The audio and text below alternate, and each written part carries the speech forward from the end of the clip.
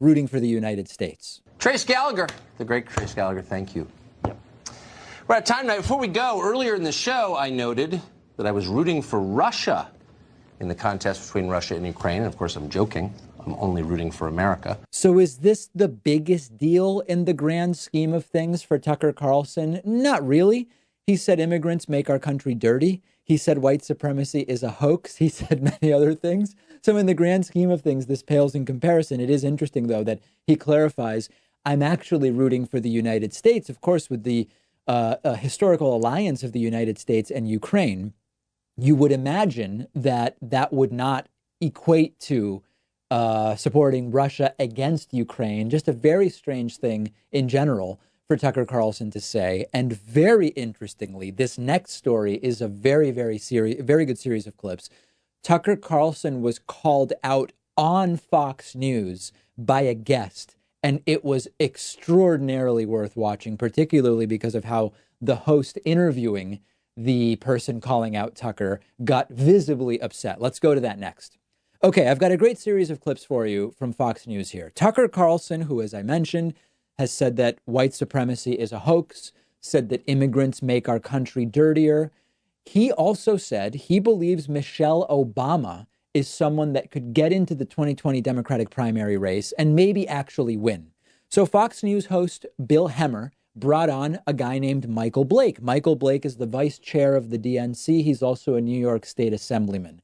And Michael Blake immediately went in on Tucker Carlson and also on Fox News. This is just brilliant execution. He was asked by Bill Hemmer, is Tucker's prediction right? Might Michelle Obama be about to get into this race? And Michael Blake goes full in on why is Tucker still on this network? He said white supremacy is a host. Bill Hemmer is a hoax. Bill Hemmer immediately tries to shut it down. We know that Fox didn't like it when Shep Smith criticized Tucker Carlson. Tucker must be protected, and this is just a pleasure to watch. Obama, let's be honest, is one of the only people who could unite the party's warring factions. Tucker Carlson with a bold prediction saying Michelle Obama just may be the Democratic ticket next year, despite the former First Lady saying she's not interested. Michael Blake, vice chair of the DNC and a New York State assemblyman. How you doing, Mike? Nice to see you, sir. What do you think of the prediction on Michelle Obama? Would you like to see that? Well, she's not running, but the core question is why the hell does Tucker Carlson still have a job here in the first place? The reality is this is someone who said white supremacy is a hoax. And why does Fox allow him to still be here in the first place? All right. Well, I mean, his opinion there is that Michelle Obama may get in this race. Do you think that will happen, or it's not going to happen? Not going to happen. But I think the core question is he shouldn't be on here at all. I get it. We didn't bring you on to talk about Tucker Carlson. I brought you on to talk about the Democratic field. I love how Bill Hemmer says you aren't on here to talk about Tucker. He kind of is. You played a clip of Tucker and then said, please respond to what Tucker said.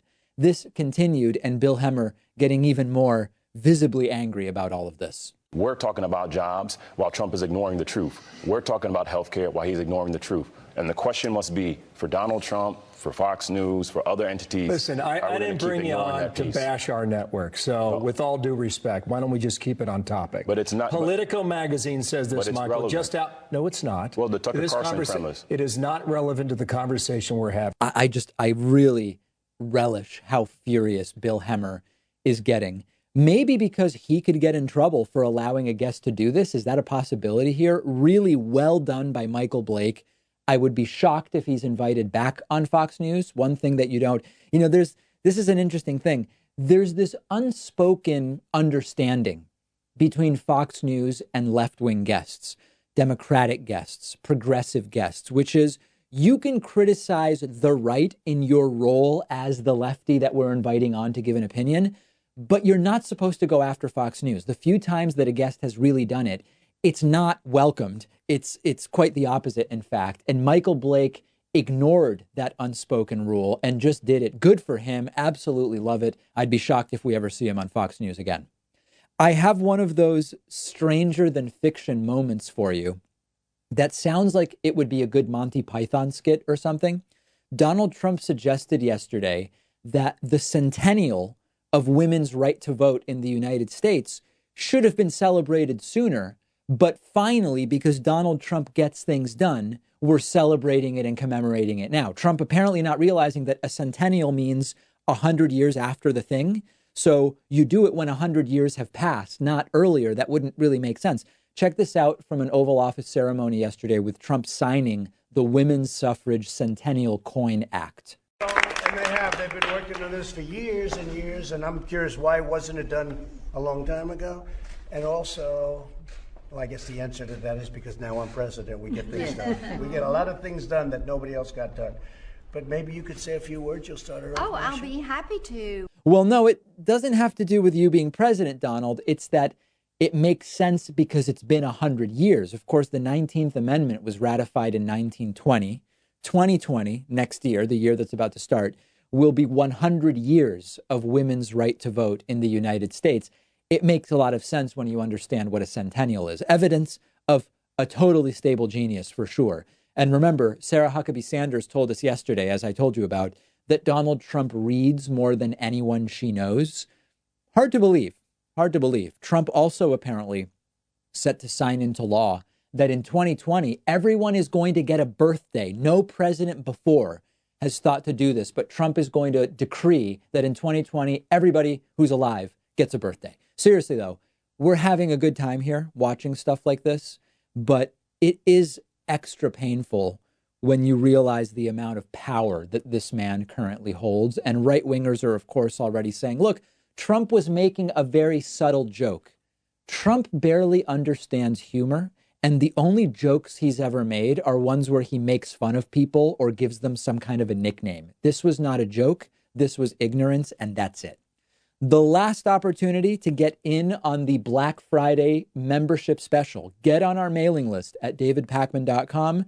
Midday Friday, if you're on that mailing list, you will get an email with a one-day only, one-time use coupon code for a massive membership discount. Get on that newsletter. Let me know what you think about Trump's, quote, joke by sending me a message on Twitter at @dpakman. We will take a break.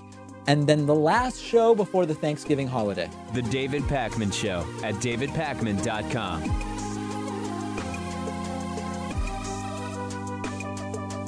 The David Pakman Show isn't some corporate media show with huge advertisers and a media conglomerate supporting us. We actually depend on support from our viewers and listeners. The easiest way, the most rewarding way, the most exciting way to support the show, to get a membership at www.joinpakman.com. You'll receive the world-famous daily bonus show for supporters only, the commercial-free audio and video streams of the show every day, and you'll be part of the solution. Because of membership, we are independent and we're able to cover whatever stories we want, whatever stories our audience is interested in, without executives looking over our shoulder. And it's why we've grown from a weekly show to a daily show. Much to the dismay of the Hatriots, we can't be pulled off the air unless all of you cancel your memberships. Please don't do that, but please do sign up today at www.joinpakman.com. Support independent progressive media.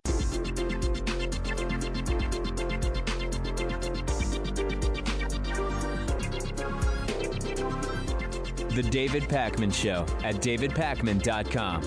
Today's new members of the day are Onise Reed and Regina Orasco. Thank you so much to both of you for supporting the David Pakman Show. Also want to send a big thank you, a 5X thank you to Jeff Kronk, who's been a member for almost 5 years of the David Pakman Show. Today's longtime sustaining member of the day. You can join these great people in under a minute by signing up at joinpakman.com. Coupon code available but not mandatory. This is 2020 will save you 40% off of the membership of your choice. It turns a $6 a month membership into just $3.60 a month. It turns a $60 a year membership into just $36 for the year. Check it out. Available at joinpakman.com. Let's go to the phones at 617-830-4750. Let's go first to Jose, who we have not heard from since January. Jose, what's going on? Hey, what's up, David? How you doing? Good. How are you? I'm doing good. Hey, I want to get your thoughts on the assassination of this administration using the military as pawns. My thing was the whole issue with Eddie Gallagher being pardoned for war crimes. Yes. And just today, a Daily Beast article was put out where Donald Trump wants to use these war criminals as essentially his campaign motivation going forward. Yep, he wants them to go and campaign for him. And this is, so listen, this is the reality. Earlier this week, Trump did a press conference with a military dog, and it's clear Trump doesn't care about the dog. It's just, how can I use the dog to try to look good?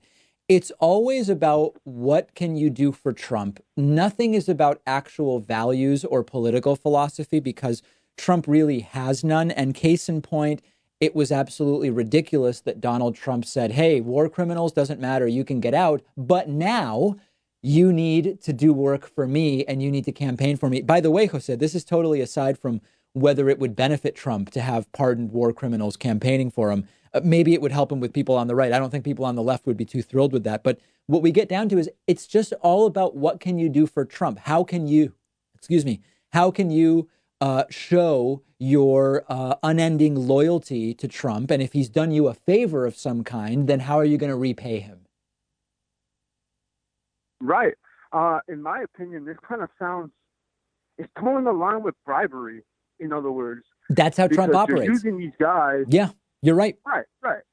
And I just can't tell. I don't know why people don't see that. I know a couple people that I serve that can see right through that, but there's many others that just, they see this as a win. They see this as, hey, they're ISIS. Hey, they're the enemy anyway. So right. Who cares? Yep. This is so. When Trump worked in real estate, this is how he operated. This is how Trump operated in real estate. This is what happened with Ukraine. This is what's happening here. It's what happens with, and by the way, with ambassadorships, it's bigger than Trump. This is just how ambassadorships work in the United States, and it's sickening. But this is how the guy operates. That's it. You've identified it. Right. Yeah. Thank you for taking my call, David. I just want to let you know that I'm a regular listener, and I'm pretty active on the subreddit. So thank you. All right. Very good. Great to hear from you. Appreciate the call. Let's go next to our caller from the 608 area code. Who is calling today from 608? Hello, David. This is Jack. Hey, Jack. What's up?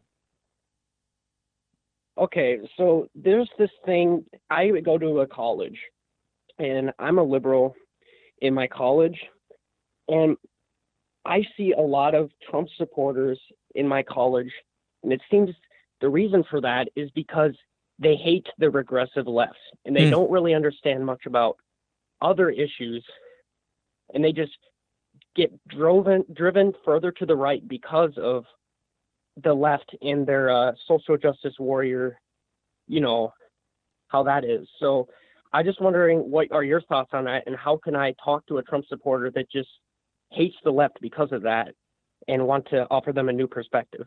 So listen, here's the unfortunate reality, and I addressed this a couple weeks ago a little bit when I did an audience question about what happened to the anti-SJW movement, because the reality is that there has always been a sliver of the left that is obsessed with identity politics to an unhealthy degree, for example, right? Or whatever you want to talk, like whatever slice you're referring to that people at your college are sick of, that has existed for a long time. They became a target of the alt-right and of so-called free speech movements on the right for a little while, and they got some traction from it. And then it sort of started to fade, and then it became less of a thing. So I think the most important thing in my mind to engage with people on the right is show them that the people that have been out there fear-mongering about so-called SJWs are lying to them. They are not honestly representing that is a tiny fraction of the left that does not represent the big ideas of the left in any way. And try to get them to see that they've been bamboozled by whoever it is that came to the campus or whose videos they watched on YouTube that convinced them that this is a big problem. Is it a problem? Sure. I mean, like, it exists, and I've spoken out against it.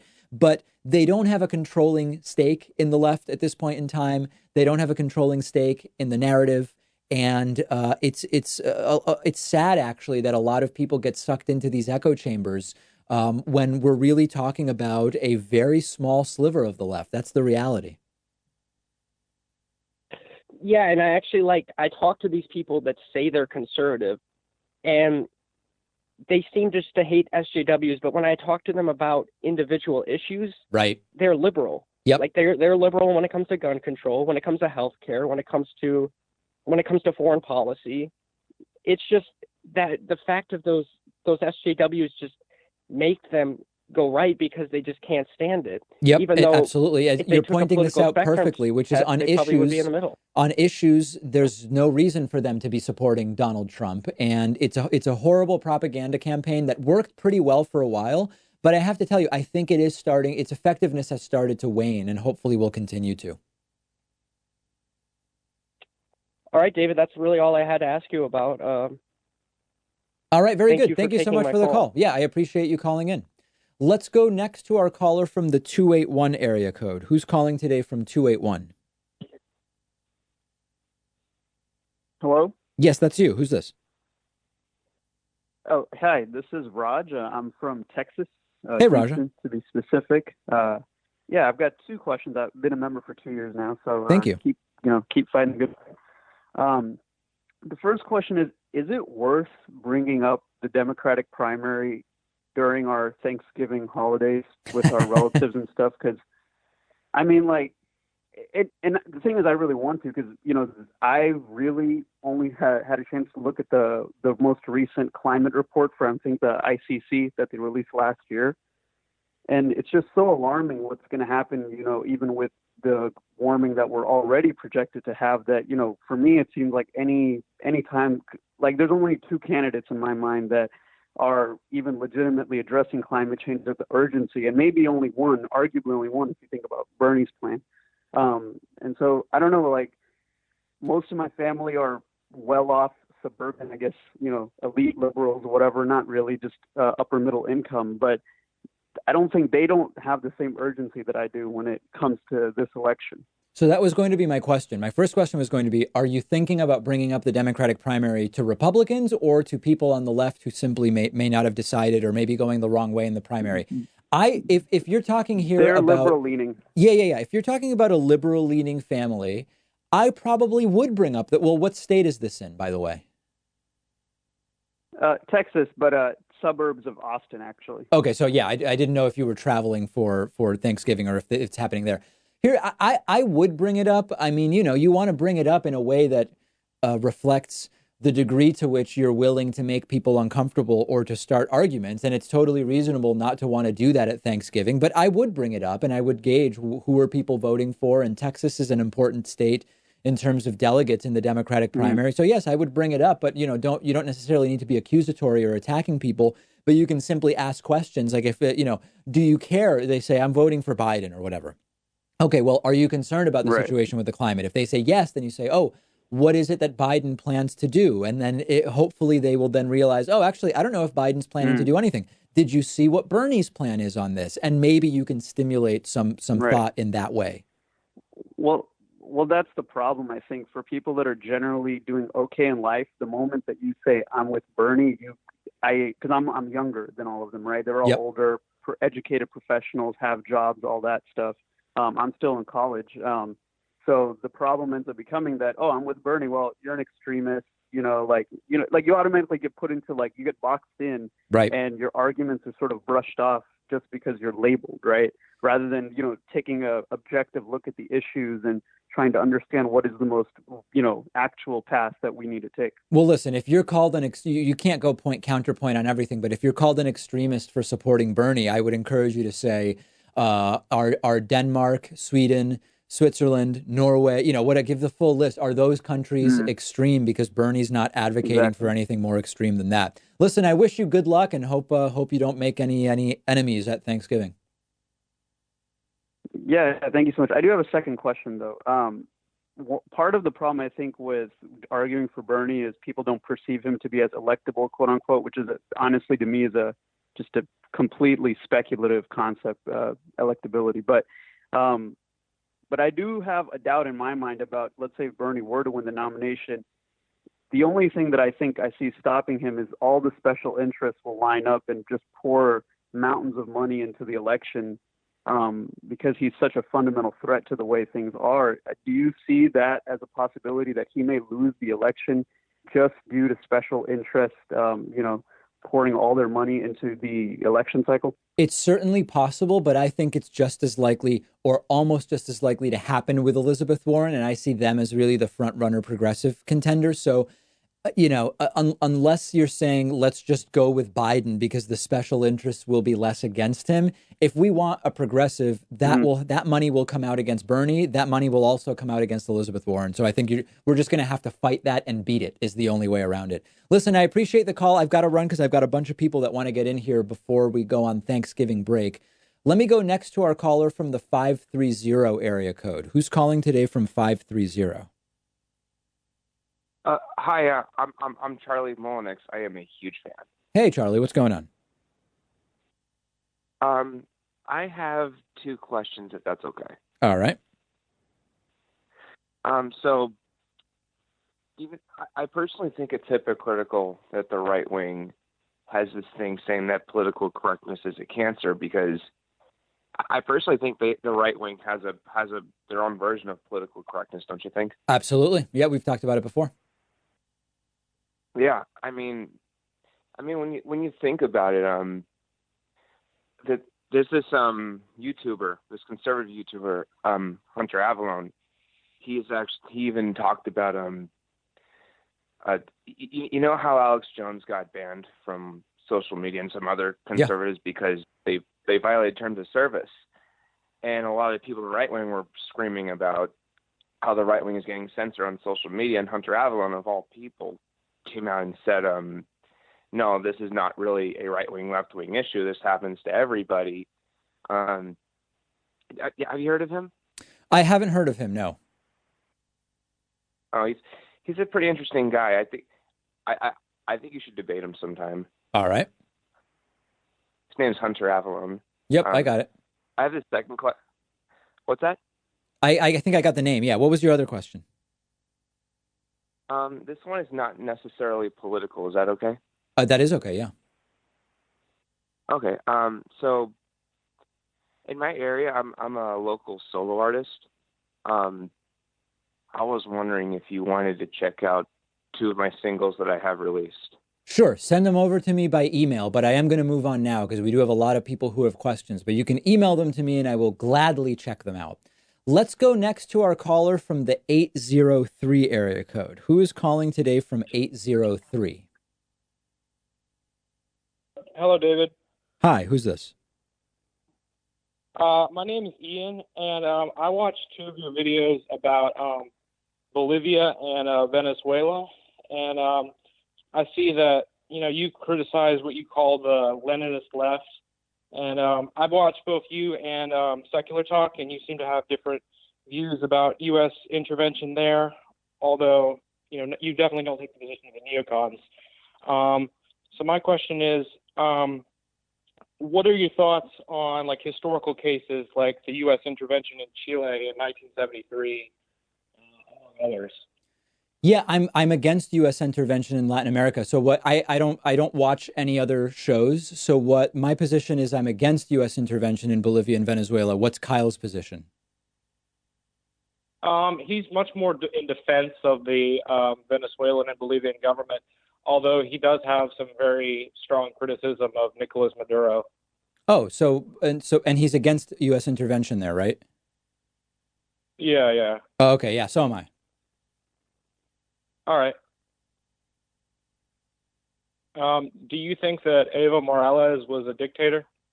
No, dictator is not the right word, but he certainly was not. He's not the strongest advocate for democracy that Latin America has seen. Let's put it that way. All right. Thank you. All right. Thank you very much. Appreciate the phone call.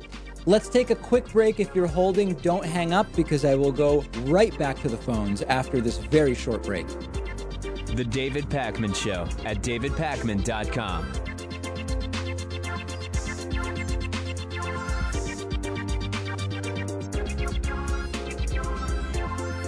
The David Pakman Show is audience-supported media. I really mean that, not just a catchphrase. And much of that support is small contributions on Patreon, contributions as small as $1 per month, meaning just cents for each hour-long episode of the show. Plus, patrons can also get the daily bonus show and the daily commercial-free TV show by pledging at patreon.com/David Pakman Show. We've rolled out great new perks on Patreon, including free bumper stickers, t-shirts, coffee mugs, and more at different giving levels, as well as exclusive content.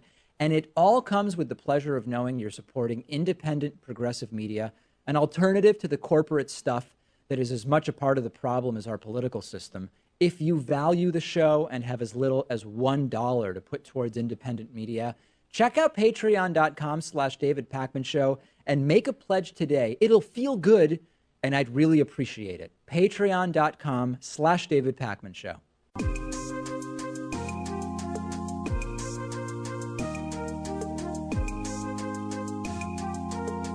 Welcome back to the David Pakman Show. All right, let's see what is continuing to be on people's minds on the phones at 617-830-4750. Lots of folks holding on. Let's go to Dion. We haven't heard from Dion in the 417 for several months, actually close to a year. Dion, what's going on? Hi, how's it going? Yeah, I haven't called in quite a while. Good. I had I don't know if it's a question as much as a statement, that I think we mischaracterize things with the left and right dichotomy too much. When it's more of it's like informed, misinformed, and disinformed. Yes, and sometimes that is the case. Sometimes that's the case. But I think there's other ways. So sometimes we mischaracterize positions as left, right, when really it's the fact-based position and the one that's not. Sometimes we're mischaracterizing because the analysis is really one about, for example, corruption versus anti-corruption. But listen, Dion, it sounds crazy where you are. So I don't know if you had a specific part I could answer offline, but I can barely hear you. Oh, I'm sorry. I'm on a wired headphone. Is this a better connection? It's not a connection. It just sounds like chaos in the background. I don't know if you're at a daycare or something like that. Oh, no. Oh, weird. I'm not. Okay. Well, I apologize. I'll let you go. Okay. All right, Dion, great to hear from you. I appreciate it. You are completely right. Sometimes it's not about left versus right. Sometimes it's about, do you know the facts or don't you? And I love it. I appreciate that Dion called in and made that very important point. Let's go next to our caller from the 516 area code. Who is calling today from 516? Hello, this is Devin. So I just have one question. Yes. Yes. Do you think that opening an investigation into McConnell and other likely or obviously complicit Senate Republicans might give us a chance at conviction in the Senate? Put them on hot coals, No, probably not. They'd stonewall it. They'd play the martyr victim game, and Fox News would help them do it. So no, I unfortunately, even if it would be the right thing to do to investigate them, I don't believe that we would really get much out of it. Unfortunately, it's. I hate to be this cynical, but it's the way I see it. Because I was thinking about, how we're possibly going to be investigating Nunes in the House. But right. All right. Thank you. All right. Thank you very much. Appreciate the phone call. Let's pick up on our caller from the 650 area code. Who's calling today from 650? Hey, David. This is Tyler calling. Hey, Tyler. What's up? Thanks for taking my call. Pleasure.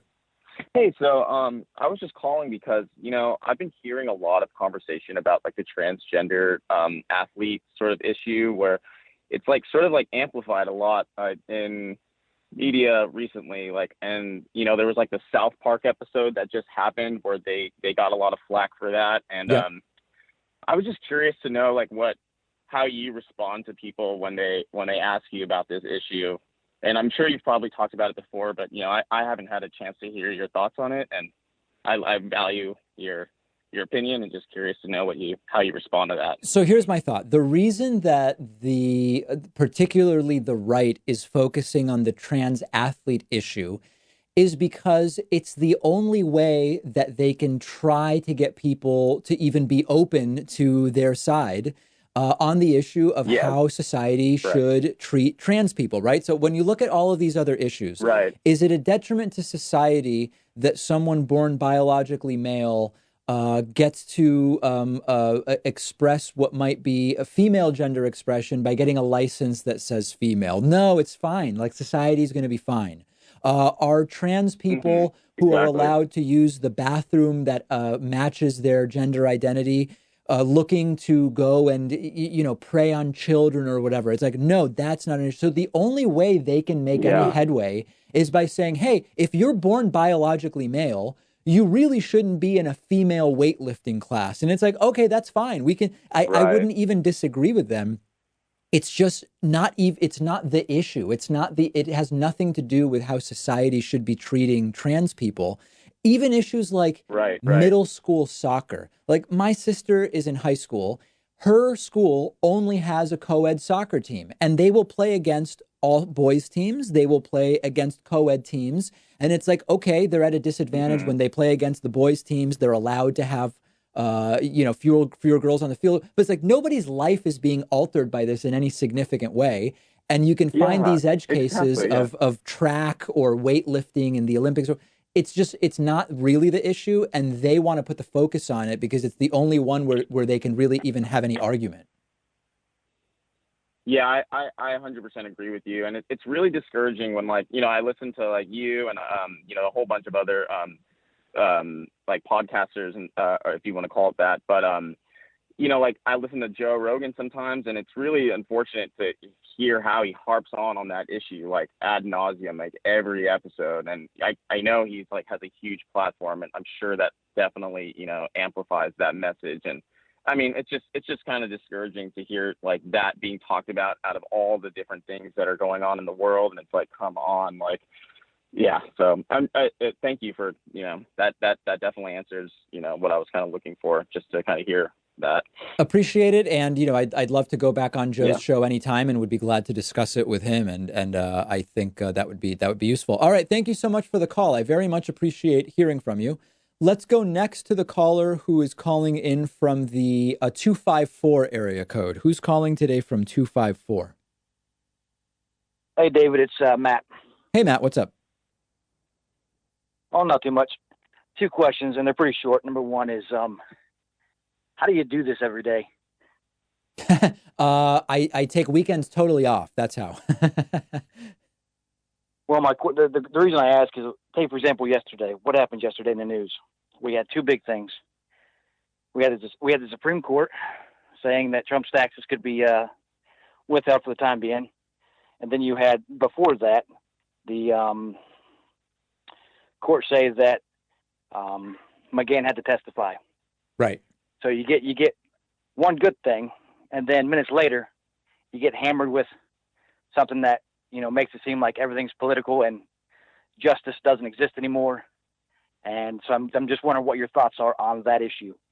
Well, I would actually say it's sadly worse than you're even pointing out, because even the good thing that McGahn has to testify, he has to testify, but even if he does, he can assert executive privilege to every question that's asked. So it's like, even hidden in the good result is the reality that we'll probably never get anything substantive out of him. And the theme is that power tends to win because we have two justice systems and two financial systems, et cetera. So I wish I could even agree that it was one good thing and one bad thing. And it was one bad thing and one thinly veiled good thing, which is actually pretty neutral or not so good. So it's actually sadly even worse than you're suggesting.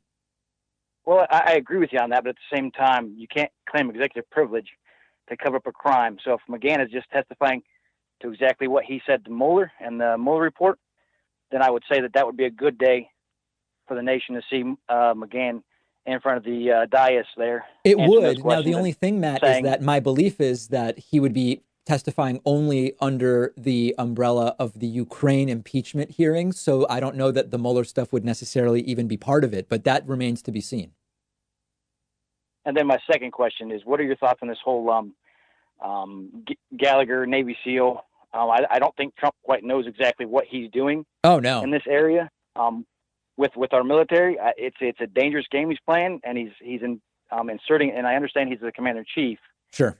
But he's got no real. I mean, he's a businessman. I get that, and he was a real estate businessman. But it was a family-owned business. It wasn't a big corporation.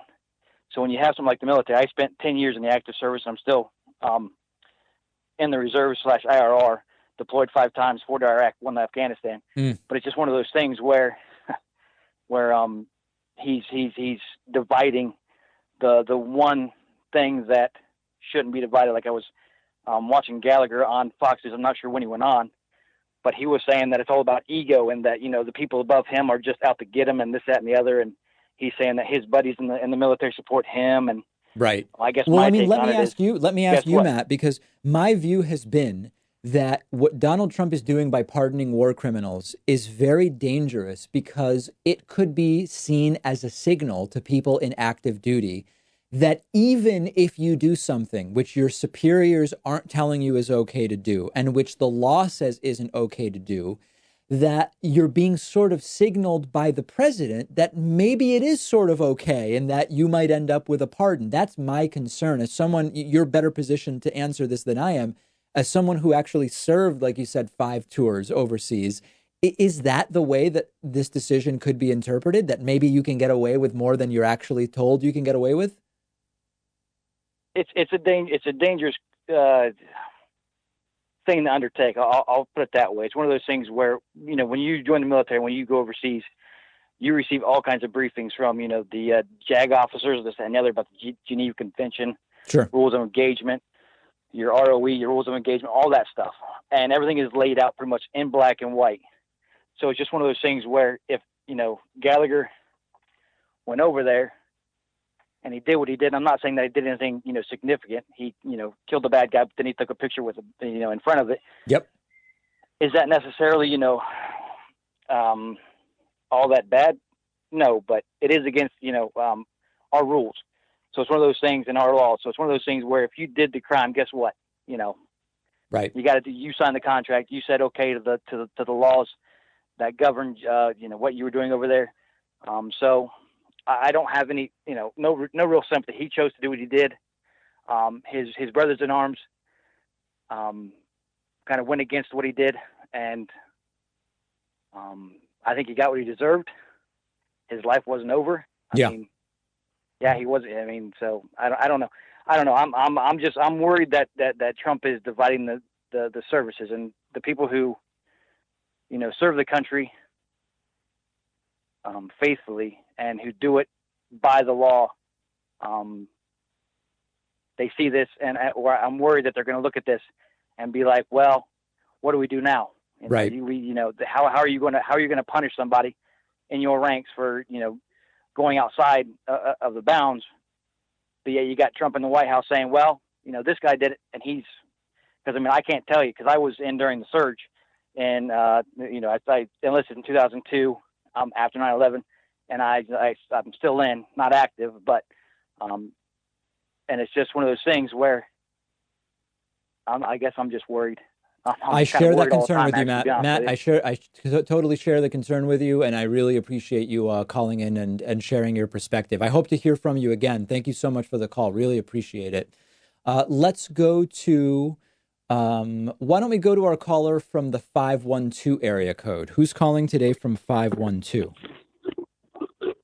Yes, is this me? Yes, it is. Who's this? This is Skylar from Austin. Nice to talk to you, David. Likewise.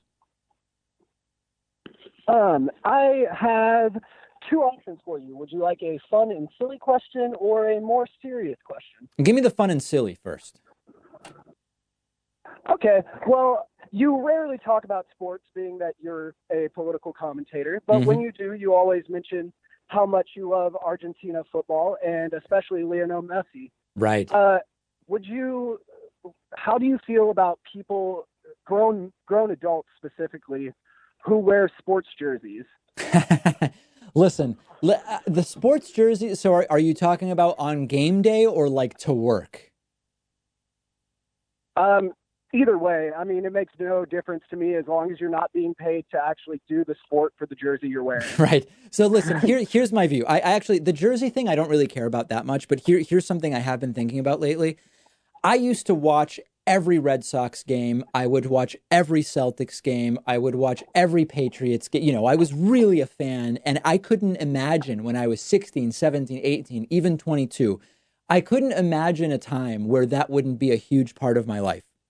And then as I continued to develop in my career and to start valuing certain other things, including relationships and paying more attention to, the political world and valuing spending more time reading and all of these things, it's actually hard to fit in following the teams that I like nearly as much as I did at one point. But more interestingly, there was a period where I felt bad about it. But now I actually see, 55-year-olds who are, like you're saying, wearing the jersey all the time, watching every game, going crazy, acting out in many ways. And I don't totally get it. It does strike me as a little bit weird because it's just like it's hard for me, I guess, given everything that's going on in the world and everything that one's focus can be on. I'm a casual fan and I get being a casual fan for life, but some of the extreme fandom, particularly in middle age, does strike me as a little bit weird. I do admit that. Okay, I was just curious. Also, would you like a Sergio Aguero jersey if I sent one to your studio? No, I don't need any jerseys. So please keep all of the jerseys. I am all good with jerseys. I have more than enough jerseys for for my life right now. But I do appreciate it. Yes, sir. David, thank you so much. You have a great day. All right, great to hear from you. I appreciate it. On that note, let's go to a break. I'm sorry I couldn't get to everyone. I never can. But I hope to talk to many of you folks again next time we take calls. Quick break, back after this. The David Pakman Show at davidpakman.com.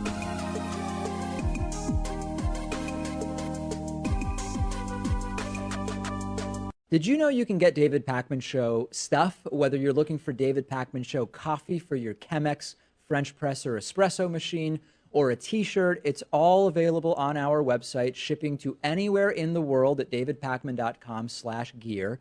The Very Stable Genius t-shirt is popular. The If Ivanka Weren't My Daughter t-shirt is actually popular with kids of all ages. We've got sweatshirts and hoodies with Hatriot Mail designs, more than a dozen available colors. And did I also mention that there's coffee? Oh, and bumper stickers too.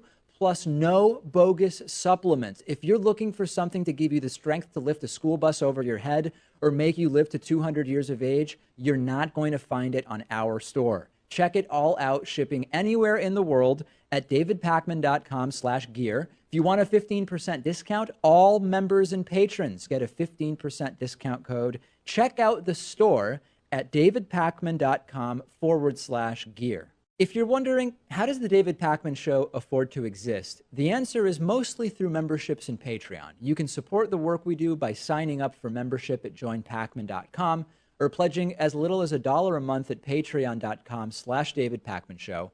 Perks include the daily bonus show, the commercial-free audio and video feeds of the show, and the positive feelings that come from doing the right thing and making Hatriots cry through your support of independent progressive media.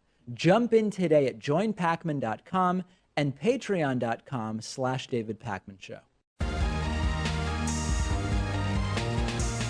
The David Pakman Show at davidpakman.com.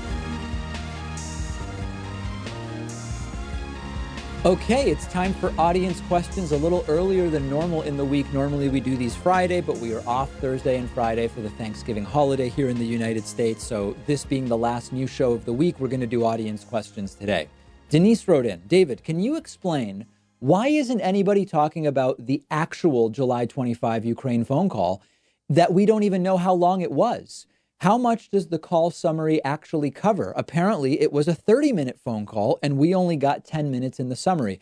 Yes, so I've been repeating this time and again, and it's important, Denise, that you understand it, but we need more people to understand it. Donald Trump teased the release of the transcript of the July 25 phone call. When we got that, it obviously wasn't a transcript. It was a very partial transcript. We can't even call it a summary because a summary would in sort of a narrative form, tell the story of everything that was said in the phone call. All they did is take a couple pieces of the transcript. The call is known to have been a half-hour phone call. I think you're being generous when you say the transcript covers about 10 minutes. It might only cover 6, 7, or 8 minutes by my estimation. Donald Trump has continued to say, I have released the transcript and it was a perfect phone call. And the most disgusting and disturbing thing about this is, if you look at, we have a call up on our YouTube channel from last week's show. It's called something like Furious Trumpist Implodes Spectacularly. You know, we came up with some interesting title on YouTube. But one of the things that this person said during their call to me when they went from one allegation to another, it was just circular. They eventually said, listen, we saw the whole transcript and it's fine. And I had to remind him, we didn't see the whole transcript. We saw what are 6 to 8 minutes of the transcript. It was a 30-minute phone call. And you have fallen for the completely fake narrative that the transcript is out there. So are we ever going to see the full transcript? I don't know. If we put more pressure and talk about it, are we going to see it? I'm not sure. We've put more pressure on seeing Trump's tax returns. And I guess we could say we're slightly closer to maybe someday seeing some version of them, but it hasn't really done much so far. So, you know, there is scandal fatigue. There are also so many different elements to this thing. You've got the Devin Nunes as a co-conspirator traveling to Vienna to meet with Viktor Shokin on taxpayer dollars. You've got Donald Trump blurting out on Fox and Friends over the weekend that, oh yeah, actually, I did ask them to look into this. And why should we be giving them hundreds of millions of dollars anyway? Linking for the first time the quote investigation and the money. My point is there's so many elements of this that it can be hard to get refocused on any one thing, even when we've obviously been lied to. And of course, we've been lied to about the transcript. We don't have the transcript. We have some paragraphs that have been pulled from the transcript. Even within the paragraphs, there are ellipses which are suspicious. The White House has claimed nothing substantive has been removed there. Do we believe it? Why would we? They lie all the damn time. So I don't know the full scope of what's in that transcript. I remember, Trump thinks the transcript vindicates him. It only is about a third at most of the call, and it's incriminating. So just imagine if they calculated this might help them or might not damage them. Just imagine what the full transcript would do. I'm glad you're thinking about it, Denise. I don't know what else we can do to try to get that full transcript, but all I can do is to continue to repeat. We've not seen the full transcript. We should see the full transcript. What they released is not a transcript. Don't allow Trump to keep calling it that. That's all we can do. And maybe someday, even if it's as evidence in some kind of future proceeding, we will get to see that full call. Next question. Hey, David, if Pete Buttigieg wins Iowa, could he win the nomination even if he never takes the lead in national polling? This is a very interesting question. So if you look at national polling right now, as of this recording, Pete Buttigieg is polling just under 8%. Now, that doesn't sound like much, but it does represent a close to doubling of Pete Buttigieg's polling. If you go back just a few months, Pete Buttigieg was polling as low as about 4%. He's at nearly 8%. So certainly his national support has increased. He has been helped, as we talked about earlier, by MSNBC's choice to give him way more talk time than his polling level would dictate if talk time correlates with polling support. But this is an election that is a bunch of primaries. It is not one national election. So let's look at the states. If you look at Iowa, Pete Buttigieg, according to the last 4 polls, is leading in Iowa. And he surged to take the lead over Elizabeth Warren, Bernie Sanders, and Joe Biden. Warren, Sanders, and Biden, depending on which poll you look at, are between second and fourth. Pete Buttigieg is in the lead. What about New Hampshire? If you go over to New Hampshire, right now, Pete Buttigieg has made a significant gain in New Hampshire, but is not as of now in the lead. Technically still in third place, although within the margin of error, ahead of Bernie, behind Warren and Biden. Then you go to Nevada, which is primary number 3. And in Nevada, Buttigieg at this point appears to have no chance whatsoever. He's polling around 5 to 9. And remember that if you don't get 15%, you don't get any delegates whatsoever. So Nevada, as of now, shaping up to be a 0 for Buttigieg. And then when you look at South Carolina, the first of the 4 primaries that has more minority voters, Pete Buttigieg also very far behind in 4th place with as little as 3% support in one of the most recent polls. So if Pete Buttigieg wins Iowa, can he win the nomination? It is not obvious to me, but he also is still in this thing. There are people who are big Buttigieg supporters who are making the case that he is sort of on an Obama-like trajectory for late gain. and that even if he's not winning right now in Nevada and South Carolina, if he takes Iowa, that's going to help him in New Hampshire. If he takes Iowa and New Hampshire, that's going to get him momentum and help him in Nevada. And then at least he might be able to get some delegates out of South Carolina, even as unlikely as it might be that he wins there.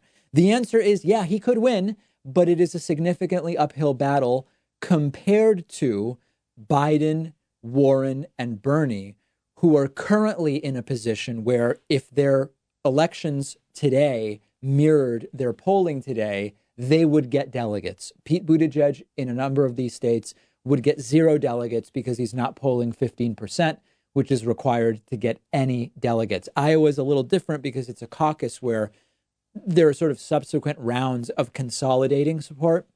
We don't have to get into the details of that. So if you are a Buttigieg supporter and you are holding out hope, yes, he could still win the nomination. And this is why I've said it does make sense for him to be in the debates. It doesn't make sense for a lot of the other people who are in the debates to be in the debates. If you are not a Buttigieg supporter, it is still the most likely scenario that he does not secure the nomination. But it was unlikely that Trump was going to secure the nomination at one point as well. So let's not read more into that than is warranted.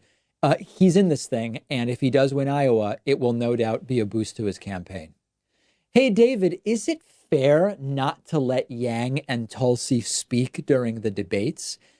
It's not. I've talked about this. We did a big piece about this on the Monday show where I explained, I think there are too many people on the stage. I think there should be 5, maybe 6 at this point at the most, based on who still has a shot and how far into this thing we are. But if you make the stage, you should get roughly equal time. I don't agree with the network making editorial decisions to say, if you're polling better, you will get more time.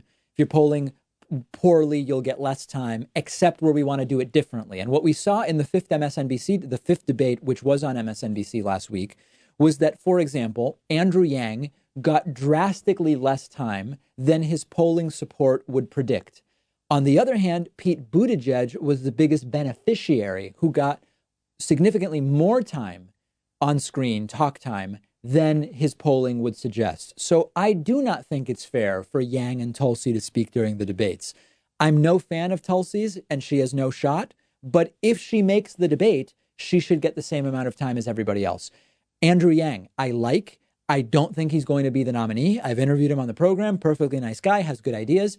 He should get the same amount of time as everybody else if he has made the debate. If your argument is these people don't really have a shot at winning, so it makes sense not to give them much time, well, then they shouldn't be on the stage. If that's the DNC is running the election. They should have requirements for making the debate stages that make sense. They should not be leaving it up to the whims of for-profit media who may have all sorts of different priorities themselves. MSNBC trending towards the sort of more establishment centrist Democrats like Joe Biden, Pete Buttigieg. They seem to sort of have reluctantly made the call that if it is going to be a more progressive candidate that wins between Warren and Bernie, they prefer Warren. So they've been talking up Warren over Bernie. And they've been particularly unfair to Andrew Yang, referring to him as John Yang at least once, if not more. They put a poll up on the screen a couple weeks ago where they just ignored, Andrew Yang just wasn't on the screen, even though he was polling, I think in that poll, 3%. They had people on screen who were polling 2%. Just no explanation why John Yang, or as he's actually called, Andrew Yang, wasn't there. So I want to be really clear. This is not me being a Yang ganger or anything. I've said I'm a Bernie Warren guy, but fair is fair. And if you make the stage, you should get the time that everybody else gets. It should be evenly distributed. If in a poll you're in 6th place, you shouldn't show 1 through 5, skip person number 6, and then 7, 8, 9, whatever. You should just put the person up there. That's it. It's just not fair, and it's bizarre, and it's strange. And to your question, it's not fair to let Andrew Yang and Tulsi speak so little when they have made the debate stage based on the requirements that have been put in place by the DNC. We've got a great bonus show for you today where I will be facing off against producer Pat Ford in a pre-Thanksgiving chess match. What will happen? there's only one way to find out, and that is to check out the video version of today's bonus show. Become a member at joinpacman.com or become a patron at patreon.com/David Pakman Show to get instant access to the bonus show and to today's chess match.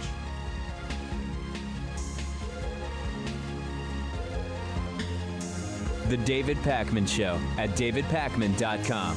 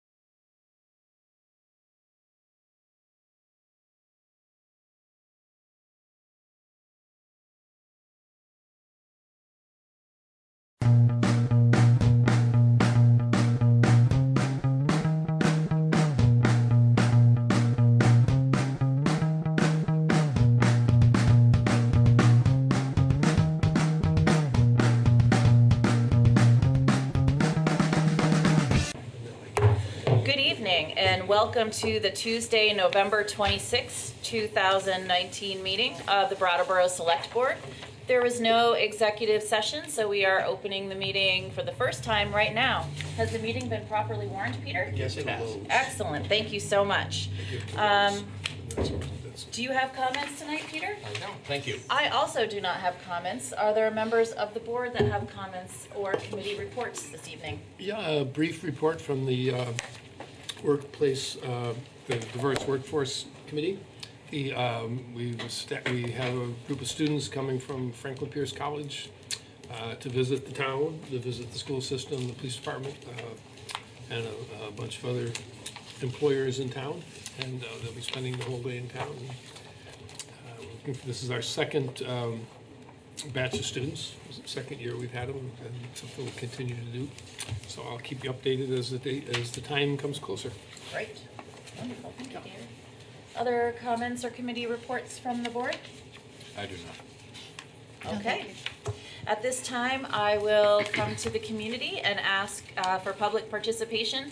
This is your opportunity to speak on something that is not listed on tonight's agenda. Is there anybody here who came for that purpose? Hi there. You can come right up to the microphone and introduce yourself. I'm Derek Jordan, and I live in Dummerston, but I do spend a lot of time in Brattleboro.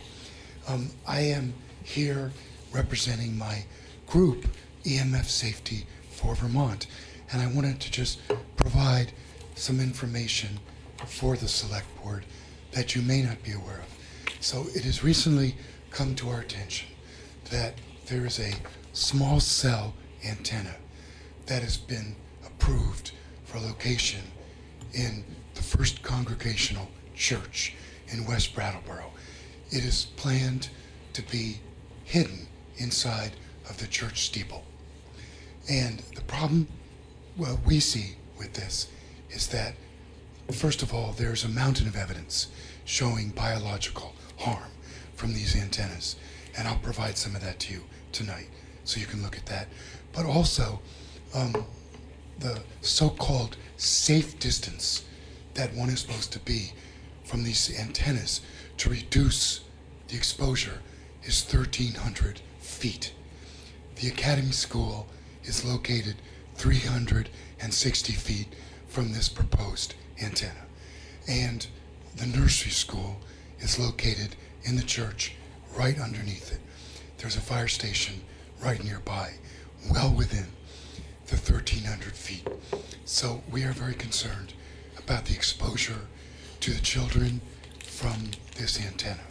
And really, I wanted to ask what the current approval process is for these small cell antennas that are going to be going up more and more in Brattleboro. Is that done through the town manager? No, permits for that are not an issue. We could provide information to the board and to the public about the process that is required. Okay, that might not be a bad thing. So I'm just curious then, how are they, is there no approval process? Is that what you're telling me? That's not what I'm telling you. I'm telling you that I'll find out what the Oh, you'll process find is. I out. don't know specifically for that item. Yeah, this is we a, have, this we is have a, regulations that'll allow some things in some parts of town and not in other parts of town and so on. So we'll find out what it is related to small cell antennas. Thank you. We'll provide that information to the board and make it available on the website. That'd be great. Excellent. This is a Verizon antenna, if that makes your life easier. That's the first thing. Also, the Public Utilities Commission is open to and wants to hear from the towns about this and about these sightings of these antennas, and to know if there's any concern or issues that are raised within the town about that. So they're open to that. That's what I've been told by people who know that. I will provide for you a report that was prepared by one of our members about the installation of this antenna in the church. So you can look over the specs and other information regarding the biological harm. Also, just quickly, you may be aware that the next National Toxicology Program has done a bunch of studies on wireless exposure.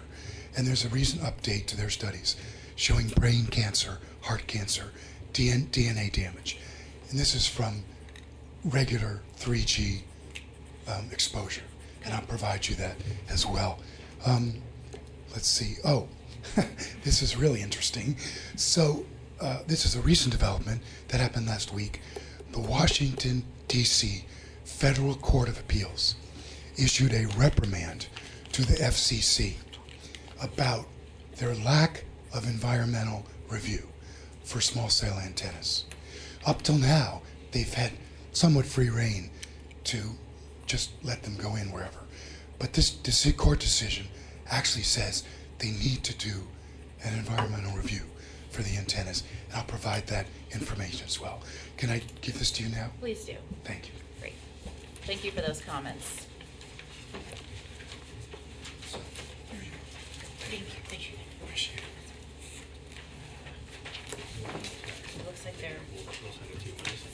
sounds great. Tim, you want to speak? You want to just say it? Yeah, I feel compelled to say something here because I believe very strongly in free speech and these public comment periods to be a great place to speak your mind, no matter what you'd like to say. However, I feel that the anti-5G movement is based on fear, not science. I've looked into this extensively, and I think many people are being misled on this issue. And I want to reassure that this body up here would never approve of something that we felt was of harm to our children. And it really, Derek, I would have stayed quiet on this, but you're mentioning a proximity to schools, and there honestly is zero science, zero reliable science that there's any harm in the new 5G technologies. And this is getting under my skin. So it's a personal statement, but I really don't think that free speech extends to yelling fire in a crowded movie house, and I don't think it extends to driving fear into the hearts of parents around here unnecessarily. So I'll be quiet about that, but you're not going to find a anti-5G advocate in me. Thank you. Thank you, Tim and Derek. We're not going to go back and forth on this because we can't, because it hasn't been a publicly warned item. Are there other members of the community here tonight that would like to speak on something not on tonight's agenda? Ms. Libby?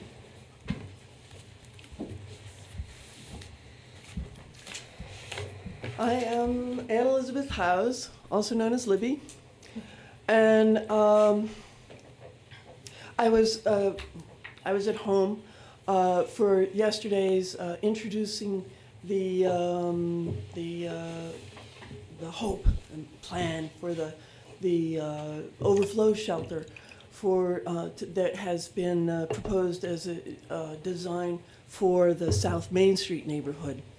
And I think there was a number of years ago, there was a house built beyond the baseball diamond on South Main Street that was built by Habitat for Humanity, and it fit into the neighborhood. It's sort of like, you know, good old-fashioned New England architecture. I was thinking that the problem, you know, how to accommodate the homeless population is a little bit sort of larger and looser than they take a big leap forward to, and we've talked about this a little bit before. The Home Depot address has been vacant for 10 years, and it's a very large space, and it could take an accommodation of a new floor, a second floor, that would be wonderful, an ideal, you know, 80 to 120 single room occupancy, managed, you know, like through, I mean, the homeless population is at the drop-in center. It's a collective kitchen. People mill in and mill out. There would be, to be able to have an experimental kitchen, counseling, and some sort of, you know, like media center where, you know, at the end of the day and in the course of the day, you're involved with computers and you also like to watch movies. This is what happens at the drop-in center, which is a tiny little box. It's very, very comfortable in the winter, and it's like a heaven. But the idea of accommodating, and Brattleboro has it, accommodating the homeless people, like within driving distance in the course of a day, is a big reputation. I think we should think in terms of accommodating, like having a concierge, a town concierge, to single room occupancy, which we've lost a lot of the housing with the fire in that changed the Main Street building Brooks house into CCV. We lost those apartments. We lost the apartments when we built the parking structure. We had a single room occupancy with an old grocery store there. If we were to contemplate, you know, the population comes to Brattleboro and why, and I think like I came because of like a very odd idea. It's like my mother's aunt saved a tree in the Commons Park, and it is that tree that was like an attractive force to coming, you know, the idea of coming home. So there's so many factors with people are coming into the area and they're just wandering in and they just want to be the 60s hippie without any problem or you know, conflict. It just being. And I think that it would be a single room occupancy privilege, and at the same time a kind of very special accommodation that we may be able to do inside of a budget of $3 million, that we may be able to do as turning persons into more dynamic contributors, or like cleaning up and becoming professional, be able to cook or construct clothing, or you know, learn and teach media. And so I'm thinking that our problem, though, you know,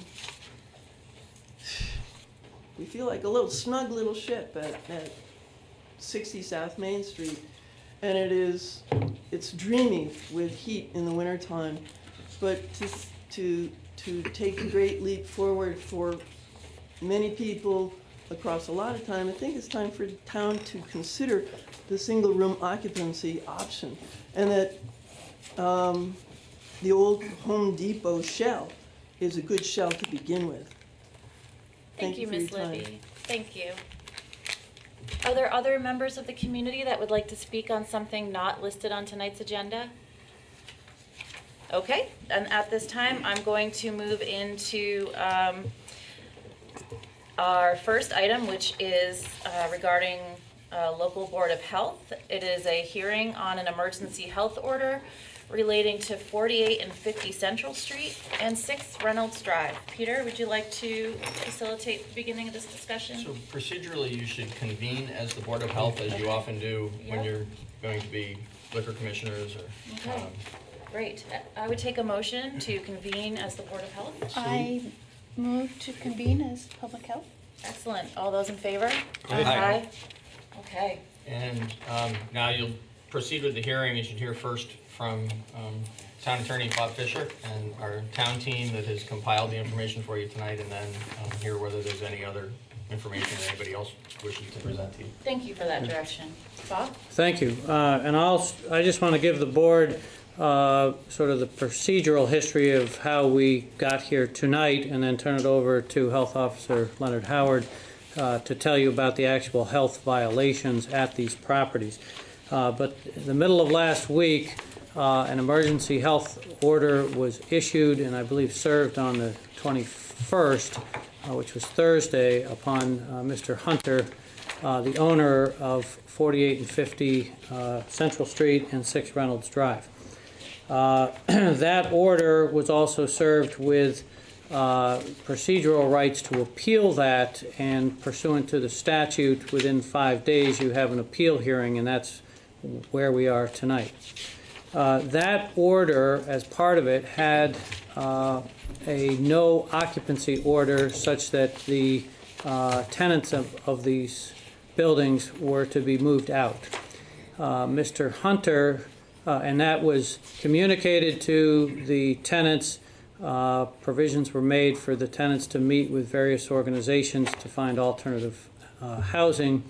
In the meantime, Mr. Hunter asked for a stay of that emergency order from Superior Court ex parte, meaning it was without notice to the town, and that was granted by the court on Thursday afternoon by Judge Kanan. The judge set a hearing for tomorrow afternoon on that issue of the stay, which the town will be attending. Or at least 2 of the 3 of us will be attending that tomorrow, along with witnesses from the State Division of Fire Safety. So with regard, so the court stayed the no occupancy, and the town went back unlocked essentially the buildings. All the tenants were able to go back to their apartments. And my understanding is some work was done over the course of Friday through the weekend, and the health officer, along with the State Division of Fire Safety, re-inspected the property yesterday. There are still, and I'll let Leonard Howard go into this, still numerous public health violations there, but just so the board and the public knows, the town will not be asking tomorrow for a no occupancy order, but simply a health order that's been proposed, and you have a copy of in your packet, that addresses the public health concerns at these two properties. But that will be done by an order that has these items being cured or brought into compliance within a particular time period. So with that, if there are any questions procedurally, I can take those at this time, but absent any questions, I'll turn it over to Health Officer Howard. Does the board have questions, or do you want to listen to Health Officer Howard? I'm content to wait. I have one question about the ruling, but I can come back to it. If you think it's pertinent now, you can go ahead. I was going to ask you, did the judge give any reason to grant that stay? No, the order is 4 lines long and simply stays the emergency order and sets the hearing for tomorrow afternoon.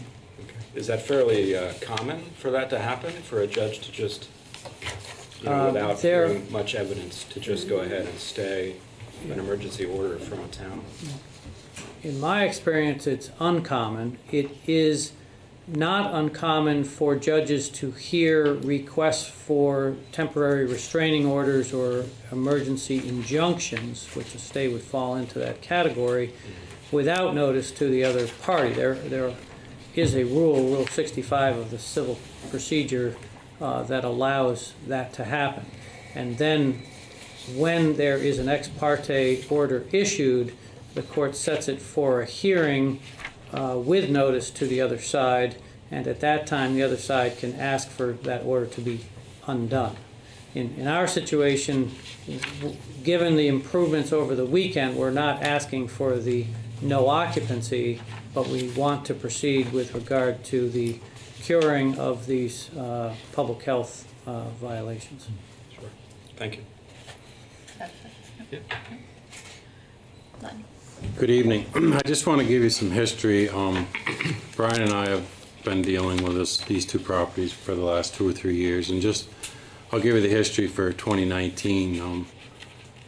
The fire department's been there to 48 and 50 Central Street 9 times. Brian's been there 6 times for a total of 15 visits. In Reynolds Street, the fire department's been there 3 times, and Brian's been there 5 times, for a total of 23 visits to these 2 locations. Central Street has been issued 3 tickets under the ordinance for recycling and trash in 2019, and Reynolds Drive has been issued 1 ticket. What brought us to the emergency health order is these things continue to arise each time we go there for a re-inspection after we've done an inspection. And the biggest concern to the fire department and anybody is life safety. And one of the things that we're always dealing with is missing smoke and carbon monoxide detectors. And that was the big reason for asking the people to not be granted occupancy there, because we keep continuing to have issues with that. However, yesterday, when the state and I went there, and Brian, we found that the alarms were all in place. And in talking with the state, they felt comfortable that they do have detection, and felt comfortable that they could stay there. Some things that we did find is excessive combustibles in the building. Bob did give you the electrical inspector's report. I mean, I can go through it if you would like, but there's a lot of things on there dealing with GFCI outlets, light fixtures, receptacle boxes that are not aren't correct or correctly mounted. Ceiling fans and exhaust fans that aren't correctly wired and operating properly. On the fire side of it, again, there was excessive combustibles in there. Many extension cords being used because of not having the proper amount of outlets, so they used extension cords, power strips to help with that. A foam board stored in the basement. Exterior stairs, handrails not being properly. Those are the same issues that I have listed in the emergency health order, along with the essential maintenance practice policy that the Vermont Department of Health has for performing these inspections for lead paint for buildings that are pre-1978 or older. This has to be done annually, and it has to be registered with the Vermont Department of Health, which neither of these addresses have been. And the last thing on there is the bed bug infestation that Brian found on September 25th. Yesterday, when we did go there, Brian did another bed bug inspection and did find multiple eggs in one of the apartments on Reynolds Drive. So within a short amount of time, we're going to have bed bug infestation again with all those eggs being there. Those are some of the highlighted things. If you have any questions, I'm happy to answer them. I'll turn it back over to Bob. If I could just add too, with regard to the Division of Fire Safety, you have both the fire prevention inspection results and then the electrical inspection results. And with regard to that, there are some items of high hazard listed there. For instance, in the electrical, where there's a heating element cover on the water heater that was not installed and has exposed live metal parts. And the note there is that this exposes anybody to 240 volts if contact is made. So these are not, I mean, there may be some in here that talk about ground fault plugs and things like that, which generally are relatively easy to cure, but there are also some which are extremely dangerous to human life. In addition, you'll see, and in both of these, where there's reference to excessive fuel load in the hallways and especially in the basement. What I was asking Bruce Martin from the Division of Fire Safety what fuel load means. It's essentially a lot of material. It can be furniture, it can be boxes, it's not necessarily a can of gas sitting next to the furnace. But the furnace did have a leak, and as I understand it, they had been self-priming the furnace. And what it is that you have a lot of this material right near areas that can be very prone to fire. And so that's why they want all of that excessive fuel load to be removed, along with having that removed from your hallways, your egresses from these buildings to make it safe. But the Division of Fire Safety, first and foremost, what makes a property safe is having the early detection, such that if there is a fire, if you have working smoke detectors and carbon monoxide detectors, that's your first warning. So with that, the town is asking the local Board of Health, the Select Board acting as health commissioners, to make the order as presented to you in the proposed order, and that this order be made subject to and will take effect after tomorrow's hearing in court. So I think, I don't know Mr. Hunter, but are you Mr. Hunter in the back? So if Mr. Hunter wishes to address the board, or the board has questions, I don't want to cut it off here, because he certainly has every right to tell his position on this matter. So board, open to hearing Mr. Hunter speak at this time? Yes. Mr. Hunter, do you wish to speak? Yes. Please come to the microphone in the center of the room and introduce yourself. Thank you. My name is Will Hunter. A couple of just minor corrections. I did not appeal.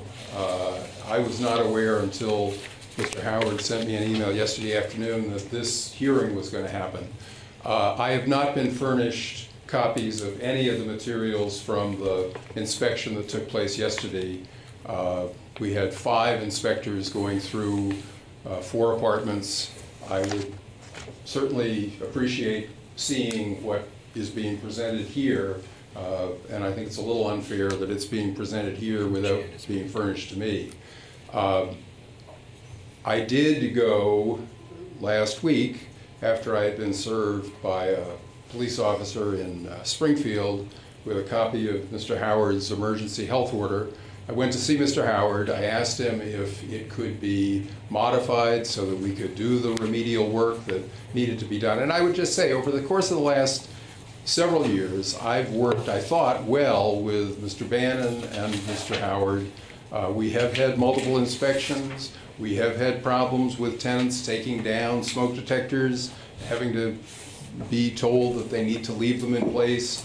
I would thank the couple of members of the fire department who came and did one of the inspections and made it very clear to the tenants that they needed to leave those smoke detectors alone, and if they were removed, they might be held personally responsible. We've had ongoing problems with trash, but by and large, I think we've addressed the problems that have been brought to our attention. If I'm given a copy of the reports from the inspection yesterday, I'll deal with those the way we have in the past and get the things corrected. When I did go to see Mr. Howard a week ago Thursday and asked that some accommodation be made, and he said he wasn't willing to do that, I told him that I was going to talk to the tenants, and then if their position was they wanted to be able to stay in their homes, I would probably go to Newfane and seek a court order to stay the order, which is exactly what I did. Before I did it, I sent him a copy of what I was taking to the court, so it wasn't anything I did behind the town's back. He had a copy of it before I went to the court. As soon as the order was issued, I called the fire department to let them know. They asked me to drive the order down here, which I did, and came and met with Mr. Howard and Mr. Bannon late Thursday afternoon.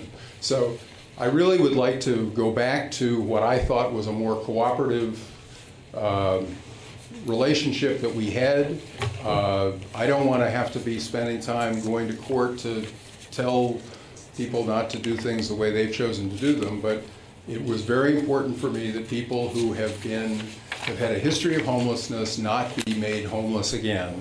And I'm glad the court issued the order. I'm very glad to hear that the town is not seeking to order everybody out, and within a reasonable amount of time we'll do what is shown on these reports that need to be done. My understanding for a health order usually that issues a proposed health order is furnished to the respondent so that there can be a dialogue. So I don't know what kind of time frames are being put in the health order that you're being asked to approve tonight, but I haven't seen it, and I haven't seen those reports. So that's just a procedural concern I've got that makes it a little difficult to respond beyond that. But thank you for the chance to explain my side of what's happened. Thanks, Mr. Hunter. Jan, do you have any copies that are useful to Mr. Hunter? Yes, I do. Mr. Hunter, if you would approach the table to the side here, Jan will furnish you with things that I think you'll find useful. This is a copy of the packet with the court order, and then these are the reports. Okay, you're welcome. With regard to, I'm glad Mr. Hunter has copies of these, but the Division of Fire Safety provides these at the building, I think, and then sends it to them. So these documents from the Division of Fire Safety don't come from the town usually to the property owner. They come directly from the state office. So I am assuming either they were being sent or they were dropped off at the property. I don't know if he has a property manager there, but I don't know why Mr. Hunter doesn't have copies of this before right now. I'm glad that he does. Okay. This one has to do with microphone, please. Oh yeah, go to the microphone, please, Mr. Hunter. This one has to do with a building owned by Gordon and Judith Whistle. That's the prior owner. The state had them still listed as the building owner. So. Okay, so that's still you. Okay. That's 4850 Central All right, Street. this is the electrical inspection. And then the other is the fire all right, inspection. Yep. And so I just wanted to clarify that. And with regard to the issue of this not being an appeal, when an emergency health order is issued, the statute provides that the person to whom it's issued shall be provided the opportunity for a hearing within the 5 days. That's why we have this. If we were proceeding for a health order not on an emergency basis, then it's started through a notice of intent to seek a health order that then gets sent to the respondent and set by the board for a hearing. In either case, we end up right before the board as we are tonight, sitting before the select board, sitting as the local health commissioners. Interestingly enough, the appeal process, however, goes from this board to the State Board of Health, not to court. Ultimately, it goes to the Supreme Court, but so this has taken a bit of a zigzag by virtue of the request for the stay. And we have to respond to that, and that's why we're going to court tomorrow afternoon. Thank you, Bob. Will, Mr. Hunter? Yeah, please come to the microphone. Thank you. That way people who are watching can hear. Yeah, no, that's fine. I'm still, maybe I'm missing it here in the packet, but I still don't see the order that you're asking this board to adopt. Unless it's just the emergency health. No, it's page 4 of the memo, I think. Oh, okay, well. Is that correct? It's been updated today based on yesterday's Thank you. Okay. inspection. There were certain things from last Thursday, Friday that have been corrected, which is very good. Correct. So that proposed order was modified today, and Mr. Hunter has the most I don't think it's in the. Peter has it if you'd like to approach the select board's table. Right here. Oh, Patrick has it. Okay. Thank you, Patrick. Oh, that's fine. You can keep it. Okay. Thank you. While Mr. Hunter is reviewing that, is there anybody here tonight who is wanting to speak on this issue? Thank you. Ryan Kendrick, representing Groundworks, and wanting to check on some of the issues that directly affect the tenants. One is what happens to the health order if things don't come into compliance? Is there a next step process in terms of then does it become an emergency health order again? I'm really concerned about the tenant's experience in this process and concerned that if we're talking about 2 to 3 years of repairs not being made, that tenants will continue to be impacted. If I may, Please do. With regard to that, the enforcement of a health order, so if the items that the owner would be directed to cure are not done, then the next step would be for the town to seek court enforcement or injunction to enforce those. That could entail a no occupancy order if those violations that remain still in violation rise to the level of a public health hazard for the tenants. So it doesn't necessarily, it depends on how much is brought into compliance and how quickly, and if there are, I'm sure, just knowing the Division of Fire Safety, if there are a couple real minor ones, they might say, all right, if that's not done by this date, we'll give you a little bit of an extension. They tend to work with the owners with regard to that. Sure. But If it's not brought into compliance, then it is possible for the town to, again, seek the no occupancy. Is there an understanding of what tips it back into no occupancy? Because it certainly doesn't sound like anything that's being discussed tonight is safe occupancy for the tenants that are living there. You certainly have, I mean, it's a matter of degree, but you have the infestation of bed bugs, Right. and you have the fire hazards with the excessive fuel load in these areas. But if you had the excessive fuel load combined with no smoke detectors, that was the precipitating factor for having the no occupancy, because you have no detection and you have the risk of the fire. So with one of those being cured in the meantime is why the town was saying we're not currently asking for the no occupancy. And correct me if I'm misstating that in any way from the fire. That's correct. I appreciate that. I'm just concerned about the back and forth for tenants. If there is a no occupancy order, then tenants are able to access emergency motel nights through the state. Those have limits on them, and so tenants were excited to move back, because otherwise, if they were then asked to move back out tomorrow, which is what their understanding was, then they would have less access to that program.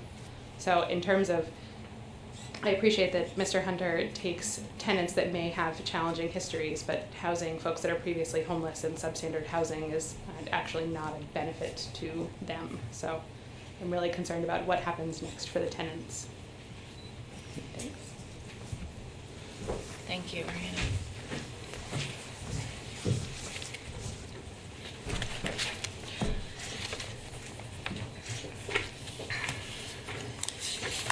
What is the, without me digging through, what is the expected timeline for this to be cured?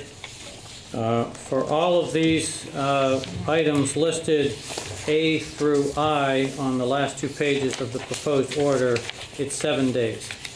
And that's based on what Bruce Martin from the Division of Fire Safety on a phone call we had with him yesterday was recommending for the timeline for compliance.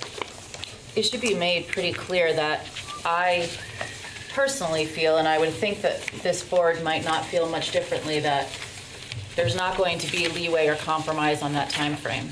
And so I think I would like to know what you're thinking about your ability to cure these items, Mr. Hunter, within 7 days, because I agree with Ms. Kendrick that do not want a back and forth or any kind of lack of consistency for the tenants. And so I believe that giving compromise on timelines provides too much opportunity for the tenants to not know what their next step is and whether or not they're going to be, how long they're going to feel like they're going to be staying in their apartment.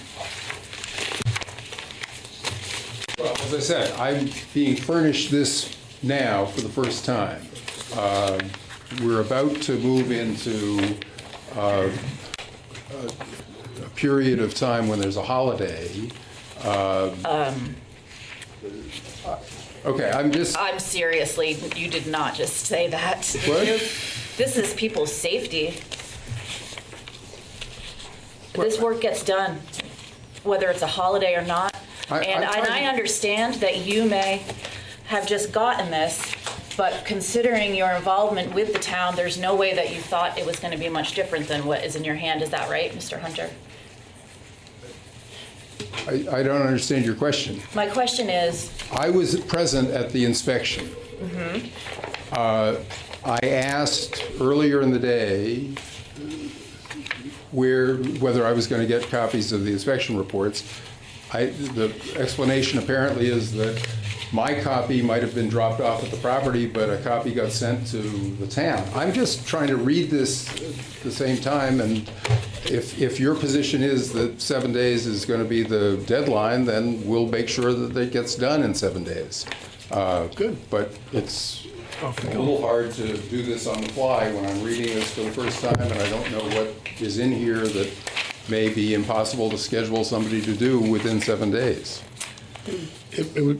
Please. It would be easier to feel some compassion for your circumstance if we didn't have nearly 40 violations. We had 12 in 2017, 17 in 2018, 14 already this year. We got a month to go.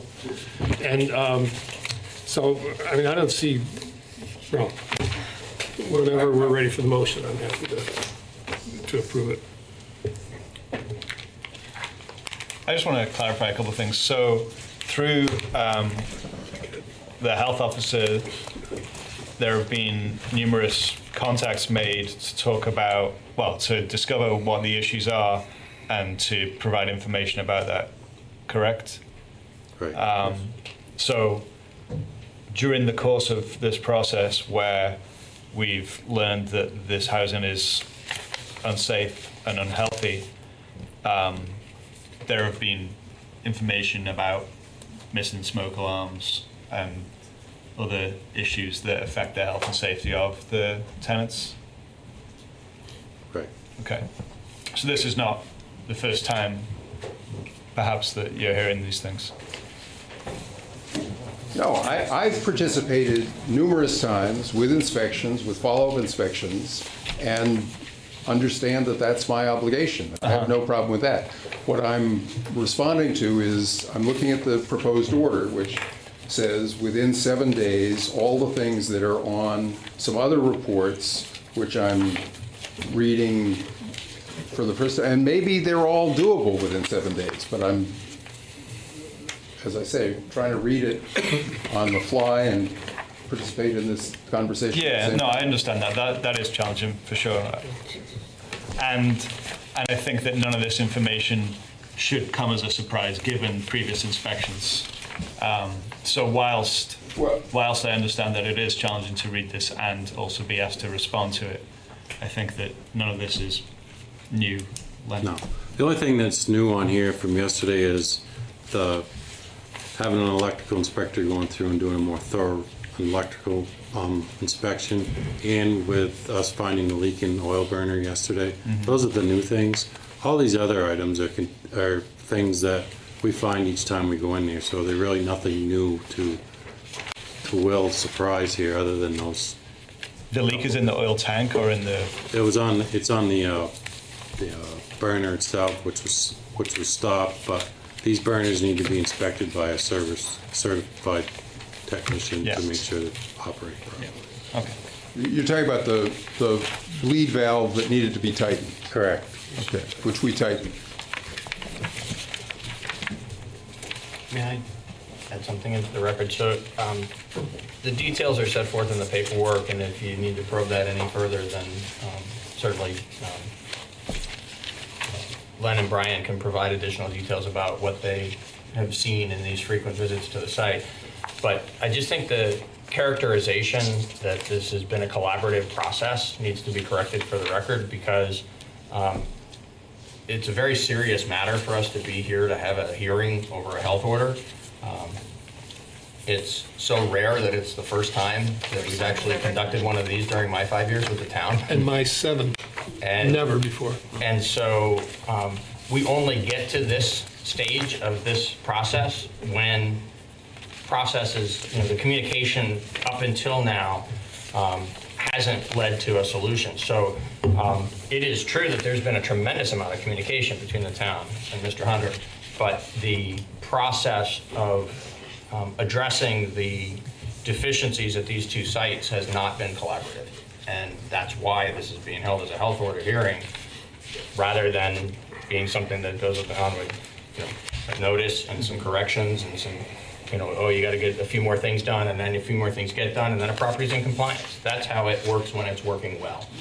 And in fact, the statute provides for what's called an assurance of discontinuance when there are these health violations ordinarily, and that's why you're not here on a routine basis as we are tonight, because most times the landowner will sign an assurance of discontinuance to cure things within a time frame set either by the health officer or by the state.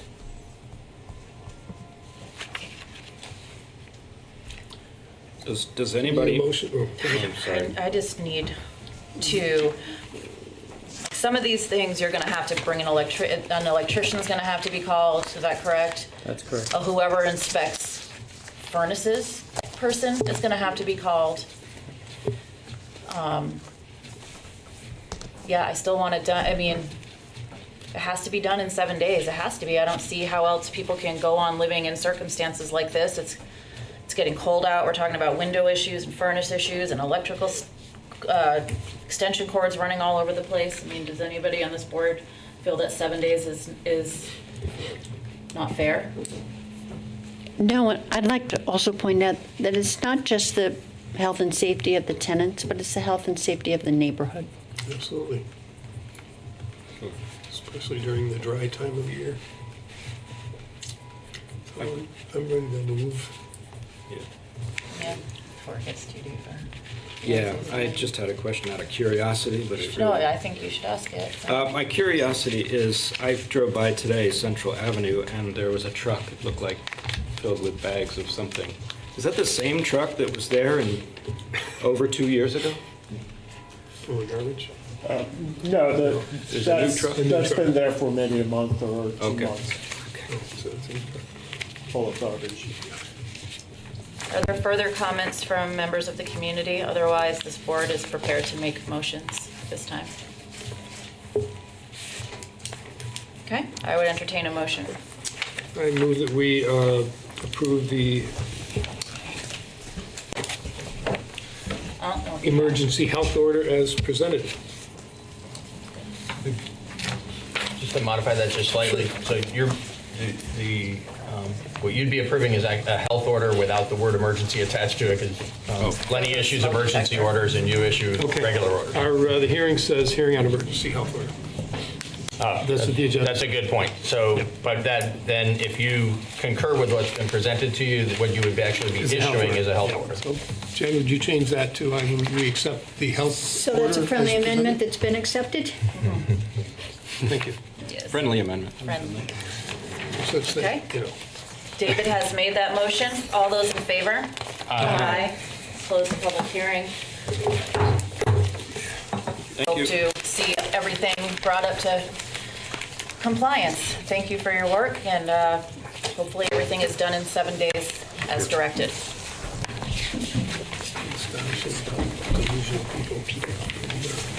I don't know where my agenda is anymore. Do you want to adjourn as health commissioners? At this time, I would entertain a motion to adjourn as health commissioners. So moved. All those in favor? Aye. Excellent. We will now move on to our next agenda item, which is our first item under new business, possible reconsideration of a motion to opt out of the National Prescription Opiate Litigation Class Action Suit and rescind exclusion request form. Got that, Chris? Okay, Peter. It's being videoed, so he's. Do you want to open this up, or do you want to kick it right over to Attorney Fisher? Straight to Bob, please. All right, So Bob. last week, the board, in one of its motions, moved to opt out of the national class litigation, and the deadline for opting out was last Friday. And it was the situation where if you don't opt out, you're automatically in that national class. That is a national class action against the opioid manufacturers, distributors, etc. The board decided and moved to opt out the day after we completed the opt-out form that is prescribed as part of that litigation, and we submitted that.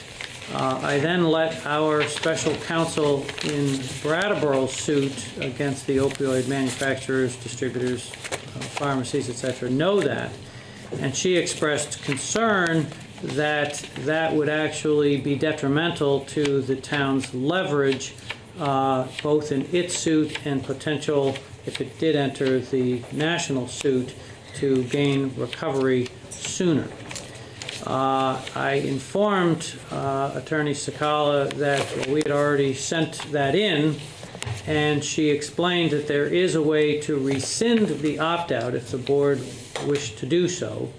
And based on that, we thought it made sense to come back to the board to potentially reconsider its decision last week to opt out of that decision.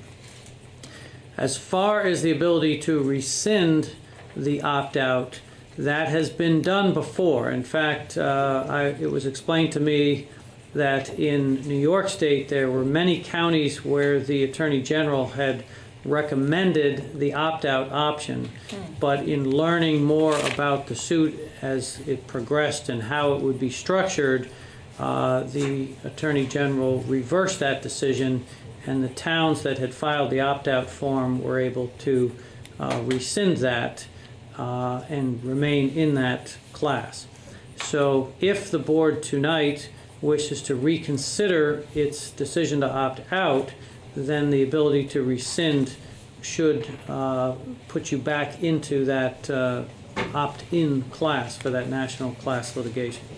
So I asked Attorney Sakala to explain why she was concerned and what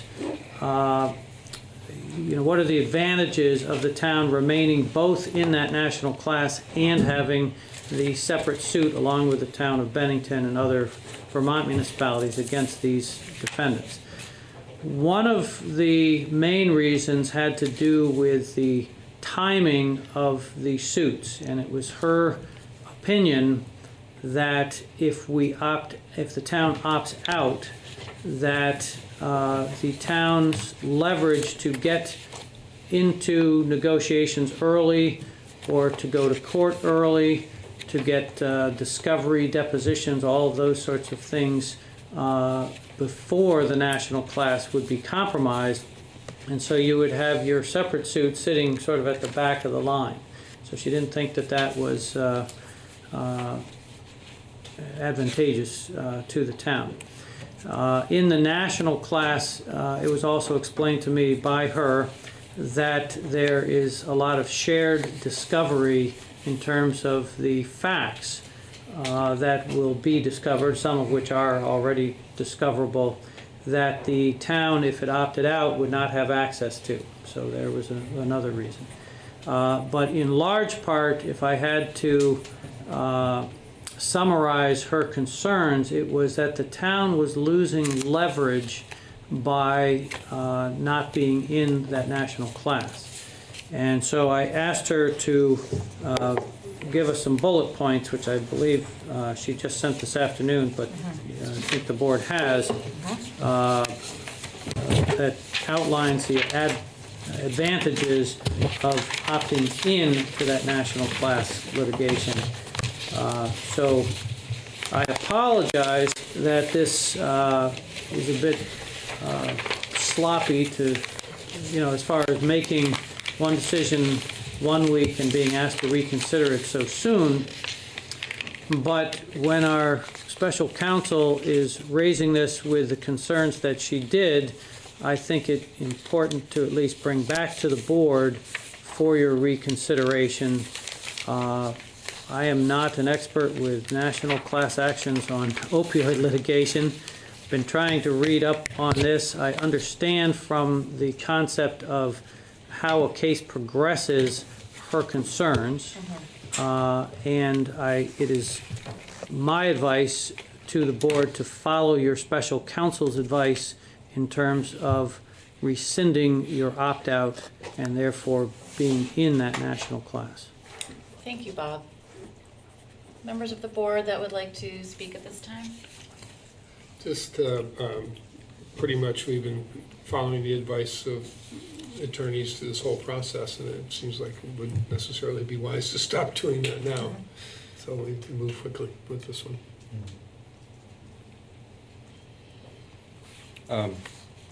Well, when it comes down to it, I agree with David. It does make me feel like a little bit of a backing away from the other case, in my opinion, which doesn't make me feel as good about all the work we did together, deliberating and talking about pharmacies and such. But I tend to agree overall with following her advice.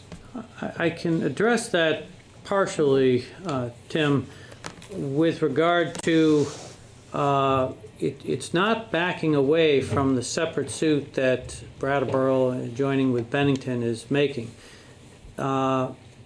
because it is still unclear which of the defendants that are named in the Brattleboro suit are going to agree to the methodology of the settlement in the national class.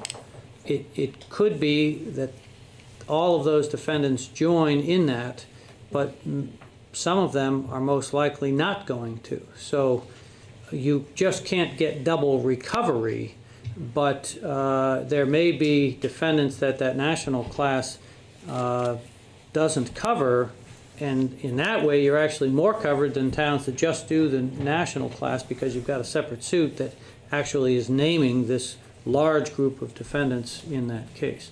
So I see your point, but I hope that makes you feel a little bit better. It does. It does, just a little bit. Thank you.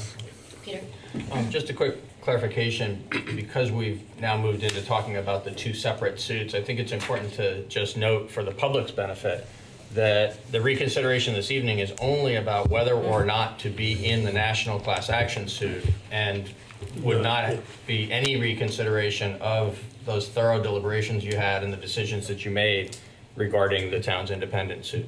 Right. Thank you. Thank you for that. Well, no, Liz, yeah. we're hedging our bets. Let's go. Are there members of the community that would like to speak on this? Thankfully. Okay. Okay, then if there's no further discussion, I would entertain a motion. Whatever motions we need. You would want to have a motion to rescind your action to opt out of the national class action suit, and in so doing would opt back in to That's class. correct. Does anybody want to tackle that? I think we Crafting could that accept a motion? so moved on that, but So- Jan? Could we? Could you accept a so moved? Absolutely. Okay. Oh, great. Go ahead. No, I already so moved something. You already so moved it? Yeah. Okay, so moved. Liz has made that motion. All those in favor? Aye. Aye. Okay, motion carries. Thanks, Bob. Thanks, Thank you. Bob. Thank you. Someday you The will area stop of talking litigation could arrest. Yeah. Yeah, really. At this time, we will move into our second item of new business, which is a request to V-Trans to lower the speed limit on Route 9. I'm happy to present to you an item that is less complicated and I think an easier lift. There have been concerns about a variety of different safety concerns about traffic on Route 9. That led to a meeting in October up in Marlborough that involved several different municipalities and some legislators and the leadership of V-Trans. The secretary of the agency was there along with several other senior members of that staff. And there was a good thorough discussion about these different aspects of safety concerns. But the one that is pertinent to tonight's conversation is speed, particularly speed as people come off of the highway portion, such as it is.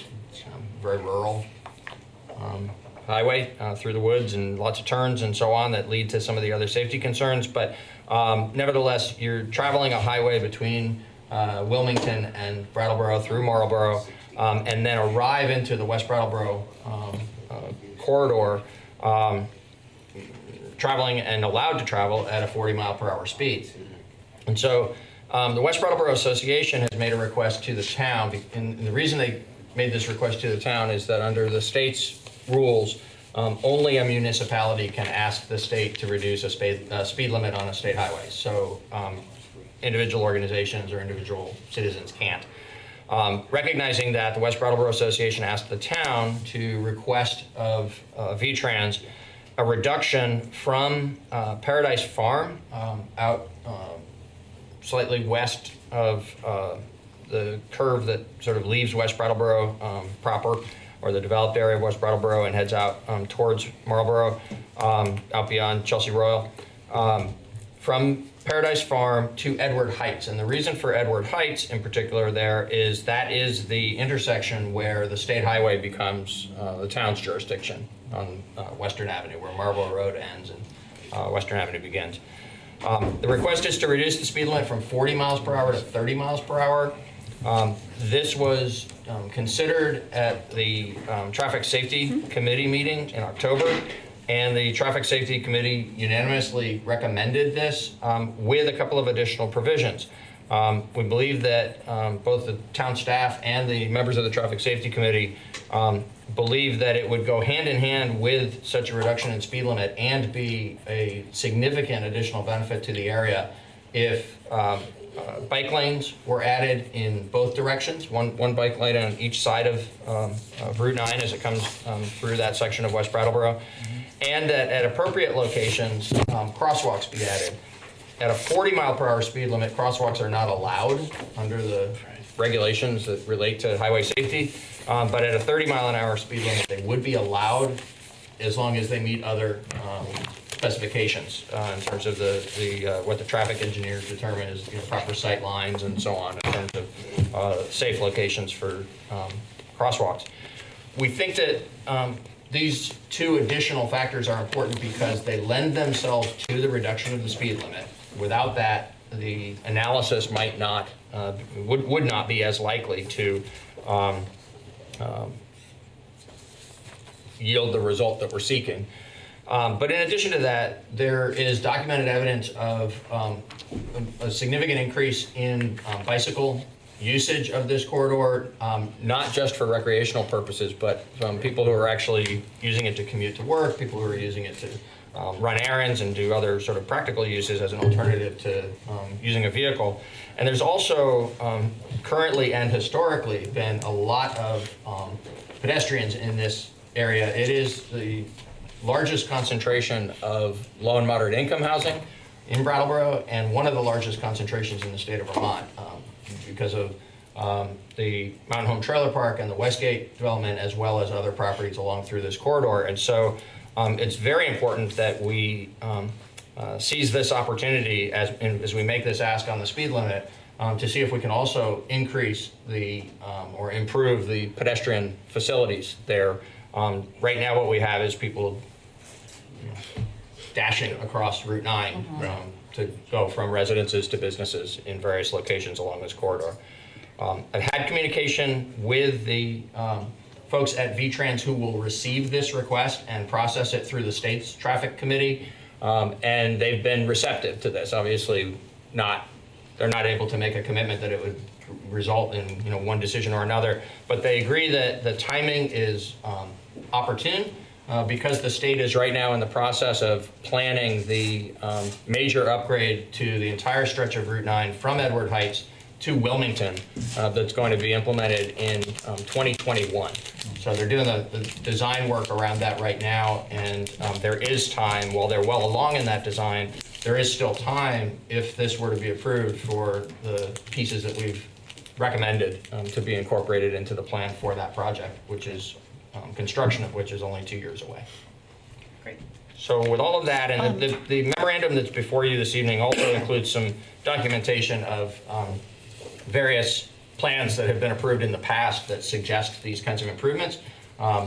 They haven't been implemented to a great degree because of the fact that there hasn't been a project there to improve the roadway. So that's why we think that there's a real opportunity here right now. So you think the timing is within the next 2 years or more sooner than that?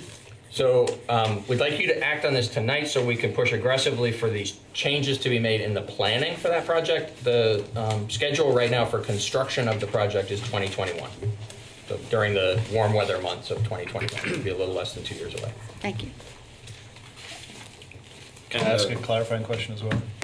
So the immediate action would be that we would reduce the speed limit there. How? So I'm going to see from your speculate. face, maybe not so much. What's that? Go ahead. I'll speculate that the state is unlikely to grant our request to reduce from 40 to 30 without the other changes in the design of this roadway. Just based on the width of it and the long sight lines that are there. So it's possible that the speed limit might be reduced and then the other things would come along. I think it's much more likely if we do prevail, and I think we should be optimistic that this is really possible. And if we do prevail, I think it would be for all three of these things to happen and for them to happen simultaneously as part of that 2021 project. Okay.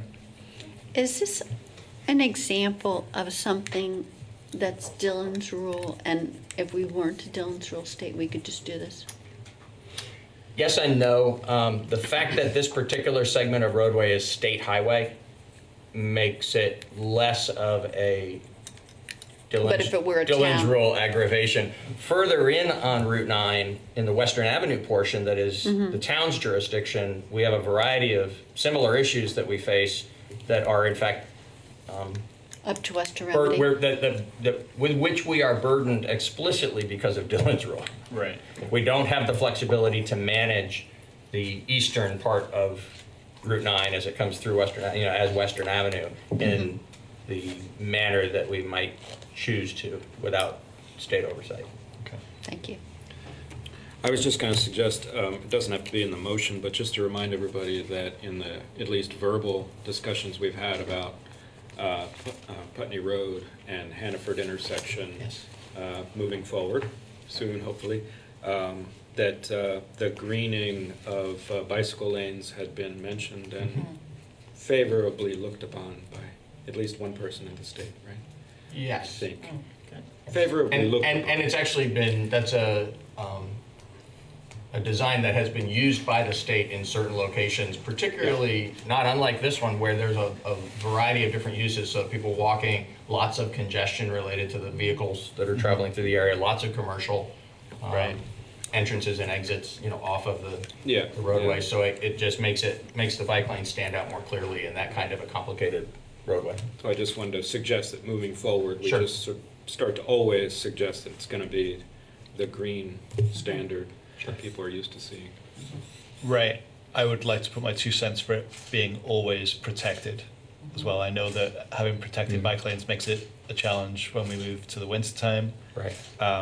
Having cycled on that road, I used to work at Westgate, and I used to cycle from downtown to Westgate. You get a lot of tractor trailers and a lot of vehicles. Vehicles are coming down Route 9, going at a feral clip. I'd love to see if we've done any study on the average speed that folks are traveling on that stretch of road, sort of by Chelsea Royal as you come off the hill.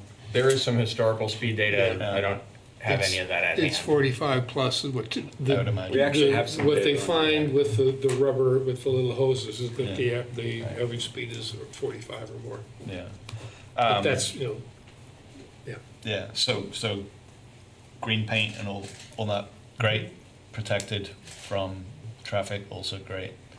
Just want to I'd like to suggest that we sort of add those on as things we'd like to see as part of this, but that the formal request be as it's written up, so that if we at least get the bike lanes, even if we don't get the green and they aren't separated for the roadway, at least they would be identified as bike lanes within this corridor. I think that would be a step in the right direction. I agree. Not asking for too much, so that we get it passed. Informally, we'll add the desire to have them be and the other thing is painted and to separated. The other thing would be just to lobby in general for protected bike lanes everywhere, that it's physically possible to build them and just do it that way. It really is a huge difference. It does. There's something I feel compelled to say that's kind of spoiling the party. It's okay. But the green is great because it makes the bike lane pop. Separated is even better. We are constrained in Vermont in general with routes that have been in their same basic configuration for a few hundred years, and where it's often not enough room to do a complete street design in the way you ideally would. And the additional maintenance that does come along with separated bike lanes and additional colored paint in those corridors is something that if our firm stand is that should be the case, the standard, every place where there is a bike lane, there's a lot of bike lanes on town roads and state roads within the town that are within the town's jurisdiction, where we need to be true to that ourselves, and there'd be a not insignificant additional cost to that. So you're absolutely right in the desire to have that. It does become a complicated equation for us in terms of having an expectation perhaps of the state that we might be reluctant to impose on ourselves. Or Okay. The alternative, having to go deeper into our pockets in order to impose it on ourselves, which would be a policy decision. It may become more obvious over time as people drive less. We don't have to spend so much to repair the roads, and it would make sense to do that, but Okay. not today. Looks like there's a recommended motion at the top of this memo. I'll make a motion to authorize the town manager to write a letter to the Vermont Agency of Transportation requesting that the section of Route 9 between Edward Heights and Paradise Farm in West Brattleboro be modified to reduce the speed limit to 30 miles per hour, to add bike lanes in both directions, and to add crosswalks at appropriate locations. Excellent. Tim has made that motion. All those in favor? Aye. Motion carries. All right, we now move into item C, which is a budget item, and we are looking at, in our FY21 proposed budget, both the police department and the fire department's proposed budgets this evening, and we'll be beginning with the police department. And as Chief Fitzgerald comes to the table, I'll just remind the public, as we do each week, that you can follow along on the budget by going to the town's website at brattleboro.org, clicking on the right-hand side of the homepage on the FY21 proposed budget, and then within the page that takes you to this evening, you'd want to click on, again, the FY21 proposed budget. That'll take you to an approximately 20-page long line item budget that covers all the different aspects of town operations in the general fund. And we'll begin tonight's review with the police department budget at the bottom of page 12 of that line item budget. And you should flip the PDF with the little turny arrow button, because when I loaded it up, it's like that way. And you need to flip it so that you don't have to turn your computer. Thank you. Was it upside down? Did you say Sideways. sideways? Oh, Yeah, it's fine. or turn your computer. Yeah, you can do either. And then you hit the don't rotate button. Yeah. Yeah, they do that all Complicated. if you want to read straight up and down. Okay. Can I, before we get started, can I say something that I neglected to say last week? I just need to say this. A lot of people saw what happened on Putney Road a couple weeks back. I've been so busy that I haven't been able to really write a proper letter to, I think you were away, but the captain was in charge at that point. The actions of our officers in that confrontation that we all saw were just, I thought, outstanding, and goes to show the excellence of their training, and I just wanted to commend them. I don't know who they are, but I would hope you could pass that along for me. I will, and I was going to talk a little bit about that. Oh, good. As we weave into it, but I really appreciate you bringing that up, and just so the public knows, the officers were Lieutenant Warner and Officer Cluck, and they did an outstanding job. I didn't mean to steal your, but I didn't want to let it go unrecognized either. So I appreciate that. It hasn't been lost on me how differently that could have looked in a town or a city that has a different police department. I agree. Pretty heavy how that could have gone in a different place. So I echo Tim's words as well. Okay, on that note. Okay, what I would like to do is first of all, thank you for giving me the opportunity to talk about the department. And what I would like to do, if it's okay with the board, is just basically give a general overview of the department, how the department is made up, how we basically staff our shifts and respond to issues within the town, and then go over and talk about how the budget integrates into our mission statement and philosophy, and then end with what we look forward to every year when we set the goals for the department, and how we strive for those goals. So the Brattleboro Police Department has a staffing of 41 total employees. We have 27 sworn officers authorized. That is made up of 2 at the command element, which would be Captain Kerrigan and myself. We have 4 detective positions with 1 opening. We have 21 sworn officers with 2 openings, 1 office manager, 2 clerks, 8 full-time dispatchers, and 2 part-time dispatchers with both of those openings there. We have 2 openings for part-time dispatchers. So total in all, we have 3 openings for police officer and 2 openings for a part-time dispatcher. A background check is currently being conducted on an applicant for the February 2020 Vermont Police Academy class. And if that background check is successful, that will leave us with just 2 openings going into the next year. 2 officers recently graduated in November and are now attending the post-basic school. They should return back to the police department in mid-December, where they will undergo a 12-week FTO program. Hopefully, if all goes well, they'll be assigned a shift in mid-March of 2020. The hiring process for the Brattleboro Police Department is about a 10-month process from start to finish. The Vermont Police Academy holds 2 classes per year, and those are in February and August, and seating assignments are a first come, first serve. So it's very competitive. From Brattleboro to Burlington, all law enforcement agencies within the states go through the Vermont Police Academy. Game wardens, sheriffs, deputies, Department of Liquor Control, DMV, state police, municipalities, every law enforcement agency goes through there. They have a max capacity of about 40 to 45 students per class. So you're looking at less than 100 police officers per year that are graduated out of the Vermont Police Academy.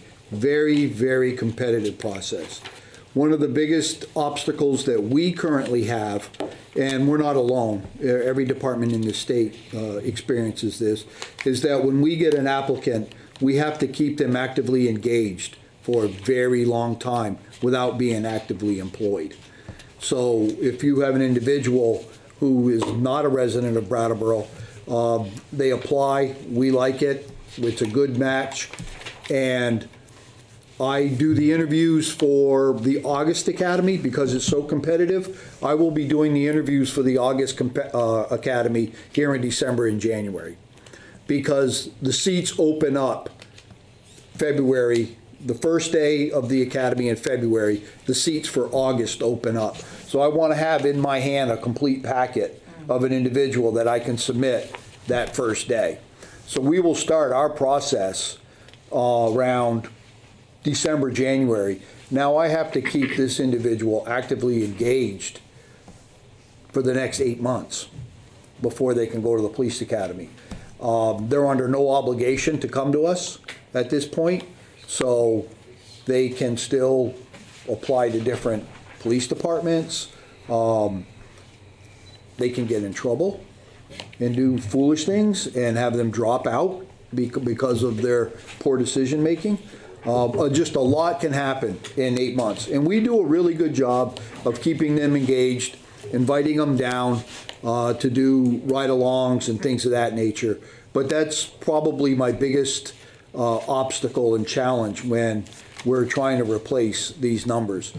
Last year, we were down 5 officers, and now we're down 2. So we are making considerable headway towards that goal of being fully staffed.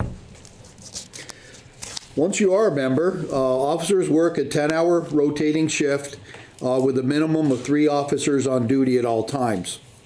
This creates an overlap between shifts and it allows officers to be pulled from the road to complete paperwork and for supervisors to direct patrols in the specific areas that are in need of extra enforcement or high visibility police presence. The department owns 12 automobiles, 9 are cruisers, 1 is a major crimes vehicle, 1 is an incident command vehicle, and 1 is the animal control vehicle. 1 cruiser and the major crime vehicle are scheduled to be replaced this year. A little bit about our budget. We have 3 main grants that we consistently apply for year after year. The first one is the CAC, the Children's Advocacy Center grant, and that is for $60,000 that we get annually. We use that to train our detectives in dealing with and investigating and interviewing children that are victims of crimes. And it's a very specialized certification, and we get $60,000 from the CAC, and we have a detective that goes down there and pretty much deals with any crime dealing with a child, sexual assault, sexual abuse, things of that nature. So we rely on that for training, and they reimburse us for the hours that they spend down at the CAC. The Governor of Highway Safety, currently this year the state started a new way of administering that, and it's county-wise or regional instead of each individual PD. They wanted to cut down on the administrative costs and paperwork and things of that nature. So we have teamed up with various law enforcement agencies of Windham County. We get about $15,000 from that, and that helps us greatly. And when we attend a traffic safety meeting or we get complaints from the public about motor vehicle enforcement in certain areas, we can post that, and officers can sign up and go out there and do motor vehicle enforcement, and we can use this grant money instead of our overtime money. So that's a great help. And then we have the Justice Assistance Grant, which is, this year it's currently $12,300. That money is used for, we use that for a lot of downtown patrols, walking downtown. If we were going to do any type of work regarding overtime to illicit drug activity, that comes under that. Equipment for the special operations team will come under that. And personally, what I have used the last 5 years of that is I buy a lot of computer out of that line instead of my budget. I try to do as much as we can with computers. And the reason we do that is because of the cost of the replacement of the computers, the printers. We're a 24/7 operation, and we can go through some electronics fast. On the operations side of the budget, there's a few things I would like to highlight that you might have some questions about. Under my equipment line item, there was a $7,000 increase. And basically what that increase is for is I would like to start a program to have officers downtown on e-bikes, electric assisted bikes. And that is what we're going to need for 2 bikes with all the upfitting and associated equipment for that. In the past, probably, I want to say maybe 7 years ago, we did have a bike team downtown, and it wasn't as productive as I liked it to be perfectly honest with you. We had a lot of shortages in our staff, and what they had to do was put a bike rack on the back of a cruiser because we only had the minimum 3 that were working. So if there was a call at the south end of town or the west end of town or the north end of town, they had to bike back to the cruiser, put the bike on the cruiser, secure it, jump in the cruiser, and then go on the call. We could only have done it when we had an overlap with additional personnel that were bike qualified. I think with the e-bikes now, we can, and they were pretty much contained to where they could ride a bike downtown. With an e-bike, I can expand that range. We won't need a cruiser because they'll be able to zip right up South Main Street Hill and go to the high school if they were in the Harmony parking lot. So I really would like to expand that program. It will increase our presence downtown. We do have officers that are bike qualified at this time. So that's the increase for the my equipment line item. The conference and memberships line item is a $1,500 increase. On that is for dues to various organizations have increased, with the largest increase being to the Vermont Chiefs of Police Association. Membership to these various organizations is vital for professional best practices, updates on legislative changes, representation up in Montpelier, and we get additional discounts on trainings that they offer. In my equipment maintenance line is a $3,000 increase with additional to the body-worn cameras. We need additional storage because by law we have to archive all that video, not especially, but when we are dealing with criminal, that's considered evidence. So by law we have to archive it. And we've only had it for 1 year. We got the storage. We're rapidly creeping up on our current storage. Where we're going to start seeing a benefit from this is once we start reaching the limitations and we can start deleting some of this stuff. And it's all depending on the crime. Some are 3 years, some are 5 years, 7 years, 50 years, some are indefinite. So, but as we start reaching these thresholds, we can start deleting a lot of the video. But theoretically, right now, pretty much every arrest, what we're doing, we're in a position where we have to save it and archive it. So I'm going to need additional 2 terabytes of storage for the body-worn cameras.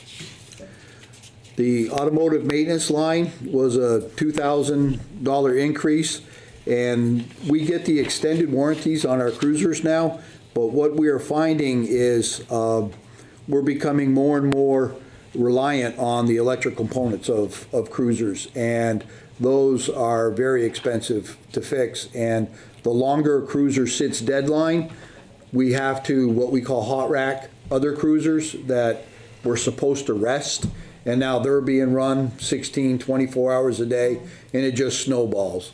So we asked for an increase on that. So when a vehicle does go down, we can immediately get it in, get it out, and get it back on the road. And that's because of the high increased cost of the electronic components.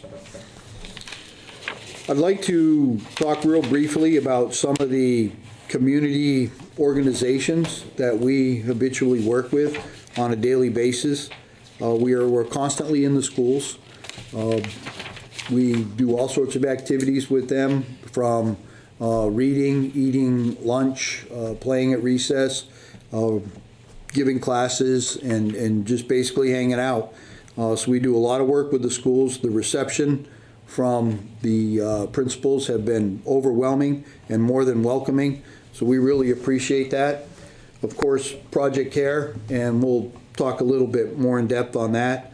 Groundworks, the Citizens Police Communications Committee, the Community Equity Collaborative, Frontline, which deals with domestic violence, Turning Point, the Brattleboro Area Prevention Coalition, the Big Brothers Big Sisters program, United Way, and of course we do Coffee with a Cop once a quarter.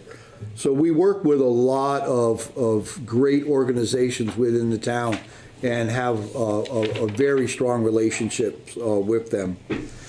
The focus of this year has been mainly in the quality of life issues that have challenged our community. The most prevalent have been the opiate crisis and the homelessness. This past summer, we have worked tirelessly with various organizations to include town government in addressing the trespass challenges. With treating people with respect and dignity as our guide, I believe we have established a very fair and robust procedure now in dealing with trespassing or staying on public property.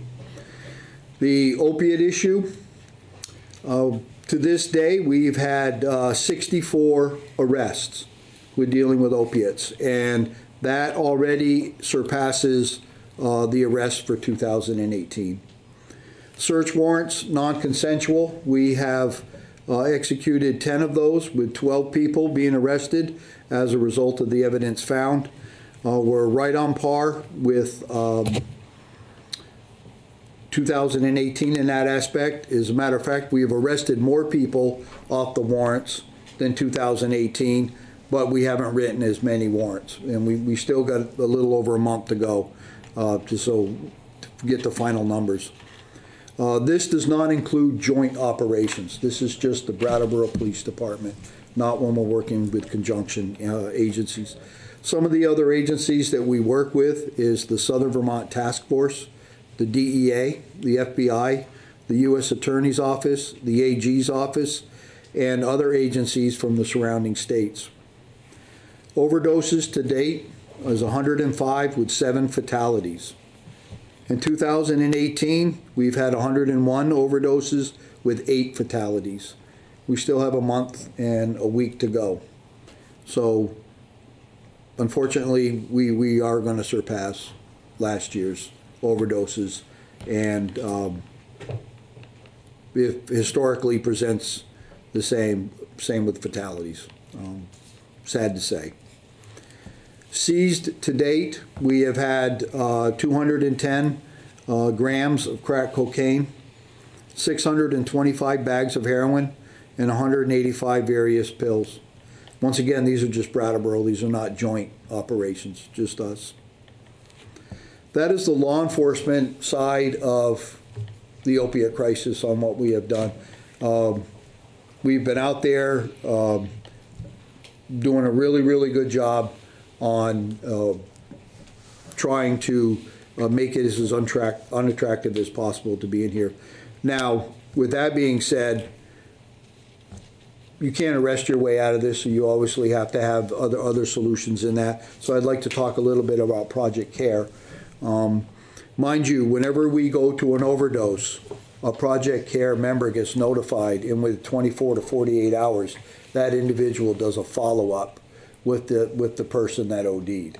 And that has, and we'll talk more about that, but I think that is just absolutely amazing, where someone knocks on the door and basically says, hey, how you doing? You need some help? These are the services that are available. And we work with Turning Point and Groundworks on that, and it is such a collaboration that it's really successful. It truly is. The numbers of the ODs and the fatalities may put a damper on the party, but I think if you look at what Project CARE is doing, what they have accomplished in a very short period of time, like within 2 years, really needs to be celebrated and acknowledged. The outreach team in the month of October contacted 30 individuals who are identified at high risk when they visit known areas with drug trafficking and high drug use. In 2019, 34 people were transported to various facilities for treatment. Of the 105 overdoses in 2019, 45 had direct contacts from the PD or Turning Point or Groundworks for follow-up. 21 were referred for intervention with Groundworks, and 39 we were unable to make contact or they denied any services.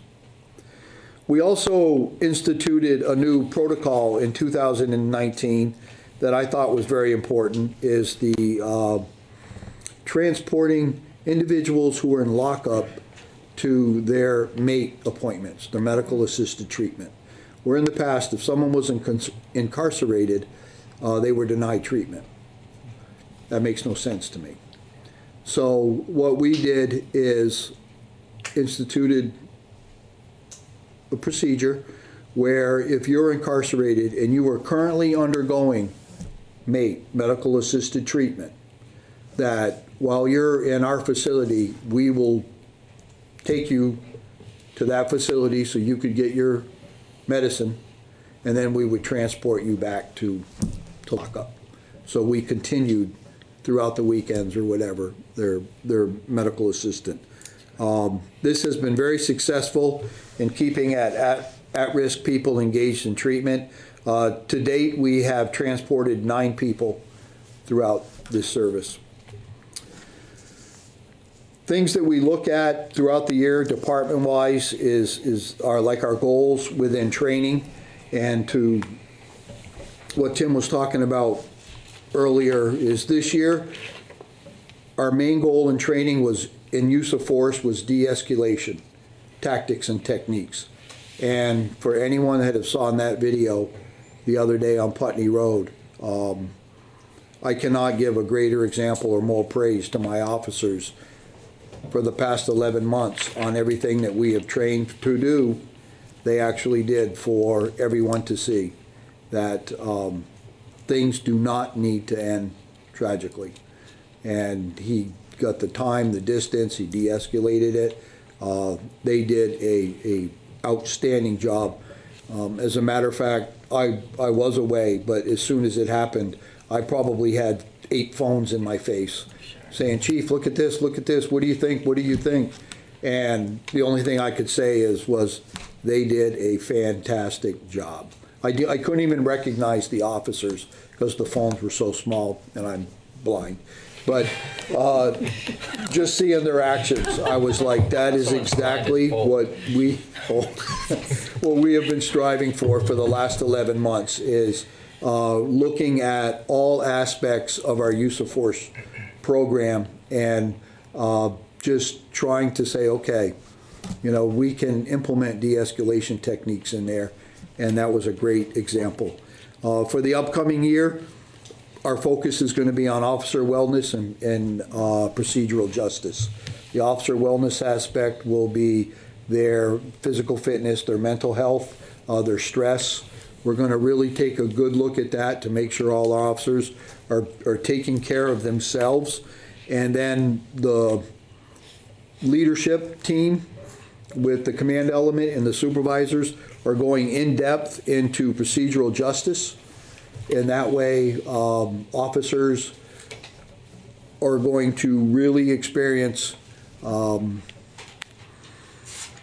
good, healthy, vibrant working environment where they are held accountable, they understand the standards, and they know where they stand. Another goal that we're looking at is hopefully you've been hearing about it or at least seeing it, is we have started a directive that there will be an officer downtown walking from 10 to 1800, 6 o'clock every day. And that has I think, made a big difference, not just a little difference. I think that's made a big difference. I've been getting a lot of emails, phone calls with appreciation of that, just having the officers down there. The officers they like it. I mean, they're enjoying it. They're getting to meet a lot of the merchants. They're getting to meet a lot of the citizens basically just walking around. And hopefully the goal is not so much enforcement, but just to be present there and to be perfectly honest, to kind of like put a little cover on this perception of how unsafe downtown is. Downtown is not unsafe. It's not crime-free, but it's not unsafe. And that's what I would like the citizens to understand, that you can be safe downtown. There's crime, there's no doubt about that. Of course there is. But being downtown is safe. So please support your local stores during this holiday season and walk around and enjoy the beautiful downtown. With that being said, I apologize for rambling. If you have any specific questions about the department, the budget, where I'm going, my philosophy, I'm more than happy to answer them the best I can. Is that video going to be part of your training for your de-escalation in the future? Absolutely. Because it really, I held my breath the whole time. And I was really pleased at the end. It was pretty intense. Okay. Members of the board have questions or comments or? I do. Yeah. I was really happy to hear about the increased presence downtown, and I wondered if you could just expand a little bit on how that includes the parking garage. How does it include the parking garage? The parking garage? Yeah.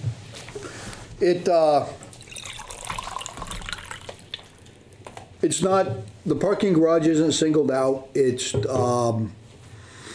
if we got complaints while someone was down there, then we would direct them towards the parking garage. But basically what they would do is they'll go down and walk, and wherever there's activity is where they're going to hang out. So if there's activity in the co-op parking lot, then that's where you're probably going to find them, with the Whetstone Bridge. Occasionally, they might walk over to the lower level of the transportation center, but if, like, the co-op is dead and the bridge is quiet and nobody's there, well, then you'll see them going up and down. So there is no specific, you will walk this certain area, unless, of course, we get complaints that, hey, there's at 5 o'clock, 6 o'clock, there's a large group of people hanging out in Harmony Lot, and, you know, people coming from CCV are concerned, or, you know, employees walking to their cars. So then we would direct them there. But we usually do that triangle where you start off by the transportation center, go down Elliott, go down Flat, and then back around Co-op, and then back up around again. That's pretty much our triangle where we hang out. Can I add on to that? Of course. Great, I will. So, yeah, you mentioned that the goal is, you know, to kind of reassure folks, to provide a police presence, and I'm sure there's relationship building as part of that as well. And so between the hours of 10 and 6, especially, you know, earlier in the year when it was light during all that time, I guess I'm kind of curious about why not later in the evening. You know, I believe that our downtown is a safe and joyous place to be, and I know that other people have different opinions, and I would like them to be reassured. And so I wonder whether there's, you know, any scope for expanding those patrolling hours, or whether, like, data, like, right. I would be quite interested to know whether data drives this, or whether this is about, like, you know, a need to kind of reassure. It's a need to reassure. Yeah. To be honest with you, it's a visibility issue, because we've got a lot of people that were saying they felt unsafe. So having an officer down there will hopefully would make them feel more safe. And I need to clarify, please. There are a lot of officers down there past 6. Don't think that we totally abandoned downtown at 6. Oh, the chief's in bed. You know, we don't have to do this. I should clarify, from 10 to 6, it is mandatory there's an officer downtown. Absolutely mandatory. Okay? Between 6 in the evening and 10 the following morning, supervisors still have the discretion and the obligation to put their people downtown and meet the needs of the town and the community. So yes, there will be people still down there later on in the evening, but from 10 until 6, someone will be down there. See, in the past what happened is when we had directives down there, they would get calls and they would leave. So they would go to a non-priority call. So they would be downtown for 15 minutes and then go to a call. And then by the time they come back, it was too disorganized and too hectic. So now when you go down there, you're down there for 2 hours and you're not pulled unless it is something extremely serious. Other officers and supervisors will answer your calls for service while you were down there, and then you're going to return that favor when the other officer goes down there for the 2 hours. So basically it is a dedicated assignment from 10 until 6. Great, thanks for the clarification. Yes, sir. Watch out tomorrow night. Tomorrow night, all these kids coming home celebrating the colonels. You never know what's going to David? Yeah. Thank you for that, Tim. Like you mentioned the... Sounds like Tim's going out. Yeah. I am going. Yeah, you caught me. You mentioned the focus on health, and I'm wondering if that's reflected in the budget. Are you looking for additional resources? And the reason I ask is the school district recently heard from administrators that because they're dealing with so much trauma with these kids, they become desensitized to it, and the teachers become desensitized to it, and they become traumatized. And I can't imagine that it's any different with adults and with the things that you people see. So I'm wondering if there's anything specific you've got in mind, or if you need any. If not, would you want to add something? No, it is. It's really crucial. It is crucial. It's crucial to keeping officers as well as keeping them effective. Absolutely, yes, sir. And it's different now Mhm. than it was. It is reflected in my budget in my training line. We did an increase. That's what we used that money for. So there is a slight increase in my training line. And that is also because hopefully we want to get full staffed. But yes, that was taken into consideration when we did our training line budget. Thanks.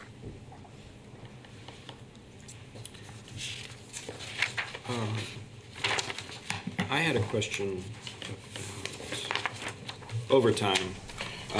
I'm looking at sort of actual for FY 2019, how much higher that was than the actual 2018. And I'm thinking that, and tell me if I'm wrong, kind of lines up with our 5 officers down time period. So you can really definitely see the volatile nature of that line reflecting not having, consistent employment. And I see it's going up, but, who knows what's going to be. Do you want to make any comment about overtime? Because in the past I have sort of questioned relying on overtime versus really making the efforts, as you have very well, of getting the solid officers in there who are going to want to stick around. But what do you see going forward? Are you continuing your efforts to really staff up consistently and make sure you have those continually good officers coming in? And just any comment you might have about the use of overtime, whether it's going to be missed if we do have a full complement of officers, because people can tend to get used to it. They do. Yeah. It's funny you mention that because already the shift overtime is shrinking. And that, as a police chief, I love that for more than one reason, because now the focus on overtime goes to like Governor Highway Safety, where they will want to go out and do motor vehicle enforcement, or they'll want to spend time downtown walking, where they don't want to do that when 4 or 5 days in a row they're doing 16 on, 8 off, 16 on, 8 off. All those proactive law enforcement activities definitely go to the wayside.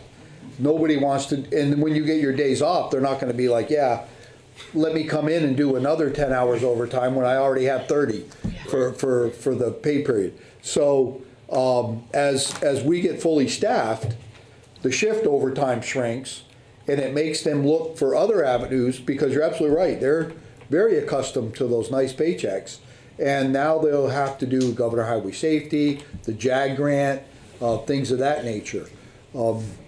But also with overtime, with law enforcement, it's kind of a double-edged sword, where the more proactive you are, the more arrests you get, the more depositions you attend, the more courts you go to. That's all overtime.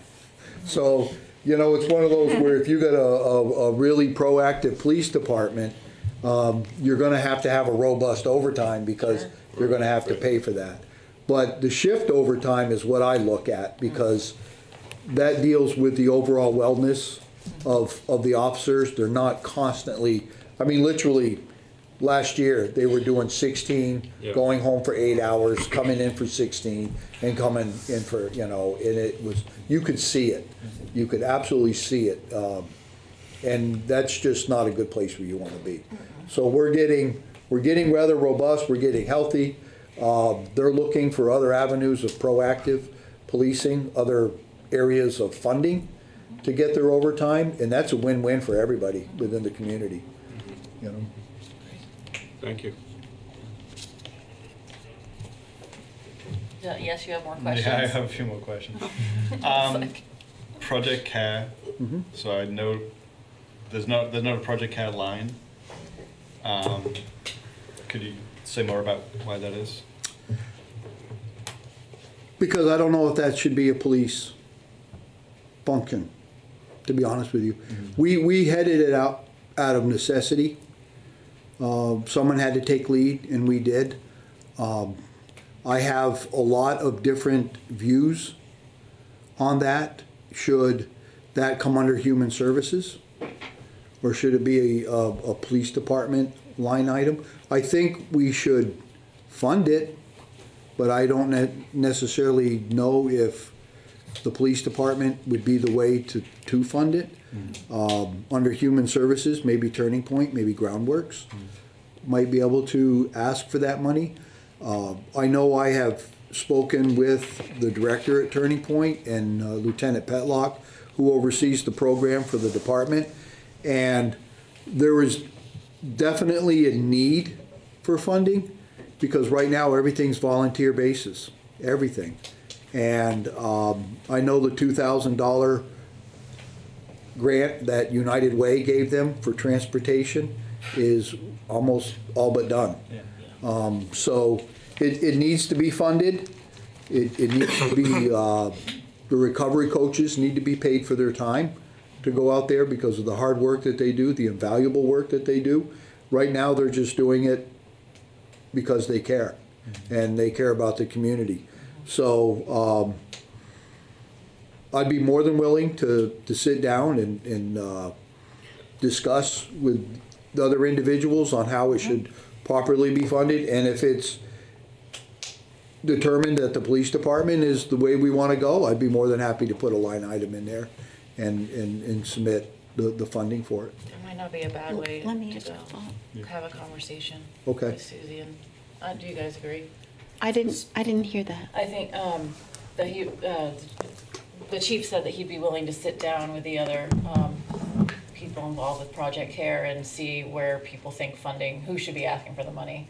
Yeah, because those human service requests are happening now. Yeah, so- They're budgeting for asking for money at town meeting under human services, just as you're budgeting now. So now would be the time. But the individual agencies, the deadline for individual agencies to apply actually has come and gone. The committee is doing its review now, but that wouldn't stop the select board from making a recommendation as part of your budget that you send to town meeting, including a Project Care line. And I think aside from that, the chief's suggestion of actually thinking a little bit about where the funding should sit, if we did decide that we needed to do it. Yeah, I'd be curious. It might not necessarily be a home for the inside the police department's budget. No, but But I'd like the Chief could stakeholders. give us an idea of yeah. the amount Yeah. that would be necessary to spread among all of the agencies. I got a ballpark from Lieutenant Petlock, Awesome. which would be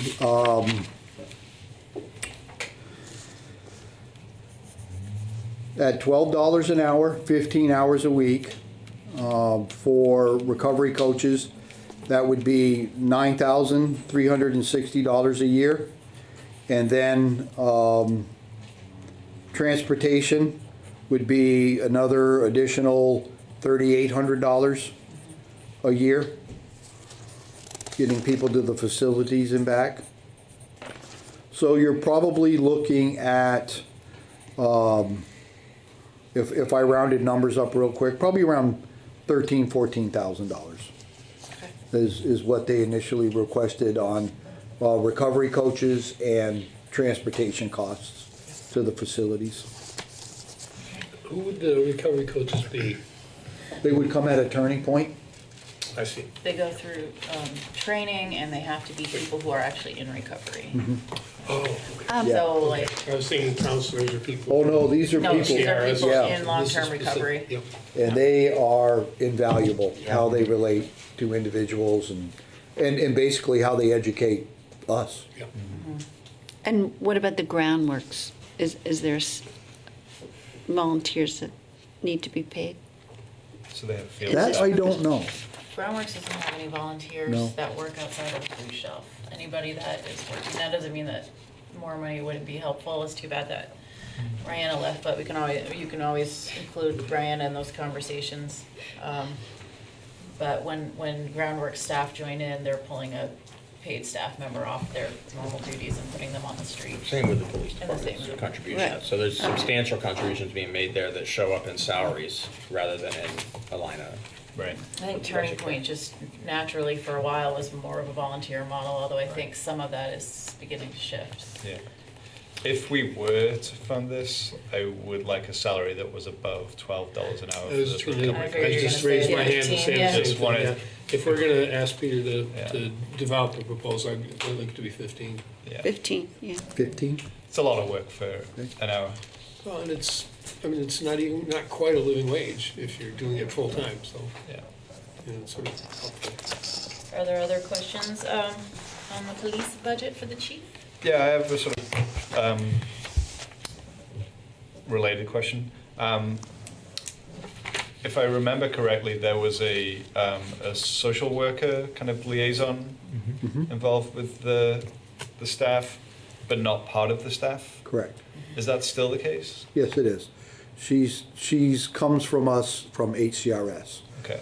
So technically, she's an employee of HCRS, but she comes right to us every morning and stays with us Monday through Friday. And works full-time hours with Oh, yes. the department? Okay. Through But your- HCRS at your pays for that? building? At our building. Yep. Yeah. All right, thanks HCRS. She's like embedded. Yeah, and that's a policy the state adopted a long time ago, to contract for those things rather than have state employees providing those services. Okay. Further questions? Thank you. Thank you, Chief. No, thank you. You're welcome. I want to check with our interpreters to see if they, usually we've been breaking to give them a break around 8 o'clock.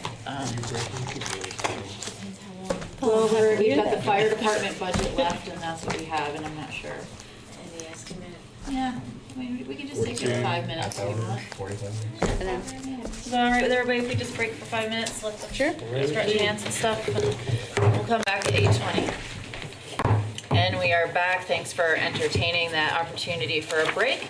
And we are moving now on to our final item of the evening, which is the FY21 proposed budget for the fire department. And we have Chief Patasi and Len Howard with us. Good evening. Good evening. Good evening. Just a quick overview.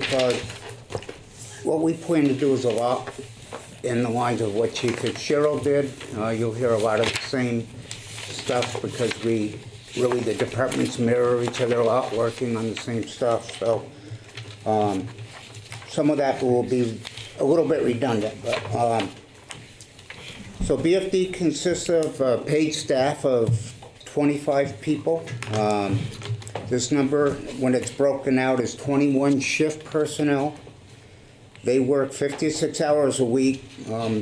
Their work schedule is 24 hours on, and then they have 48 hours off, so the 3 shifts rotate every third day they're working. Then there's the office manager, the fire alarm superintendent, myself, and Assistant Chief Howard. We make up the staff of 25. We have a call staff, which is comparable to a very low-paid volunteer staff of only 8.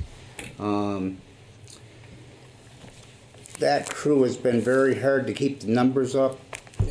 Like everywhere else in the world today, volunteers are hard to come by, and the ones we do have are a very dedicated group. And they work right alongside the paid staff at emergencies, and we really value their participation.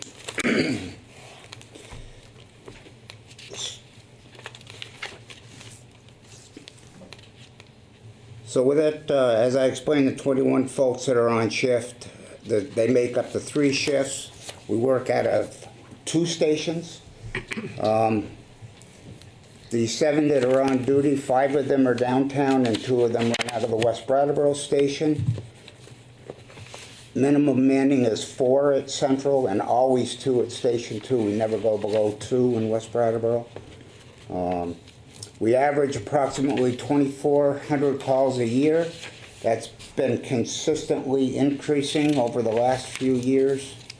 Our high a couple of years ago for an all-time high was 2,442 calls, and more now we're seeing double and triple calls. So the way the shifts are broken up is we'll run 3 vehicles, and there's 2.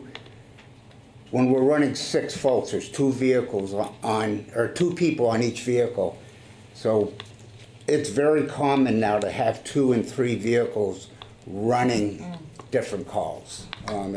It really stretches us thin at times. So far this year, 30% of the time we're doing multiple calls. Something that kind of piggybacks onto our budget and our funding is grants. The fire service has seen a really a big decrease in grant funding and availability. We used to do really good with the Homeland Security sub-grants from the state of Vermont. It was federal money that came down to the states and then was allocated out to the towns. That money not only has the amount decreased, but the restrictions on that money have really tightened up. So it's harder to get that money for different things that we were using it for. Right now we're looking at a grant through an energy company. It's TC Energy. They look at communities basically for safety grants. I'd like to do some training if we could get that grant, which should be coming in front of you here probably after the holidays. Once things slow down a little bit, we get through the budgets. We do very well with the VLCT passive grant. Every year, that's 50% funding, and that's for a lot of safety equipment and training money. The big one that is very competitive, and it's the only national grant, if you will, and it's the FEMA Assistance to Firefighters Grant.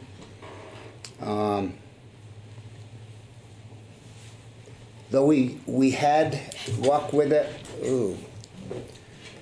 15, 17 years ago, roughly, when we replaced our radio system. The town of Brattleboro is of a size and in a financial situation where, because there's so much competition for this grant, that we actually don't score well, if that makes sense. Believe it or not, I would almost say we're too well off to score well in this grant. Peter's familiar with it, and we've talked about it, and it's really a rough one to work with. So unless we really have something, we put in for it a couple of years ago to help fund the ladder truck, and we didn't even get through the peer process. I remember that. It's very difficult. Grant for a town of this size and of our means. Out in the community, a lot of the same stuff. As the police chief talked about, we do a lot of fire prevention work and safety education. We spend a lot of time, believe it or not, in the factories, doing extinguisher work, evacuation plans. The nursing homes, we do a lot of work with them on extinguisher training, safety plans, and evacuation stuff, how to move patients safely. If we have to move patients. We do a lot of CPR and AED training out in the community, and stop the bleed training. And right now we're working with all of the elementary schools to stop the bleed, and we've actually got a CPR AED training set up with one of the schools. They've gone out and bought an AED, and we're going to do the training with them. The shifts have what we call adopted schools. So each shift is, like Platoon 1 does Green Street School, and they do regular visits to the schools. Again, it's enthusiastically received by the staff. They'll go do recess with them, play kickball, wiffle ball, basketball, sit and have lunch with the kids, breakfast. They just mix it up, and each shift are required to go into the schools monthly to do that. And we just believe that not only is it good for the kids, but it's good for our guys to get out and see what's going on. But with the world the way it is today, we want the children to not be afraid of the uniforms. So if something happens, we want them running to us and not hiding from us. So that's one of the main reasons we're doing that. And the fire department has the lead in the school crisis response plan. We do monthly meetings on that with all of the school administrators, and the private schools are all involved in that. And a lot of work has gone into that, and it's just a constant work in progress. And not only are we proud of the plan, but God forbid if anything ever happens in our schools, I think we're pretty well prepared. One of the things when we started this is we wanted to do this because we don't want to stand in the road and look at each other and say, okay, now what do we do? And I think that we're well past that and very well prepared to handle an emergency in the schools. Training, there's been some big training opportunities that our folks have gone through. Two of them actually they're just finishing up. One of them's called Rapid Intervention Teams, and basically it's rescue, self-rescue, and rescuing of firefighters by firefighters. How to get out of entanglements, how to do bailouts out of a window, things like that to rescue yourself. We've had 4 go through the state certified inspections program to do the life safety inspections, to give AC Howard a hand. And as we get into this, we're glad that we're growing this number, and we'll tell you why. We just had one individual on his own, with his own money, become a certified paramedic in the state of Vermont, which is a huge accomplishment, especially on his own. And the only thing that it cost the town was I was flexible with his work hours so he could attend his clinical time at the hospital and to get the hands-on that the class required. Everything else he paid for. We're trying to line up a management class for our supervisors. We just went through very good training with the Women's Freedom Center, which was not only eye-opening, but it was a lot of fun. And I think the folks got a lot out of it, the staff. And like the police department, we're spending a lot of time on firefighter wellness, and especially on the mental side of it, I guess. We're working with Uniformed Services, the retreat. I'm trying to do an MOU with the retreat for what we call defusing tactics. So if we have a major critical incident and we need to bring somebody in and defuse a group of our folks, that I'm trying to work on an MOU with them to do that.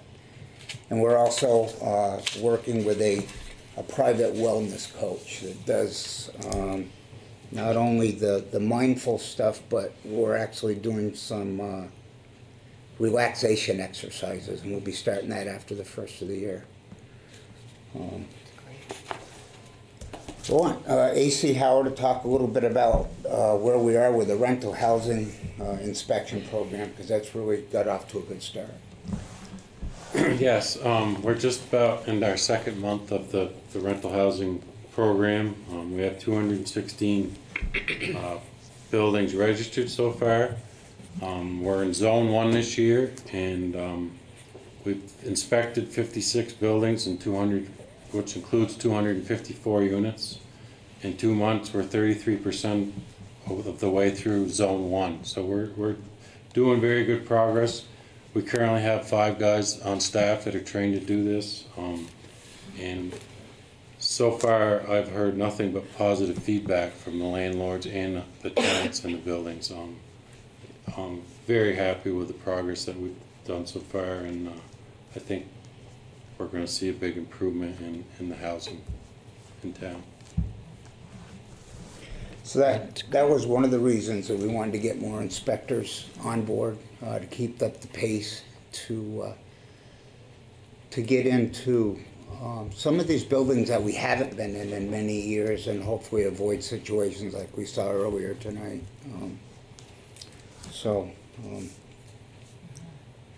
We're glad that our folks are showing that interest to do this. The budget. The budget really just includes some minor adjustments that have been made outside of the personnel costs.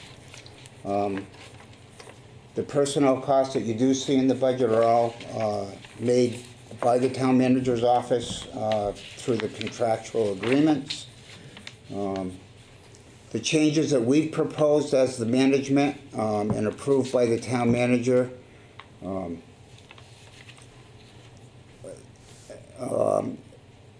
including the personnel costs that have been made, represent approximately a $59,470 increase, or 3%.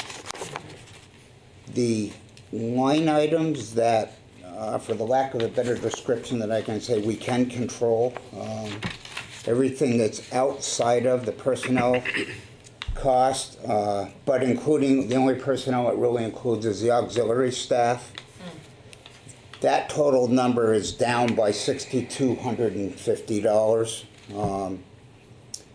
And just some of the highlights in that, the auxiliary staff, we've reduced that by $2,000.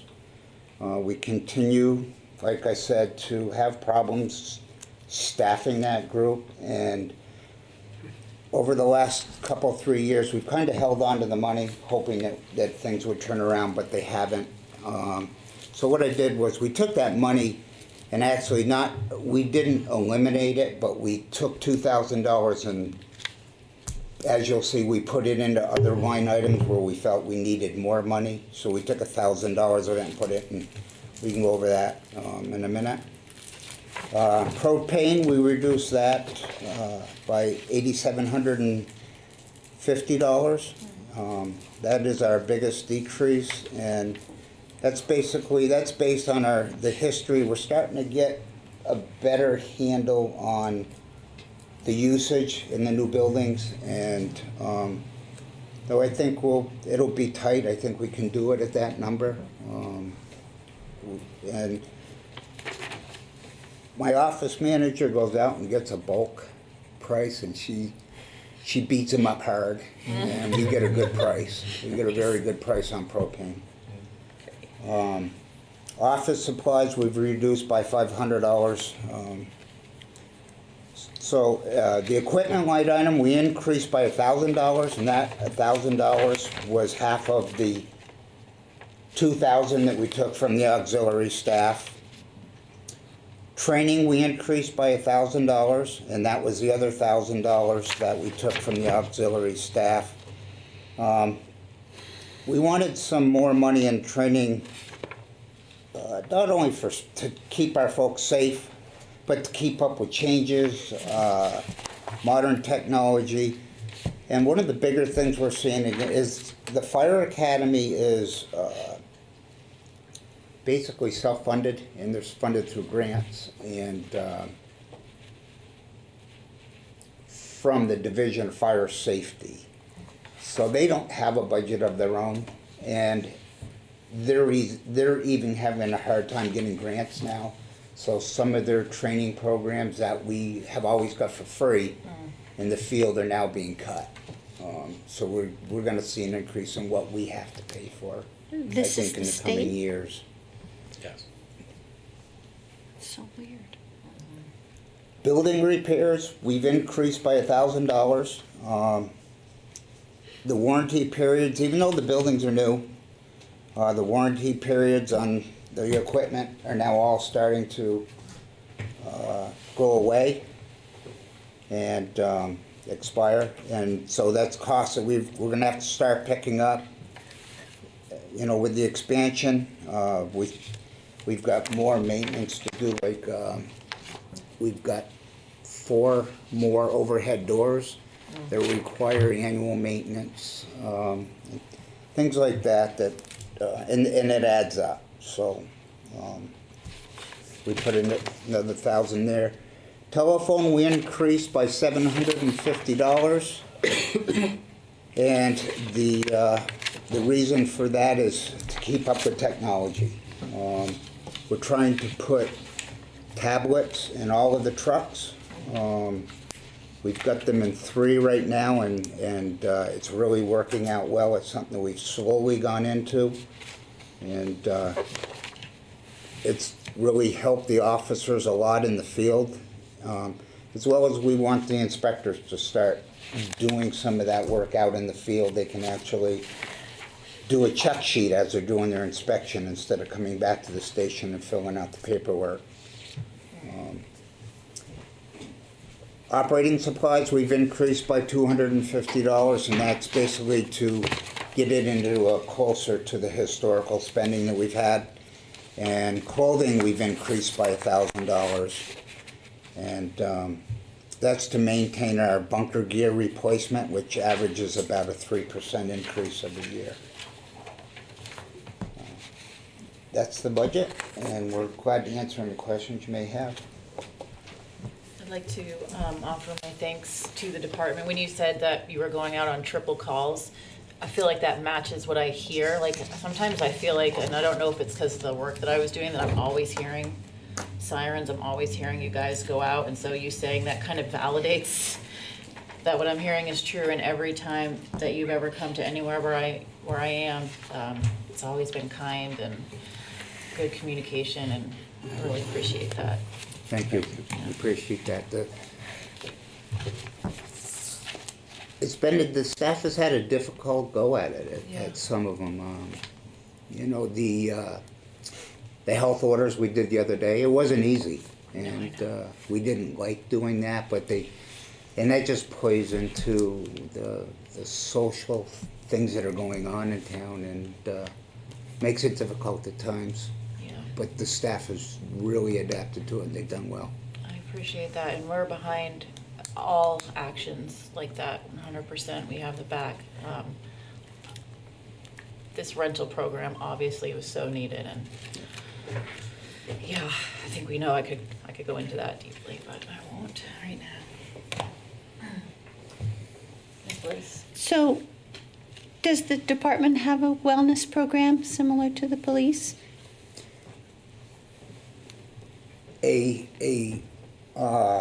the firefighters. Right. An organized one, not yet. And that's what we're getting off the ground in January, with a private contract with a local lady that's going to help us with that. Still, uniform services, I can't say enough about those folks.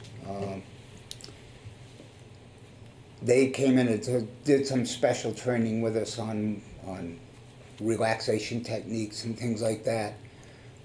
But they're a phone call away just to help us And when they who don't are have they?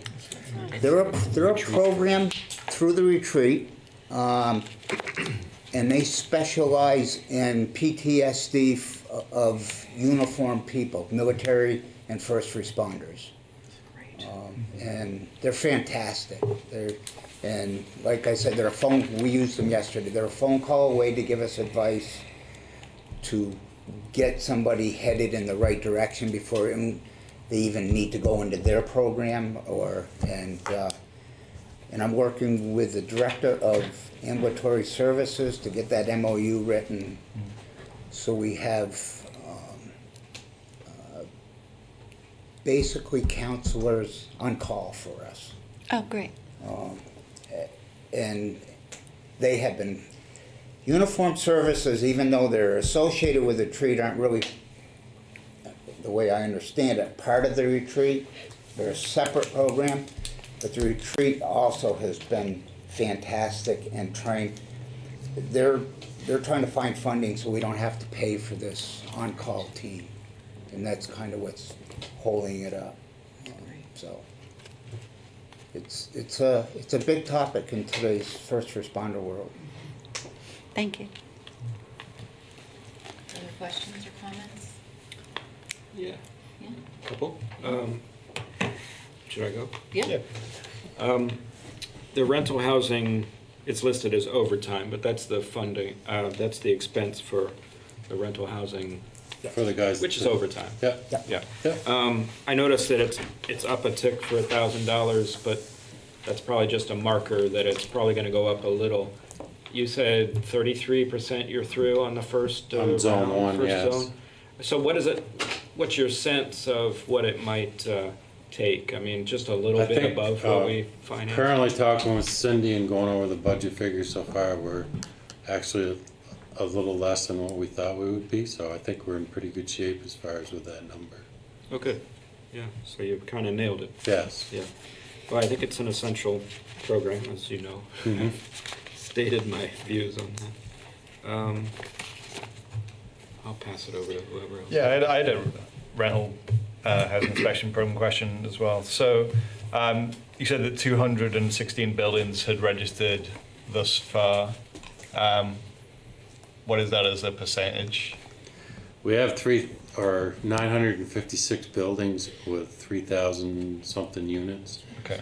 So we've sent out letters a couple of times to all the people, and I keep sending, there's a landlord association, and I keep reaching out to the president of that association saying, please remind your folks that this is an ordinance now and they need to register the buildings. There's a little confusion there. People are thinking that if they register, the building's going to get inspected this year, and we're trying to explain to them that's not the case. You need to register your building every year. We come and inspect the zone every 4 years. Right.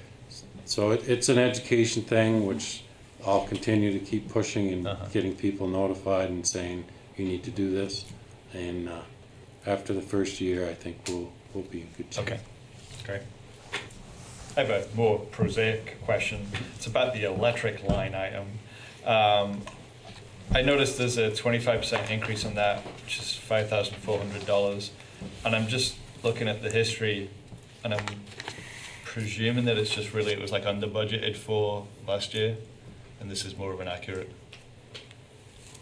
reflection. We didn't, yeah, and I think part of it is we didn't really know how to budget for the new buildings. The new Right, buildings. And a lot of that stuff we're starting to get a handle on now. I mean, at Central, we basically doubled our square footage, so. Okay. Yeah. Cool. Does the fire department get the solar credits as well? Like, are they Yes. part of that? Yeah. Okay. So there really are a combination of things going on there. They're absolutely right. The buildings in one case is, almost doubled in size. But that's counterbalanced by the accounts participating in the solar credits. So there's a little bit of, trying to walk the line as it genuinely is going to be. And so we're doing the best that we can there. Yeah, thanks.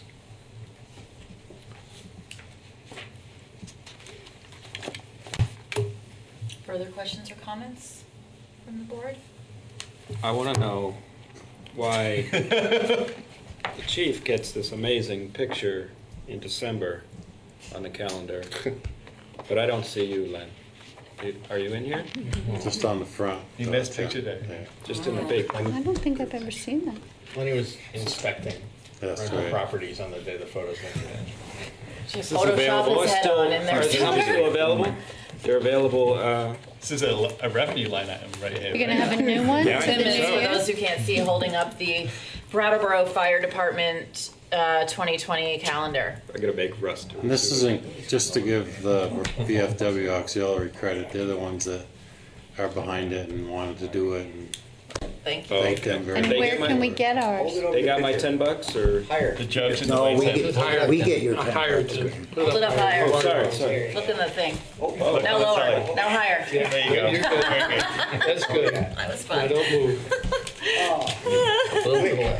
Where do you get them? Great. We have them at Central Station. You can Central get them. Station, $10 supports BFD. Christmas is coming. Yeah, There you pop into go. Central Station to get your calendar. Brandy, if I could, one final quick thing Yes. is, and another little project that we do have going,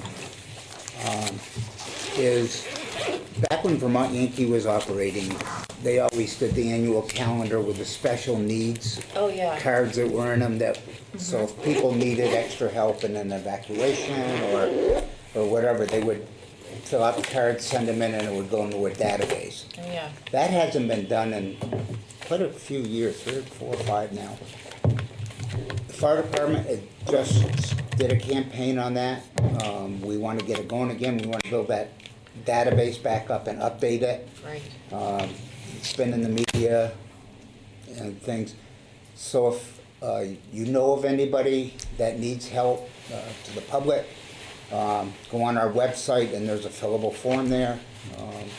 And it's held in confidentiality, goes in our database. So if, we have an emergency on Cedar Street.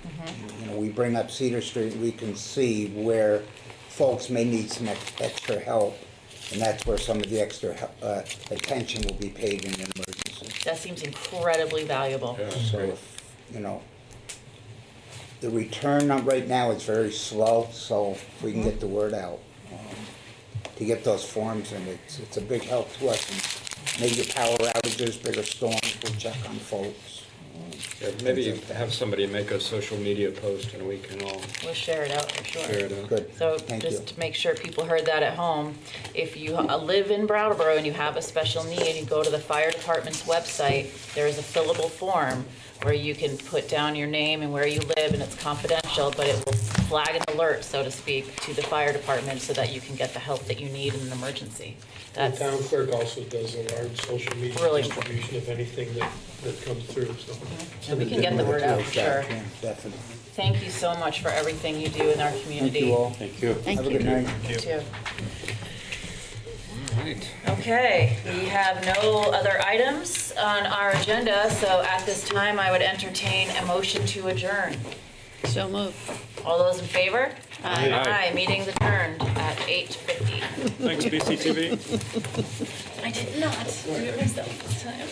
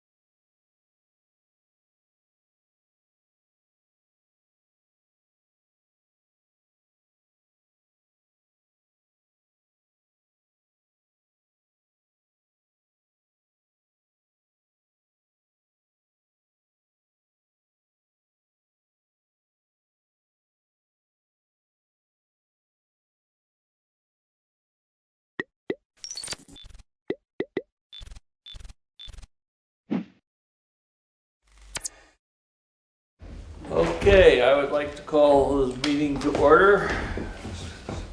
Newfane Select Board, November 18th, 2019, 6 o'clock. Any additions or amendments to the agenda this evening? Hearing none, we'll go on There's no executive session as far as I know. Correct. We'll go on. Approval of the minutes of November 4 regular meeting. I did a motion to approve. Second. Motion on the table to approve. We're approving the amended version, we should state. Yes. Yes. Okay. And that's with the change of the board approved that the contact be made with a responsible person to make restitution for damages to the guardrails on Depot Road. Right. Thank you. Well, essentially, we took care of that by approving the road foreman's report that night, but thank you. Okay. Road business, road foreman's report. We need to vote first. Oh, I am sorry. That's You know, I don't know what I'm gonna do with you. Don't punch me on the. I'm just scared. We have a motion on the table to approve the minutes of the November 4th regular meeting. All in favor, please say aye. Aye. Aye. Opposed? Any abstaining? Thank you, thank you, thank you. Road foreman, road commissioners report, please. The state came and inspected the fuel tanks and the weekly records we keep at the town garage. He found a fitting in the bottom of the fuel line that he thought we should fix, so I had Beardsley come and make the repairs. While they were there, they ended up replacing a hose and a nozzle that they saw was defective too. So, other than that, everything looked good and they were happy. So, we got the plows and plow frames ready for winter, and the winter tires are on the trucks. The town of Dummerston is in town with their tractor doing leaf blowing from the ditches where they're not frozen down. We finished the grading and seeding around the Hunter Brook Bridge. And on Friday, the 22nd, this Friday, Dover Road near Merrill Mundell Road will be down to one lane for tree removal. So, That's just for the day? yeah, 5 or 6 hours. Okay, who's doing the work actually? Barbara Klein. Okay. Good, good. Any questions for the road foreman? Make a motion to accept his report? Second. Moved and seconded to accept the report of road commissioner, road foreman, road commissioner. Does road commissioner have anything to add? No. Thank you, sir. Very good. Any further comment? Hearing none, all in favor of approving the road business report, please say aye. Aye. Aye. Opposed? Any abstentions? Administrative assistance report. On November 15th, the property manager representative for 542 Vermont Route 30 called in response to the select board's letter. They were looking to address the concerns and conditions of the property. They have put up yellow caution tape around the building and at the entrances. They were advised that this would only be a temporary fix, that there was still concerns with the New England weather and weight of the snow. It was still possible that more damage could occur. They indicated they would make recommendations to the mortgage company to include removal of the fallen down section of the porch. I have completed registration for the Federal Motor Carrier Safety Administration. They developed a new database to go nationwide on January 6th with improvements that will help us help the designated employer representative meet the federal requirements, as well as identify prospective CDL drivers and track drug and alcohol violations. I attended a Blue Cross Blue Shield webinar. This information was on the changes that are taking place for 2020. I will type up my notes for the next budget meeting on Monday the 25th so that the board will be more informed. I would like to ask permission to change my hours for the winter time. I propose working a half-day Wednesday and a full day on Friday. I don't see any reason not to comply with that. No problem. I think, just to keep things straight, I'd like a motion on that particular action. I make a motion that Juanetta can change her work days for a half a day on Wednesday and a full day on Friday for the winter Second. months. Seconded by Michael. Are there any discussion? Hearing none, all in favor, please say aye. Aye. Opposed? Abstentions? Thank you. Thank you. I make a motion to accept Juanetta's report. Second. Is there a discussion on the motion before us? Hearing none, all in favor of accept the administrative assistant's report, please say aye. Aye. Any opposed? Any abstentions? You got here just in time. You're on. Great. First of all, I'd like to introduce Sam Farwell, who's a member of the board. He's actually our secretary of the Green Mountain Conservancy. And we're here to tell you about a project, a land conservation project that involves land in Newfane. We'll give you as much information as you want about it, and also to ask if you're interested for a letter of support to help us with a grant. So that is our purpose for being here tonight. And if you have no objection, I can kind of start in on our description of the project. thank you, Deb. These are also just written descriptions. I think they have that. Yeah.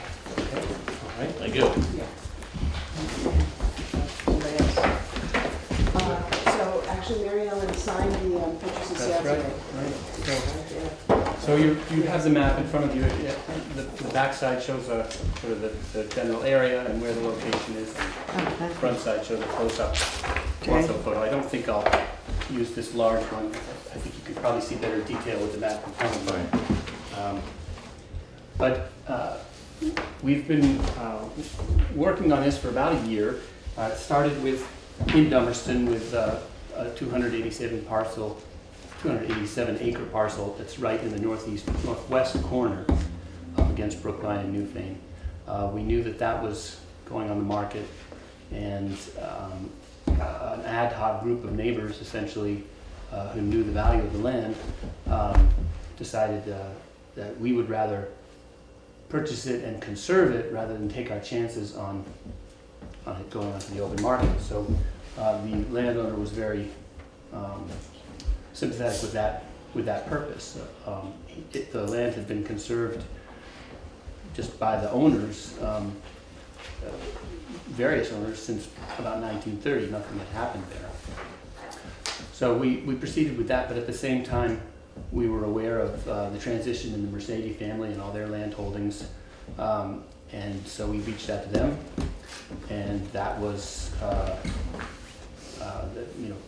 the son, Frank, was very interested, and because they have 626 acres that abut the Dummerston parcel, both in Brookline and Newfane, about 241 acres in Newfane there.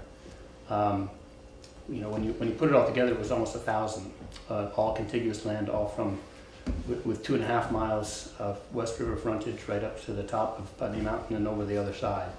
So we felt that was kind of a once-in-a-lifetime opportunity, and we just jumped on it. And the Vermont Housing and Conservation Board,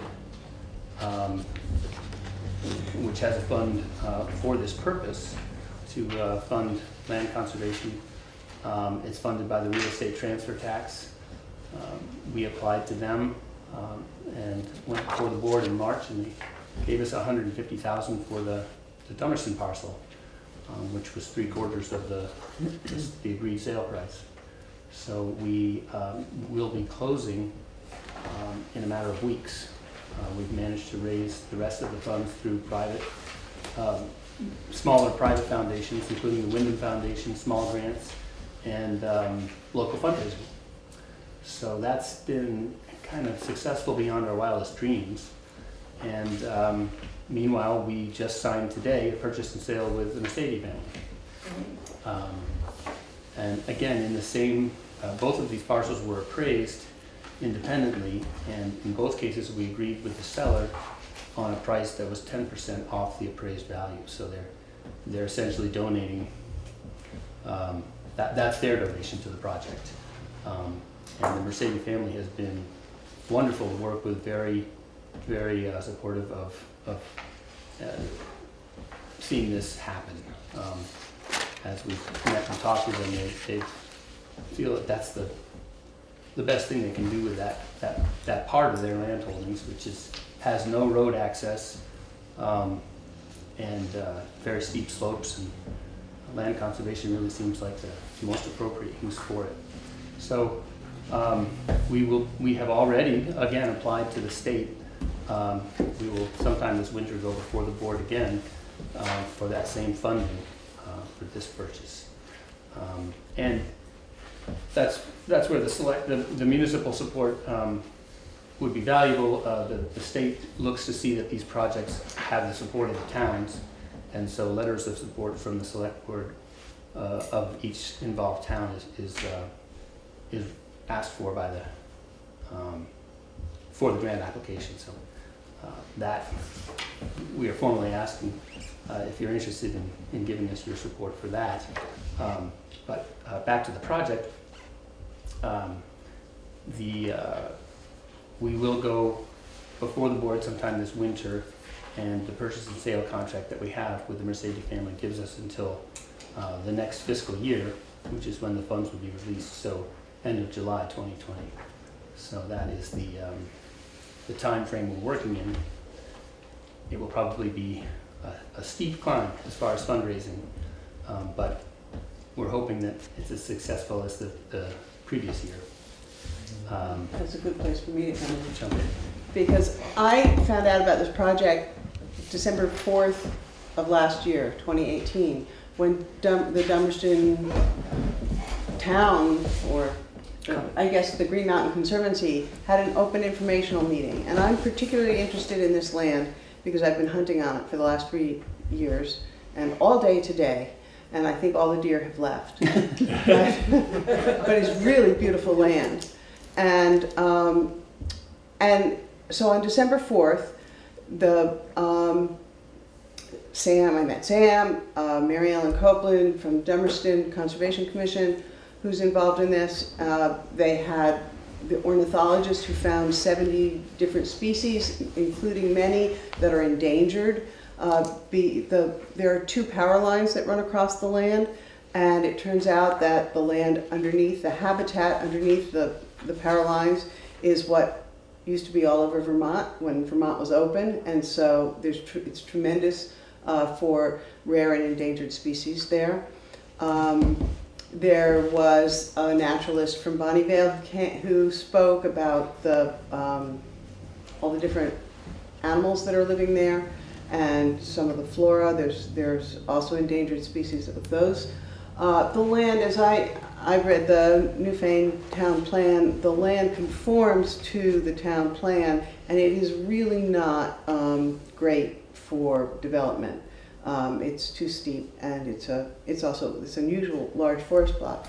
But I'm getting ahead of myself. At the time of December 4th last year, it seemed like a really heavy lift to raise the money to buy phase 1.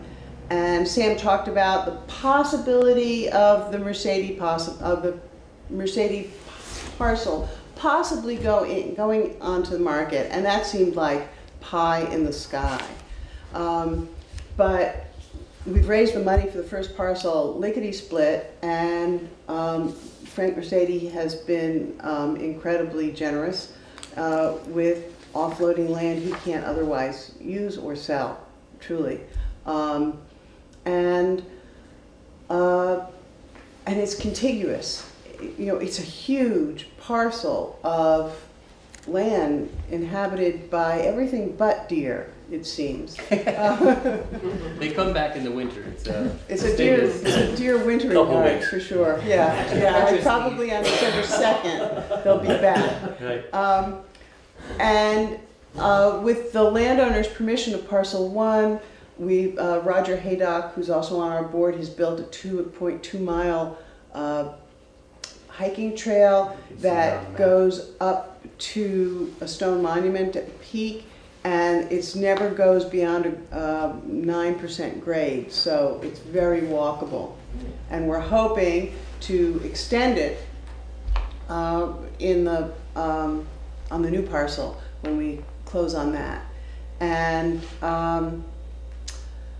so the land will be open to the public. It will be open for non-motorized vehicle or non-motorized recreation and hunting, because we're taking public funds. It will be open to hunting. And on December, it was December 6th last year, December 4th this year, we are having a very similar meeting to last year's, but it's about phase 2, and it will be in Williamsville Hall. And some of the same cast of characters will be there.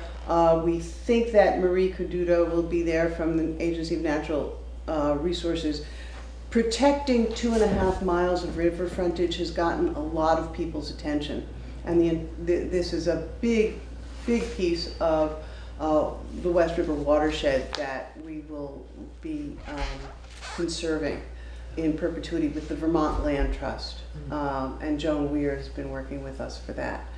So we are hoping that this is going to be as successful as the first one. It is the viewscape you see going up Route 30 after the covered bridge is the first parcel. The second parcel is right across the street from beyond it's east of the school, behind the elementary school, and the entire east side of the West River off River Road. Right. And there's a ford is the only way to get to the property. So all access will be through Camp Arden Road. There will be a parking lot there. It's a small one that's not quite finished yet, is there now. And although we've also been to the Newfane Conservation Commission and the Newfane Planning Board and the Brookline Planning Board, and on Wednesday we'll talk to the Brookline Select Board. So we were asking for support, if you can give support in terms of a letter from each of these organizations. And Tom Kavik of Brookline suggested that we put in a mooring for kayaks to access the west side of the land off the river. We're open to all sorts of suggestions, and we're really glad to answer any questions you might have. I know that usually the first question is, what's going to happen to the taxes? And we will be putting the land in current use, which lowers our tax bill, but theoretically should be keeping the tax revenue the same. So that would be our intention, is to Mercedes never put the land in current use, and we will. That land was not in current use? It was not. That surprises me, but okay. He didn't want the state to overrun him on things. Yeah. Because he looked into it, because I've worked on all that land for a good many years, wouldn't it, when he first bought it and all that. I mean, there is some beautiful spots all the way down through there. There's trails all over it. We built all kinds of trails, I mean, for the horses. I mean, he used to drive over it with his Mercedes and stuff. But it is a beautiful piece of land. I mean, I guess one thing is I'm glad the public is going to use it, but I know they do. When you said no motorized vehicles, I know Vass or snowmobiles used to use that a lot too. And I would like it, if nothing else, I would still like to be able to keep it that if Vass wanted to have a trail through there, they could come through there. We're open to talking to an organization. If somebody comes to us, well, I know they, like I said, I know they snowmobile over there for years and stuff, so. So it's an issue. We know that there are people who go up from Brookline under the power line on snowmobiles. We have pretty much no interest or capacity to enforce that. We would enforce ATV use because it's much more degrading to the ground. Yeah. And if that's even possible. So there's a sugar operation too that goes on there. Will that continue too? Or? Yep. We want that to continue. Yeah.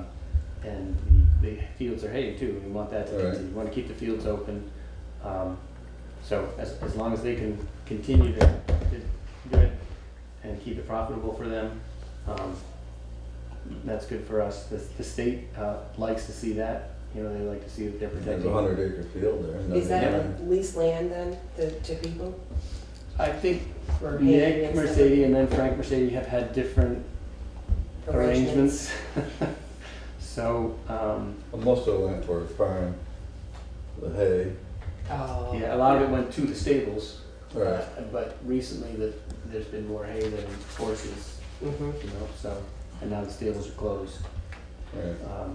And so I should also tell you that the easement says no motorized vehicles, unauthorized motorized vehicles, so that Velco, GMP, the sugar maker, and the hayer Are obviously gonna have permission. And if we do any, if we have no intention of logging. Certainly, the Mercedes property can't be logged for another lifetime.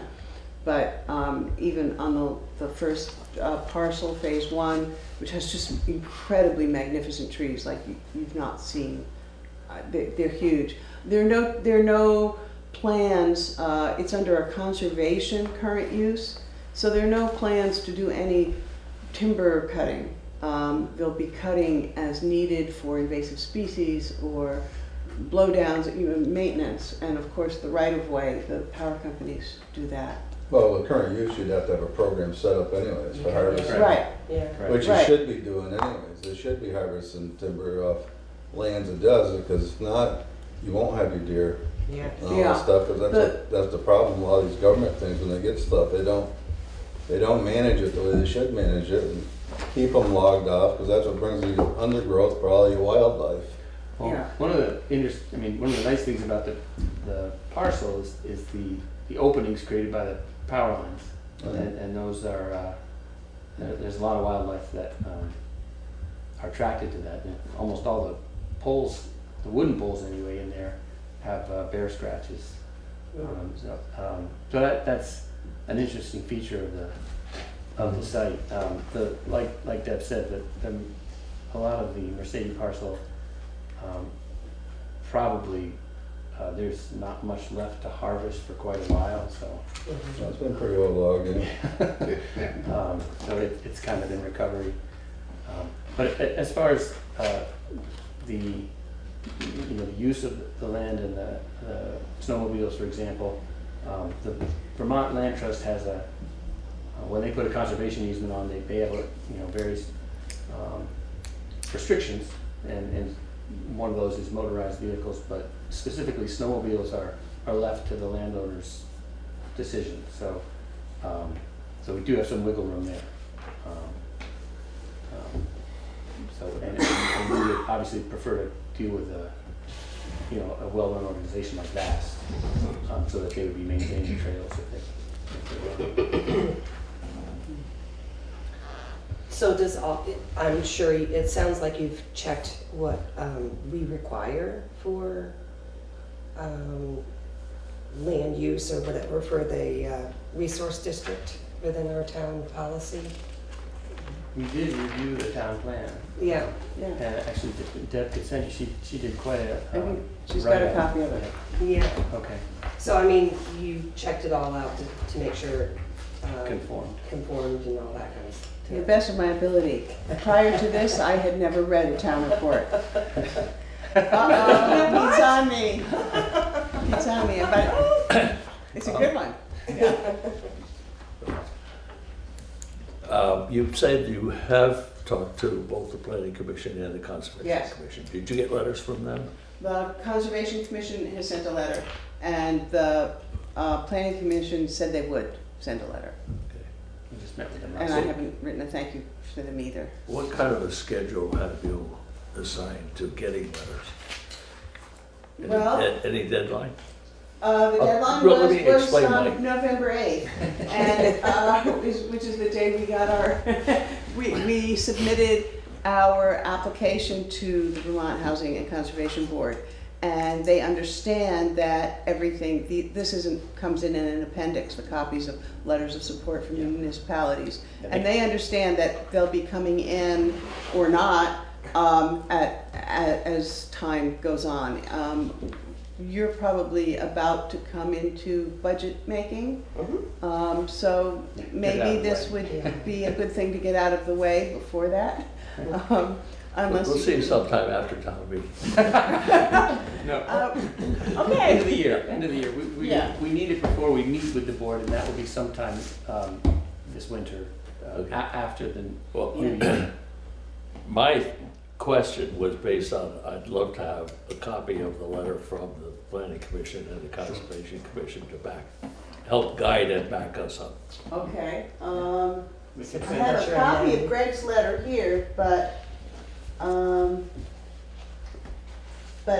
mean, I have the original, because I made it. I'll send you the digital copy. Yeah.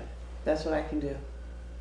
And I don't have, and I don't know who you want, do I send it to Juanita? Okay, I'll send it to someone who'll keep track of it. I know I'm being pushy. I know I'm being pushy, but I think it'd be helpful for our package. Yeah, that's a Sure. good idea.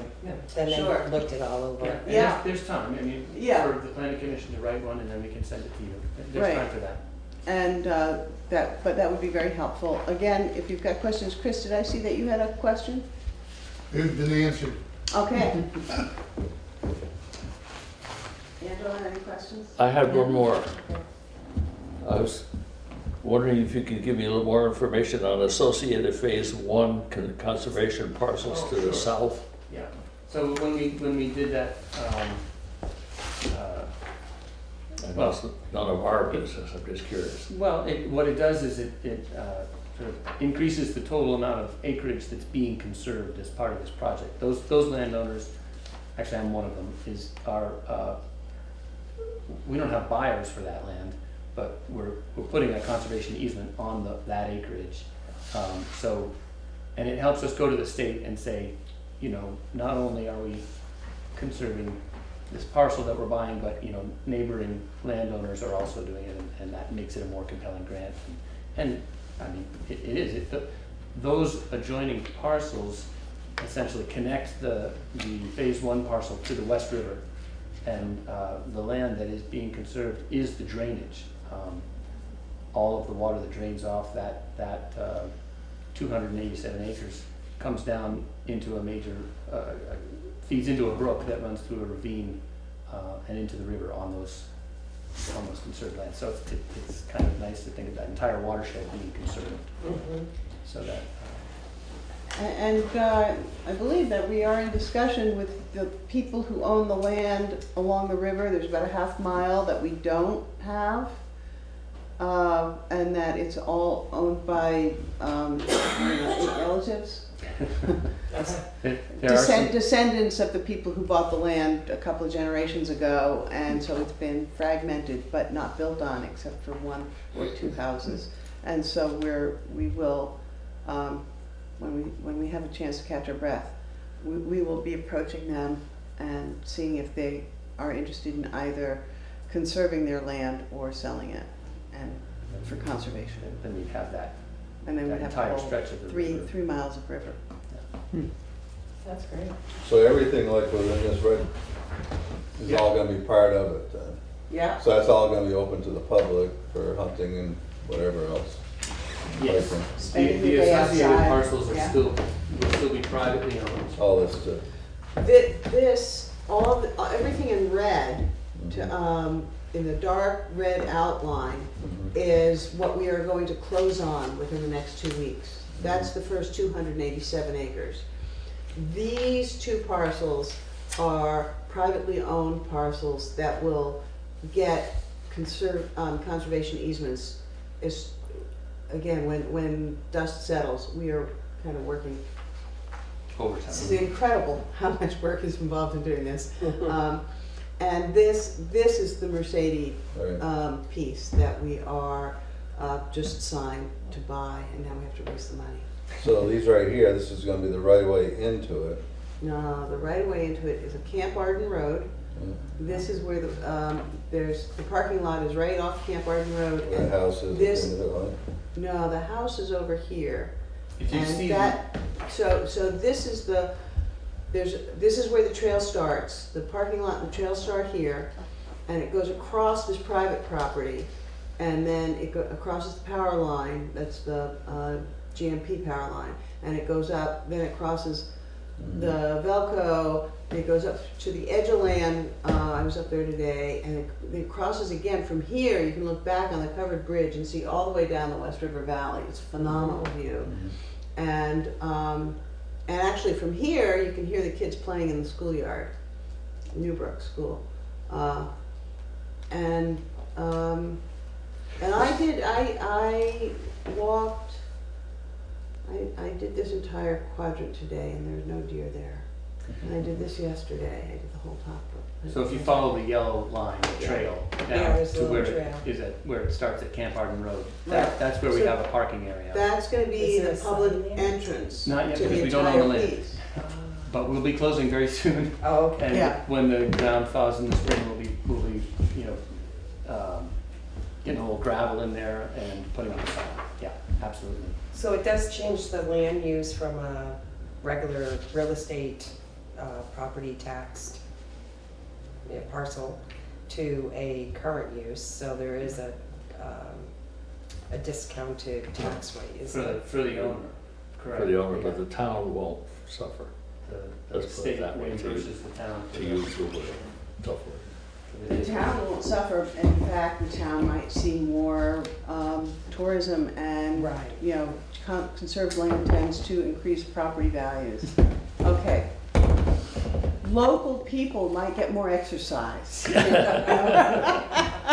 get more deer. You can only hope.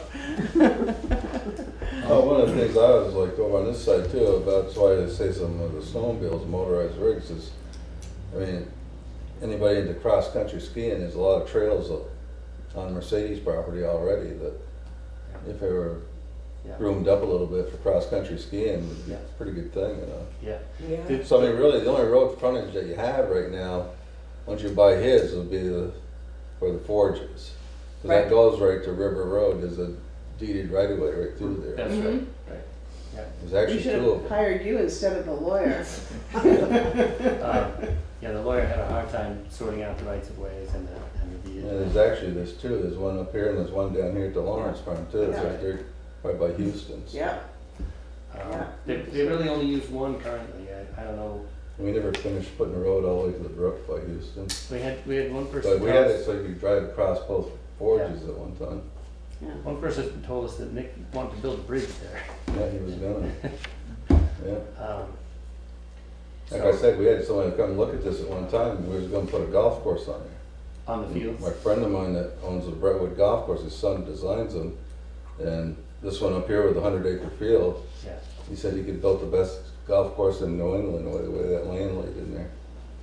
So that's what he was talking about, putting like a covered bridge across up there. It didn't go through. No, he didn't. He did it. The horse trails, unfortunately, have a lot of them have grown in. They haven't been maintained for, I don't know, No. it's been a while. You still see the signs naming the trails in the woods, but sometimes it's hard to even tell where it was. A few of them are more maintained than others, but so it's kind of if they're going to be brought back, it needs to be done soon.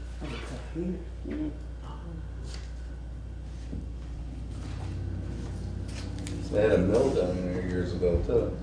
On They the- sawed lumber and stuff on On the other side there. of On the the river, road, Mercedes. across from River Road. Yeah, over on this piece here. Yeah. The road that came in from Brookline, over by Zekilos. Yeah. There was down in there, they had a portable mill set up down in there, sawing lumber and stuff. Years and years ago, I think it was part of the Coleman family. So before Mercedes time. Right. Yeah. Okay. How do you access all that? I mean, you can if you have permission from the neighbors, you can come in from Putney Mountain. Yeah, it's not And there across is- the river right there. Oh, you have to literally go across the river. But there's Yeah, it goes right in Ezekiel's, right, it's the road that goes right out through there. What's Eagles?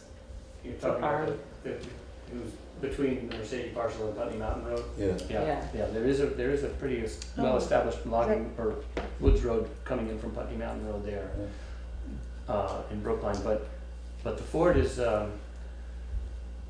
you know, at the right time of year, it's only 6 inches you're driving through the water. So it's, Yeah. You take off your shoes and walk. But that, so we don't have any concrete plans for how that might be you know, what kind of public access that might be, you know, what. Well, if nothing else, it gives you a place for your kayaks Yeah. Yeah. to enter the river. Yeah. And we love great ideas, and we're also looking for more board members. Yeah. Currently, I'm the only board member from Newfane, and we don't have any from Brookline. It's mostly a Dummerston heavy group. So if you know anybody who is interested in building cross-country ski trails, send them our way. Or just adding their 2 cents and, Yeah. and helping out. Yeah, it's a Getting the very word out. congenial group, but it's a lot of work for, there's I seven guess of I us. do like it because you are gonna leave it so people can hunt on it and stuff anyway, so. Absolutely. Because when I first heard about it, I was almost told that it wasn't gonna be that way, but. I think there's been some concern. Yeah. But truly, the Vermont Housing and Conservation Board is a state entity. Right. And you would have to have some very compelling reason to convince them that, you know, that you're not gonna allow some hunting. It would have to be for a certain species at a certain time, you know, you couldn't just have a blanket prohibition. So, no, they take that very seriously, public access. Right, but if it were a private enterprise that were buying it and they were willing to post it properly, that's a different story. Right. And the 300 acres of phase 1 has been posted. And the landowners have been very gracious about granting permission, but it has been posted and Right. it won't be anymore. Right. Good. Okay. May I entertain a motion that the Newfane Select Board write a letter in support of this? Okay, I was,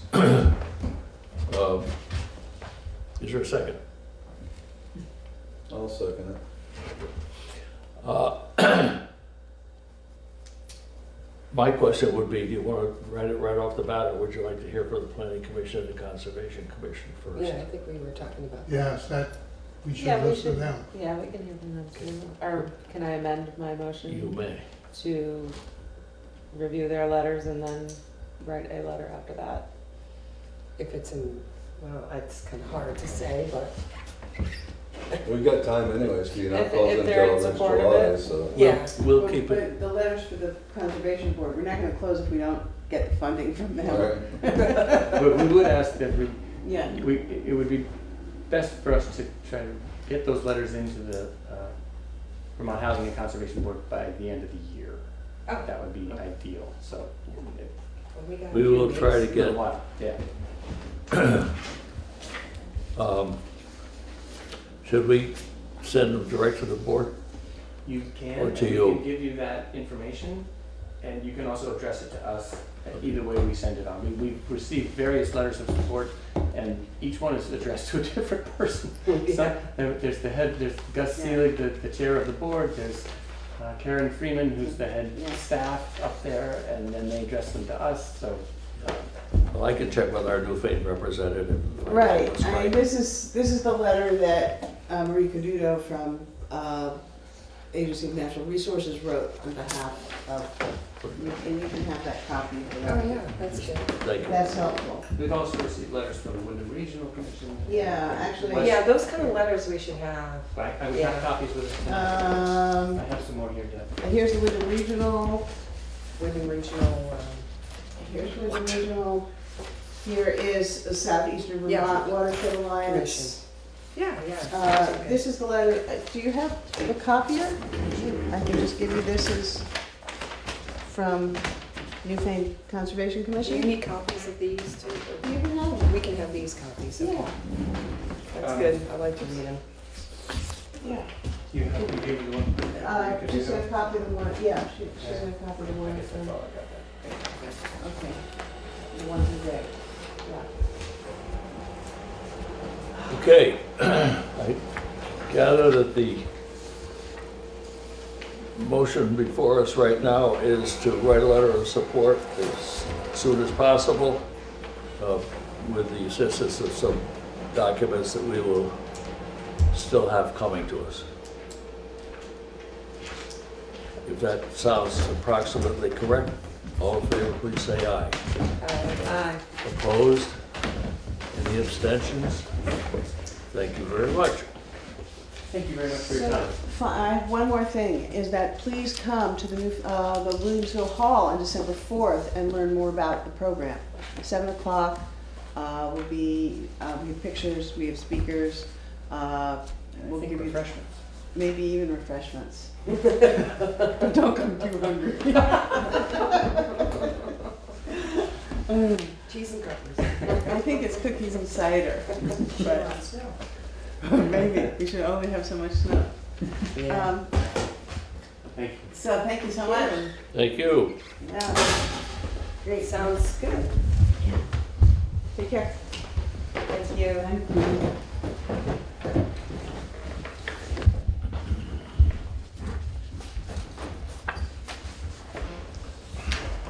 Nice article in the comments. Right there, in the middle of the rubber band. Oh, need that. Thank you.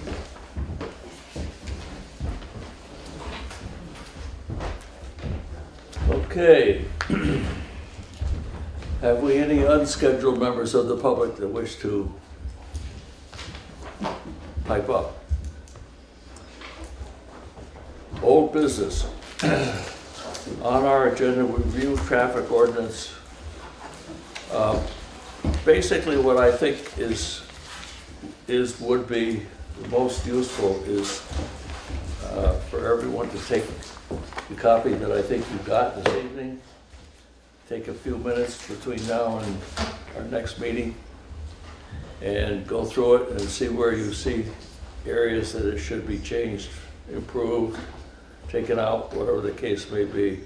I don't think there's any sense in our going too far with it tonight. I think it should be useful to us as we go forward with traffic calming and other concerns that we've had come before the board before. Anyone have anything they'd like to bring up on that at this point? The one thing that I noticed up here is that it would be nice to have a picture, a map of the town in here. Okay. So people have a way to look at an area. Okay, the best road map of the town that I know of is one that was done by Wyndham Regional. I have one here. I mean, it's always good to have a reference, Yeah, you know, of what you're talking about. yeah. That's one suggestion, just by looking at it, Okay. to reference. Yep. Hey, Pete? Yes. The signage section of it, don't get caught up in that, because that's gotta all be gone through. Right. Once all the signs are updated, and if they get changed, position gets changed and so forth, we'll go through and redo that part and then give it to you guys, so. Thank you for that. That's definite. Like, do you have a map of like what the class of the roads are in the town? Have a list. Yeah. It just lists each road name and what class it is. Okay, is that in here?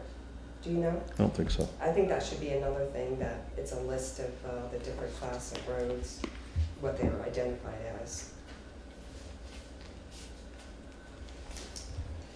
Well,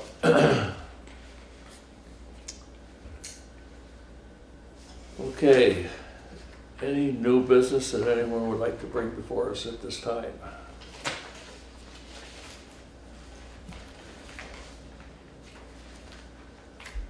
We'll move on to correspondence.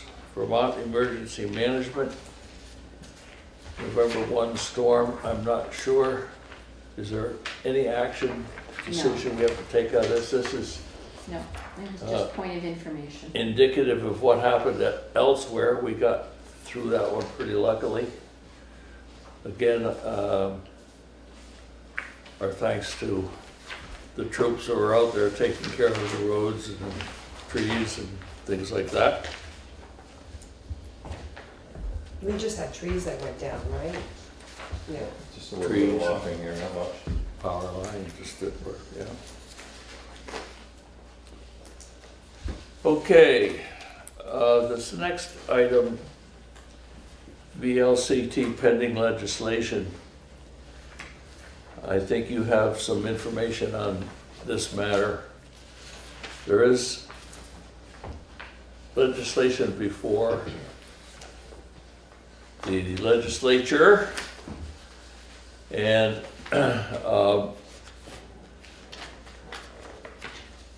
part of it has already been worked through. I believe it's the House that has taken some action on it. The Senate still has to take it up. If I read this right, and we don't have to take any action on it tonight, and so I would like you to get your reactions, your thoughts on it. If I read this right, Vermont League of Cities and Towns has advocated for all the necessary authority, autonomy, resources, and taxing power at the local level. Now, if I read that right, that means we're going to have a marijuana control officer in town. I would like to find out that I'm wrong. I don't really understand it. If we have a state agency that regulates tobacco, alcohol, et cetera, it would seem to me that that might be appropriate. There's something that I'm missing, something I don't understand, and I'm going to need help coming to grips with what this is all about. So I would ask that you take a look at what you have, see what you can dig up beyond what you have, and we'll have to put this on next meeting's agenda just for revisit.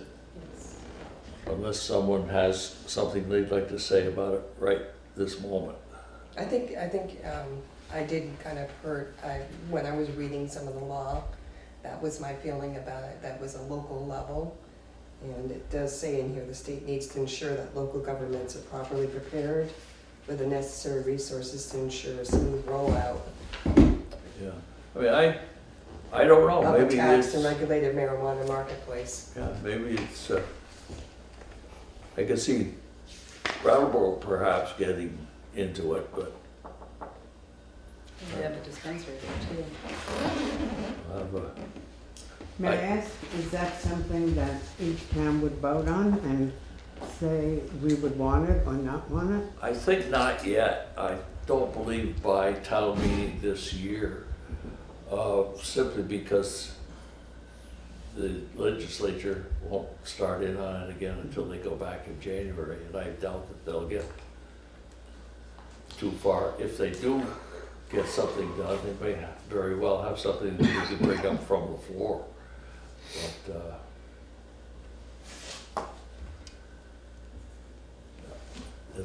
as I suggested, I'm a little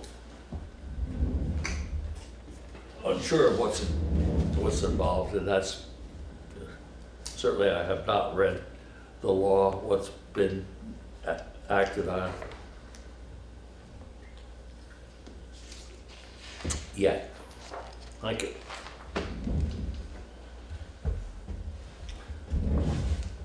Okay.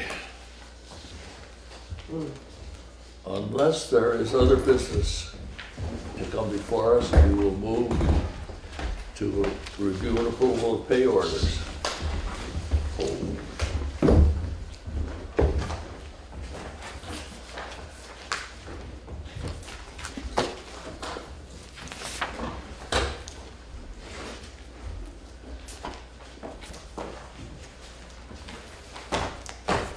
That might be a new business for me. Is this off? Oh, it's on. I think we have to close the meeting out or something, don't we? No, I No, don't we just think- not stay till, silent. not till we're done. Oh, okay. Will we be making any other decisions tonight, or? We will be acting on our pay orders, and that's the only other thing before us. So typically, the camera goes away about this time of night. Yeah.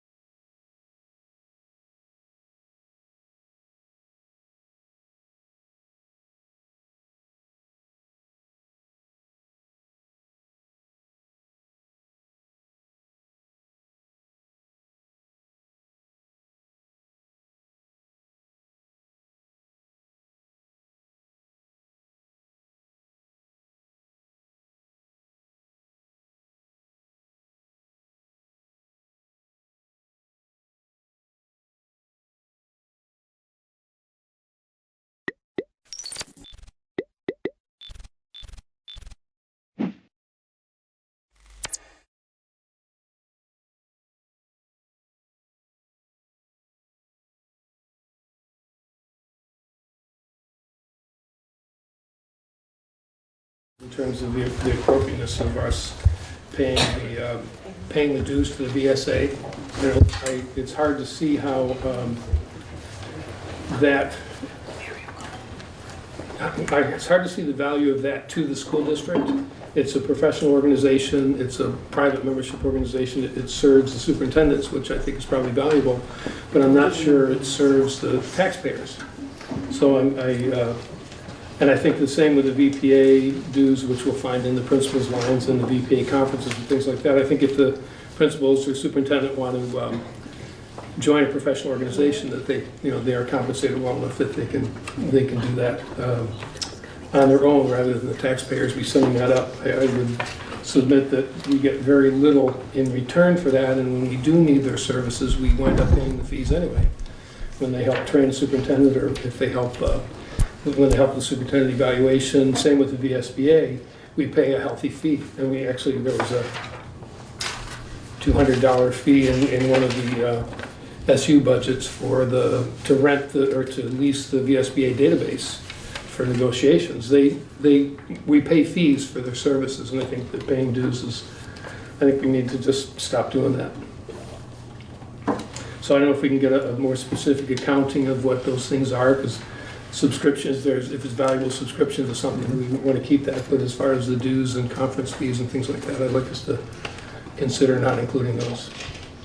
I will say that for VSBA dues, one thing that we will be using, and it's cyclical, is for negotiations, they maintain a survey of all of the state contracts, and that's a very, very useful data point. I think that's what we just bought a subscription to, isn't it? The database of all the contracts. Yeah, but if we're not members, I don't think we would be. Oh yeah, so they list the fees right in their book. They're happy to take our money. You can do even if you're not a member. Yeah. Yeah, they've come out with now, in the last couple months, they've approved a range of services, and so the price is different if you're buying a la carte versus buying the full fixed price menu of services. So he's correct. And the superintendent evaluation comes through the superintendent evaluation process that we use was a VSBA dues thing, not a Vermont superintendent. So I just want to clarify. Right, but Len, you did a training there, didn't you? I mean, isn't that how you learned to be a superintendent? Yes, I did, but I paid for that. Oh, that was you. Yeah, okay, I thought that was the service staff as well. But anyway, the point is that both of those organizations, particularly VSBA, but both those organizations are becoming more and more fee for service because of the structures of the school districts have changed, and I think we just speed that process along by not paying those dues. We're not getting anything for it. Perhaps we should have a couple people take a look at kind of what we're spending money on and what the fee for service is, and figure out what is the best savings for us with what we expect to be using in the next year of their services. So let me ask this. The Three Vernon went to start our meeting just so they can get things going here, and I don't want to rush us, but I guess long-term, how are we seeing this happen over the next couple weeks? What are you expecting to need from us? Have you seen our budget timeline? Yeah, so maybe Okay. that's something we should go over and just make sure everybody's aware of. Does everybody have it? When you're hoping to see us. It's also on the website as well. Yeah, so what we are looking for is another budget review next Monday, really to focus on those allocation methods. And then if we don't get to something tonight that we had on our topics, like food service, if we just don't get to it, we can pick it up on the 25th. But the idea is that after reviewing special ed on the 12th, the board would have the entire budget at that point. The objective would be to take a vote and approve, the SU board approve the budget on the 11th. The reason for that timeline primarily is so that when what it used to be, all the other districts start their budget planning, they've got a good baseline for some of those core services already. And now it is Vernon and the SD that will benefit from those assumptions. And the first draft for the SD is the next week. You see that as December 18 on line 12. Okay, that's the first draft for the SD. And for Vernon, we had a first draft, looks like also on the 2nd of December. So you're looking for us to regroup next Monday and then the following Tuesday? Is the December 2nd Tuesday? December 3rd is a Tuesday. We had December 2nd. Oh. Yeah, we have December 2nd, it's a Monday? Or This says the 3rd. is that an older calendar? 'Cause we I don't know. Yeah, here's the ones that we have on the website that do say, I can't pass that there, do say December 2nd. So it is the 2nd? Yeah, Okay. yeah, I think that's, All right. that might have been a very... This is the one I think you handed out at the SD meeting. Probably, yeah, Okay. first version. Okay. So can everybody meet the following 2 Mondays? Come with little phones.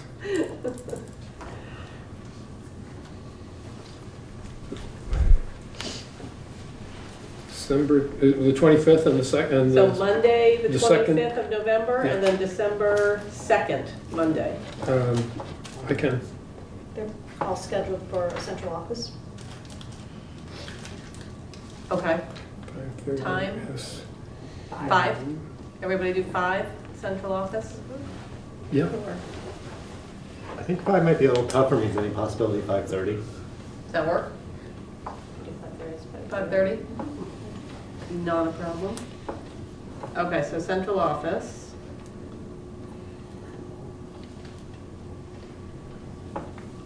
And then I guess my next question is, as we look all of these over, so this document is not going to change until you have salary and health benefits. Well, I think we want to talk about how we want to present that, given that it's public information. The two formats are, we make an assumption and we load it in as we would under any normal budget, in that we do a projected salary schedule and that filters through all of the positions, and we make an assumption about the increase in health and we load that in. Okay. And then we go in and we negotiate, knowing that to be fair labor practice, it needs to have some reasonable context. So we make that case, in our discussion. That's a traditional way of doing it when we're in the middle of negotiations and don't have a contract for that period. The other way is the board comes to an agreement on a reserve for increases in salary and benefits, and you just put that as a single line item in the budget. 400,000 reserved for salary and benefits. It goes into one line, and it's a reserve for whatever is negotiated. Both approaches get you to the same place, in that you set a tax rate that funds whatever you ultimately end up negotiating. The big advantage of putting a number into a schedule and integrating it throughout the many documents, the many pages of documents, is that when you use that as a historical document and as a reference point, you don't have to make this constant adjustment. Oh yeah, we went up 6%, 7% when you look at one period to a future period, because the money wasn't in that box, it was somewhere else. That's an endless sort of source of confusion for both public boards and folks in the building. But we can talk about that at the next meeting. So then, health benefits and salary aside, how does everybody feel about getting questions answered? And what's the most efficient and effective way if we all have a question about this line item? Typically, our questions go to the chair, and then they're organized, and then you know, as long as they're not redundant, you know, Okay. you filter out what seems to be, you know, whatever the question is, and then you send it along to me in advance, and then I or Lyle can respond. Okay, so is everyone good with just emailing me anything you got? As detailed as possible, and then I will gather everything up and hopefully send it off in a way that... Yeah, and then of course we respond in the meeting, yeah. Okay. Just a quick clarification, are is the grants part of this different than the one that we got? I know the page numbers are different, but have things changed since when we got an email? No. Okay, I'll just have to figure out why I don't understand what I'm doing. Thanks. I do have your questions, you know, that from the email, so I can easily go through No, it. now I'll do what you said. Okay. Gives me time to reconsider. Okay. So, shall we go to the grant proposal? Okay. Paul, if we could, we're gonna turn to page 8. If you're just going with the document I handed out, it keeps on going from 1 to 24. Page 8, if you're using your email document, it's the one that the title says Regular Ed Grant Program at the top. So Paul? Right, so in order to sort out the grants, it's really helpful to look at the budget numbers, and the very last set of numbers that are actually cut off. You'll see at the top of page 8, the first budget, the first set of numbers is 1920, right? That, the way to interpret that is look down at the bottom of that block of numbers, you'll see that's adult tech ed, okay? So you always have to look down to the bottom to understand what's this block of numbers about, right? So I am most able to talk about some of the larger grants, specifically the 3 federal programs grants, Title I, Title IIA, Title IV, and then a separate tobacco settlement grant. And those are encountered first on page 9, 4250 is the Title I grant. And you'll see some changes there. One of the more obvious ones is moving from subgranting to individual schools in the first 5 or 6 lines or 7 lines to granting all in at the supervisory district level. So the totals are the same, they're just moved in a different account number. And then the rest follow a pattern, that same pattern of first talking about salaries, stipends, then talking about benefits, and then travel, supplies, etc., professional educational services right toward the end. The lion's share of the shift is, let's see, up in the overall grant. In general, Title I, the vast amount, percentage of Title I is money that we send to individual schools to pay for academic support teachers. So part of our multi-tiered systems of support, we are funding at each of the schools that are Title I schools, and that is all 3 of the Bratt Town schools, Putney, and Guilford, not Dummerston and Vernon. That's based on poverty percentages. To those schools, we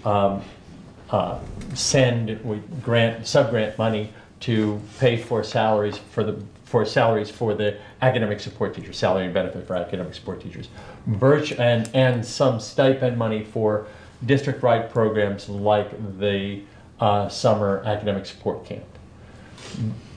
Hardly any other money in Title I is spent on anything other than salary, benefit, and stipends. The next, so you can look over down through page 9. It ends in the middle of page 11. You see what the bottom line is. A relatively small percentage difference from 20 to 21, but that's not accounting for any of the potential changes in salary. And because there's so much salary loaded into the salary and benefits loaded into Title I, you'll see a shift there subsequently when that's all sorted out. The next block, 4570, is Title IV. That's a new grant program. By the way, I should say, Title I is specifically intended to be federal money provided to states, provided to individual schools for the purposes of improving education for low-income students.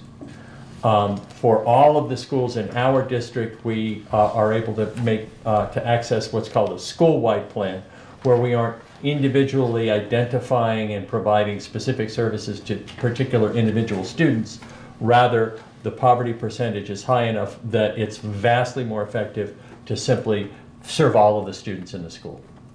Right? So we're not making a distinction between students in poverty, students not in poverty. When we're providing those services, we're providing the services to any student that requires it.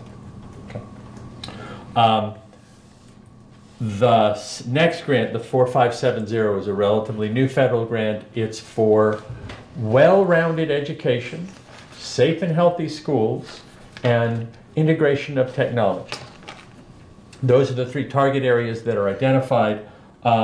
And so there's a mix of strategies involved.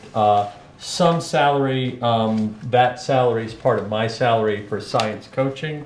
Identifying science is one of the areas that we want to provide additional support in, science and social studies.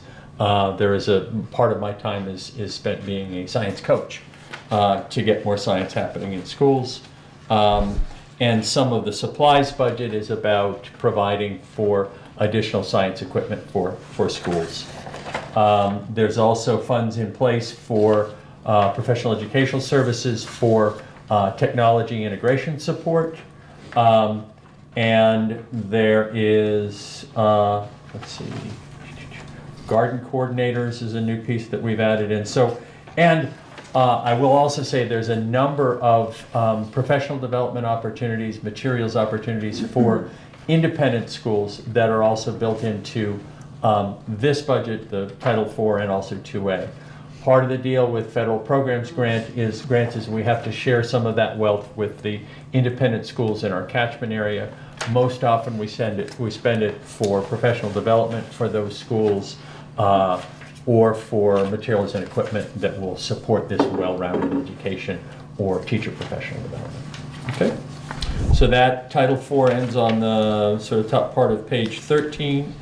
The 21st Century Schools Grant is a grant to BAMS that provides for, at this point it's funding a portion of their Beams after school program that's quite popular, provides a lot of services to kids. 4651 starts on page 13. That's Title IIA. That's specifically designed to be professional development for teachers. That's where we fund some of our literacy coach, all of our math coach, all of the administrator coach, plus some professional development activities for both our district schools and also, as I say, part of the independent schools. So again, the first piece is the subgrants, and then it's salary and stipends, and then benefits, and then some general supplies, employment, contracted services, etc. And that ends on down toward the bottom of page 15. Then going into territory I'm less familiar with, 8920 is Medicaid. I'll let Frank talk about that. And EPSDT. And then Asian Studies. I missed that. The tobacco grant. I do oversee that grant. That's the 5555 ending in the middle of page 17. Much of that is we arrange a contract with the Brattleboro Area Prevention Coalition, work in coordination with them to provide some of the services that are required by the state for attaining the grant. Part of that is work with youth groups at the high school, Our Voices Exposed, and at the middle school, the Vermont Kids Against Tobacco. And we work in conjunction with the student assistance providers at the high school and middle school to work with students who are maybe have a tobacco infraction or have contacted the SAP because there are substance issues. Their BAPC and the SAPs work really closely together to provide those services and to work with kids in those schools. Asian Studies is the middle of page 17 and down. And then... is that the Director of Instruction 1127, that Asian Studies?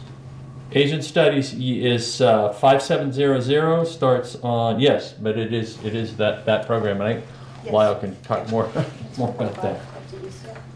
The long-standing program that we've had for Asian Studies language instruction. And then some smaller grants, Vermont Education Health Initiative, VHI,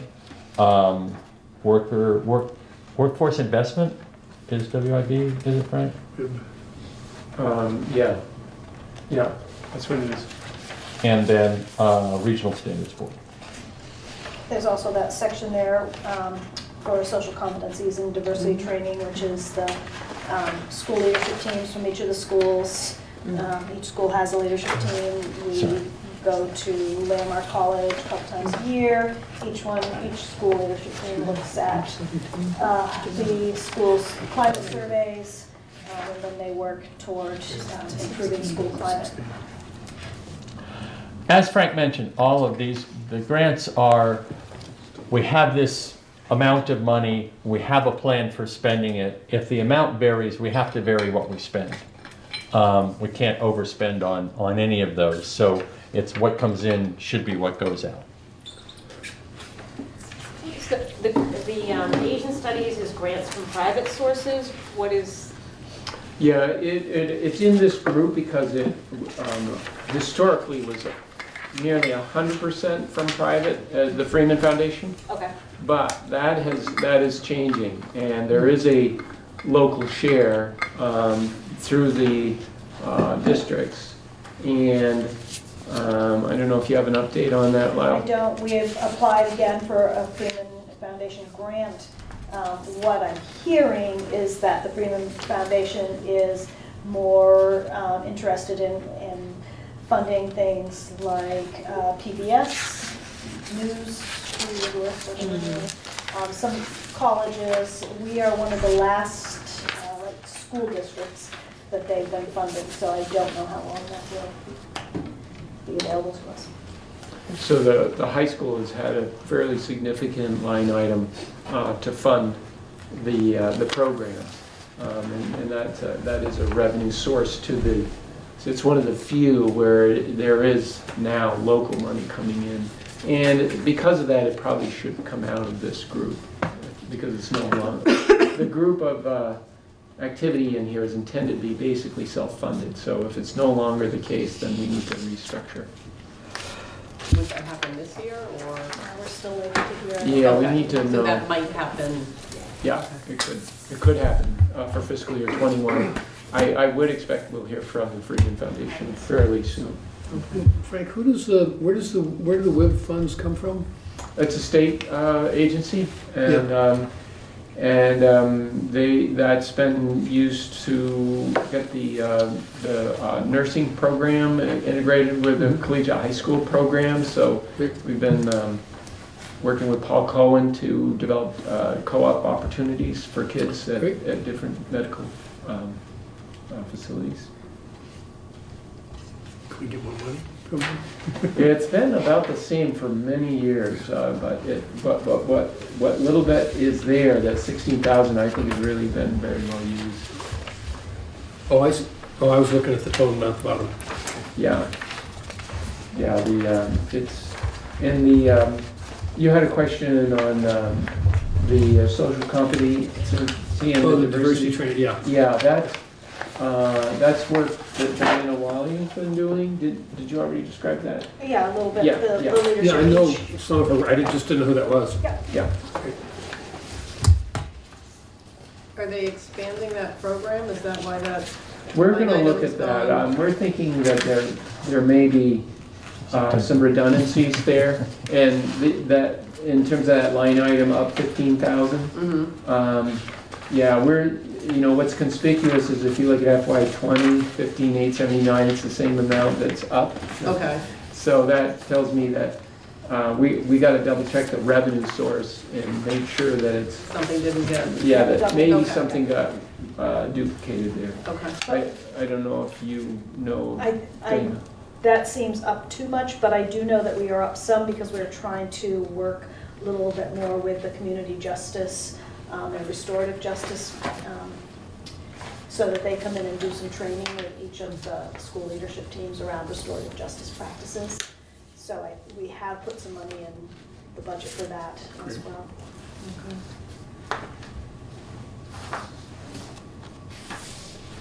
that's it, Paul?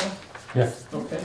So, and David, I think we covered all the questions on your email, unless there's something No, I you think that, remember? yeah, okay, I didn't have 16 and 17 in the packet. That page didn't get stapled on, so I couldn't find it. It was very crazy, so I finally pulled it up on my screen now. Okay. Thank you. Yep. But go through again, David, and if there's anything Oh, no, you I'm fine with feel these. like we've got Yeah. to send me questions. Mhm. And then we'll do this again next Monday and see Yeah. where we're at. Shall we spend a little bit on food service, and then you can Oh, decide? yeah. If you wanna, No, I forgot that there was, yeah. because that one I do not understand. Okay, well, here we go. Understandable why you don't understand, because of the way, again, the state has kind of facilitated the transitions. Okay, so food service.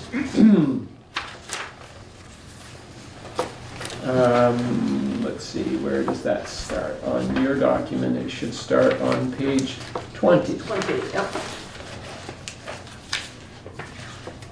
So I think I know the answer that Academy is so large because they do all the food prep for Oak Grove and Green Street?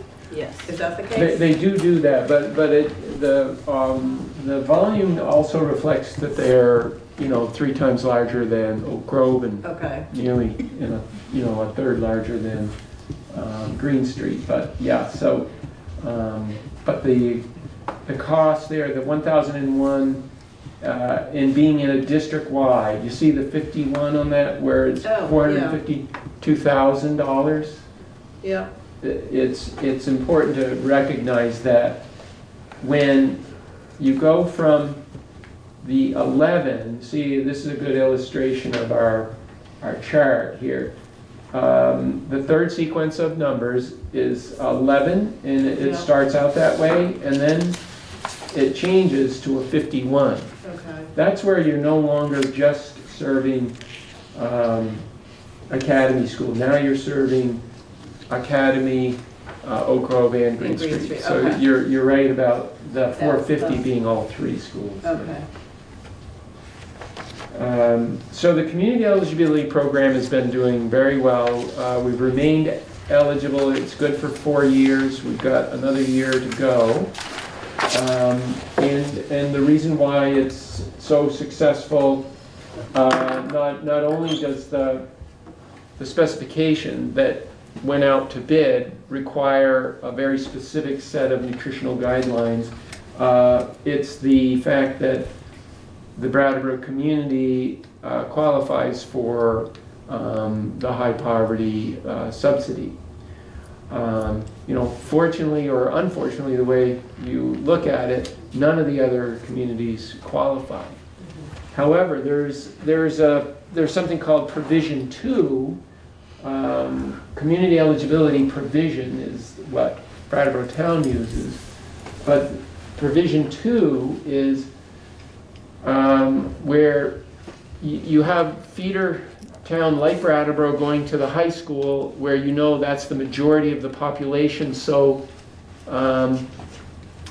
the community, over half of the community in Brattleboro Union High School are not accustomed to filing the application for the federal food program support, and high schools across the state and across the country, families are reluctant to participate in that application process. So it would seem logical that you'd be very close to qualifying at the high school, but because families don't take advantage of the program, we don't. So as an alternative to just saying, well, okay, we're going to have those kids that parents don't participate pay for those meals, and then the few that do get the free lunch. BOHS board approved provision 2 a couple of years ago, which does the same thing as the community eligibility program in that it everybody eats free, but it's a much higher cost to the district. For Brattleboro Town School District, the local budget was subsidizing about $50,000 on, you can see, on a $535,000 budget of spending. That's, about 10%. The high school will have to subsidize their similar volume of $500,000. We can flip to the high school, which is a couple more pages down. We go to this nice sheet here, just if you want to find what the high school code is, and it's 1040. So when you get to the 1040, it happens to be the second batch of numbers. You see it's 510,000. It's actually a little less. But the high school subsidy was more like 25%, not 10%. And that's because the loss of the revenue from the kids that would pay, it goes away. Nobody pays. And that is replaced by the school budget. So there's a much higher subsidy. And you're not looking at revenues, you're just looking at operating costs. Right? We have to develop the revenue, and we typically go over that at the last meeting for all of the programs. First we have to look at costs, because that develops a lot of the revenues. Then we have to talk about how we assess costs, and then I can go through the final, and here's how the revenues come back to make this a break-even budget. So not a significant change in cost, though. We do anticipate the bid for cafe services to continue to go up about 3%. So those costs are in there in some of the programs. But in each site, Dummerston, Guilford, each site on page 2, and then page 3 of that food service group, Putney, Vernon. These are pretty stable programs with a pretty predictable cost, because most of it is a contracted service. In general, I have not, I don't hear about, lots of concerns. There's always room for improvement. We know that, and you're never going to make everybody happy. So there's always work being done on menu and on quality. But programs seem to be doing pretty well, pretty stable. The big change in the food service group is in the Putney presentation of data here on page 3 of the food service group, and it's Putney is district number 1, 2, 3, 4, which is on page 22 in your package.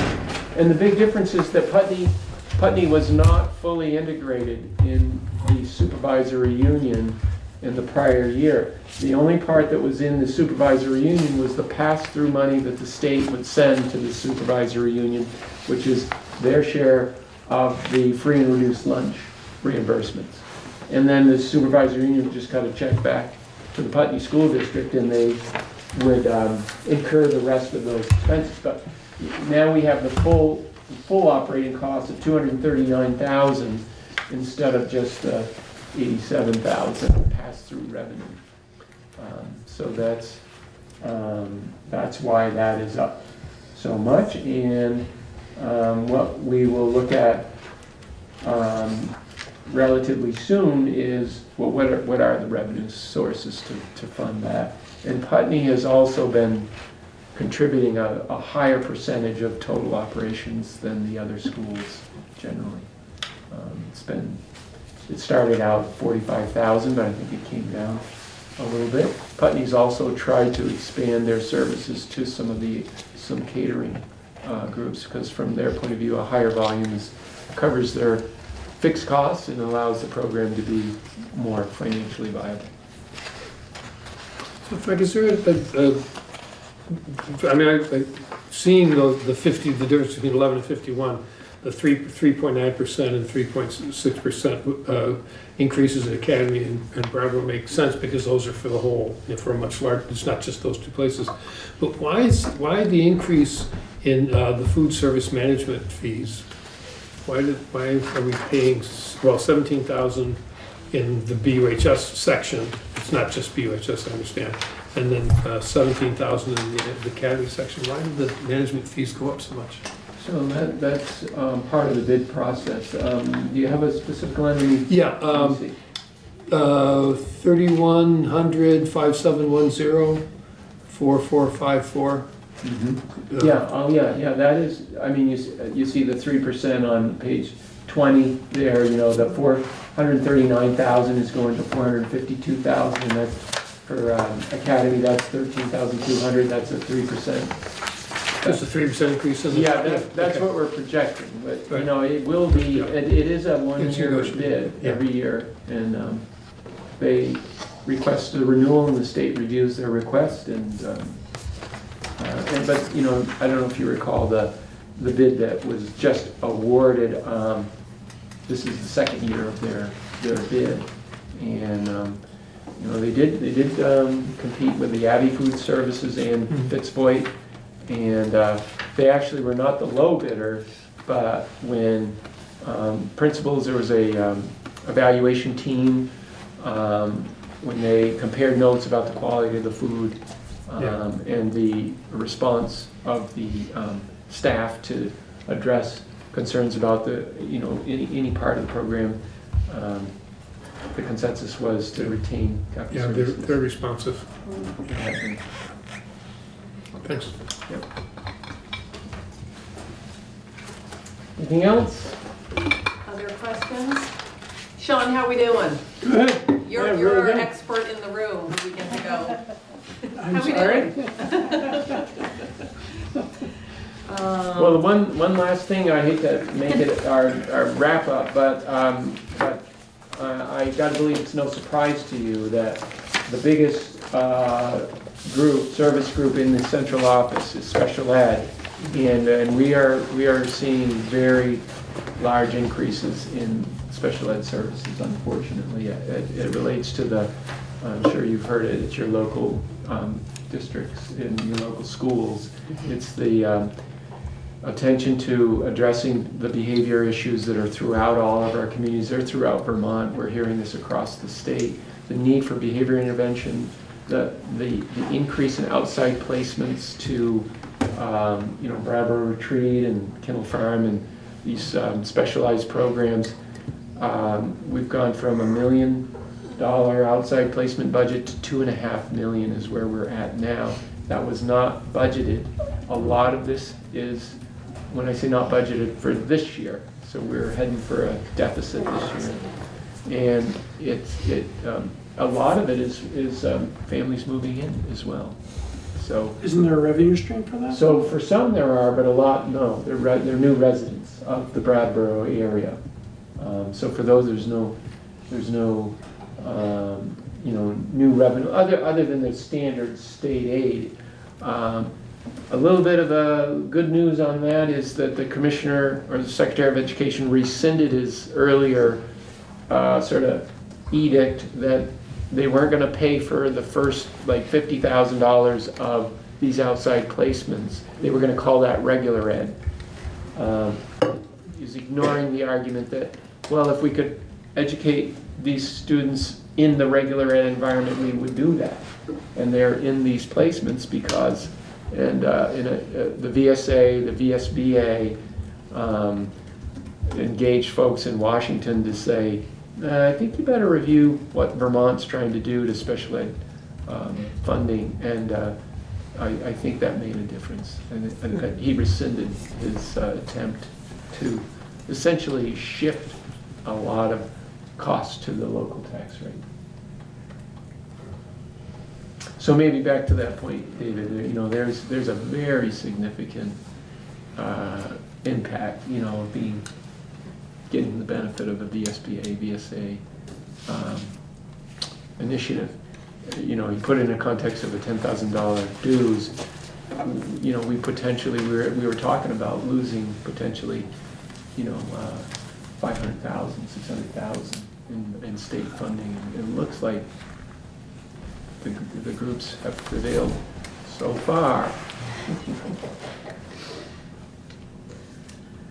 So that's to come, but we'll have a little bit more, maybe a document for you, but we've scheduled Shelley and Marisa to come in and talk to you on December 2nd, answer your questions. Okay, so that will be focused on special ed? Yeah. Okay. Yeah, we'll send you a draft as soon as we can put it together. They're required to send something called a service plan to the Agency of Ed in October 15, and they've done that, and that's why we have these preliminary estimates, but they're not codified yet into the system. They're coming December 2nd? Yes. Yeah. Everybody special next week? It's just us. I guess it's just the same old thing. Jeff can come and report out. Yeah. Same thing again. Okay. Any other questions for anyone on the budget? I'll just reiterate that hopefully we'll have a little more discussion on what is a reasonable assumption. We probably want to go into executive session for that. Okay. But if you could think about that, I will bring together data that I can find available that would suggest that it would be a reasonable assumption, and then it will be helpful, obviously, to us if we had consensus on that, because then I can integrate it into and it changes everything. So would that be negotiations or contracts, the executive session? Yeah, yeah. And keep in mind, the supervisory union is the legal responsible party for negotiations. Okay. It gets ratified by the district, but it's supposed to be coordinated by the SU. Okay. All right, so I think the last thing on our agenda is the executive session. Yeah, I'd like to move into executive session to discuss negotiations issue. Invite the superintendent to join us. One BSA 313? Thank you. Nerd talk. Premature public knowledge would be put the district at disadvantage. Are we inviting Frank as well? Or just Mark? Yeah, you're welcome to come. Okay. Yeah, he should stay. I'm not a voting member, though. I'm not a voting member. Can we Yes. invite Sean? Oh, we can? Includes All right. board member Murphy? Oh, negotiations, that's right. All right, so we're inviting Sean as well. All right. So we will move into executive session number 12. And there's not going to be a decision afterwards, I don't think. Yes, So- we would not be making a decision. You can have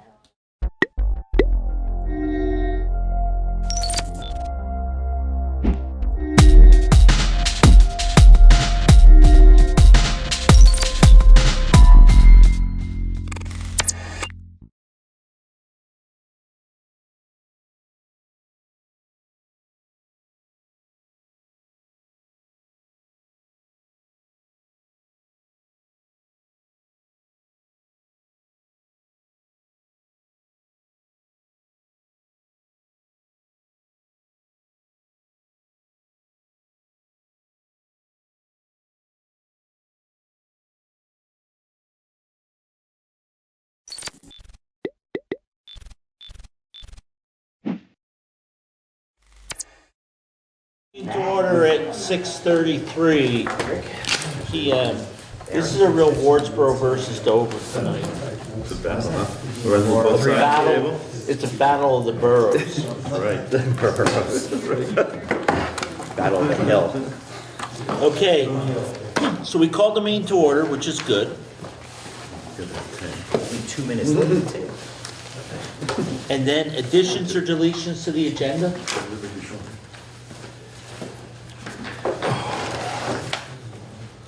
Members of the public, this is where I say don't all jump at once, folks. We'll get to every one of you, I promise. And I'll get away. I walked in and I'm like, what were you expecting? Lori was nervous. This is how it's usually set up. That's when he said that. I feel it's a battle of the board versus the administration. Wow, you guys are all sitting over there way back in the boonies. You guys ready? We got to review and approve the minutes of the November 4th, 2019 meeting, which y'all was sent. You all. Anybody got any comments, questions, answers? Yeah, my name's spelled wrong at the very end. Yeah, well, get used to it. That's it? If that's all you found, That's all I found. Matt's gonna make you do minutes for this meeting because you are the clerk. Who is the clerk? I am. Oh, I you got guys- voted last meeting. In the minutes. 6:31. It's in the minutes. Does that mean I'm taking notes? No, I don't have a pen. Matt said he would. Matt said he would. Okay, thanks. And then Bill's gonna have Peter review the tape when he gets back. Maybe you can watch it in London. TV in London is not that good. Talking about the BBC. It's great. Okay, is there a motion, anybody? Except for somebody having their name spelled wrong? I'll make a motion. You want to second it, Barry? I'll second it. Okay, so Mark made a motion to approve them, Barry seconded. Rick, did you have anything else? No. I was just Okay. gonna second if nobody else wanted to. Okay, is there any other, besides the spelling of the name, Matt, at the end? If there's nothing else, all those in favor say aye. Aye. Any opposed? Any abstentions? Hearing none, it appears as though the motion passes. Motion passes. Supervisory Union, lots of neat stuff happened at the SU meeting last week. So, number one, new policy for Act 46. That's Wednesday. Pardon? I wrote down that the meeting was on Thursday, and I showed up on Thursday to a West River Valley youth basketball. How was it? Did you? They let you in? I didn't sit in. How was the game? What's that? Was it a good game? No. It was just their setup meeting. So we had, back a couple of years ago on WCSU, actually probably about 4 years ago now, I think, Bill, maybe, Marlboro had been asking to look at the way we did special ed funding, and then the census model came through with through the legislature, and we which is Act 173, I believe, and so we'd actually had some meetings, and we had met with the administration, Lori, and a parent from Marlboro, and some administrators, and we did come up with a policy suggestion in a way that we're going to fund special ed a little different now. And so the policy was adopted on the 13th, last Wednesday. And the goal is to create a sustainable and collaborative WCSU system that respects both freedom and unity while working in an environment of the new census model funding system. So the unity is deploy already committed to collaborative, preventative, and measurable strategies to bend the cost curve on special ed for all districts across the WCSU.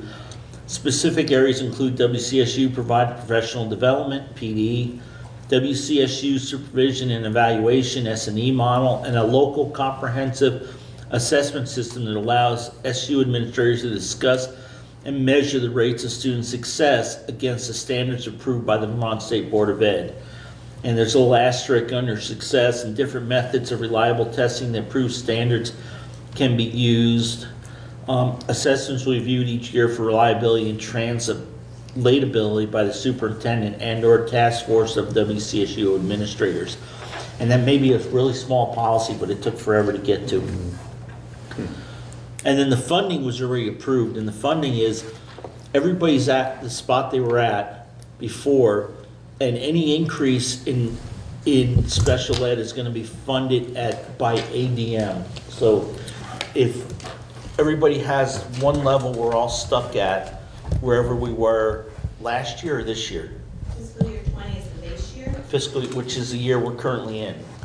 No, the year we just finished. The year we're in. Or the year we're in.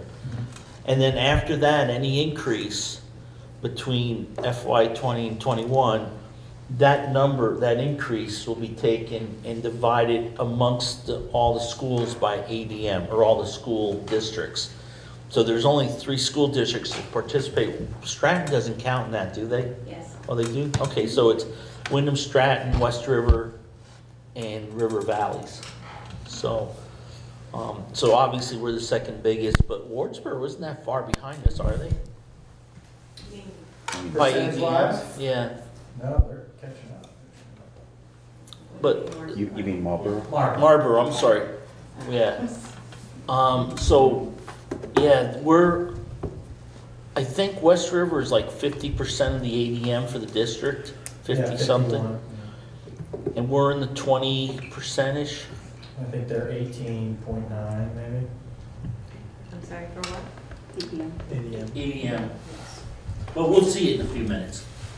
So anyways, that was one thing that happened. I don't know if anybody has any questions. If not, Can you expound a little bit upon, it'll be based upon ADM? yeah. Can you give a So little bit the more? increase. So just as a quick example, Lori will yell at me if I'm wrong. Let's say that total spending for FY20 was $1 million. And then FY21, it's $1.1 million. Okay. So the billion will still be split the way it was this year. The $100,000, even if it's all from one school, say it was all from Marlboro or Stratton, I mean, but the total, that 100,000 is going to be split by ADM. So just using the rough numbers, West River would pay about 50% of it, but they may not have any additional students. They may have even a little bit less expense or something, but it's still being spent.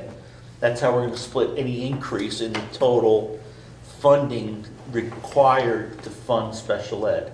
And then we are at like usually around 20, a little over 20%-ish. River Valleys is 27 for So we total. would pay 27% of it. Marlboro would pay their 19, 20, and then Stratton pays, and Wyndham pays their percentage. Yeah, I like So $1 it, million then. yeah, huh? I like $1 million, it's easy. Yeah, and then just the increases. And we thought that was the fairest way, because a lot of schools have worked really hard to control some of that. So that still says that, yes, you did that, because we're using those previous numbers, but it's saying anything new. And it's not, it's just for the elementary and high school. Preschool, we've always done that by ADM across the board, not the ADM required for special ed or for early ed, but by the total ADM, because the district has always felt that there's not a lot you can do with the student before the student gets into your system to help. But it's kind of like an insurance policy, because part of the deal is to be covered by this, you have to follow the policy.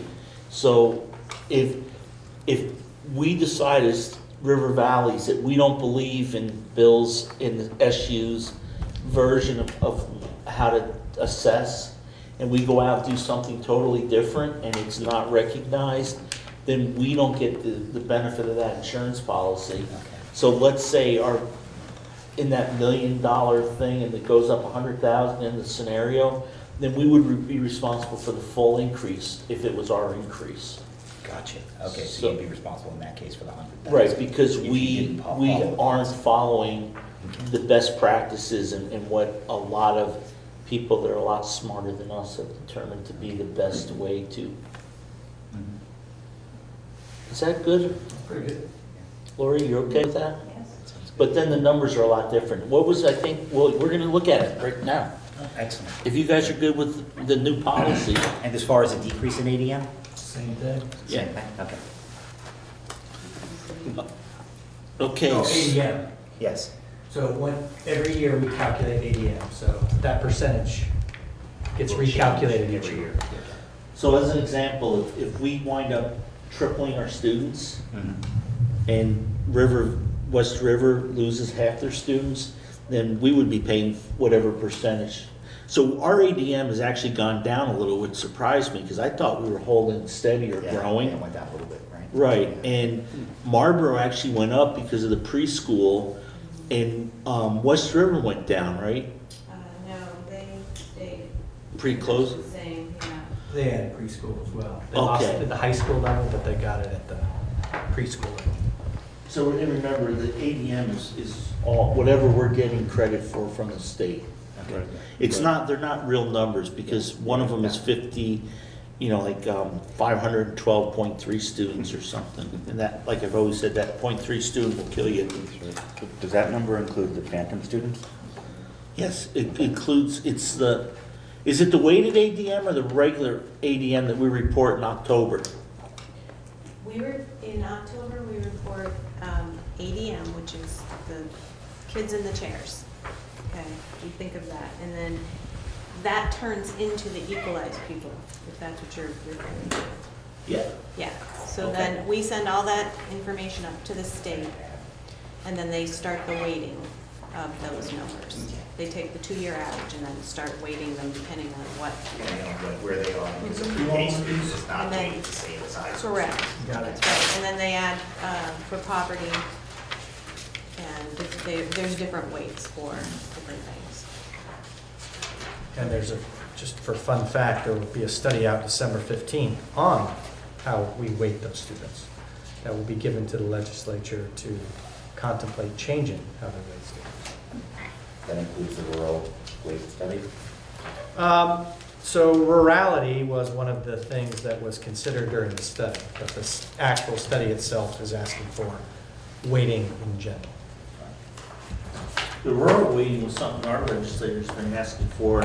It was actually in the law a couple of years ago, and the Department of Ed just said, we're not going to follow that part of the law. We'll take the financing you're giving us. But Yeah, that one was very specific to rural. no, it was. And bothered this me one a lot. became totally. When certain agencies decide what part of the law they want to follow, and they can get away with it.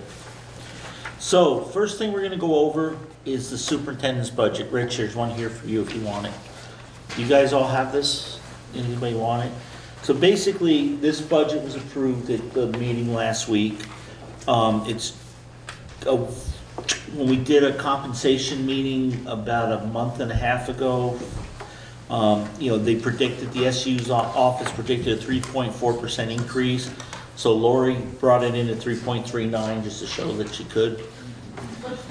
And, pardon? Right. So this is a done deal, but I just want you guys to see it because this is going to affect our budget. So Lori, you want to just do your high level talk like you did it the other day because that was really good? Yeah. So get the narrative in front of me. Oh, do you want one? I got them here. No, I have I pulled everything apart to copy, so Well, I'll read the notes. 3.39 represents $30,000, $30,334 increase over the current budget we're in.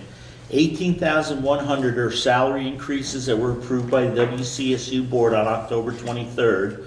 Incorporates a director of operation position, reduction of a half-time FTE in the business office, and they shifted some responsibilities resulting in a reduction in HR, but that's a pilot program, and they just wanted to let us know that because they may have to come back and ask for it again next year, but they're hoping that they can run the office that way. There was a shift in account code structures with the implementation of the e-finance program, and so some FY19 actuals were inflated due to combining account codes. So what she's saying is if you look at the next page where you have the numbers, there's some things that look like big increases or decreases, and it's not a real number because the account codes, how she used to account for things, changed. So from now on, we'll be, and because of Lori's hard work and her office's hard work, we're in a really good spot, because from now moving forward, we'll be able to look at good comparisons where there's other school districts that are 2 or 3 years out.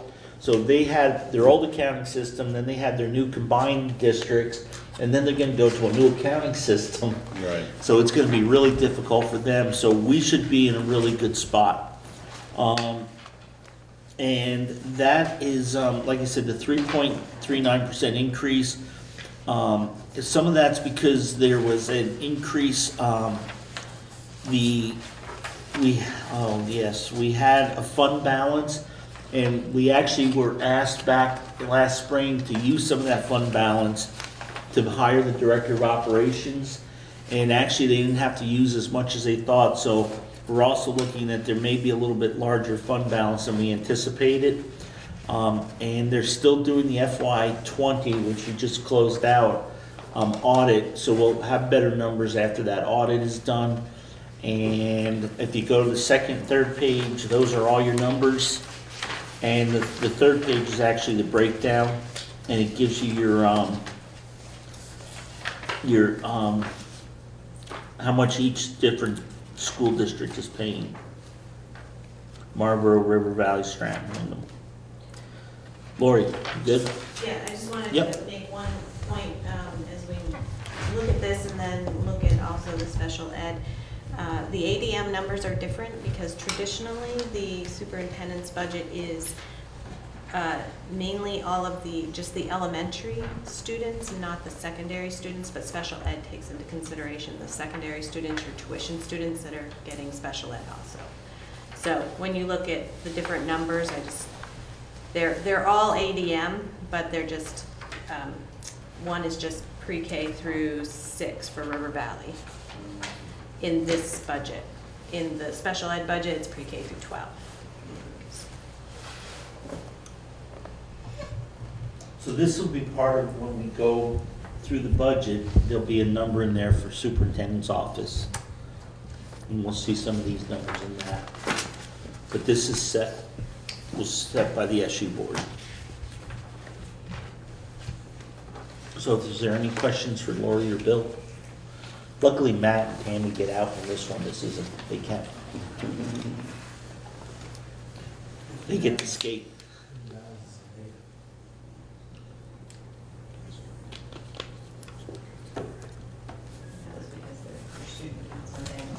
So that is something to point out, actually. So you have a negative, or right. Not a negative increase, that's not the right term, but however, that's because your student count went down, which will affect you on the ADM equalized pupil side. So when we figure out our tax rate, we have less coming in. Right. So don't get too excited, because we haven't gone It's through the always nice special to ed see budget a, yet. not an increase, but Richard's another one of those for you.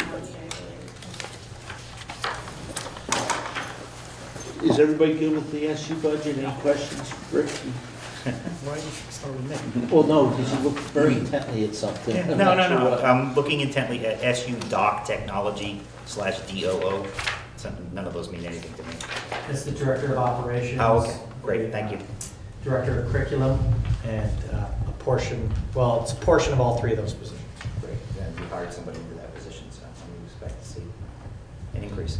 So Director of Operations too, 25% of their salaries being paid by special ed? Yeah, we had him do a time study, and so it was 24.7%, so we're billing 25% to special ed. So again, sometimes people think we're like trying to hide, the SU's No, trying to I hide know things, what moves but no, you do, but a lot of new people feel like, oh, I caught you. Is everybody good with that? Barry? Dwight, good? Mark? I'm good. Mark did come to the meeting last week to see what happens at the SU, so, but he didn't get to vote. Okay, special ed, FY21 special education summary. So this one again, we just, we talked about the policy we adopted because of Act 173, and Lori started this off, Lori and Stephanie started this off with a little bit about Act 173 and then also about the special ed census fund policy up top. And then the impact is there was a huge increase of $900,000. But again, it's just like budgets. There's also revenue increase because some of that increase is from state placed students.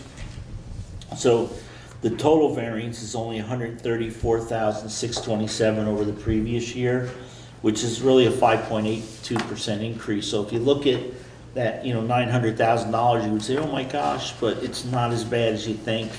And that's all explained in our budgetary impacts. And again, remember too that we're fighting a 12.9% health insurance increase everywhere. And in the special ed budget, that's $60,000. And then outside placements of $640,000, and that was an increase in 6 students. But again, some of those are state placed students, so there is some money coming in, we get reimbursed. And then there's increased transportation, obviously, with outside placements. And other schools, years ago, Rick, you probably remember, schools were charging a fee, and I forget what they call it, like a surcharge, because even though we were paying for the services for that child, there was people in the office doing work and people in the building doing work for special place students. And so they were charging, I think Bratt was like $10,000 a student at one time. Yeah, it's called excess costs, and it's over and above the regular ed tuition that you pay for special ed. So they kind of dropped it for a while, and now they're starting to do it again because everybody's trying to, with the census model wants to. But also with the census model, remember the amount of reimbursement we're going to get is going to be based on our expenditures over 2 or 3 years, and depending which years. So it's kind of like 2 with Act 60. You don't want to cut everything too far, too quick, because then when it comes time for the just getting a chunk of money, not based on anything other than your previous expenditures, if your numbers are way. So it's kind of like almost a catch-22. Don't save too much, but save money. Lori, what else do you want to cover? No, I think you covered it all. It's pretty detailed here as to the changes. I would only say that there was also a shift in funding with our related service providers, which are the OT, PT, SLP. They are seeing a larger majority of pre-K students, so you'll see the pre-K budget is up also quite a bit, and there's no reimbursement other than a single block grant for $64,000 for what we used to call Triple E, which is now known as Early Childhood Special Education. So when we do the budget for special ed, we have to look back at the time studies that are done throughout the year by these different providers, and that informs how many early childhood special education dollars we need to move into there. And so this year it was quite a bit that we had to move because they were just seeing the kids more. So more students and more services. They're finding higher needs. I thought that early childhood was in a separate packet. So it probably is at the it's end in the back of this packet. So with the special ed budget, if you go to the second page, this is, Lori, you want to, or if you look across the top, this is kind of how we get to how much we have to pay as an SU. And then on the bottom is how it gets broken down by what each group pays. But again, because of the cost methodology up top, Lori, you want to just run through that? Sure. So the summary page that you have in front of you takes all of the gross expenses for special education, K through 12. So this is not part of the ECSE budget. And then we just basically work through the reimbursements. The 3203 reimbursement is what we call formula eligible reimbursement. And then there's a block grant that comes from the AOE as well. And then we also get revenue from state place students and extraordinary cost students. That's the 629,000. And then we also use our IDEA grant to offset some of the costs there that are used SU-wide. For instance, the Director of Special Education is fully funded through that grant because she serves all students in all districts, so it's a good way to use the money.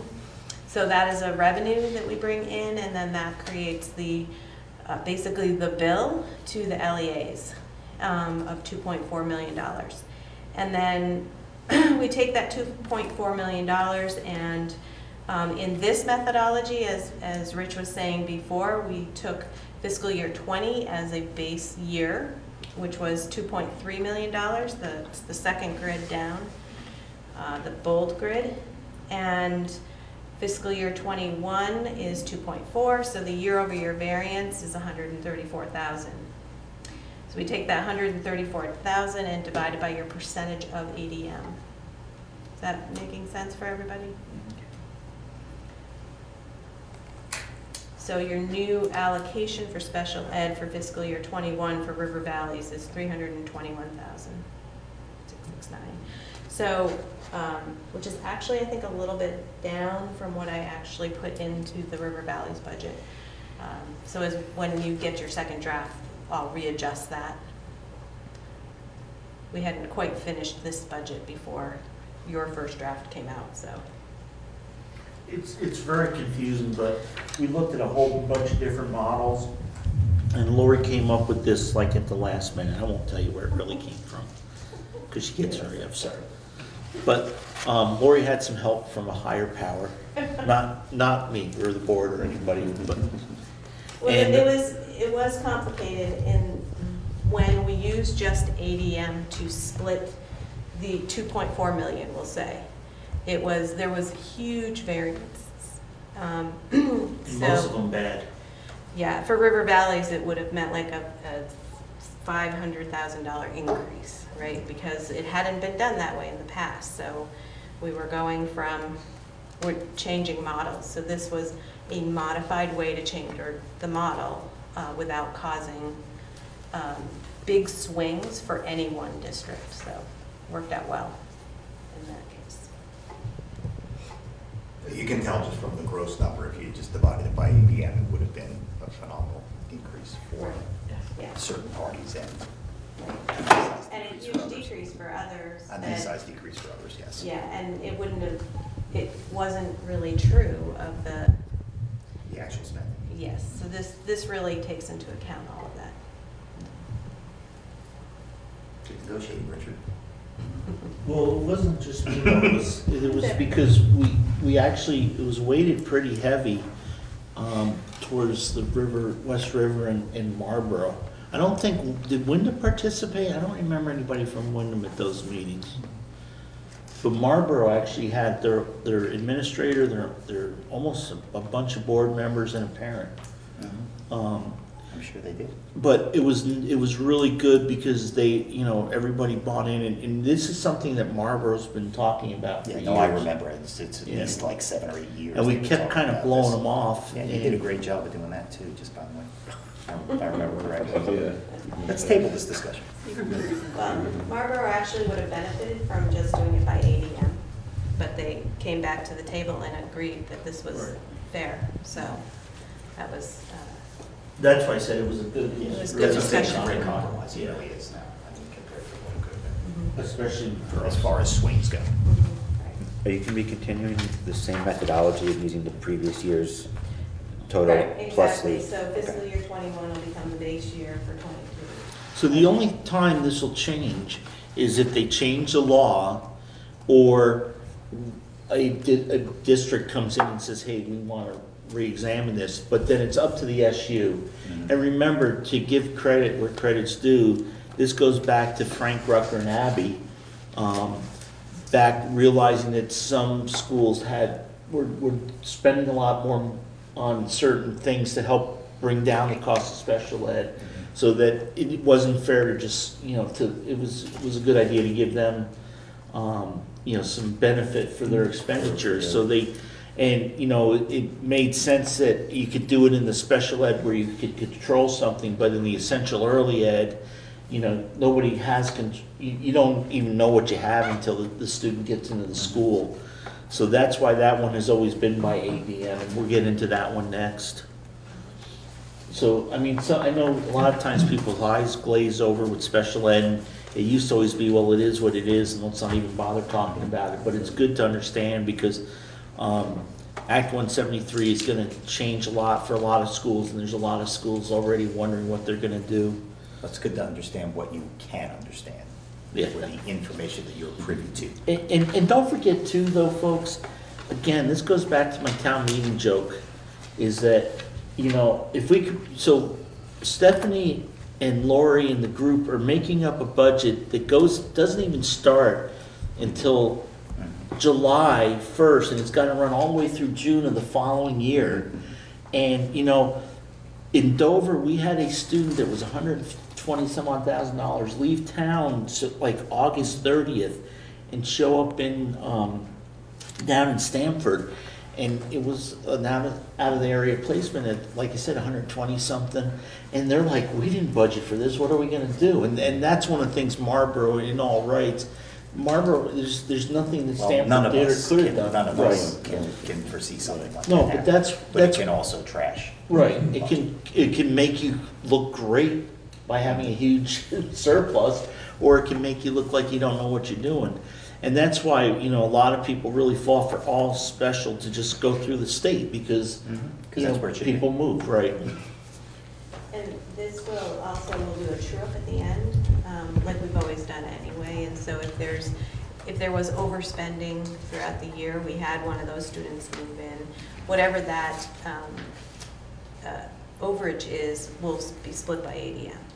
So again, it won't affect one single district when you have a residential student move in or move out. So it won't, you know, it's a shared cost. Well, the hard part is the reimbursement, actually getting the reimbursement back really is what kills us for like a cash flow perspective, for lack of a better word. Yes, we still have not received our final fiscal year 19 special ed reimbursement. That's why fund balances are very good things to have. Yeah, well, that can be a big hole down the road. It is. It is. It's all at the SU right now. So it's managing the SU's funds, and we can't borrow money. So Well, that does make it more difficult, actually. Yeah. And you really aren't supposed to have a huge balance, although you have one now. But for years past, you never had one. Right. Fall back on. So. But I also think that wasn't intentional. That was just the way things happen to go. We've been able to get a better control, I think, at the SU level now than we ever had before, too. There was a little bit of misunderstanding, too, as far as what the SU could hold. Yeah. I mean, there was many years where we were told nothing can stay here, right? Well, yeah, didn't they wasn't there talk at one time it was capped at 10%? That was before me. I honestly don't know that number. I just remember Frank saying that years ago. Yeah, I mean, it makes sense. You're not really supposed to, an SU's not supposed to make money. But in terms, I think the AOE is now allowing for a little bit more flexibility with so many things coming through the SU. I mean, all grants come through the SU now, all special ed comes through the SU, all transportation comes through the SU. I mean, the SU has to have some sort of flexibility if we can't borrow money. So. Okay, is everybody good with special ed? Just good as Yep. Okay, so skip back. It's the last 2 pages is the early childhood special education. Used to be essential early childhood. But minimize need for long-term special ed instructions through early intervention. I think if Stephanie was here and if Susan Mack was still around and Bill's here and all very educated will say, get them young and you can take care of issues and get them so that they can read when they're supposed to be reading at their right level. And Dover had no special ed expenditures for a couple of years based on that theory and seemed to work really well. Again, there's, you know, you're fighting a health insurance increase and more students needing assistance and an occupational therapist. But that's not full-time, right? That's 28,000. The portion of the service.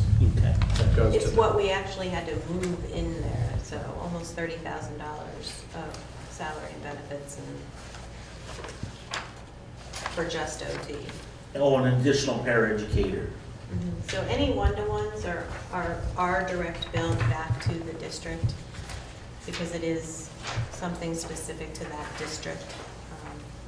So we do that. Though. So if you look on page 2,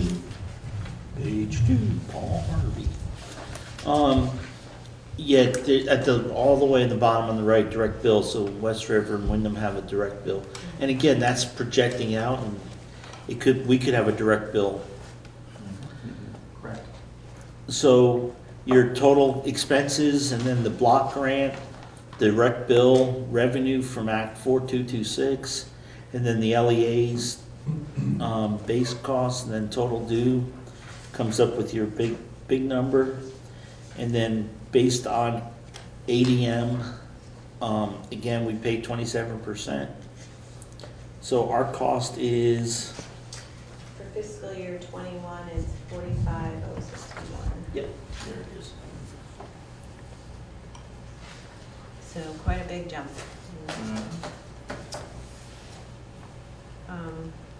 Just to point out too that when I was talking about the IDEA grant before, this is that 137. We're trying to put as much in the IDEA grant for early childhood as we can, because there's not a reimbursement model.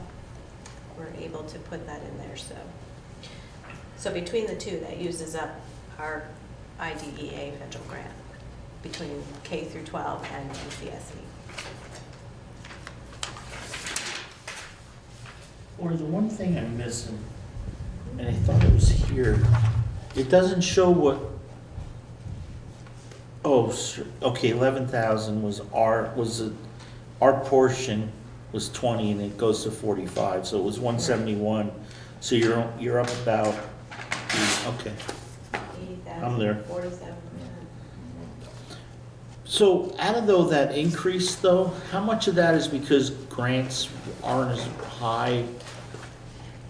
It's not to do with the grant, that's just the additional, like I said, moving the services to ECSE, that's part of the increase.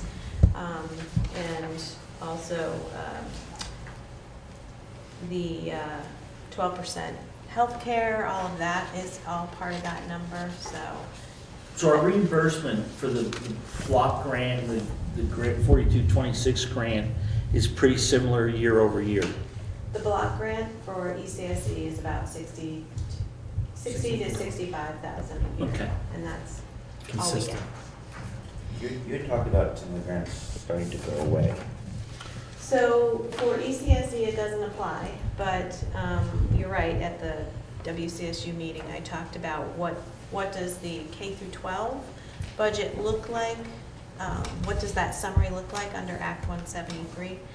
And immediately you can cross out that block grant, the 379,000, I think it is.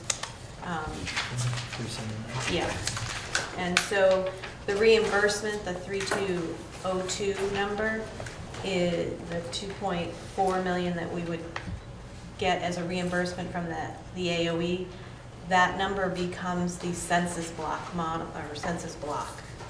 And that's what Rich was talking about. That's going to be based on our previous 3 years, average 3 years of reimbursement. So, last year we got a little bit less than 2.4, and the year prior to that we got a little bit less than that. So they're going to average that and give it to us as one lump sum, basically. And so it will be a reduction for fiscal year 22 right now is what we're looking at, unless the legislature Makes that change. makes a change.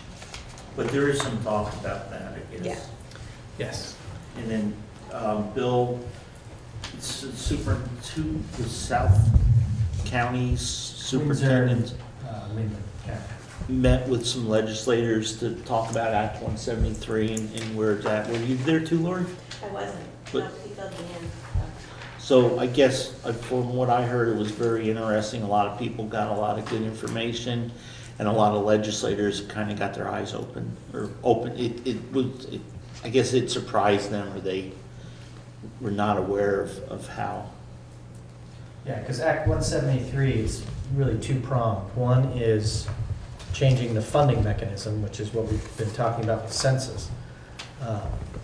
But the other one is changing fundamentally how you deliver education.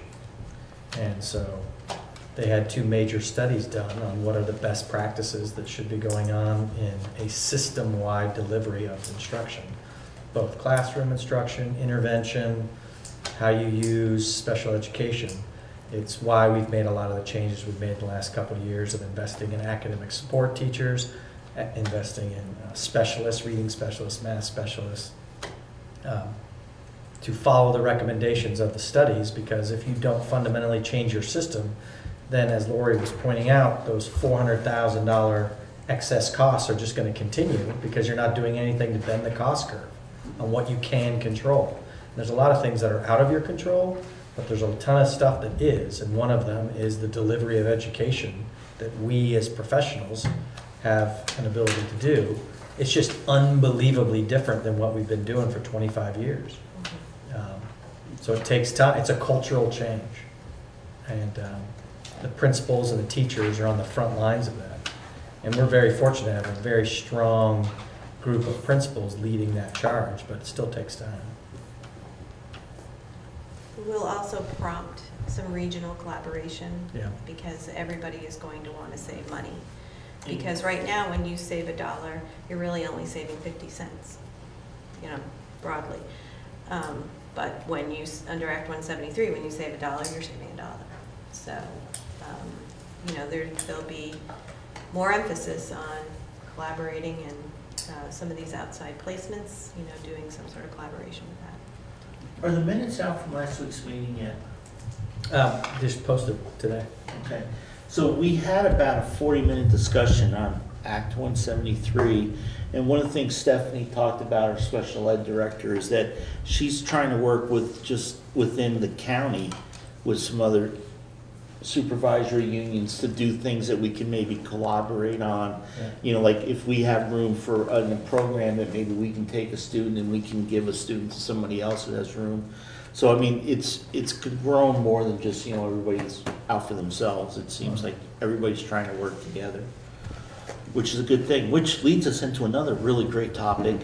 Everybody go, yay, because Mr. Antone has signed a 5-year agreement with Wyndham Central. So hopefully we'll have him for, the good Lord willing, the creek don't rise, another 5 years. That's great. Actually 5.5, because this year he was already committed. It's 5 years after this year. Additional 5 years. An additional 5, there you go. So, that was by unanimous vote of the SU board, so thank you, Bill, for being there for us. And We're heading in the right direction with the right people, and we're gonna keep moving. Cool. Old business, Transportation Committee report. So this is where they're all waiting in the wings. So Mark agreed to jump into the fire and go to the Transportation Committee. And we had a meeting, so there are minutes. Did everybody get the minutes of the Transportation draft minutes? If not, I have a copy here I can pass out. I have an extra copy also. Okay. Oh, you got copies? Those are the charts. What is it? No, those, they had to do some charts, but there's an extra 7 minutes. So, Mark, tell us how your Transportation Committee went. It was a good meeting. We had 9 people show up, so a pretty good number of people there. The gist of the discussion was we broke down primary and secondary transportation. For primary, from a fiscal perspective, the way we're doing things is the best way right now. This is a spreadsheet that Chris Medina, the operations director, put together.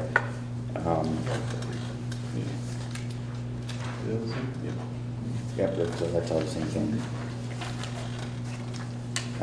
If you look in the top left-hand corner, it's comparing the last few years of our costs. In 18, there was an additional $25,000 for Dover because we had the Brattleboro,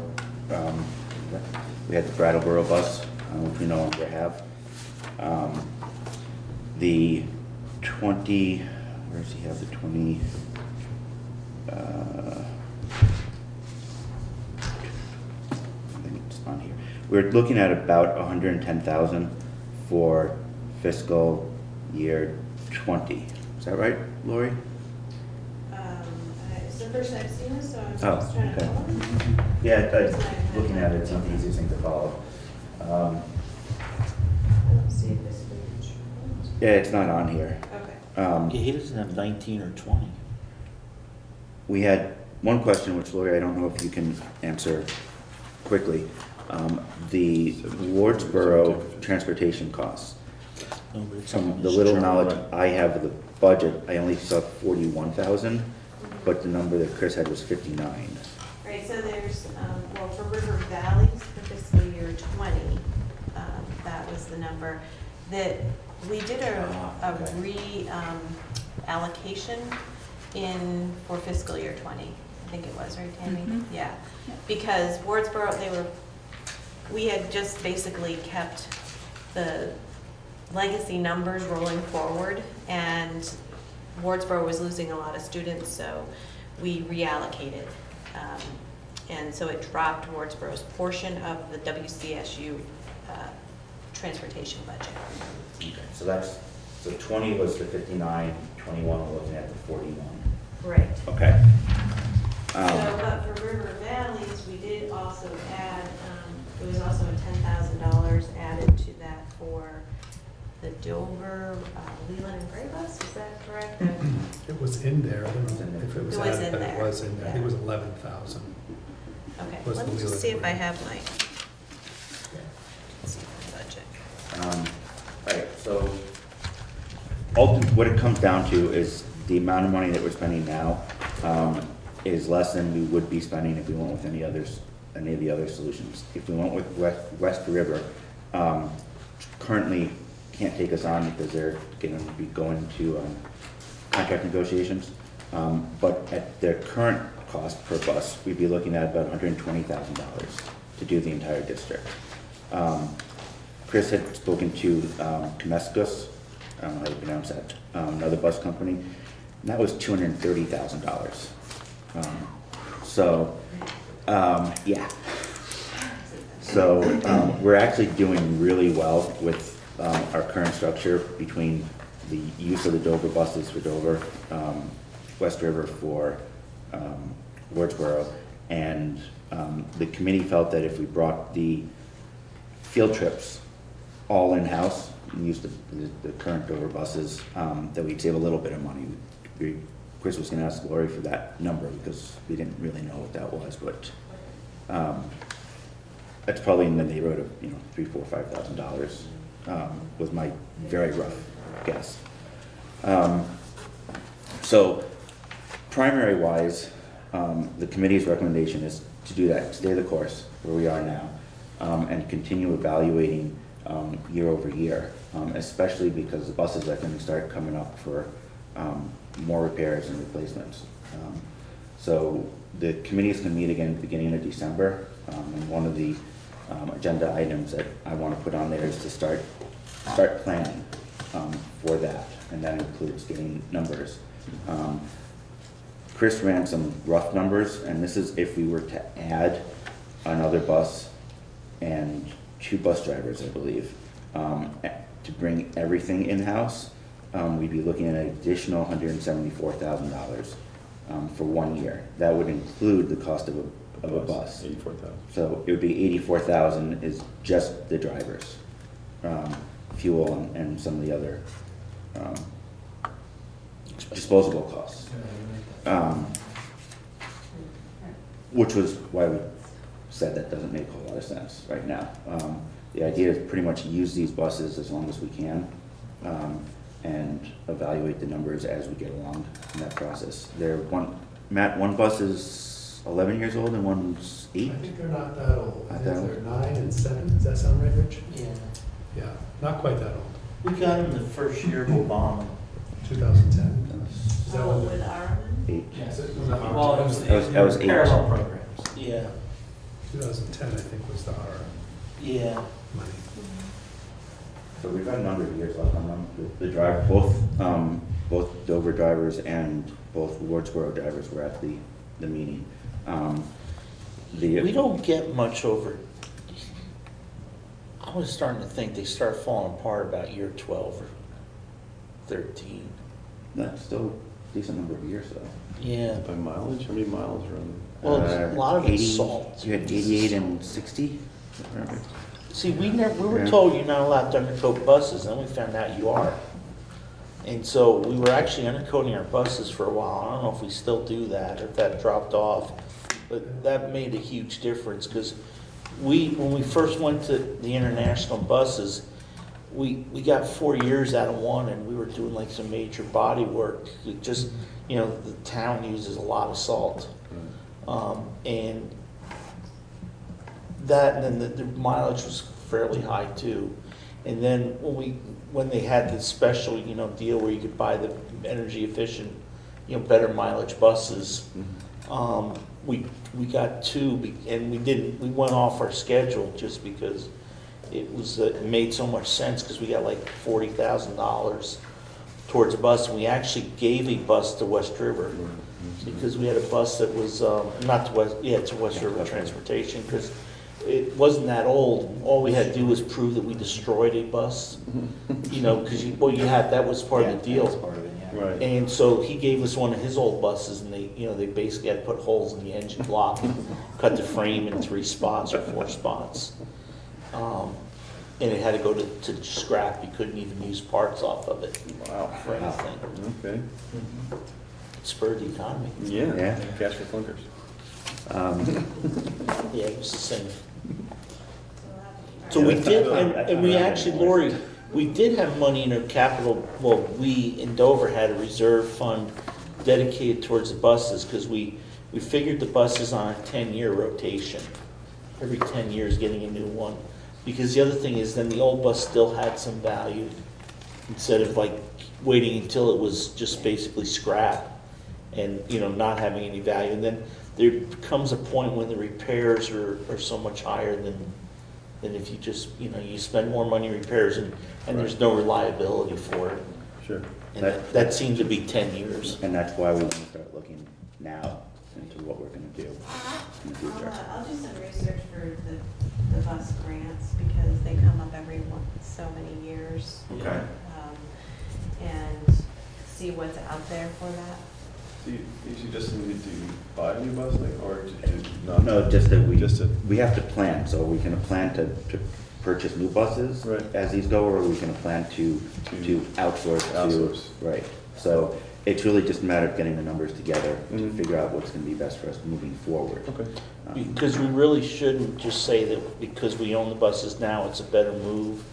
But we should, because every year, if it's a $100,000 bus, and we got 2 or 3 of them, we should every year put 20 or 30,000 away towards replacement or. Right, we need to make that decision sooner than later. Okay. Yeah. So it's up to the board to decide whether want to do something. From a fiscal perspective, it doesn't make any sense. So based on this, you're saying it's actually cheaper, assuming we can get the same kind of deal for West River's going into negotiations now, so we'll know. The other have more company was information. pretty high. Yeah, They were almost double. Yeah. They were $425 per bus per day, and we would need 3 buses. Right. Because Wardsboro uses 2, Dover would need 1. Currently, West River is $235 per bus per day. Okay. But they can't take us on. They can't take us on. Right, got it. Okay. So just one of the things from, I know Carrie's perspective was last year, and part of the perspective going to, the supervisory union taking over transportation was that, if you look at it as at the district level, so like if we send a bus to Leland and Gray, why couldn't that bus pick up kids in Newfane on the way to Leland and Gray and drop them off at the school in Newfane, even though it's not our district? And I think that was more the global thing that Carrie was looking for. And I think that's what Lori wants to start looking at, and Chris wants to start looking at. I just don't think there's, again, there's a lot going on, and there isn't the time now, but I think that would be where we could maybe have some savings, or. Well, we were supposed to get some savings in Wardsboro because we were picking up Jamaica kids on the way through, right? I mean, isn't that what happened originally? This is years back.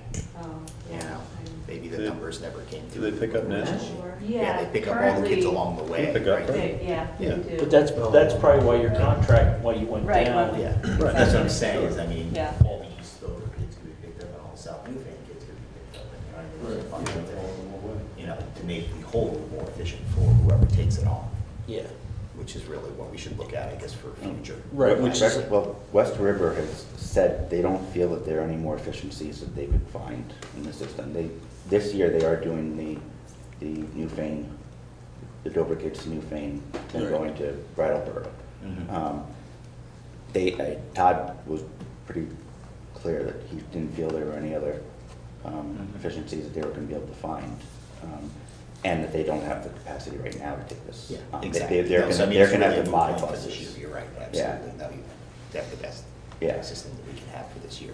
I'm just saying, globally, if we were to study it, there might be more efficiencies. Well, Maybe Chris, Todd's not the I person talked to to look Chris at. about whether he was going to be looking at a SU-wide transportation, and he's not going to be, because he feels that from a numbers perspective, West River is providing. For Max.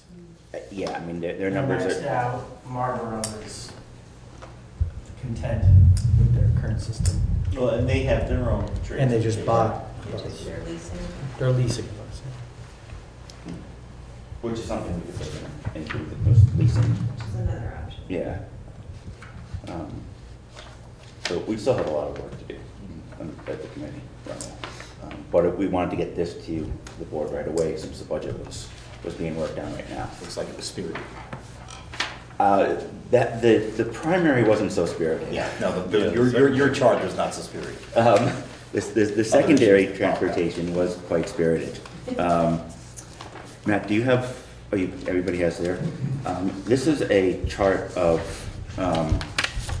current students in the district and what secondary schools they go to. We currently provide transportation to Leland and Gray, to Brattleboro through West River and at the Newfane School, and Twin Valley through Mover, right? Does Mover actually go to Twin Valley? Okay. And the Mover also goes to Brattleboro. Right. Through a different route. They go Route 9 versus Route 30 for West River. So those three public schools, people have the ability to get to through transportation provided via this district. The question came up as to whether or not we could provide transportation essentially to BBA in addition. And if you look at the numbers of students that go to the different schools, the top four are BBA, Brattleboro, Twin Valley, and Leland and Gray by a lot. They're all in double digits, and all the other schools, with the exception of, well, all the other schools are single digits. Mountain School is the only one that's got 3.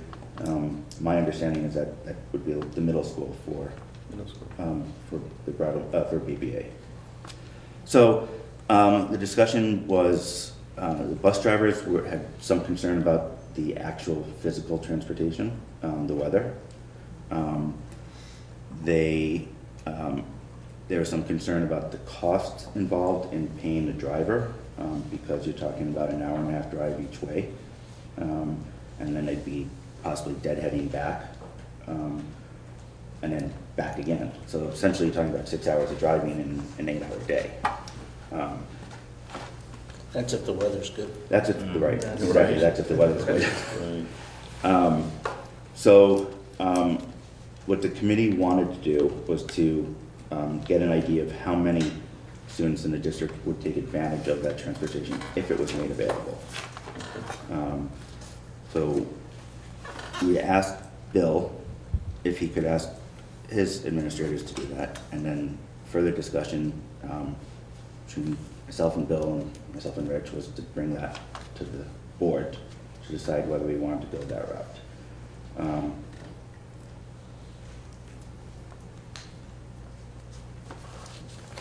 I know I'm missing some things, but there were two parents there, one from each school.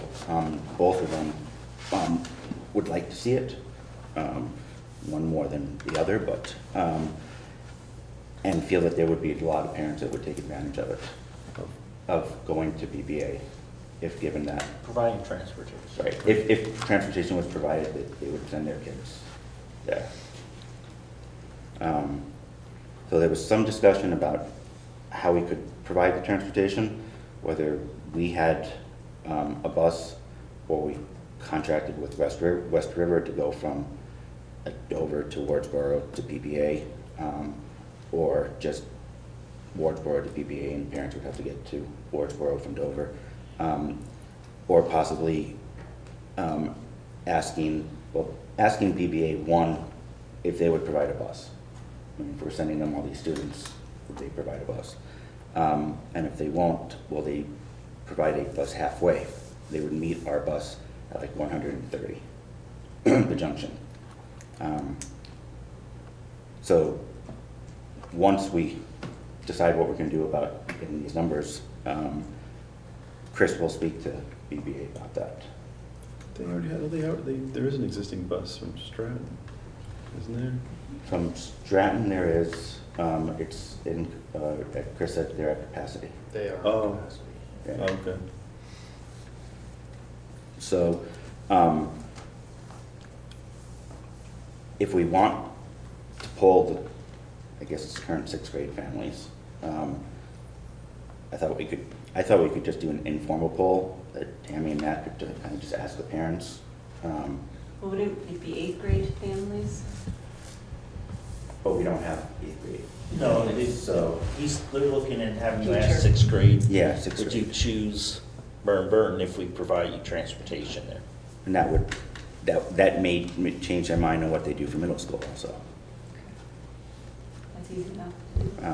So the question is, I guess, to the board, do we want to do that?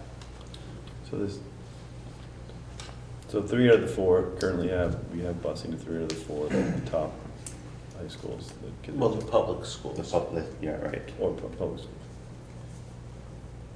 I mean, and that's really, to be honest, that's what it boils down to. When the parents in Dover came to town meeting and asked for the town to pay the extra money so they could attend Burton. One of the things they said was, we're not going to ask you for transportation because we're asking you to go above the statewide average to pay for our child to go to Burton. We'll make the arrangements to get them there. And it was pretty adamant that was, that you shouldn't come back and ask for transportation there. And because there's just no easy way to get that from Hale. So that was one thing that was quite contentious, I think, because the following year there was, somebody was mentioning that maybe we would look for transportation, and one person stood up and said, "You promised us," and some people have longer memories than I. I have talked to Mark. I don't know about that. Was it Mark? Is Mark still the headmaster over there?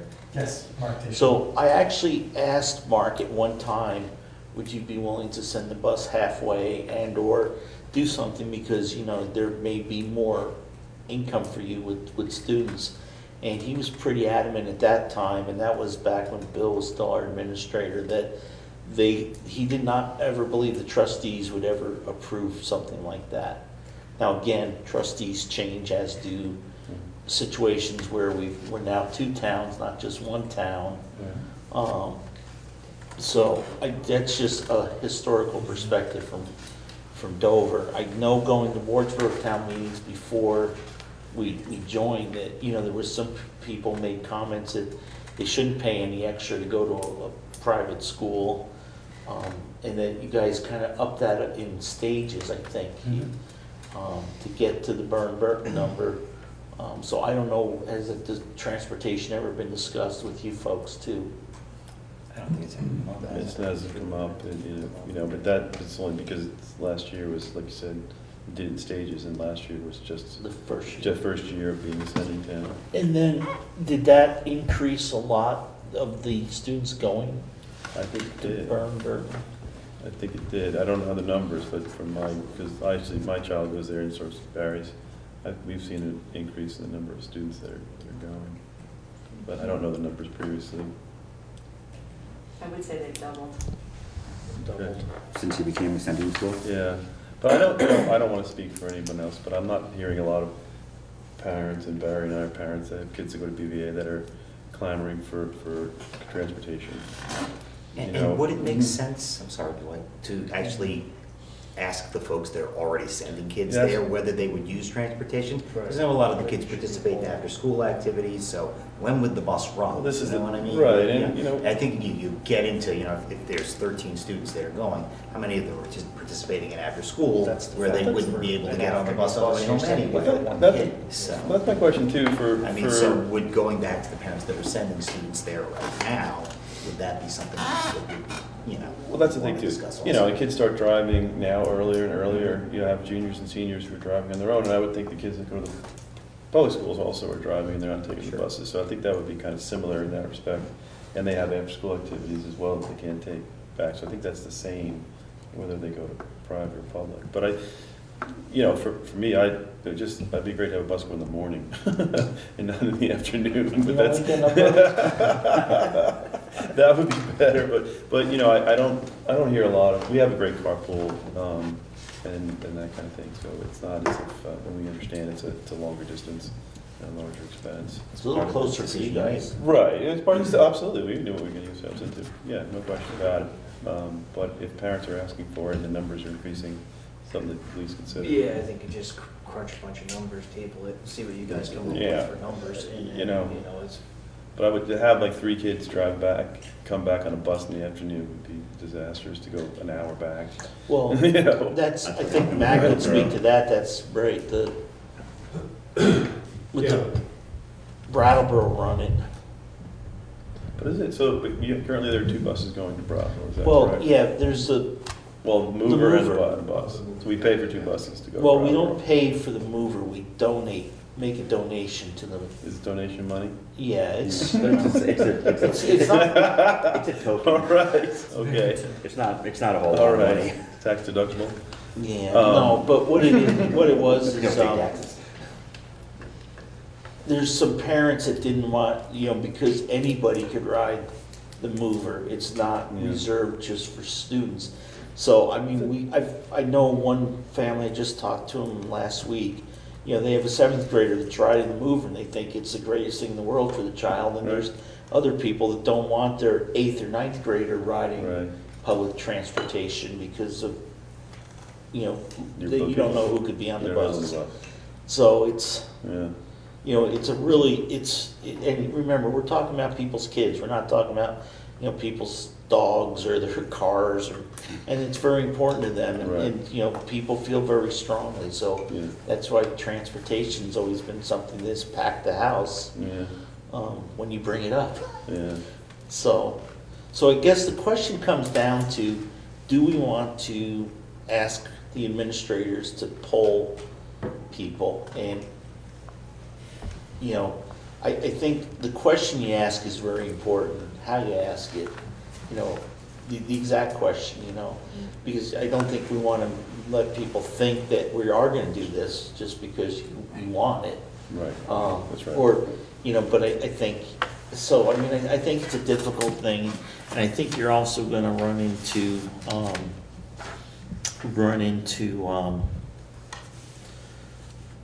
at least in Dover, some people that will say, hey, you guys promised us you'd never ask for transportation. What year was that? Not that long ago, it was when Bill was here. How many years have you been gone? That was before my daughter went to middle school, so 8 years ago. 8 years ago. Yeah. But I know it's come up again. Let's come up with this board. Yeah. Is there 2 buses from Wardsboro that go to Leland Gray as well? I heard that in the last meeting, I wasn't sure, but they must share with It's different more the towns? route than anything. The bus isn't full, it's the route. It's the route, One though. goes It's not through 'cause- South. Right, it's not because it's the route, so one goes through Newfane and one goes up, Right. yeah, okay. It's the route that is designed based on the students we So have. they pick up the South Lawrence and Newfane kids. on And that. Newfane, and the other one picks up the Jamaican kids. Exactly. Gotcha. So I just, if you guys will indulge me for a minute, Laura couldn't be here tonight, but she wanted me to just read, or just put into our thoughts. So, there was the 6 action items she mentioned. She agrees with the first 3, stay the course for the next year, clarify with Ms. Garland the cost of, West River for Wardsboro, and have Mr. Medina and Ms. Garland work on the cost for the Wardsboro field trips, On the other ones about the speak to the BBA parents and West River costs of bus and request the superintendent to have an informal poll. She's, one of the things she says it's important to remember the most significant budget control we have is in our elementary schools. While secondary education costs or SU costs increase, we must either raise taxes to meet the need or cut the elementary budget to manage the costs. And Wardsboro and Dover students have secondary choice. While BBA is likely the current largest private school recipient, we've sent students to a dozen other private schools. I support number 4 and having the district contact BBA on behalf of the families to see if they would send a bus to pick up students for free or at a discounted rate for the parents. I've not yet found a rationale by which I would agree to raise taxes and transportation to private schools, or worse, cut our elementary program and transportation for private schools. For this reason, I do not support them taking on number 4, and I'm strongly opposed to the superintendent polling parents to ask how many would attend if we provided transportation, unless we are also prepared to ask that question for every single private school, River Valley Union High School students. Well, there really isn't a River Valley Union High School. Students have attended. And she apologizes for missing the meeting, but that was just her thoughts. So, what do we want to do, folks? Well, I don't see the harm in getting more information. Not finding out information has never been helpful to anyone. Although I don't necessarily agree with you, the way the question being asked that way, would you send your kid there if you cut transportation? I don't necessarily agree with that question. Maybe I have to think about that a little more. A hard time disagreeing with what Laura had to say. I think if you ask the question, you're going to get people's hopes up, no matter how you ask it. My opinion. Barry, thoughts? I agree with that, but I also agree with Dwight on the other hand. If there's, how much backlash is there going to be if we don't look into it? You know what I mean?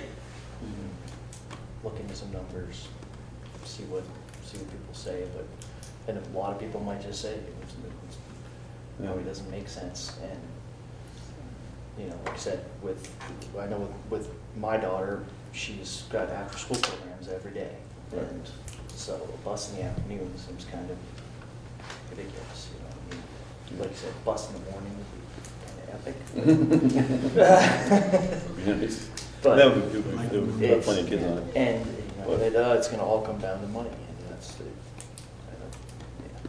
I don't see raising the budget for that, to be honest. I agree with Laura on that point. I wouldn't be, so I'm not sure if that's what you mean by getting their hopes up, by saying, we'll do this if we can stay under budget, You can do it revenue. Right. So, that's not gonna happen, so. But maybe, BBA, if they came back and said, listen, we'll do it, but, parents are going to have to kick in as costs. I'm pretty sure the bus that comes to I think they meet at the Welcome Center in Stratton. If you're a Wardsboro resident, you can get your kid on that bus as long as there's availability, but I think there's a cost involved. There's a cost involved. I think it's like $800 a year or something like right, that. so you can get on that bus if you weren't willing to pay. Right. There might be some kids that use that bus. I don't know. no names. No names there.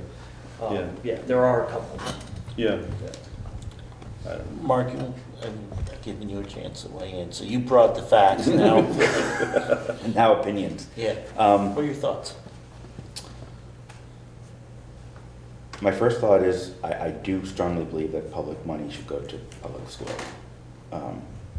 That said, public money is not just going to public school. We are paying for kids to go to BBA. And if you toss this in with the, I think what is the next topic on the agenda, equity. An opportunity for many more students to go there, but absolutely would not be able to. Parents can't afford to take the time to drive them, don't have the vehicle to drive them in, et cetera, et cetera. I think it could be a way that we provide some additional equity.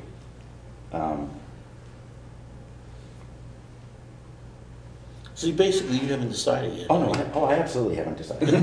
I absolutely haven't decided. I do think that, and I think, Rich, you disagree with me on this, that if we have the numbers to show BBA, hey, you know, you're going to double your enrollment from us if you provide the bus.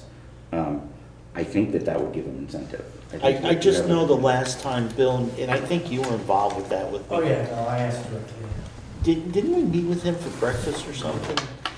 And I think his thing is the trustees have been approached by a lot of different places for that. And if they, again, it's kind of like an equity thing. If they do it for one, they got to do it for all. And where do they say no? And you know, and then they're becoming a bus company instead of a educational institute. But again, I'm speaking for them, and it's 8 years ago or 6 years ago or whatever. So I think could it boil down to that we're all okay with seeing if they wanted to do something, even if there had to be a stipend paid by the families. And, that kind of falls into what everybody agreed to, if you cover the extra tuition, by becoming a sending town, we'll cover getting our child there. The other more sticky part of this conversation is, do we want to poll? And I think polling 6th grade parents is a little more difficult because they can't go to Burnburn until they're in 9th grade anyways. So, I mean, I almost think somebody said something about poll those that go now and see how many would actually use the bus. Maybe more informational than, asking somebody for, what are you going to do in 3 years? I kind of agree. I would certainly like for the transportation committee to continue to explore this, to see if there's a way, because I'm sure there'll be more parents that are going to ask for it. So if you continue to explore it, find ways that can stay within budget and maybe meet some of those needs for equity would be great. But I don't know if a poll is necessary either. And I think, but as long as people know that you're still researching and looking into it, maybe helpful. And just to throw one other thing out that maybe we're missing is that, remember, we go back this year to voting from the floor on the budget, which does not prevent anybody from coming in and saying, I move that we increase the bottom line of the budget, by $25,000 to provide transportation. And if there's a second, then there gets to be discussion, and then there's a vote. If that happens, does the 25 have to go towards transportation? No, we have bottom line responsibility, so you cannot adjust the line item, but you can adjust the bottom line. But as a politician, which we kind of are a little bit, we just don't drink the Kool-Aid. If the voters give us money to do something with and we don't do it, then it's a little harder to get reelected. Right. So I mean, it's kind of do you do what the public wants, or do you do what you think is right? Yeah. I guess so. No, we don't have to, but we probably should. And the Dover board has always said, we will do what you guys say, because the voters are always right. It's their money. Yeah, but even though, you have 1,000 voters and you have 150 of them at town meetings, so it's less than 20% of the people are even there to participate. It'll be even less for ours. So, is everybody okay with letting the superintendent approach or does it want to be Chris? Well, somebody from the SU would approach Burton about doing something with transportation. So we're all in agreement on that, or is there anybody that doesn't? Might be 2 minutes of his time. Yeah. How are you? No. Quick no. And and that doesn't mean getting a new bus either. I mean, if they could, I don't know what size bus they have going from Stratton, but it's full. I mean, that's a full. They I think full. They I think have a that's number everywhere. of buses that they don't, because they don't do most morning transportation or Yeah. afternoon transportation. Yeah. Chris has dealt with them on a number of things, so I'm just going by based on what he said. But I don't think it can't hurt to ask. Right. It's always worth a try. Second question is there going to be any kind of polling? And if there is, who's getting polled and what's the question? Or do you want to sit on that one and come back to it at another time? I'll just say that I think if we're gonna poll, I think we need to poll sixth graders in addition. Correct me if I'm wrong, administrators, but parents start to make that decision about high school when their students are in sixth grade, no? Well, fifth grade, fourth grade. For the most part, not We always. have middle school information night, week after next, and the fourth grade students are invited, fourth, fifth, and sixth. Now remember, some families, they have multiple children and decisions made for the child anyways by where the first child goes. There's very few families we've seen that actually allow their children to go to all different schools because it's really difficult. A lot of driving. Right. I think before we poll anything, we contact BBA, get a little more information before we even. And then we can send discuss the it. question. Yeah, I would totally So we're agree with sitting that. on We that. need to know. So we have We can't. at least some kind of. Yeah. Something. Exactly. Yeah. Instead of just jumping right into the poll. I would think so. What are we talking about? If it's Another not 2 if weeks. it's not feasible, yeah, open the cart before the horse. It's not feasible. And we know it's not going to happen. Then why follow? Okay, so we're just going to, in the minutes, we're just going to ask Chris or we're going to ask Bill to whoever he wants to do the work, because that's kind of the cool thing about being the man in charge. To just talk to Burn and see what they're, and we're not going to do any polling yet. So did you say specifically what you want him to ask them? Burn's willing to work with some kind of transportation for parents of kids who, from West River, from the River Valley School that want to attend over there. Be it there, there's a charge or. Look at all the options. Yeah, if they're willing to do anything to assist. Also, how do you appoint 2 kids that go to? Just curious about that. We asked that question also. I assume that's an ADM thing. Lori could give you that answer, but we would be here for another 45 minutes to an hour before she got it all out. It was actually 232. There's not supposed to be a point there. Oh, Okay. All right. Real quick, folks, equity, calendar for discussion. Bill, do you have a calendar for that yet or not? No. I don't want you guys to discuss anything but budget until the budget's done. Okay. So that's not my question. My question was, do you have a calendar for us on that? I do not. Okay. Website to sign, so that kind of fits in the budget a little bit. And then residency policy work, and then you're going I'm to, currently working on that Yep. to give you guys a draft. okay. New business, quickly, Matt and Tammy, not to rush you, but do you have anything going on with the schools we ought to know about? We are, Wordsworth's having their artist in residency this week, who is Troy Wonderly. And we will have a circus show on Friday evening at 6 p.m. Other than that, we will hold a community lunch on December 12th at 12 o'clock, and anyone's welcome to attend. When's yours, Matt? December 12th at 12 o'clock. We're collaborating. I love it. Is it, no, it's not the same, is it?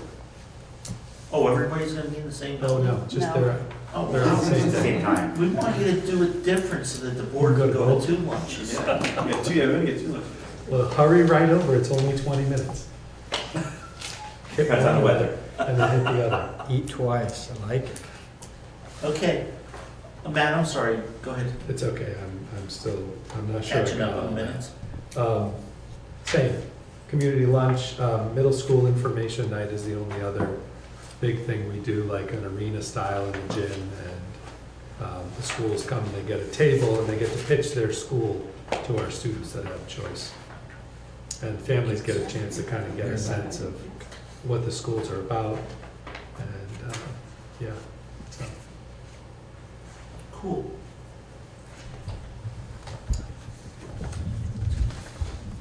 Did you talk about website design, or did you say that? We just, no, it's just there as a placeholder, Okay. and it's gonna be covered a little bit by budget conversation too.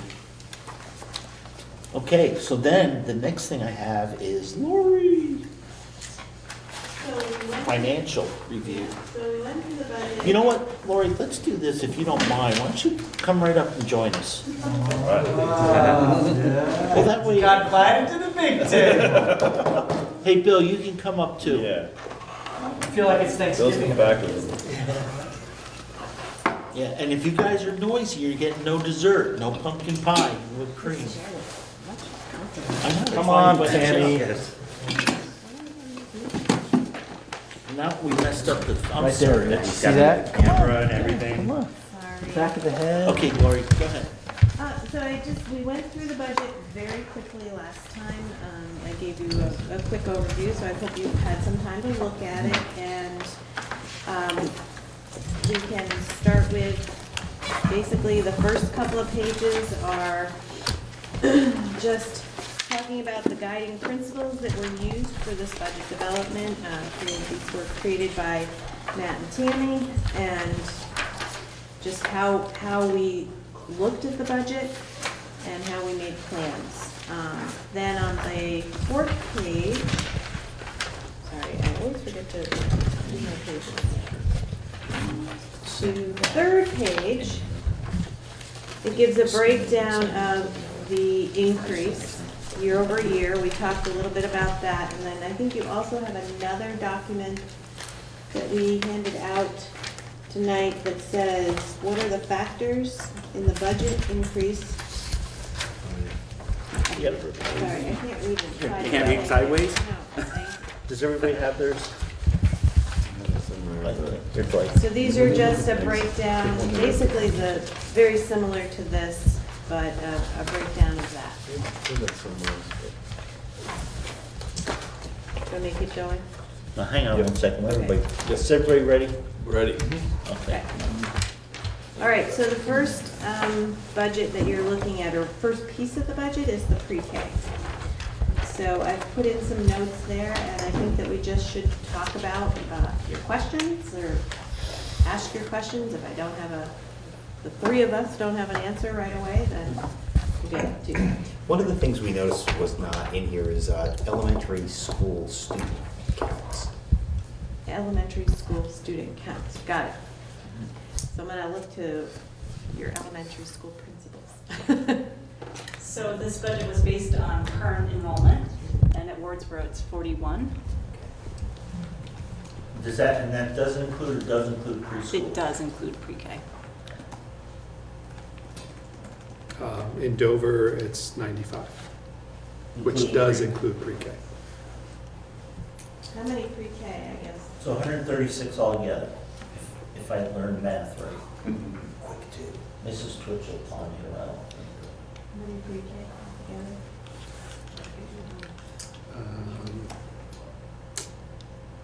That's 16 if you include the 3-year-olds, so a total of 21. We have 5. So 20, okay, so the first budget that you're looking at, or first piece, is 21 students. That represents that. That's better than $10,000. Question for you in line is, did you bring the rulers? Right, yes, I do. I have little rulers. I wanna see. Bring little rulers. think it's line 16. Tuition to private, Yeah. 5562? I just want to know what that account title is. What is it? Yeah. Tuition to private Vermont elementary, Okay. but it's for pre-K students. So that is a set rate. And so the 11,400 is going to represent 4 students at $3,800. Those are rough numbers right now. What are you reading from, Bill? 5562, tuition to private Vermont. No, where were you reading? It was 5 students at. He just knows Oh, he that, just knows because it. he Oh, I knows know, what the it's reimbursement 3,800. is, and he 3,800 knows students, how to buy. So it's 3. It's 3 students at 38. Thanks, Right. Rick, making me feel like You were pretty good with it. And when the December 1st commissioner's letter comes out, that'll actually set the rate for that, so we'll have better numbers there. And we'll, we're always looking to see if there will be more or less as we go, so, until it's set. So like in 5562, what Mark just asked about, in the notes, would you like to have 3 students? No, that's fine. I mean, unless the board does. I'm gonna ask Lori for a cheat sheet for Isn't this meeting, cheat but sheet? let's not do it. Well, yeah, so if you wanna add it to the notes. Like, this will not, go. The notes, the individual notes will not go out with the budget to the Okay. public. That's for you all to know. Right, you all. You all. Y'all. Okay. Just so we're clear, pre-K is pre-kindergarten, right? Even though in your school, they're in the same classroom, right? Okay. They're accounted for different. 3-year-old, they either classify them as 3-year-olds or 3-year-olds. 4-year-olds. You have to be 3 by September By September 1st, Right. according to law and your policy. Our policy. Yeah. And that was a change from last year's budget, if you look at line, 16. line 5. The 511, the teachers, we moved 0.5 of a teacher, so we split. Because in Wardsboro, the pre-KK teacher was always just in direct instruction, so to give us a better idea of what the Yeah, cost. no, it's a better account. Okay. And then we're moving on, the next page, this is. Well, hang on, then, before you get too far, I'm gonna, nothing personal, so please don't take it that way. But I used to always ask this when I didn't make the budget up. So, where can you cut 10% in this budget for me? 10%? Is there anywhere you can cut anything in this budget, this section of the budget? I was just shooting for 10, but do 20 if you feel easy. So can I support you in an answer? Sure. So if you look back at the guiding principles of this budget development, the most appropriate place that we would ask that question is to our administrators who are day-to-day on the floor with our students and our teachers. So we're more than happy to answer that, but I think the more appropriate people that we would ask that to would be to our principals. But they're hiding in the back. No, they just weren't invited to the head Yeah, table. they were. I said to come on up. It's not my fault they didn't want to come on. I think it's an absolutely valid question. I just would want to make sure that we give you a very reliable answer. Well, I'll ask my educational leader. And I would say I can get you an answer, but I'm going to go ask them. Go for it. Okay. Is there anywhere in lines 4 through 21 that you could anticipate cutting 10%? And don't be afraid to cut 20. And don't be afraid to cut 20. So 10% is 25,000.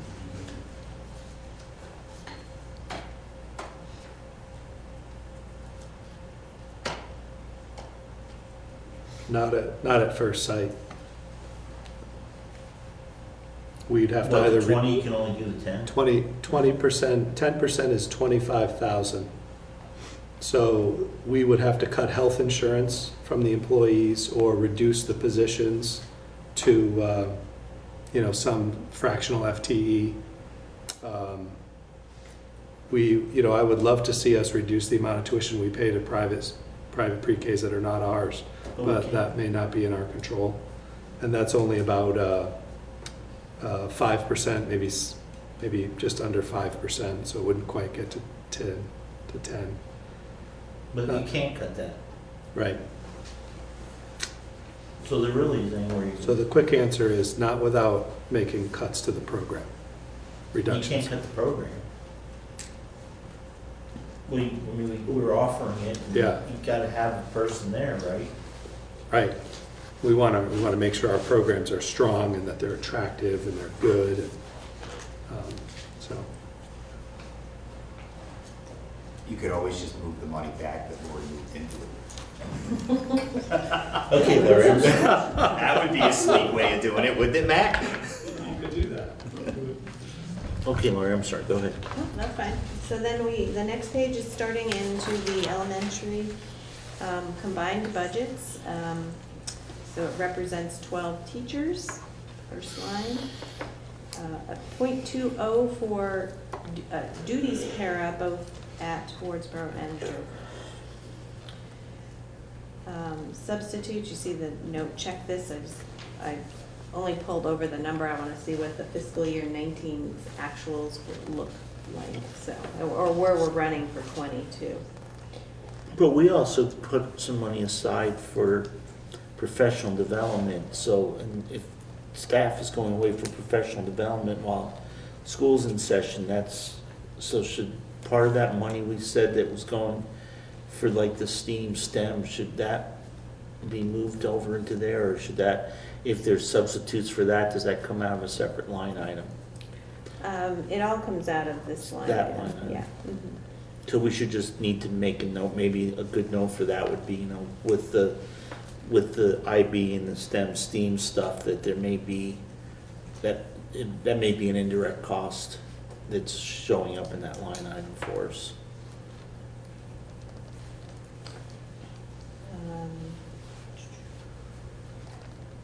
One of the line items, 29, I just wanted to point out, so you have actually, I had put in for the budget for 20 unemployment, but you actually have a pay-as-you-go versus paying into an insurance. So that's why you see a reduction in that there. Now that being said, it's not necessarily a bad idea to budget something in case you do have an unemployment claim. Can we used to do a payroll services section in the budget that we would put like salary increases in, because if they hadn't been negotiated, it would just be a pot of money that we would take out of, and then we had all the insurances, the unemployment, the workers' comp in that line item, because it's all total payroll, it's not broken out individually. Does that make sense then? Maybe if we're not going to have numbers in the individual ones, to do that, and then you can move it into the line item for us if it's actually spent. I think I understand what you're saying. I have a little different view on it just because I believe in total employee cost and total program cost.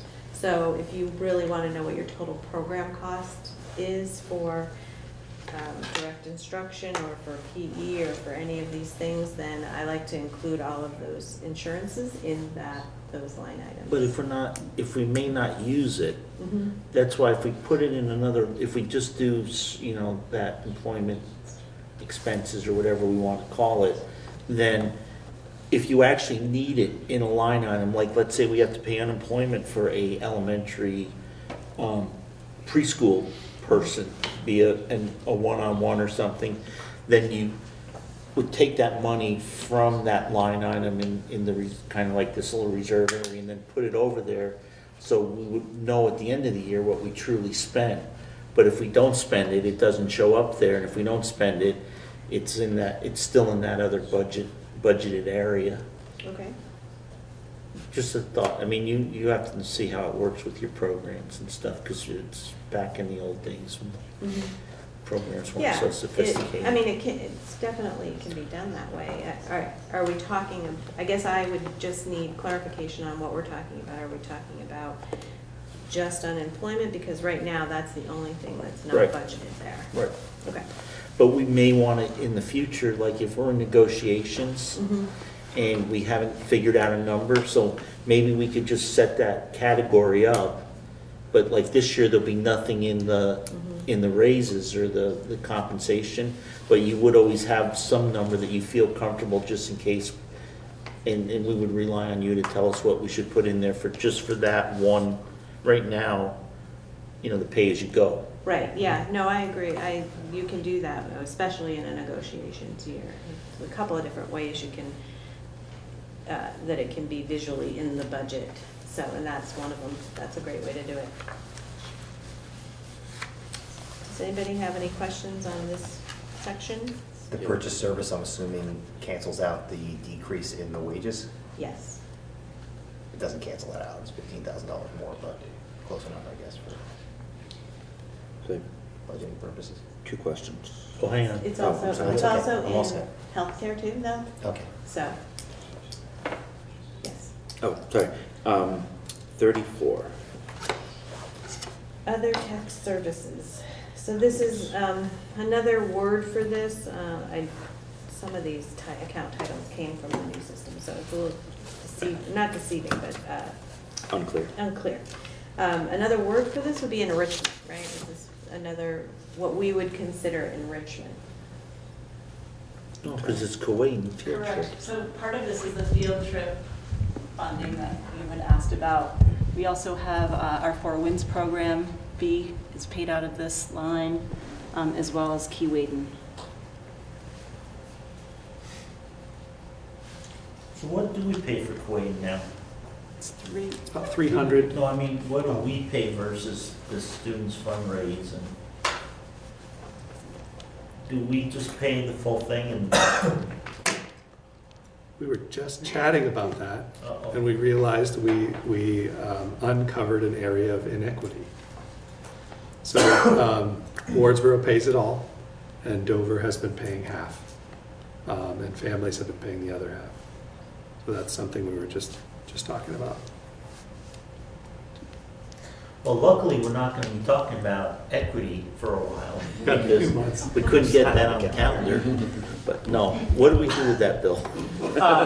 I would, Because that it's, can't happen. it's 300 for total cost. Roughly. So we have 8 sixth graders in Wardsboro. Correct. So I would add 8 times $150 to the budget right now. And Well, make it Wardsboro- equitable. No.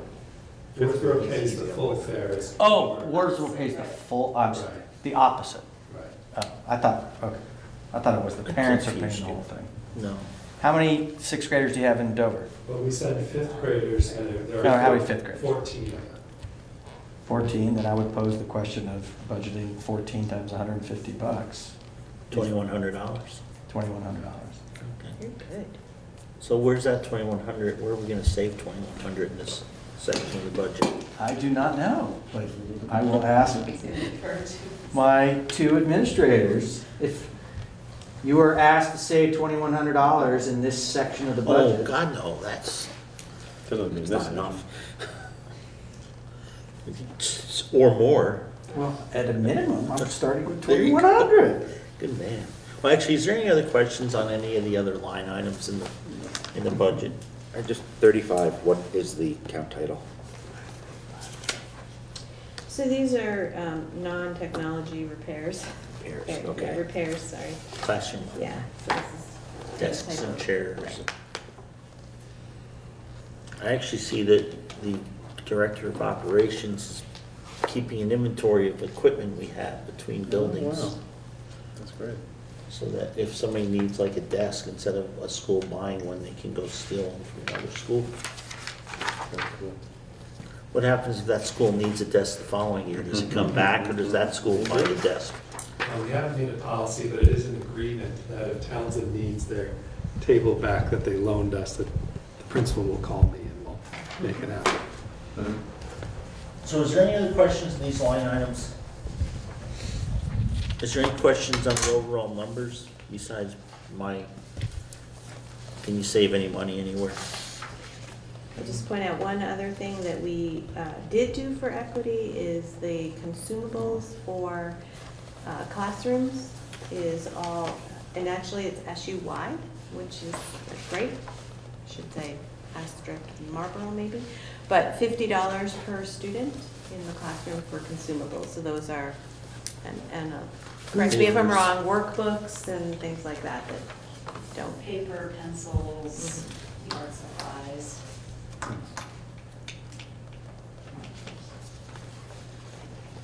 So, Matt and Tam, you guys, I'll ask it so I don't have to make Bill do it. Is there any place that you see any savings in those sections?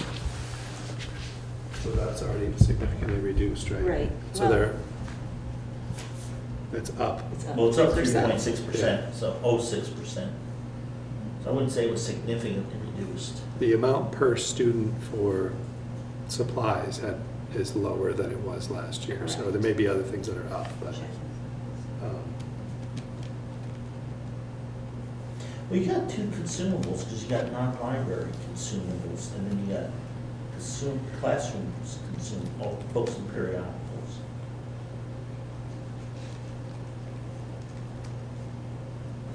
So those are things like book jackets and all those types of things, right, of the library. You can have that in the library section. In the library section. Okay. You guys all set with that section? Moving right along. You want to do the whole page, you're going to do it by section? Well, why don't I ask by section? So we have the art. The arts. So there are two different ways that art is used or purchased.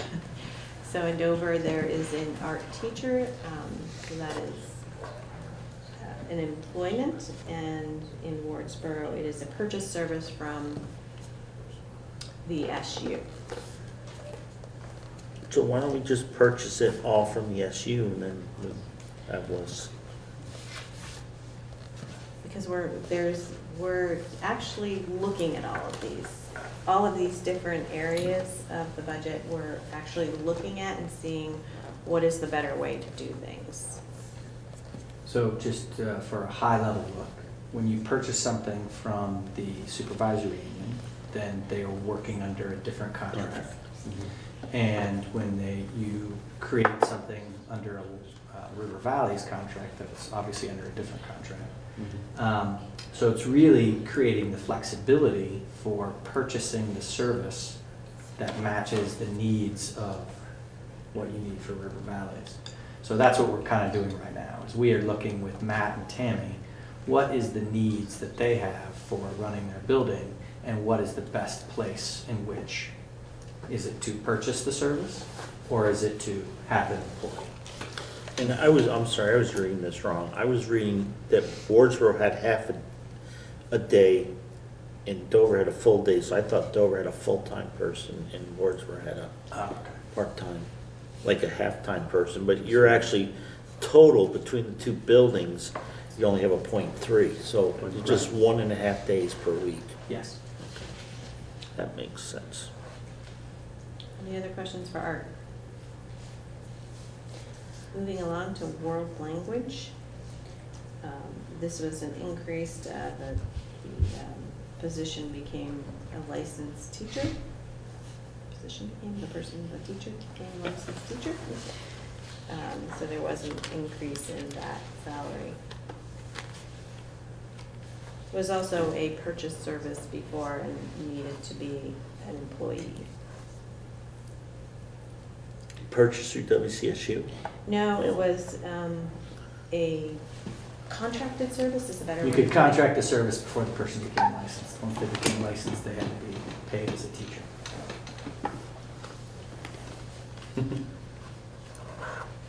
Everybody good with that? That's not a huge increase, is it? Or am I missing something here? It's 43%. It's going from 15 to 21. Are we on world language? Yeah. Oh, just one line item? Yeah, Yeah. it's 56%. I mean, it's $6,000, but it's 43%. Just the one line. Overall, though, it's 56% increased, 85.39. Okay, sorry.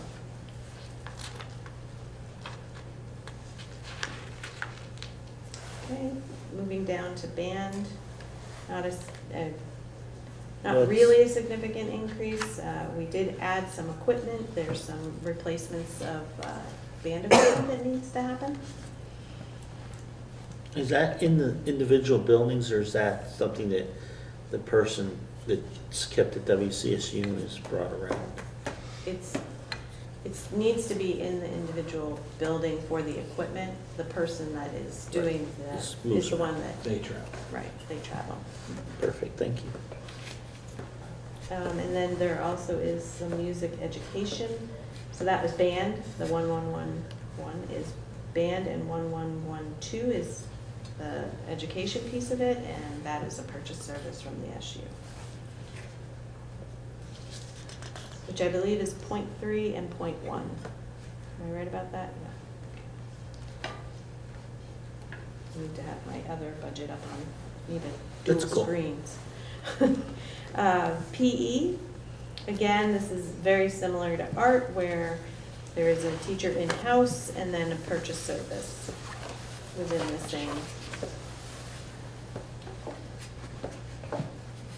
same area of the budget.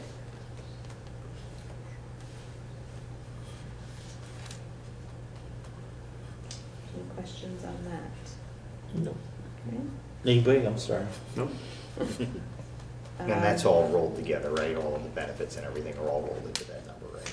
Into the 18102, yes, on line 70. For the purchase service, that is the total program cost that they're buying from New Central, yes. Okay, and I'll just 11.8. Right, so this is also interesting. It's actually kind of nice that we're going down line by line like this. So Luckily, there's fewer lines than there used to be. So when you purchase a service from WCSU, you're paying for any changes also. So if there's a healthcare change or anything like that, right? So that's part of the increases. Yeah. So the special ed SU assessment, that will change a little bit based on the approved budget for special ed. Is it going down? I think it's going to go down a little bit, yeah. Oh, see. Hey, Matt and Tammy, you know anywhere on this page here to say? See, I knew if we asked questions. Good job, Matt and Tammy back there. Okay, lines 75 through 79 is co-curricular. This part of the budget, the 1502, is the co-curricular that is mainly Dover's after-school program and summer school, although Tammy and Matt have discussed, and you guys can go into further detail, sharing that summer school piece, right? So. Is that 1501 or 1502? 1501. So more just creating an opportunity for the students in Wardsboro to possibly attend the summer school program that's offered either here or whether we think about switching it to another location.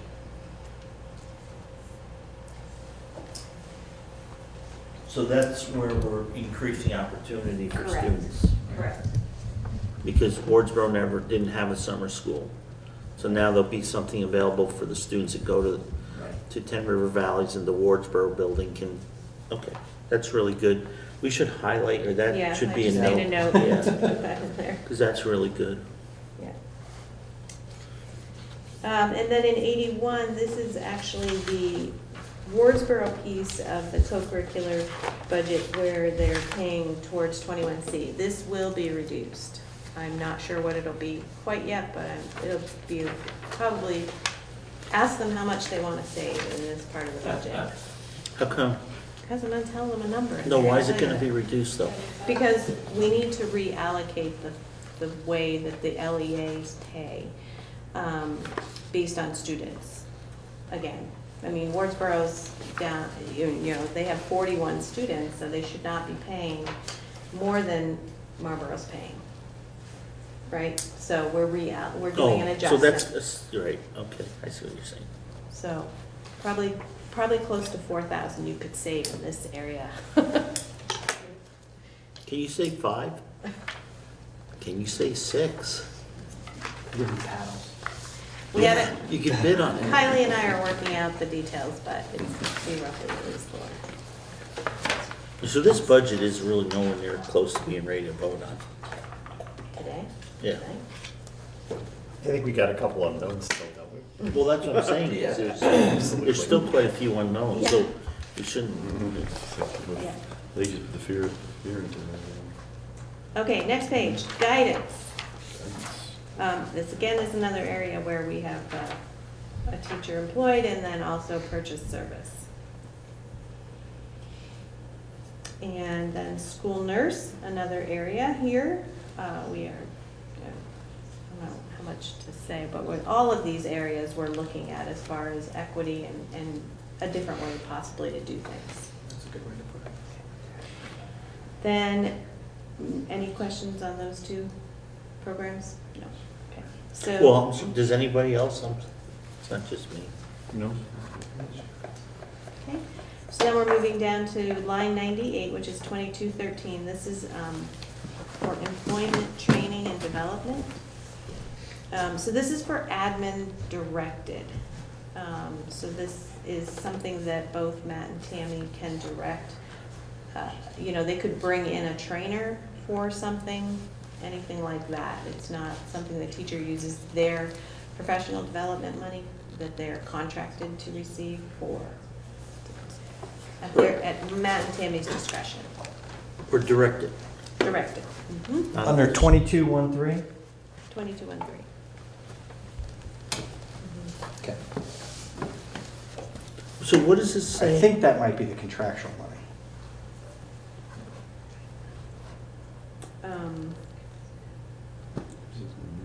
I'll double check that though.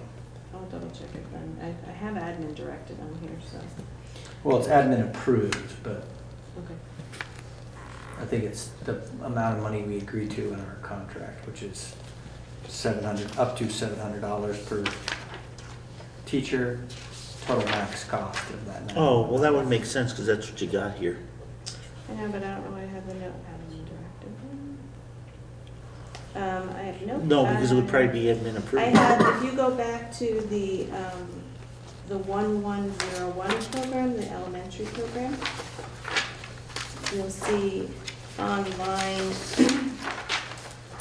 32, the 5291, other employee benefits. That's the 740 times 12 employed teacher. You're awesome, Lori. It's like, okay, you know what it confused is because I didn't take this note out, 700 per Right. FTE, so Okay. it is admin direct. Okay. Mr. Chairman, I'm sorry? we just wanted to know that we found some savings. Somebody have something they can throw at them? It's a reason they're sitting back there. Yeah. Out of rage. Hey, good job, folks. Your superintendent's proud of you, but he'll be having a little conversation tomorrow morning. So then the next part of the budget is the IB and the STEAM, and that is the school focus piece of the budget. So not a lot of increase here, just a little bit of, It's kind of like we moved some things around a little bit. yeah. And we did reallocate. Tammy and I talked about it. Mainly the STEAM was reallocated. Basically just rebalanced that $20,000. That $20,000 is still in there. Just balanced. But it's not just one chunk. Not one number. Right, Yeah. yeah. It's just more appropriate where it is. You think FICA's okay? Some I people go think through- it's a little high. Yeah. I go through and check the numbers and I put okay when I know that it's a good calculation. Library media. Oh yes, here is where we put the books and periodicals, and again, equity-wise, we are doing this across the SU as well, $20 per pupil for library books. Can we do 1950? Just something different. Okay. We're getting extra time, I take it? I'm sorry? We're getting extra time? 0.5 increase? Right, so the Cost. purchase service, it's not extra time, it's just increased cost based on shared services at the WCSU. So that program at WCSU had some increase in cost. It could have been, part of its salary, part of its benefits, The .5 is just that, that's what the FTE is, and Right. that didn't change. The FTE has not changed, and that is remind me again, guys, for library, it's .4 for Dover. And .1 for Wardsboro. You need one full-time librarian for every 300 students. So Dover should be less than, should be at .3. So the total should be a .4. Or 3.5. Just saying. What does that save you? That would save you 20% of that 56,000. Yeah, which is quite a savings. It's almost more than the last savings we had. Just saying. No, yeah. That's why we do this. Okay. I guess- I Are don't we think being we're- directed to? No, I'm just, Okay. I haven't heard anybody jump on that bandwagon. It's just pointing out the best practice. I'm just pointing something out. Okay. All right. Maybe somebody in the public will figure it out. Moving along to principal, budget. We did move the, some of the numbers around so that, and also included money for an interpreter and lease and all that. So that is on line 126.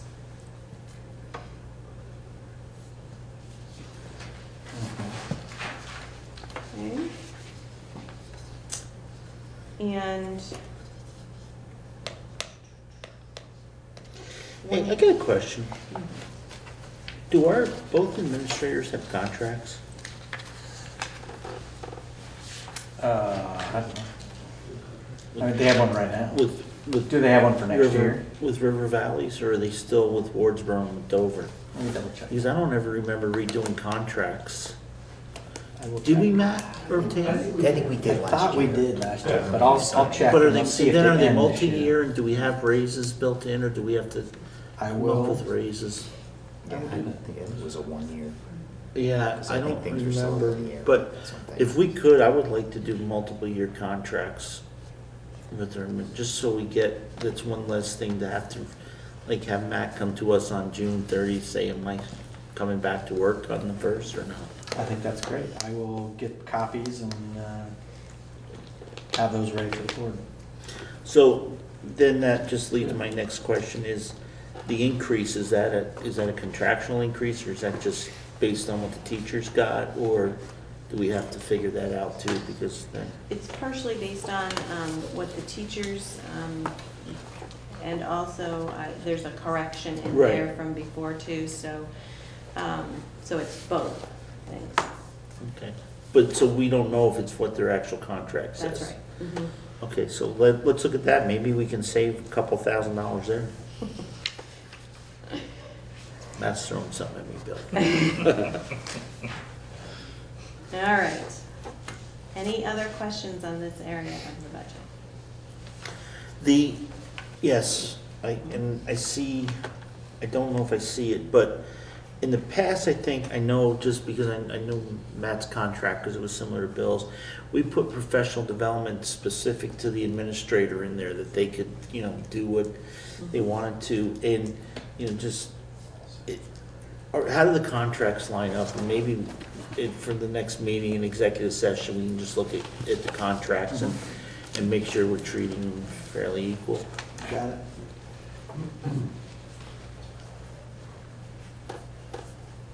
Okay, moving along to operations, unless there's another question.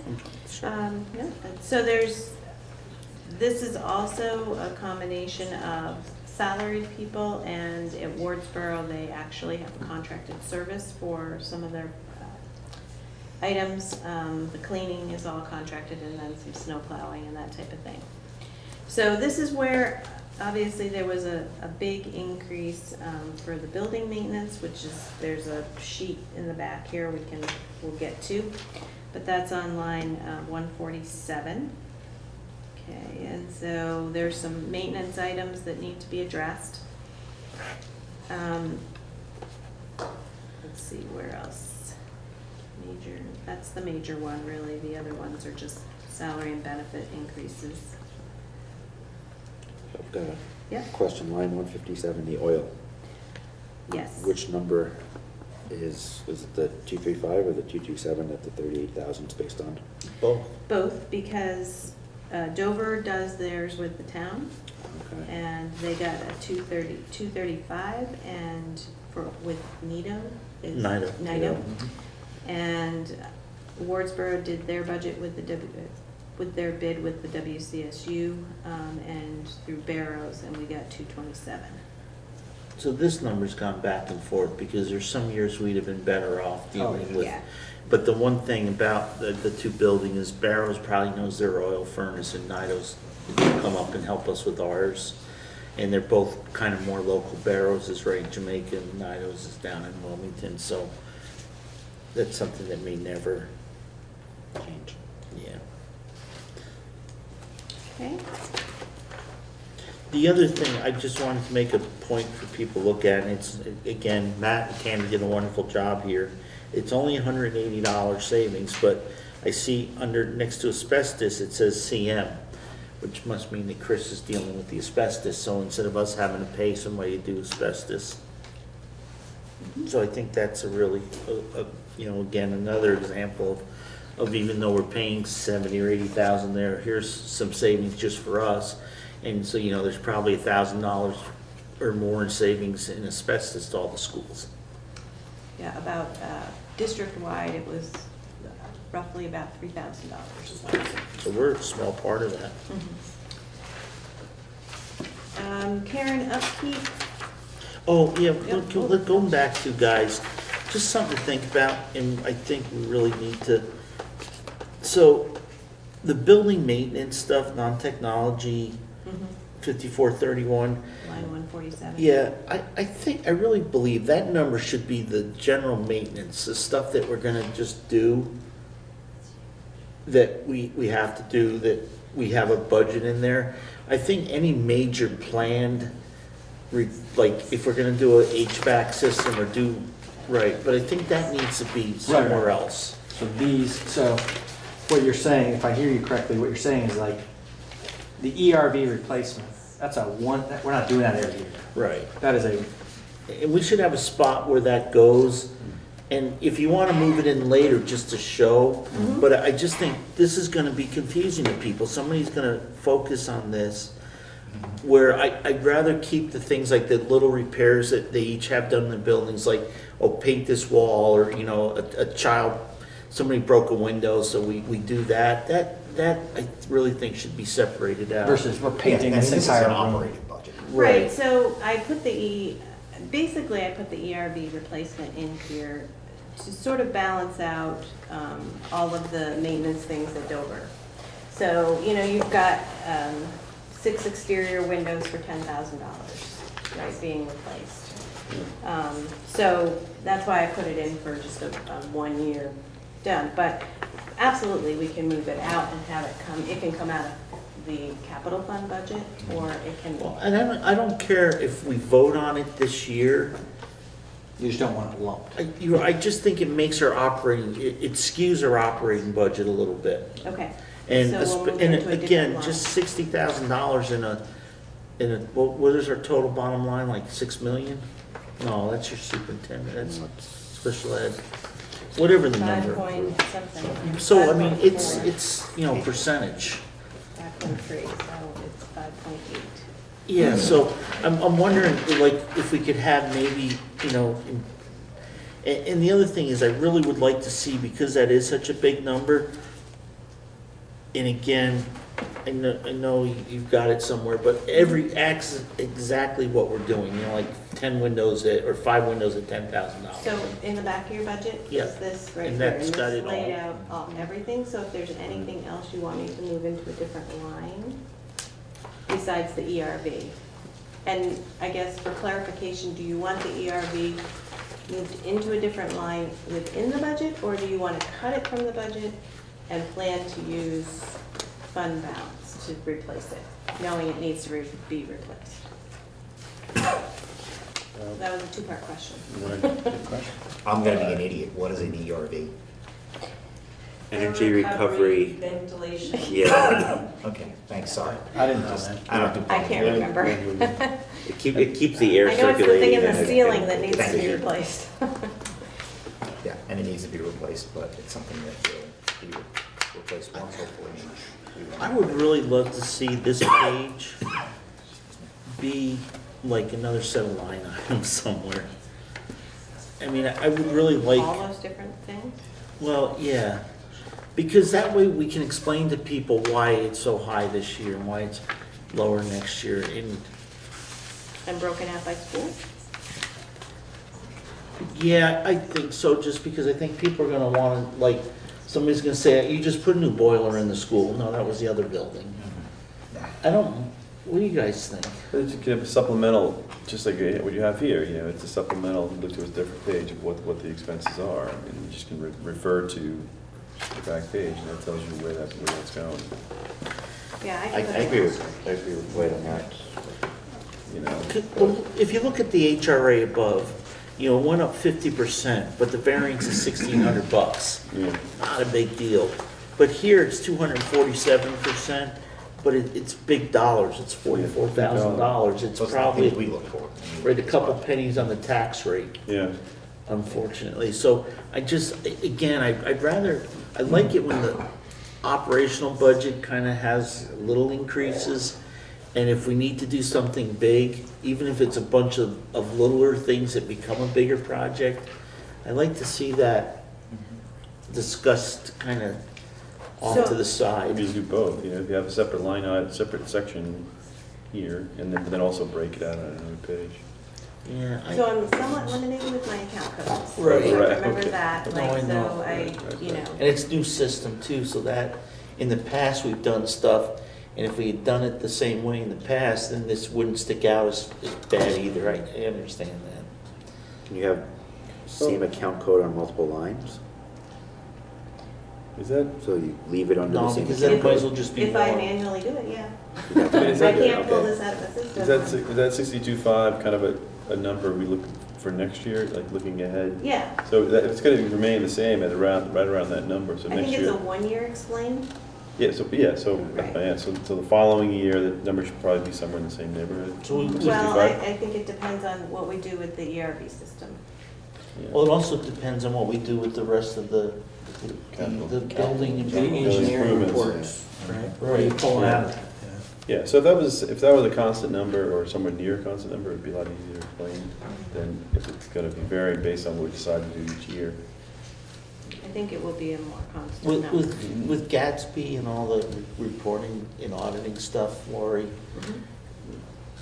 would it be easier to have that if we just included, I mean, do we have a definition of what a capital expense is?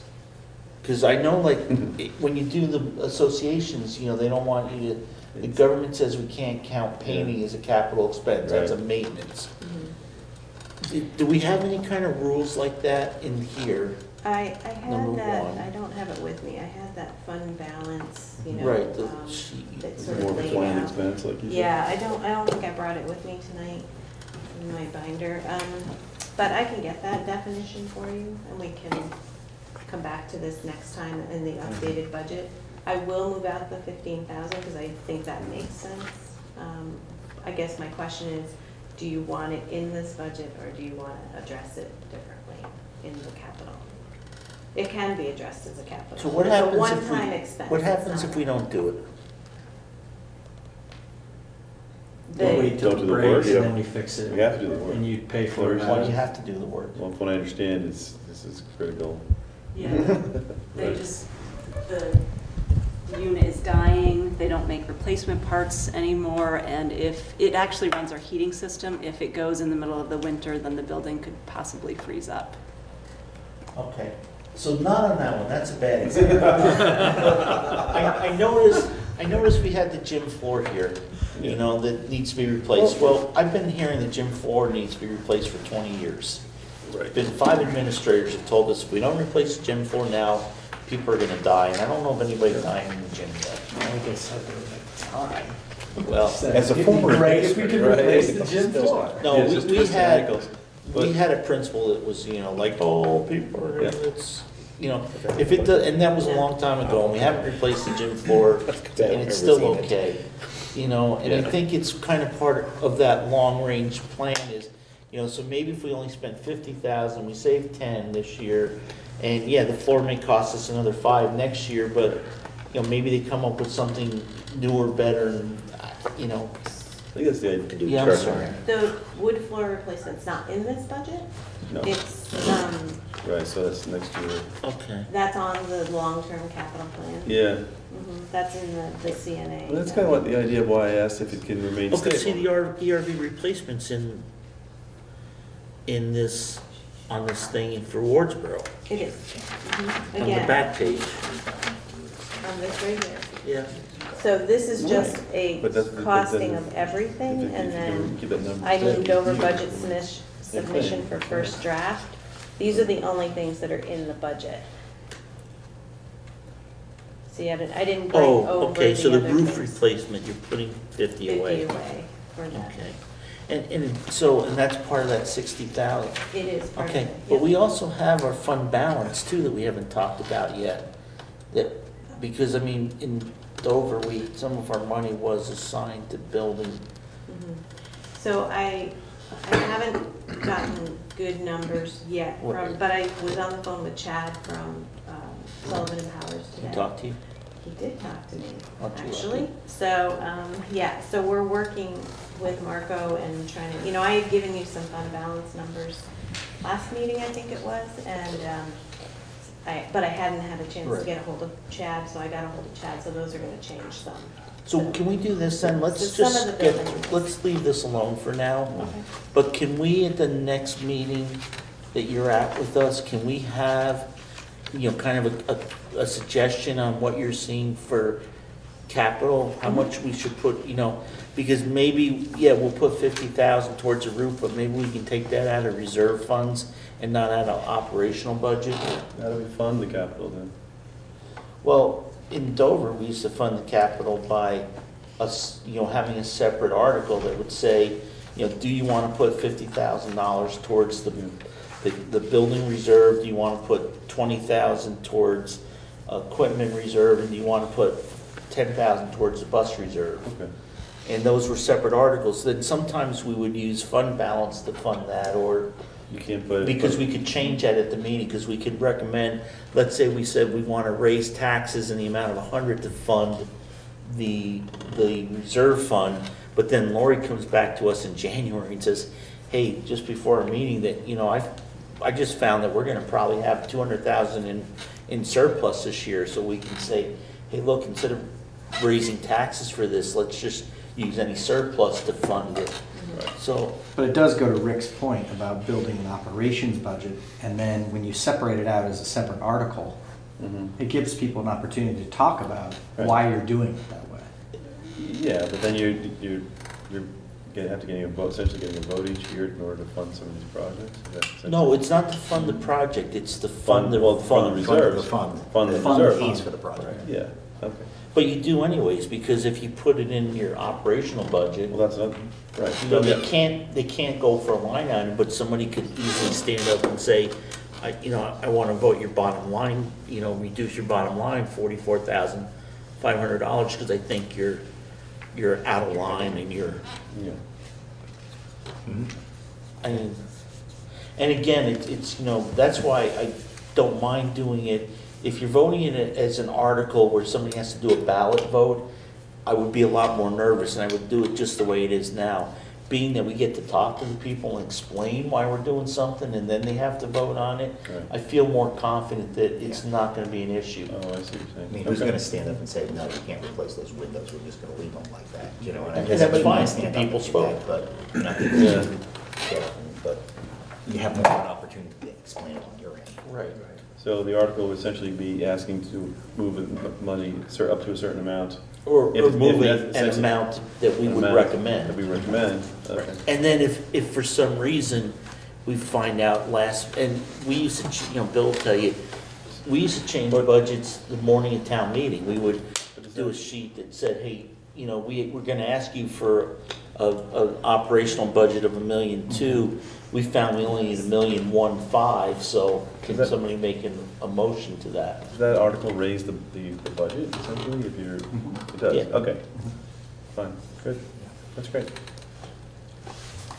Because it's all conjecture when we get there anyway, because we don't know when anything's gonna land. Right, so at the end of the year, you might have a What the surplus, you tax don't have to do as much, got, yeah, okay, got It's it. just direction. Well, and remember too, the budget's only one part of our meeting, because the other thing we're gonna discuss is, you know, in Dover, we always made a motion at town meeting that any surplus be transferred to the reserve fund, and then that way, the money isn't in limbo for that year and a half. It's, Yeah. you know, we know that at the end of the year, when Lori gets her audit, if there was a surplus of $12,000, she knows right where to So put what it. happens when there's a deficit?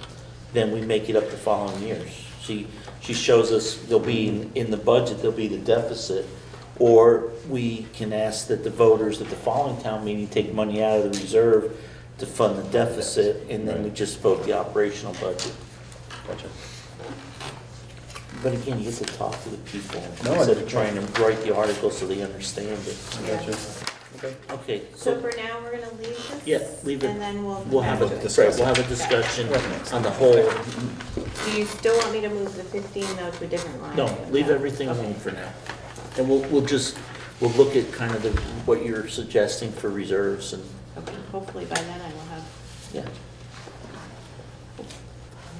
And if Okay. not, we will just, you know, we'll do what we think is best at the time, and if we have to go to our meeting and ask them to change something, we'll do it then at the meeting.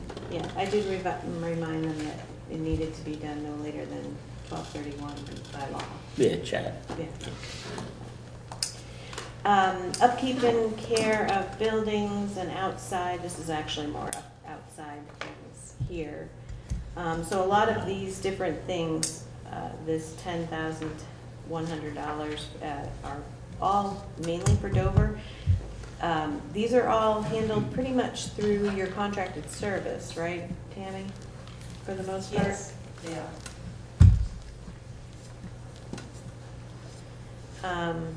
How much is a contracted service in Wardsboro, just for the quick number? So it's kind of chunked in together because any It's cleaning. repairs or anything also gets chunked into that. I could get you a hard number though for the next Well, meeting. I'm just wondering, is that something we should look at, that, you know, if we were to put a bunch of the Wardsboro and Dover work together, you know, would that get us both better pricing? And it's nothing maybe for this year because it's so late, but again, when you have more time, Lori, that's it. No, we talked about it, we talked about the potential of looking at that for next year. I think that part of the challenge is that it's cleaning, right? So, you know, both buildings need to be cleaned at the same time, and the contracted service provider you have isn't a big provider, right? I mean, he's, yeah. So, it's just. Does any school use like, you know, a Massler or some service? It's definitely something Chris and I have talked about as well, of just trying to get an idea for Chris is cost. very familiar with that, working Right. with the co-op. Yeah. Yeah. So we're mean, I talking like- about it and saying, you know, just like the busing, right? You don't know unless you ask how much it actually costs. Right. And then you find out it's, 200 some odd thousand. yeah. But And if you have you to ask, have you to can't ask the afford it questions anyways. to know, right? So that's, he and I have already talked about that for next year. Cool. Okay, so now moving on. Okay. Moving on. Now we're in transportation, where we talked about, you know, not a huge increase in here, salary, benefits, that type of thing, increasing to actual.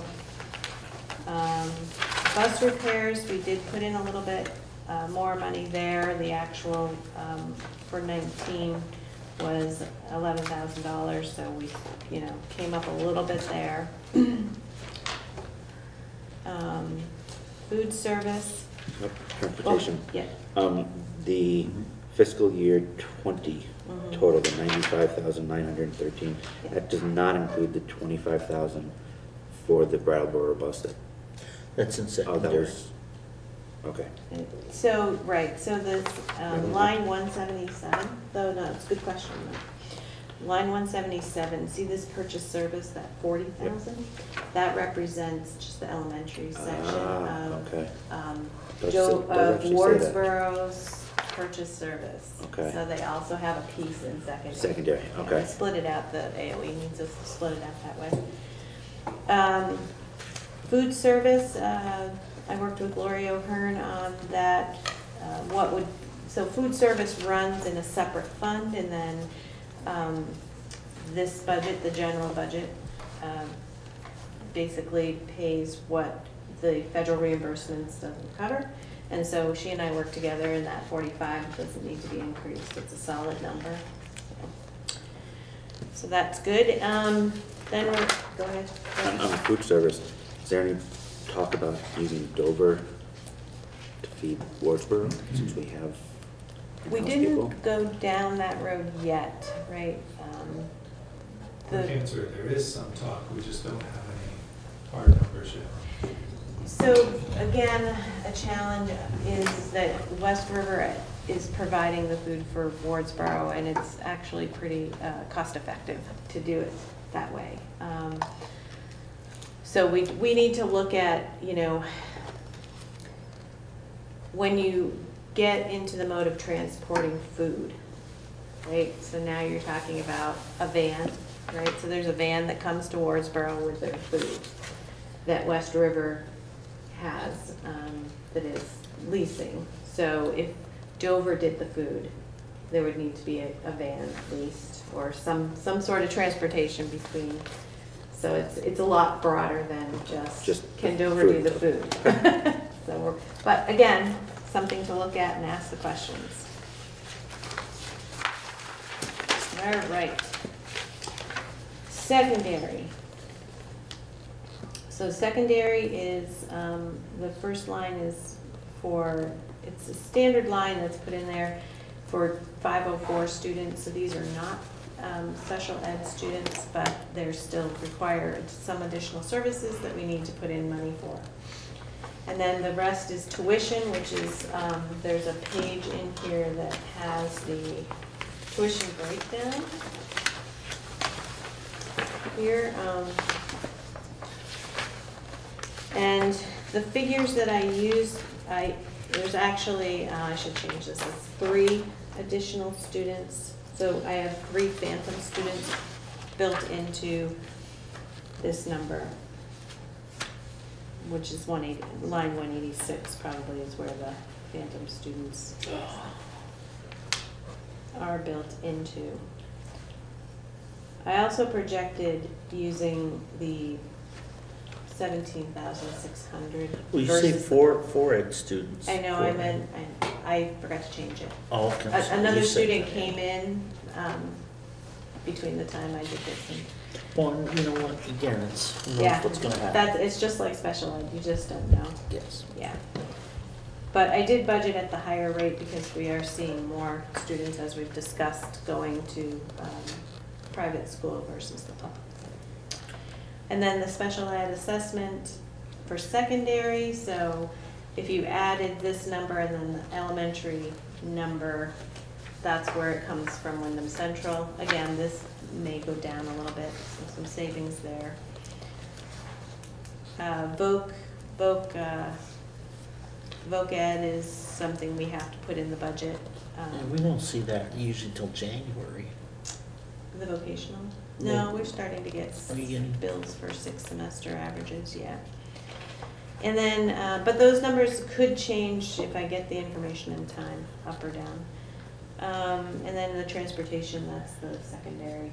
Plus there was 10,000 put in for the Leland and Green Run and the Mover. Yep. So back to the vocational, it's not big numbers, but I mean, it goes up every year. Shouldn't we just add 3% to? So no, it actually is based on a 6-semester average. Right. So it depends on what students you had 6 semesters ago as to what the cost is. And it comes from the state. It's a calculation that they do. So it actually doesn't necessarily mean it goes up 3% every year, because you could have a student 6 semesters ago dropping Drop off, off, okay. right? So I wait for the state to give us those numbers. Not so much a numbers question, but how does special ed work with secondary students? Is it all billed back through the WCSU Everything. for our students? Yes, everything comes through the Okay. WCSU I for. was wondering how that came back. Right. So you pay your regular ed tuition, that goes actually through this budget. And then any special ed costs come through the SU. Additional. Even from schools that are not part of the ES? That's right. Okay, great. Okay, just curious. Then we're into the location-wide, which is basically the board and the SU assessment, which I can happily say, line 205, when I give you the updated budget, will be less. Could save money there, guys. Okay. Yeah, because it's only 3.39 instead of 3.5. Well, and then you have the adjustment of the ADM, which will actually make that number go down. 146,186. Because we lost. $6,000, Matt. Quick, Matt and Tammy. We got it or we need it? No, you saved us $6,000. Line 205, good job. Then everything else. Show in the minutes, Matt. Be proud of it. So legal services, I budgeted the same. There's just no data that shows you're gonna spend a lot more on legal services. The audit's gonna come in the same. Line 216 is the technology that you're buying through the SU. What does that include? So that includes, how many hours a week? You told me and I haven't even email. 1.14. Yeah. Last night. Right. Budgeted for. So for Dover and then basically a 0.15, we're also looking at that too, because they're two different people right now, so we're looking at that for for River Valleys. And that was 0.15 is the service that Wardsboro was receiving out of that. And then software, so there's a lot of software costs that are all, for Wyndham Central last year, I combined all of the technology throughout the whole SU into the agency fund budget, which you haven't seen yet. So the other night, we didn't present an agency fund budget because there's been a lot of fluctuation and it's not quite settled yet. So we're working on that, but the technology was brought all together into the SU budget. And it's really actually been very good over the last year. I've been working with Peter Golrick, our technology director, and he's finding different places where there might be a software that one or two teachers might use, but for an additional, I don't know what it was, $100. He could open it up to the entire SU. But he didn't know we didn't know about those different software things that were happening before. So it's been good to bring it all together. We can look at it as a whole for the SU. So that includes some software upgrades and that type of thing as well as salary, benefits, all of that. Is there any hardware included in that? Yes, so all of the hardware is also for the SU. And then the 50,000 is what I added for long-term capital projects, but that, again, we're going to. What's that?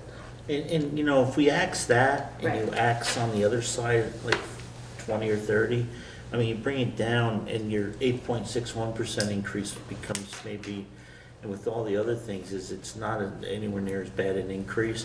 And then I think if we vote that, a transfer to the capital as a separate article, then it's easy to explain, because it wasn't there last year, even though maybe it should have been, but.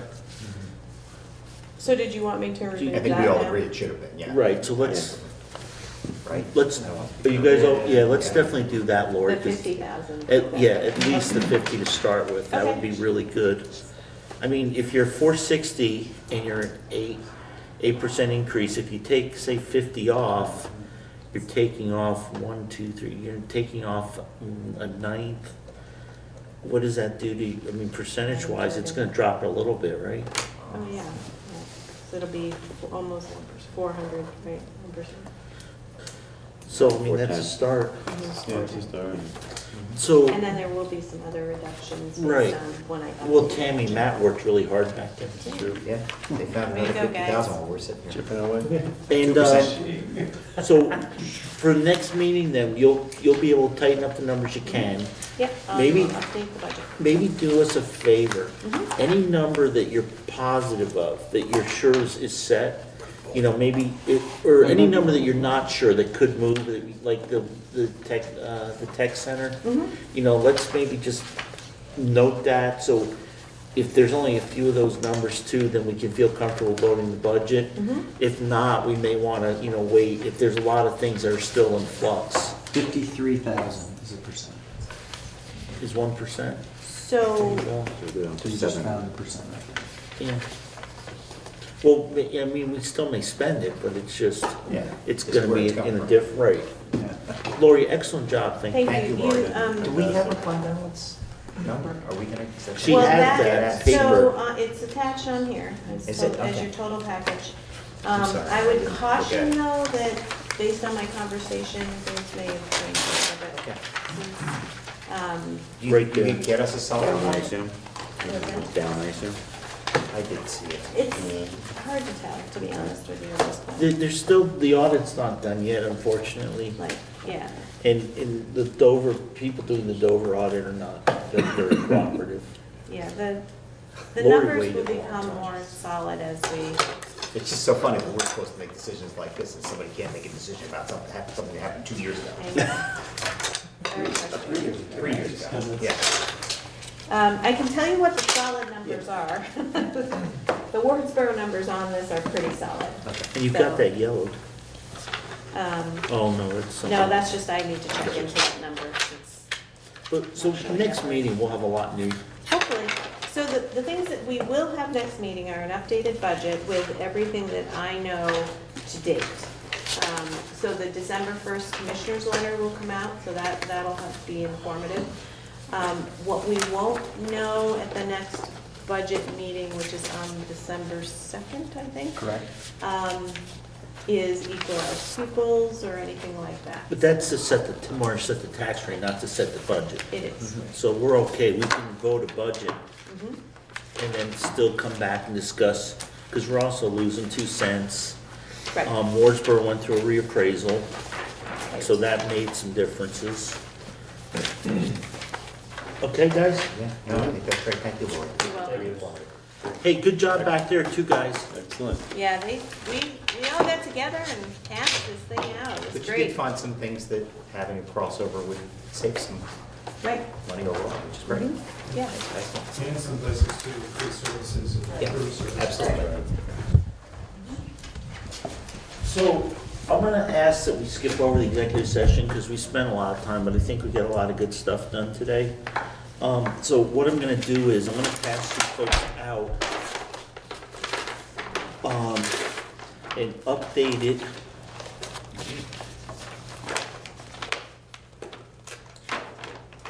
An updated, Dissertation?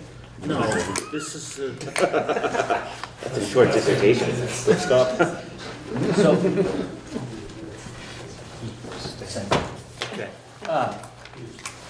Your Director of Finance has engaged through a grant, a HR consultant who's been using her services in a variety of places in our business office. And one of the things that we asked her to do was take a look at your handbook and dive deep into her recommendations from an HR consultant's perspective.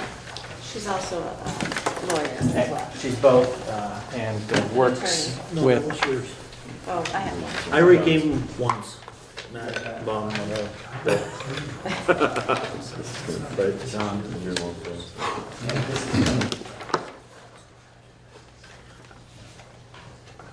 I messed up. Did you not want them to have it? Yeah. Okay. Yeah, so here. You don't like trees, do you? Not at all, man. Okay, so I learned early on. So listen, next meeting in Wardsboro at 6:30. So let's, Lori, are you coming to that meeting then I or will not? be at the December 2nd, because that's when I'm going to bring the updated budget. Now, But you will West not. River meets. No, the I've same made night. arrangements to be here. I can be here the December 2nd if you need me. Well, why don't we plan on doing the budget first? If you guys are okay with that, and then that way those two can leave early, Okay. or as soon as we're done with that. And then Matt and Tammy, we're gonna need you guys just go through the contractual issue, and then you'll have to bring back to them whatever we need, and we'll do that at the end of the meeting. On second. On the 2nd. Is that okay with everybody? And then Bill, so for that other old business stuff, the equity web, can you just give us a calendar? We're not gonna have any discussion on it, but just, because we'll start talking about that in January. Okay. And then also, can we get a mock-up of, because we'll have to, by the next meeting, by the December 16th meeting, we really should start talking about town meeting and the warning stuff for town meeting. So let's get up, you and I can work on, and Rick, maybe if you've got time, we'll do. I have fun these days. we'll do the agendas. Yeah. Yeah, no, I'm being serious. Why? No. December 5th, don't forget, is that UVM thing for outstanding teacher. And December 16th, we'll have a meeting at Dover. And then January 6th will be in Wardsboro. That's the last day we have to warn the budget. Because our meeting is the second week of February. So we actually, January 6th is a little late. I think you're on the 13th. 13th. That is the drop dead date. But that means it has to I'm go out giving like you the next day. Yes. So we really need The to. 16th would be. You got no cushion. Right, so we need, the next two meetings, we gotta really concentrate on the budget and the warning stuff. That's why Lori wasn't letting us straight. Right. Just holding Okay, right to the feet of so, the fire. hey, if somebody, so that Matt can go home too, can somebody make a motion to adjourn? Motion will be adjourned at 9:13 p.m. Okay, motion made, second, and everybody's in favor. Good job, guys. Good. Who seconded? I did.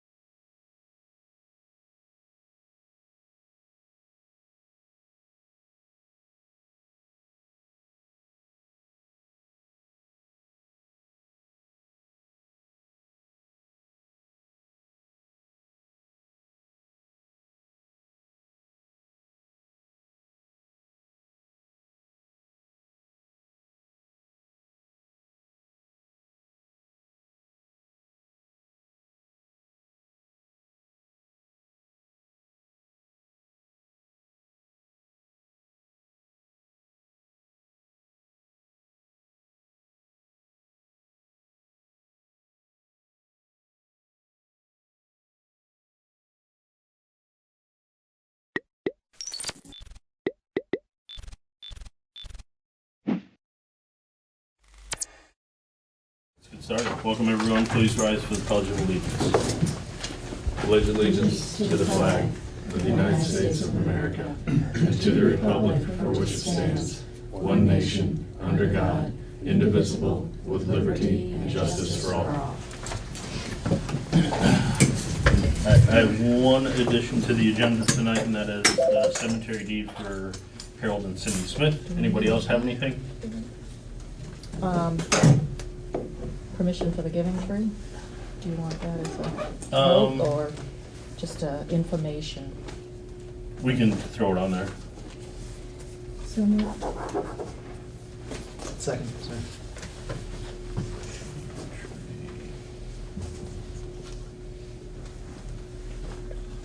So moved and seconded to add the cemetery deeds for Harold and Cindy Smith and the giving tree.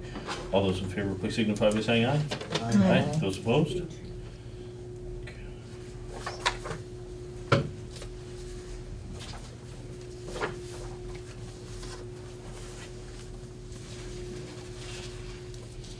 All right, remarks. The board would like to give its condolences to the family of Irene Miller. I know we're a little late in doing so, but Irene was an employee of the town of Vernon, and we appreciated her service here and the family itself. The other announcement that I have is a few hours ago on social media, Coldbrook store has announced its closure at the end of the year unless something changes dramatically in the usage.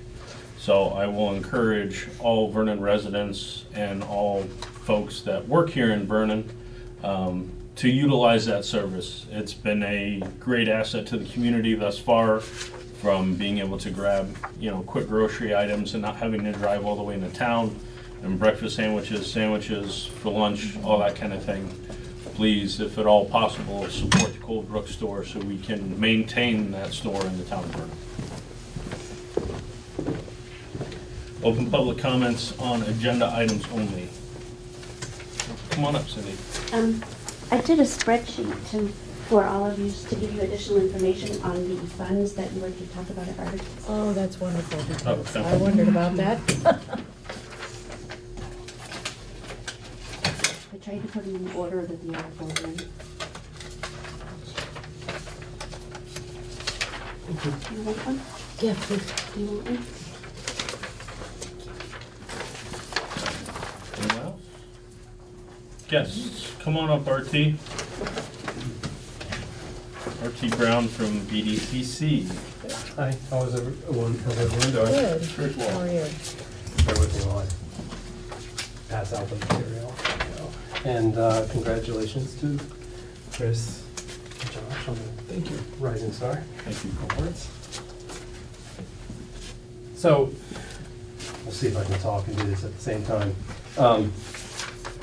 We're here, try to update as many select boards as possible during the year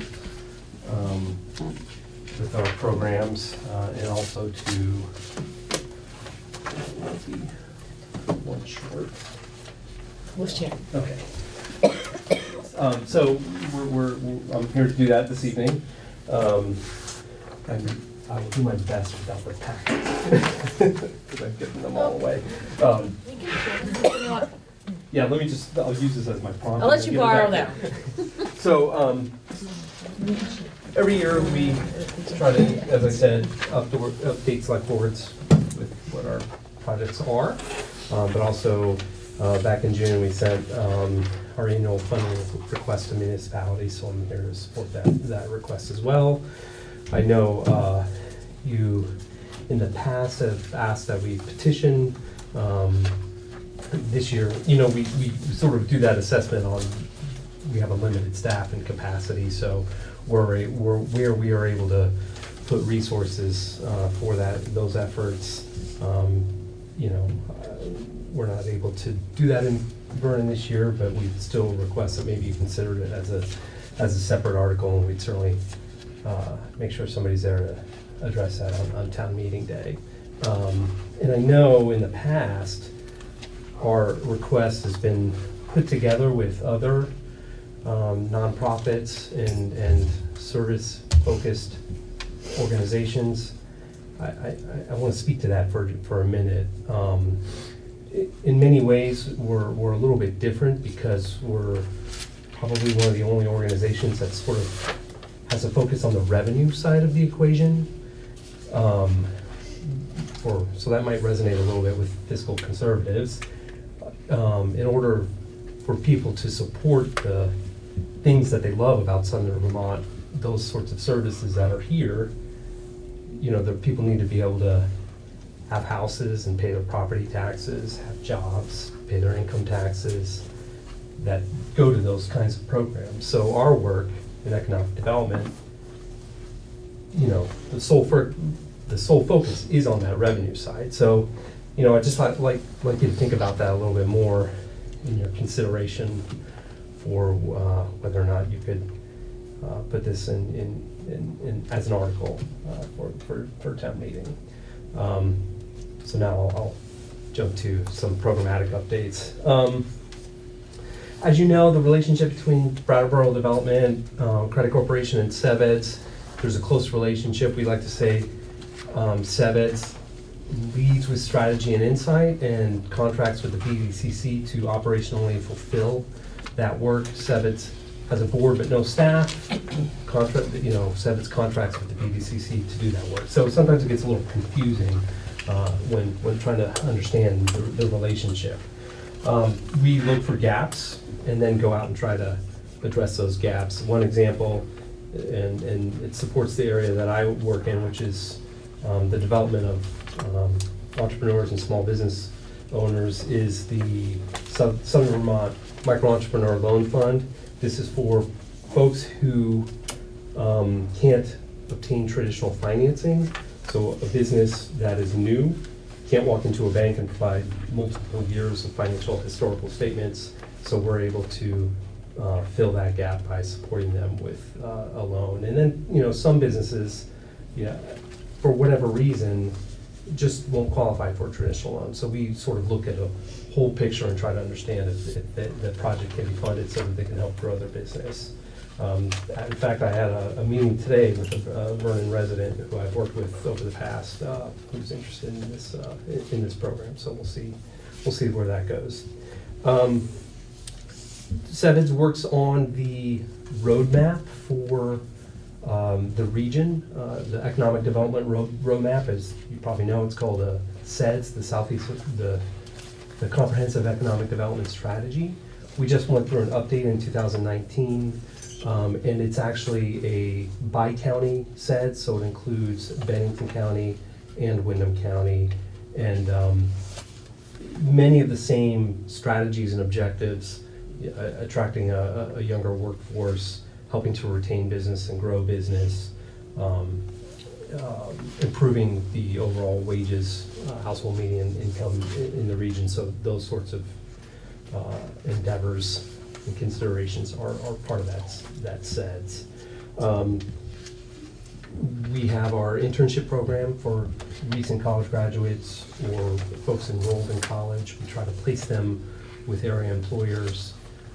Notably, one of the big projects that's really gained traction this year is Pipelines Pathways, the P3 program. So it's Pipelines Pathways program, and it is a program where we have funded. We went out and received funding to put a person in all 4 high schools in the region so that they can help connect students with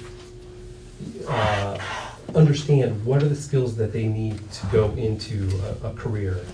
We work with the schools to understand that they just don't have the capacity to think about it from sort of a vocational perspective. So we realize that they don't have the capacity, our employers have a need, so we're gonna have to go out and get the funding to get somebody in those schools to work with those students. And it also helps and complements the other high school program we have, Fast Tracks, which exposes sophomores to area employers so that they know that there's opportunities here should they not necessarily be college bound or in fact if they are college bound. We have the Young Professionals program, which you folks are aware of. That helps young professionals have a a rounded life if they have a job but no friends. My colleague, I'm stealing this from my colleague Alex Beck, who used to run the program. If they have a job and no friends, they're probably not going to stay.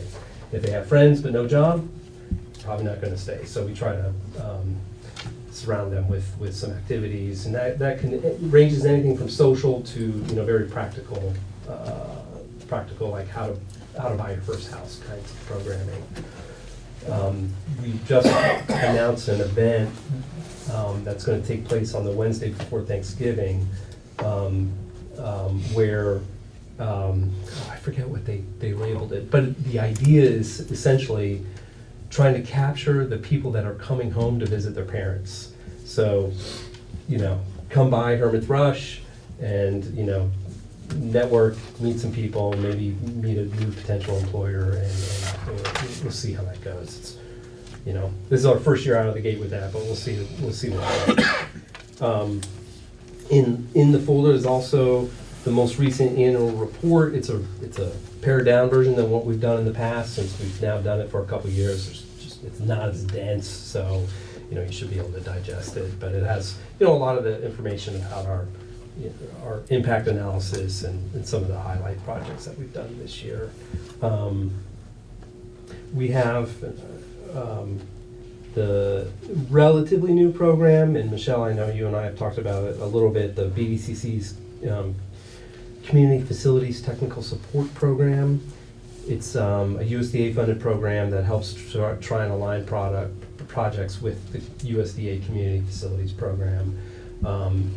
It's what we call a technical assistance program, so it really tries to just help projects get from point A to point B. A lot of towns don't have a wonderful town administrator, and it's a volunteer select board, so it can be very difficult for folks to sort of wind their way through the USDA maze. So we saw that need and put this program in place to help them bring additional capacity to those types of projects, like a renovation of the town hall, or I had a visit with another town who has a building that they'd like to try to do something with. So oftentimes they're multi-year projects, but they need to do an environmental survey, they need to do structural analysis, so a lot of things need to be coordinated to understand what those projects are all about. I talked really fast. I don't know if there's any questions. I think I've hit on the highlights, but if you have any questions, I'm happy to entertain them.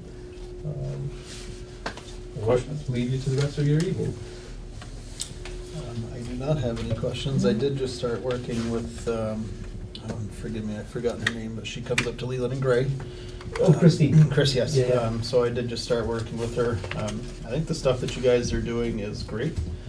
I know that Young Professionals is doing a first-time home buyers workshop, which is anybody that's going to go for first-time homeowners loan has to go through those courses. So these are all stuff that you guys are offering for the people around. I would be curious what kind of, how much assistance or help does come back to Vernon? How many people from Vernon are you seeing and helping? Yeah, it's hard for me to answer. Oh, well, no, it's not hard for me to answer.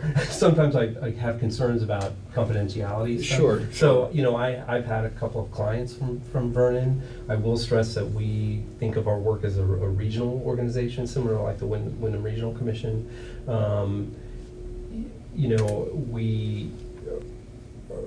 The easiest way for me to say it is we're trying to build a more vibrant economy in Southern Vermont. So much of the work has informed, for example, some of the industry expansion projects like GS Precision or the paper mill that was about to close last year. I mean, I would wager there's a bunch of people that live in Vernon that work at those facilities, and the work of CEVEDS has helped to bring the capacity to the region, the ability to do those kinds of projects and to retain those kinds of projects. So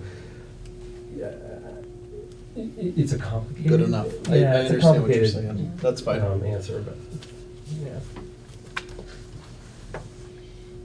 Thank you. Okay, Appreciate it. appreciate your time. Have a great evening. Thank you. Thank you, Artie.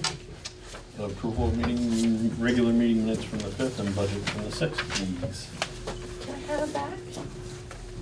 Artie? Yes. Can I have Oh, it I back? am so sorry. On the November 5th minutes, on the page 5, in the 4th paragraph, it should be December 4th. I did say the 5th, but I was guessing at the date. And it's actually December 4th that someone from the Census Bureau will be in the library to talk to people. That was all I had. And so do we do these separate then? Yeah, we'll do them separate since we gotta do a correction on one. Yeah. I move that we accept the Tuesday, November 5th Select Board minutes as corrected. Second. Moved and seconded to accept the regular meeting minutes from November 5th as corrected. All those in favor, please signify by saying aye. Aye. Those opposed? Okay. And I move that we approve the Wednesday, November 6th special budget meeting minutes as written. Second. Moved and seconded to accept the budget meeting minutes as written. All those in favor, please signify by saying aye. Aye. Those opposed? I abstain. One abstention. Okay, bills and warrants, please. All right, I move that we approve payment of the following warrant. 11T, accounts payable, $64,538.70. 44S, $8,682.12. And 45S payroll, $7,606.61. Second. Moved and seconded to accept the bills and warrants as read. All those in favor, please signify by saying aye. Aye. Those opposed? Okay. All right. Recreation lawnmower. Seth is at a basketball meeting, so I am going to be speaking to it. You have in your packet a quote of $10,200 for a lake replacement mower. That money is already sitting in the capital plan to be used.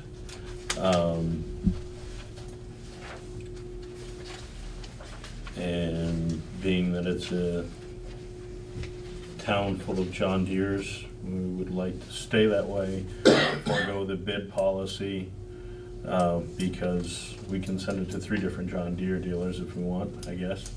But if we're happy with the quote that we have and that it's a like product and the money is already there to replace, then we'd like to forego the bid policy and get approval to expend that money. So are you foregoing? Waiving the bid. Waiving the bid bid policy. Because the amount he's got is over the 10,000, or just because you just wanna? Because we can send it out to 3 John Deere dealers if we wanted to, but it doesn't really make any sense because they all sell at the same price. So in here it also says that can't use the capital money? I don't understand that. It's gotta be over $10,000 to use the capital. Oh, money. so he's afraid if it came in under, okay. Yeah. And who is this from? It's Padula Brothers in Greenfield. But the price is the same regardless of dealership? That would be my understanding. It's a John Deere, and Toyota's a Toyota. They all pay the same for them, so.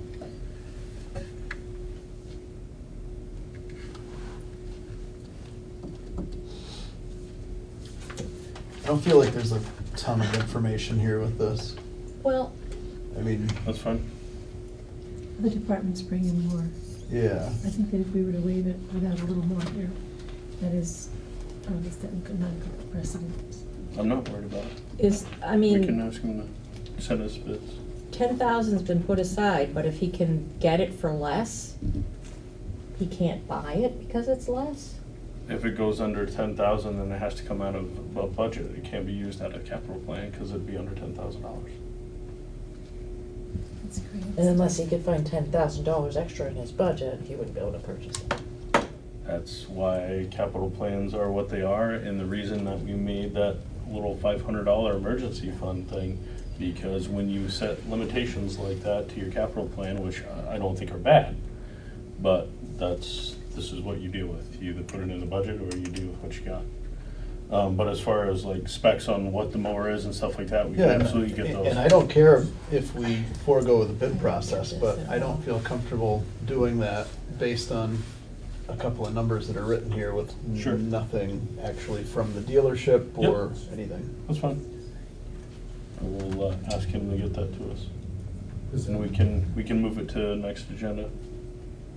I'm just thinking there's things in the past that came under what was in the capital plan.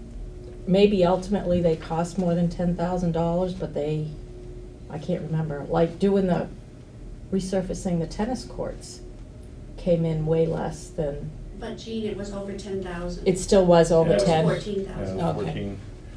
It's got to be over Yeah. 10. So. Is that including selling the old mower outright trade-in, or? I believe we were holding on to it, but I don't remember that for sure. I haven't been to a recreation board meeting in quite some time. Because there were also the attachments to it, the brush and the snow blower attachment. I believe those are all gone, but I could be wrong. I really don't know. I don't pay attention to the inventory of the town, unfortunately, of every piece of equipment that we have. Next meeting would be good. All right, we will move it to the next meeting. Ask them to provide the bid specs and the actual quote. So how, I mean, could that go before the town if there was one cheaper? Can the town say that, sure, we would allow you to use that money, or it's absolutely off limits if it's under 10 grand? The way it's written, if it's under 10 grand, you can't use it. But do the townspeople have the right to overrule that in a town meeting so that you could get a lower priced piece of equipment and save money? This sounds ridiculous. You can change the dollar figure of the capital plan, that we can vote at town meeting to say you don't need a specific dollar figure to use the capital plan. Or you could just put it in the recreation budget. Or you can put it in the recreation budget. So, I don't know, could we move that money from the capital plan to, so, you're gonna be raising $10,000 more by doing, or $9,500 more by taxes, by No, doing that. I'm asking if And then- at town meeting, the townspeople can vote to approve spending less than $10,000 because it saves them money and still take that out of the capital plan. They'd have to change the You requirements. have to change everything. But they could vote to change, we could have an article to change the requirements. Yeah, that's what I mean, we can change it so there is no limit, and whatever, we need, it doesn't have to be $10,000, it could be $2, and we can put it in the capital plan. But you have to change everything leading up to it to be able to do anything. Okay. Yeah, unfortunately. Well, as I mentioned, that's part of the reason why we went to that $500 fund. Yeah. Is because we have that fund set, and if we don't hit that mark, then we can't do anything with that, out of that fund, so. So I will ask Seth to provide us the full information on that lawnmower. Transportation Alternatives, Grant Tyler Hill Road culvert. So you can talk to that. 'Cause I don't know So, anything about it. as part of the grant requirement, as when writing this grant, is that it goes to public meeting and that there's an opportunity for public comment. We are asking for a $300,000 grant. This is a $430,000 project. It is probably not going to be completed for at least 3 years. It could be longer than that. There's a lot of design and engineering that goes into it. And this is the opportunity for the public to make comments on whether they want us to actually apply for this. and the select board. Where is this culvert? Because it seemed like there was some culverts done in the last several years on This is Tyler the, Hill. this is the Tyler Hill culvert. This is a temporary culvert that was put in because the first culvert was actually rotted. And the state has given us a permit to have this temporary culvert in, but it does need to be repaired as soon as we can secure funding to get it done. Oh, okay. Hmm. Do you need a motion? Yes, that would be great. I move that we approve the applying for the grant for this Tyler Road culvert. Second. Moved and seconded to approve the, what are we approving exactly? The grant. Applying for the grant for the transportation alternatives grant for the Tyler Hill culvert. Okay. So I'll moved and make it. seconded to approve the application for the transportation alternatives grant for the Tyler Hill Road culvert. All those in favor, please signify by saying aye. Aye. Those opposed? All right, let's go through some articles. Shall the voters appropriate a sum of $20,000 to be raised by taxes to fund the previously established Vernon Farmland Protection Fund? And this was a request that the Farmland Protection started last year to replenish the fund after monies were used. I believe they would like to get the fund back to up to, I'm sorry, I think it's $200,000. So I think that their plan is to do it this year and next year is their request. The current balance is Oh, $200,000. So, I'm wrong, don't quote me. Okay. That's why I said don't quote me about the total. They have a specific total in mind, I believe that they wanted to do this year and another 20 next year. Maybe And, 25. And until they get to that. Sort of like that. That's a good idea. But that was the request that came from that.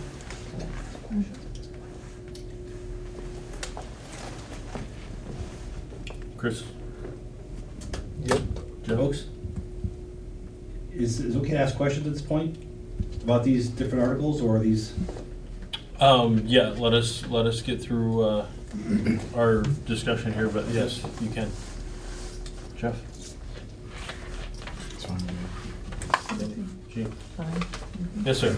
Well, 2 years ago, I think Art Miller stood up and talked about some farmland with this fund, I believe. I think it was Mr. Dunkley's farm, some of his land that was being put on. How many more farms do we keep taking money and putting towards this fund to preserve farmland, which I get, but we don't have, as I see it, our revenue that we had from Vermont Yankee is gone, and we keep putting this farmland off and conserving it. What about developing some of this land to put some more houses to get some more property tax relief? All these are about through taxation, and at what point do we look at this and say, we're kind of broke? And I keep looking at the farmland, and I get it, but how many more pieces of property in Vernon, which is one of the smallest towns in Vermont, are we going to keep putting off the farmland and not develop the actual town a little bit to help us out a bit? Can you get your name? Yeah, Jeff Costas from Tyler Hill Road. Okay. That's a good question. When it comes to articles and that kind of thing, it's the town's decision of whether they want to expend that money through taxes or not. What we do here as a select board is we set forth these articles in a budget and say, this is what, our committees and our department heads have brought to us. And, we obviously, go through the budgets and that kind of thing and try to cut them down as much as possible. Our budgets have stayed pretty even, and you are correct. The big jump that, in what we're spending comes in articles on a regular basis. Right. Our budgets are flat or less than last year, but that's the town's choice to expend that money. But we're not making a choice as a select board right now to expend the money. No, we're making the choice to set it in front of the taxpayer and say, hey, this is here, this is available, and do you want to do this or not? Right. Farmland is obviously very important to the town of Vernon. I will tell you, I had a conversation with Art this last year, and he said that, he really didn't foresee any new, things coming up. And the idea, was to rebuild to about $250,000 in case something does come up.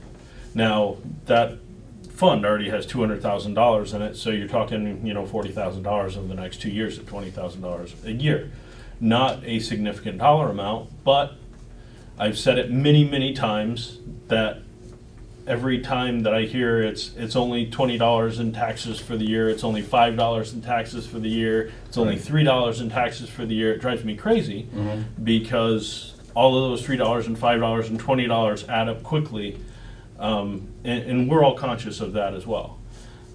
So I think we do our best to set the options in front of the townspeople, and it's the townspeople's choice from there. And I think all of us have a different perspective on every article, from the sheriff's department to farmland to the elderly assistance fund to the town bus. We all have those different perspectives as a select board, and agree and disagree with the expenditures that are made in those groups and categories.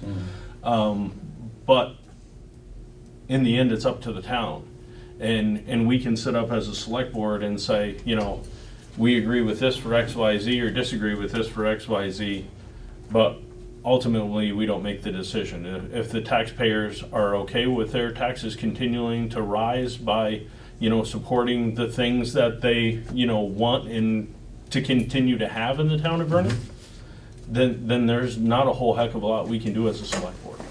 Yeah, I know. I just read, shuttle voters are pretty. So if you folks decided not to appropriate the sum of money for that, then that's what I was kind of feeling you guys out a little bit as far as your voting to appropriate that, put it on the town meeting, I'm assuming. Yes, we're voting right now to even bring it in front. We could essentially take this article and if we all agreed, we don't want to even bring this in front of the town this year. We should just leave it off of everything. Right. Then it wouldn't even come to a town vote. Gotcha.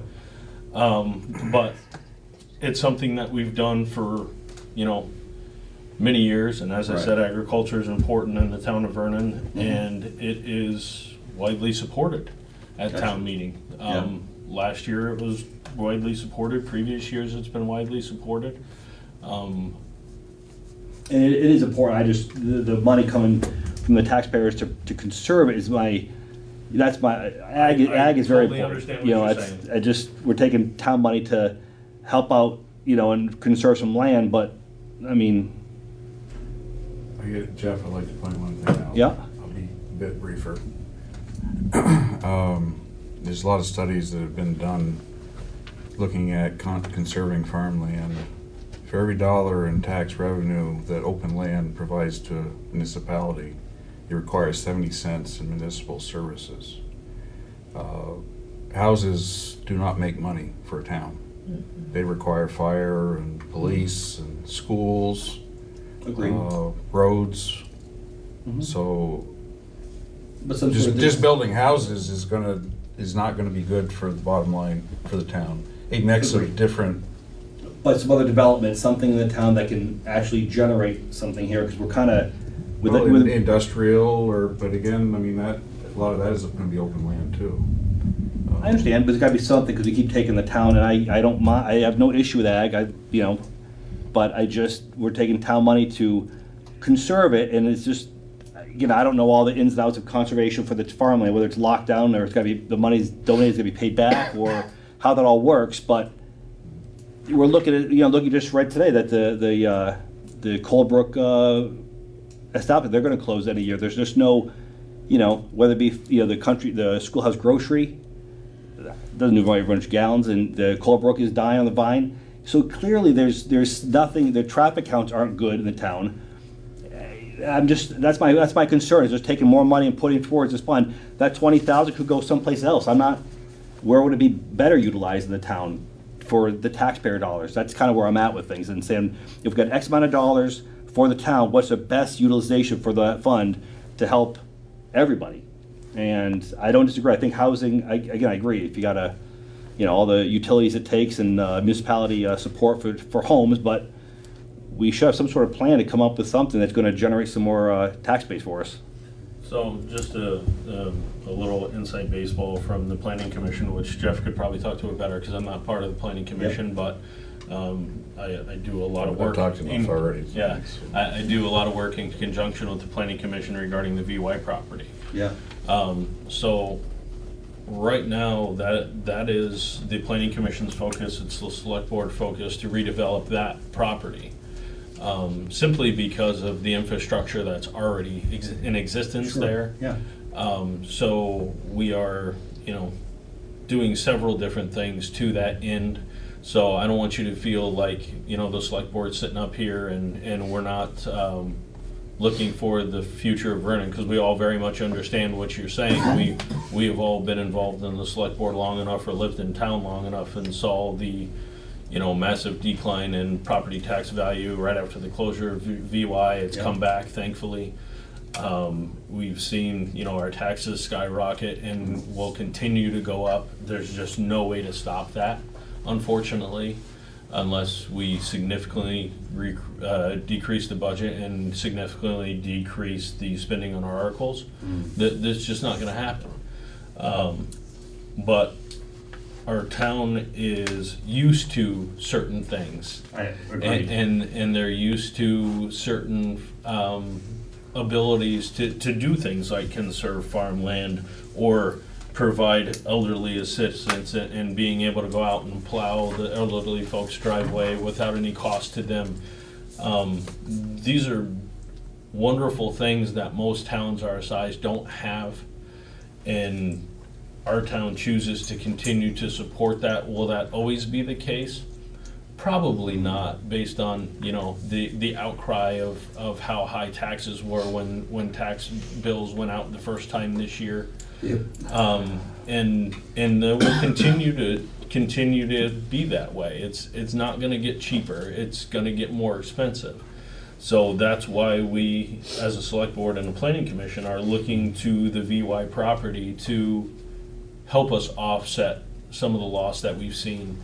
We'll never get back to where we were, but we're gonna work our butts off to make sure that, our town is taken care of as much as possible and that property is used to this fullest potential to regain some of the tax revenue that we lost. Gotcha. We are completely focused on that. Fair enough. Appreciate it. Yeah, you're welcome, and I appreciate the question very much. All right, so we got through that one. Shall the voters appropriate a sum of $10,000 to be raised by taxes to fund the previously established elderly assistance fund?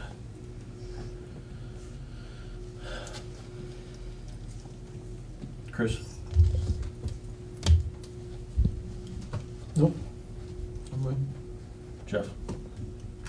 This might be a question for Cindy. So, the current balance in the elderly assistance fund is $45,000.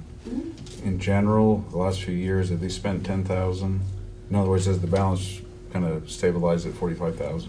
Yeah. Okay. The last couple of years, they've spent 10,000 or just under 10,000. It depends on how much snow we get. They do other projects too. They I do. mean, if there's They do, and Those handicap ramps and we things like have, that. So potentially there could be some projects that... there could be. There wasn't anything big last year, other than the snow, but I think the year before we had a big project. So it's hard to know. We try, the Elderly Assistance Committee does try to, when people ask for funding, to see if there's other avenues that they can get some assistance from. But You're on that committee, right? no, I'm no longer on that okay. committee. Not anymore, okay.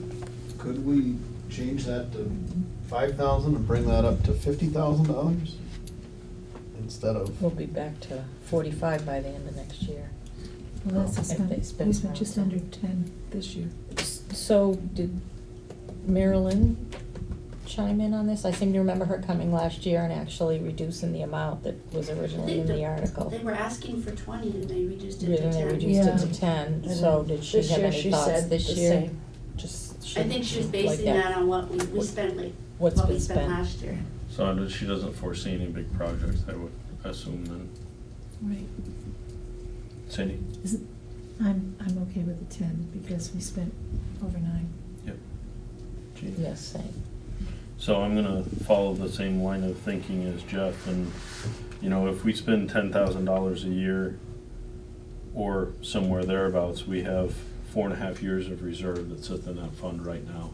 And to this gentleman's point, we are at a point where we can no longer lean on our tax base on a monthly basis just to keep a high amount in a fund that is not necessary. I mean, the return on investment isn't that great.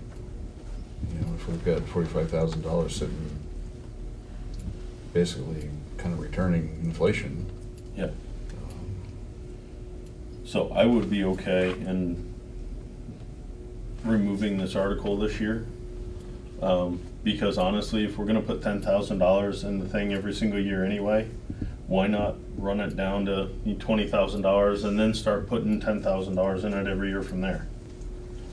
And because then it doesn't matter. We're not holding this huge fund balance that never does anything because it's sitting there. And everybody still gets the same services that they've always gotten and always need. We just don't have this huge chunk of money sitting there doing nothing.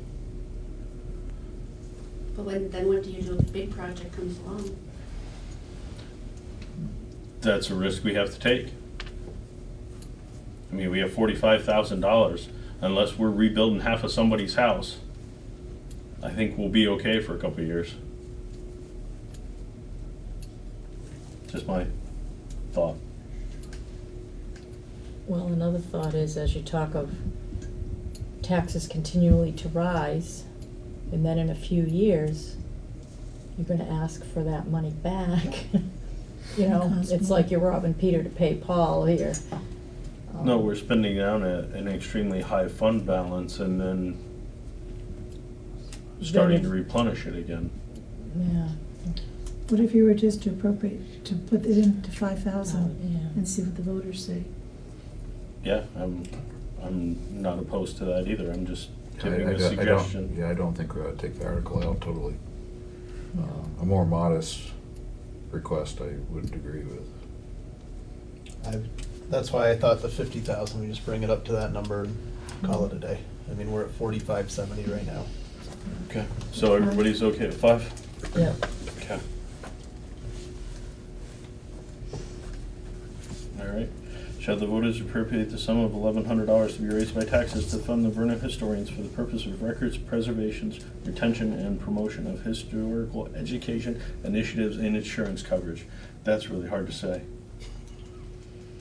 You got through it though. Yeah, yeah. Guess who's going to be reading this one at town meeting? Not you. No, he's gonna do it too. Oh, you get the hard ones. So that we don't have any balance. Well, let's on that make one. this easy on yourself. It's not a fund to That you? goes straight. It's not a fund. It's just an Oh, article? yeah, yeah. And that is what they just get requested. to, we just cut a check to them and give it to them and they do what they want? Yeah. So we don't have any Do what they tracking of want what it was with it. done with.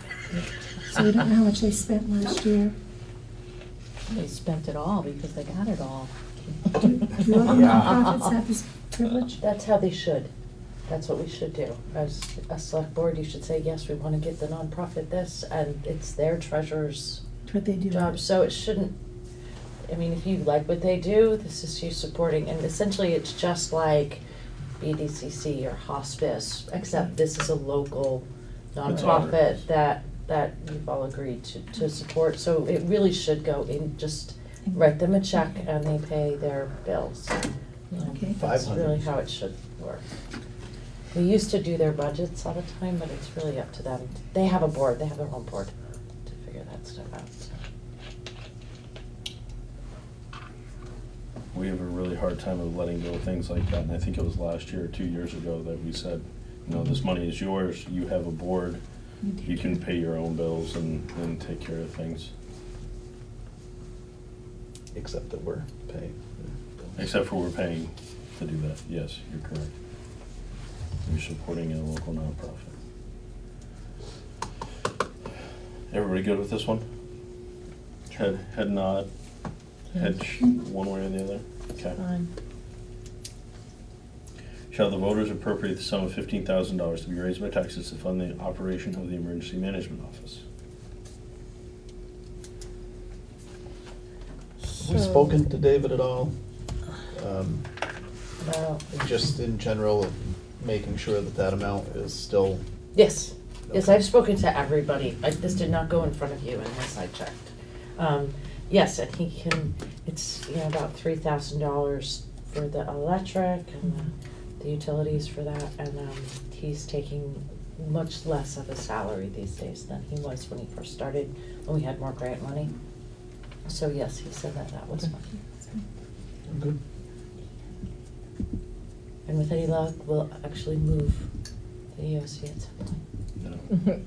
That's something, that's a long-term thing we need to consider as well, and this is probably gonna happen long after I'm gone and all of us here are gone. But do we need to continue to operate an emergency management office in the town of Vernon? Obviously, we still have nuclear waste that sits there. It's very well protected on its own. Could there be an incident? Sure. Being in a part of the emergency management team and the assistant emergency management director in the town of Vernon, I understand the value of it. But it's something that, we need to start considering as a town, and do we need it long term? We obviously do other things outside of, the power plant itself. We look at trains and things like that. There is a crazy amount of stuff and weird things that come through on our tracks. And we have one of the largest number of railroad crossings for a small town in this corner of the state. So we have those issues as well. So I support it, but I'm just saying it's something for us to think about before we go spend, $50,000 on a generator and $100,000 to move the office and, all that kind of thing. What's the long-term goal for the town for the emergency management building and office? So it's something to consider. Being really contemplative tonight, and I'm not sure why, but we're gonna get through this, I swear to God. It is the fumes! Thank you. He's altered, he's in an altered state. I think I am. Not in a good way either. Shall the voters appropriate $2,000 to be raised by taxes to fund a public fireworks display? And that was just on last year, so. So it's the same number as last Put it year. out there for your consideration. Last year we voted it down. What's Because that? last year Hannah asked us not to vote for Yeah. it because she was gonna raise it by fundraising. Yeah, but we had some money in the fund anyway that she added to make it happen. I don't think that we have anything left in that fund. We have do we? some left, not a whole lot, but we do have some left. Yeah, like $700 maybe. It's very minimal. Yeah. Yeah. So. Yeah. This is one, do we want to leave it to the town, or do we want to lean on our volunteers that made it happen last year and say, And remember, it didn't pay for the fireworks because they had the money in the fund. Yes. So they didn't actually raise money to pay for the fireworks last year. They did the year before. The year before. They did a real big fundraiser. Yeah. So the money was in the fund from their fundraising efforts, I guess. Just remember, this will Previous fund years. fireworks, not this year, but next year. Sure. Yeah. I'd leave it on, let the town decide. Is that everybody else was thinking? This is one that is almost as controversial as the sheriff's. Yeah, there'll be longer discussion about this. So we'll have a lot of discussion about $2,000 and have no discussion about $200,000. Right. Shall the voters appropriate $25,000 to be raised to fund the professional services fund? I don't think we need that one. We've got 264,000 in that fund. That's what I said about elderly assistance, and you disagreed with me. Well, we're 45 talking for half a million dollars. 64, that's like, over I'm just giving you a $200,000. hard time. Yeah, Just giving you a hard something time. get the air We did freshener get going. money So, reimbursed to us from North Star that was spent out of there, so Yes. we got the whole amount that we had submitted to them. Yep.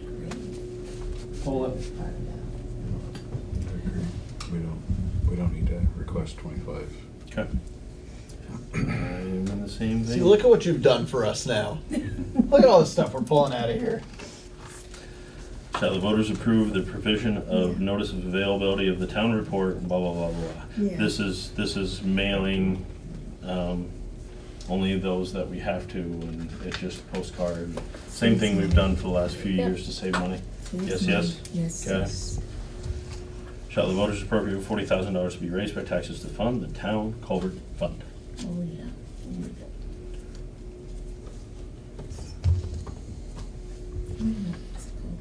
Isn't the culvert gonna be like 400 plus thousand? The Tyler Hill culvert is 430,000 is what they're looking at. Price tag going up So every day. And right now, we have enough for the match for the grant, for that. So we do, the 300 is the limit on this, the TA grant we're attacking. That's true. They didn't guarantee they'll give us any. I know. Yeah. Yeah, so we still gotta continue to build that fund and Mhm. hope that we have the grant, and then maybe next year, if we get the grant and we get some of the big projects done, we can pull it next year. Make sense? Yeah. Okay. There's other culverts. Shall the voters appropriate the sum of $100,000 to be raised by taxes to fund the town road upgrade fund? So if we look at current spending and past spending, We need it. it's right where we need to be. Do we know what projects, I think we might have asked David, what roads that we're planning 2 years out for this? What his plans are for 2 years out? Well, that's Well, what this would be budget funding. year. Oh, I don't know off the top Okay. of my head. All right. I can get a list from him. I'm sure he has a list, I was just curious. So I'm being contemplative. Shall the voters appropriate the sum of $2,500 to be raised by taxes to fund the town parking lots maintenance fund? So we got $64,000 in it already. Yeah, this is another one that I'm, because the rec's been done in the last 4 years, the town office has been done in the last 4 years, if I remember At correctly. the school. It wouldn't be our expenditure. That's not us, I hope. So the only project that I can foresee is What did they, the highway garage.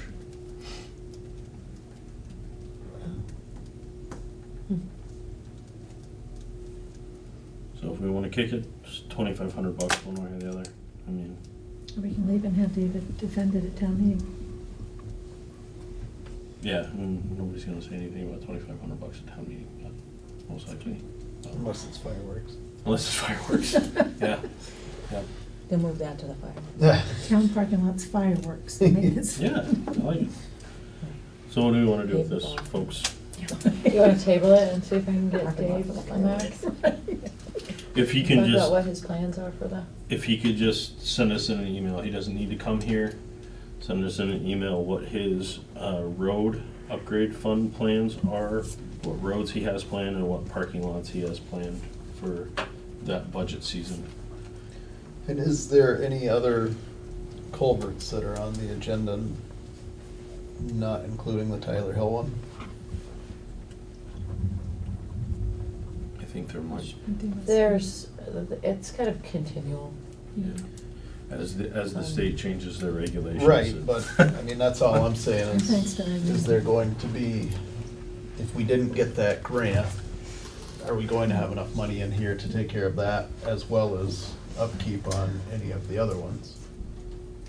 We should by the time that the culvert has to be done by state regs. So Dave's original plan was to finish this culvert by Tyler Hill by 2023. Yeah. So hopefully if we get the grant funding, we can start saving money for the next culvert. There's quite a culvert inventory was recently done in 2018, and it lists pretty specifically what culverts need to be changed and what needs to be upgraded. And Tyler Hill happened to be one that absolutely needed to be fixed immediately because it was so degraded that they need to put a temporary in. So that's why he's going for that one. Yeah, it's a large culvert too. if I- It's big. But there's a number of culverts that need upgrading in town, and they're quite pricey, so. They get more expensive as the state changes their regulations, how everything has to flow and diameters of culverts and all that kind of thing. But I would get a list of his culvert You gotta priorities. save Lake Champlain. Not sure how that works from down here, but that's the idea. All right. So we're keeping the parking lot, right? Yes, and Okay. we'll question David on the parking lot and I will. and the roads and. I will put that correspondence in your packet for next Okay. time, or forward you an email. So do we want to relook at both articles when we have the information in front of us? Sure. Okay. So we'll relook at I and J. Just I and J? Yep. You go okay with culverts, right? Yep. All right. Giving Tree, we need to allow the library to have the Giving Tree up again this year. So moved. Second. Moved and seconded to grant permission for the Giving Tree this year. All those in favor, please signify by saying aye. Aye. Aye. Those opposed? Very good. Harold and Cindy. I don't benefit from it, but. Sorry, Smith Cemetery deed, please. I move that we approve and sign the cemetery deed for Harold and Cindy Smith and Tyler Cemetery, so called. Second. Moved and seconded to sign the cemetery deed for Harold and Cindy Smith. All those in favor, please signify by saying aye. Aye. Aye. Those opposed? Okay. Public participation on non-agenda items. We lost our public. Bye, public. Sure. Correspondence and town admin report. Okay, your correspondence in your packets. Not a lot this last couple weeks.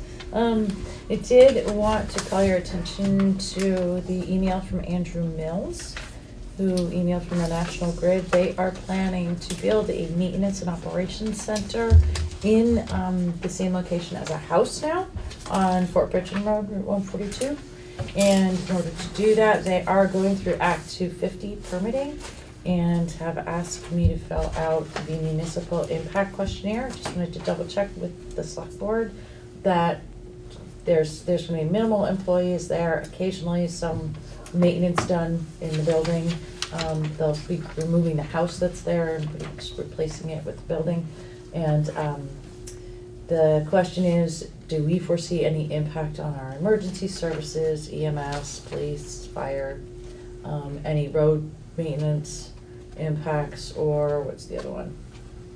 Solid waste disposal impacts. Is everybody familiar with where this is? I can kind of explain it to you. So Okay. as you're going down 142 and it starts to get back to where Governor Hunt Road comes back together on the south end, there's a little white house, and then there's a 2-bay woodshed that sits way in the back that's fairly new.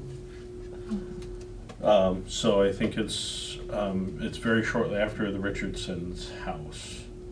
So Richardson's, and it's got its own, it's the last house on the left before you get to the opening where all the houses are that sit in a triangle. So Covey's old house. Here's a picture. Yeah, there you go. Oh, If you- geez, if you got. I know, Sorry. but I couldn't tell. Oh. I'm just Yeah. like, I don't know. I know where it is. So I didn't need to look at the picture, but yeah, it's the little white house, and the yard is open way in the back, and then there's a big woodshed in the back there. Oh. You'll see it on the way very home. We go, open. duh. Yes. The property's very The open. property is extremely open, There's yeah. like a garage is nearest the road and then the house? Is that- Correct, yeah. Okay. Yep. Okay, yeah. Yep. Wow.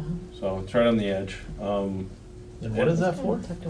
It's whether it will impact the town or not. No, I get, but what is? They're going to build an operations, I think it's 3,000 square foot. 32. A couple of offices, which won't be manned all the time. And mostly repair area, maintenance shop. Warehouse. For who? So. For the National Grid. Okay. That was the part I missed. Oh, And sorry. I don't have my packet with me, so. Because, this is going Act Oh, 250, does that Yes. mean that the neighbors get information from the Yes. state? It They have does, to right? sign off on Yeah. Act 250. Yeah. Well, that's good. I would want the neighbors to be informed. No. Right. So They have is, to going through that list of what it will impact, obviously, it's not a town road, so it's probably not gonna impact our town roads. The only thing that I can think of that it would have any impact on is emergency services. So if someone gets hurt from National Grid, whether on the property, if there is a fire at the building, obviously that becomes our issue as a town to assist them in that. That was my only thinking in looking at that questionnaire that could possibly be an impact to the town. But we do have the capacity to provide it, right? Yeah. Yes, Yes. we do have the Right, capacity. we would It's- provide those services. Yeah. You wouldn't have to hire more people. Right. No. You get what you get with the volunteer fire department anyway. I think it's a good idea. Brattleboro's not far away. That's true. I move that we have Michelle sign this. Second. Do we really need a Came to. vote on this? No, not really, but Okay. it's, because you have given me the So we're good. ability to do administrative stuff, Just- but this was kind of on the cusp, I just wanted. Just general consensus, John, we're yeah, okay with yeah, her signing it? We both drew it, so you don't have to put it in. Okay. Okay, good. Yeah. General consensus is yes. Yes. Consensus, Yes. yes. Okay, thank you. All right, and the only other thing I have is that, MFT is working on the floors, almost done, he was hoping to have them done Really? by I this didn't notice. evening. And, I'm only high as a kite right now. you had from approved that the stuff. expense of $1,800 for it. He did submit an invoice, he did have a lot of, higher dump fee than he was hoping, so the invoice came in at $1,830 to cover all of the 15 boxes of cards, I guess, that he had to pay to get rid of. So I said that I would bring it to my select board to get that approved this evening. Do you need a motion to approve the? Well, it's over the 1,800 and it's I over move that we that. approve the overage for the floors. $30. That's Second. $30. Moved and seconded to approve the overage of the floor stripping and waxing of $30. All those in favor, please signify by saying aye. Aye. Those opposed? Just as a side note, before I adjourn the meeting, I did Who send, seconded? Gene. I did. Okay. I did send Seth a quick message that we need to see everything. He's going to attempt to bring it to tomorrow's budget meeting because he's gonna be here anyway. And if we wanna take the time and look at it and are okay with it, we can approve it tomorrow night. If not, we'll push it off to the next agenda. But we should have everything in hand tomorrow, since he's gonna attend anyway. All right? Very good. Upcoming meetings, tomorrow night, same bad time, same bad channel.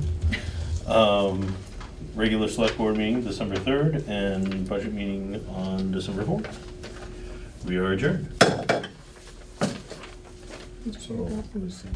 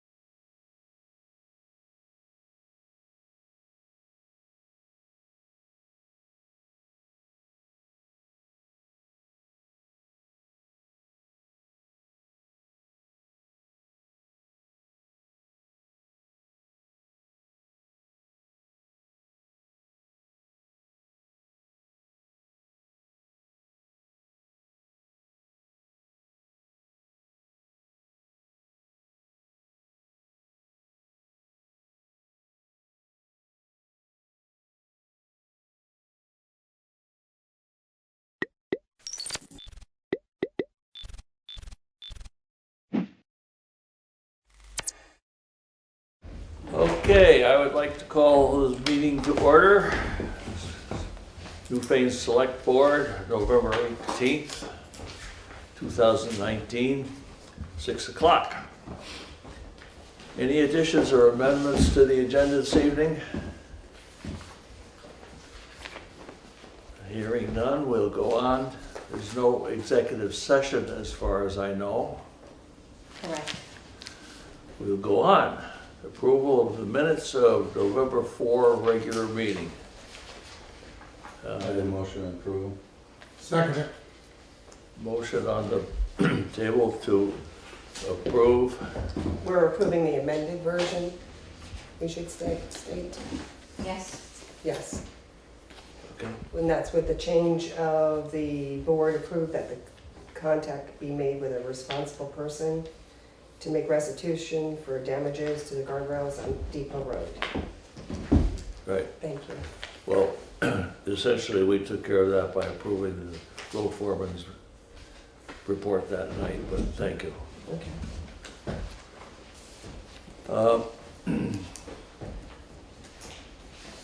Road business, road foreman's report. We need to vote first.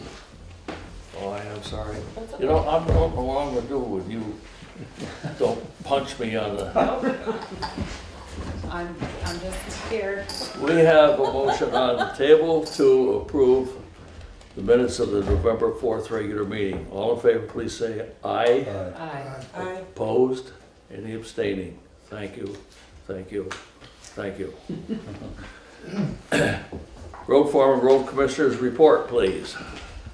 The state came and inspected the fuel tanks and the weekly records that we keep at the town garage.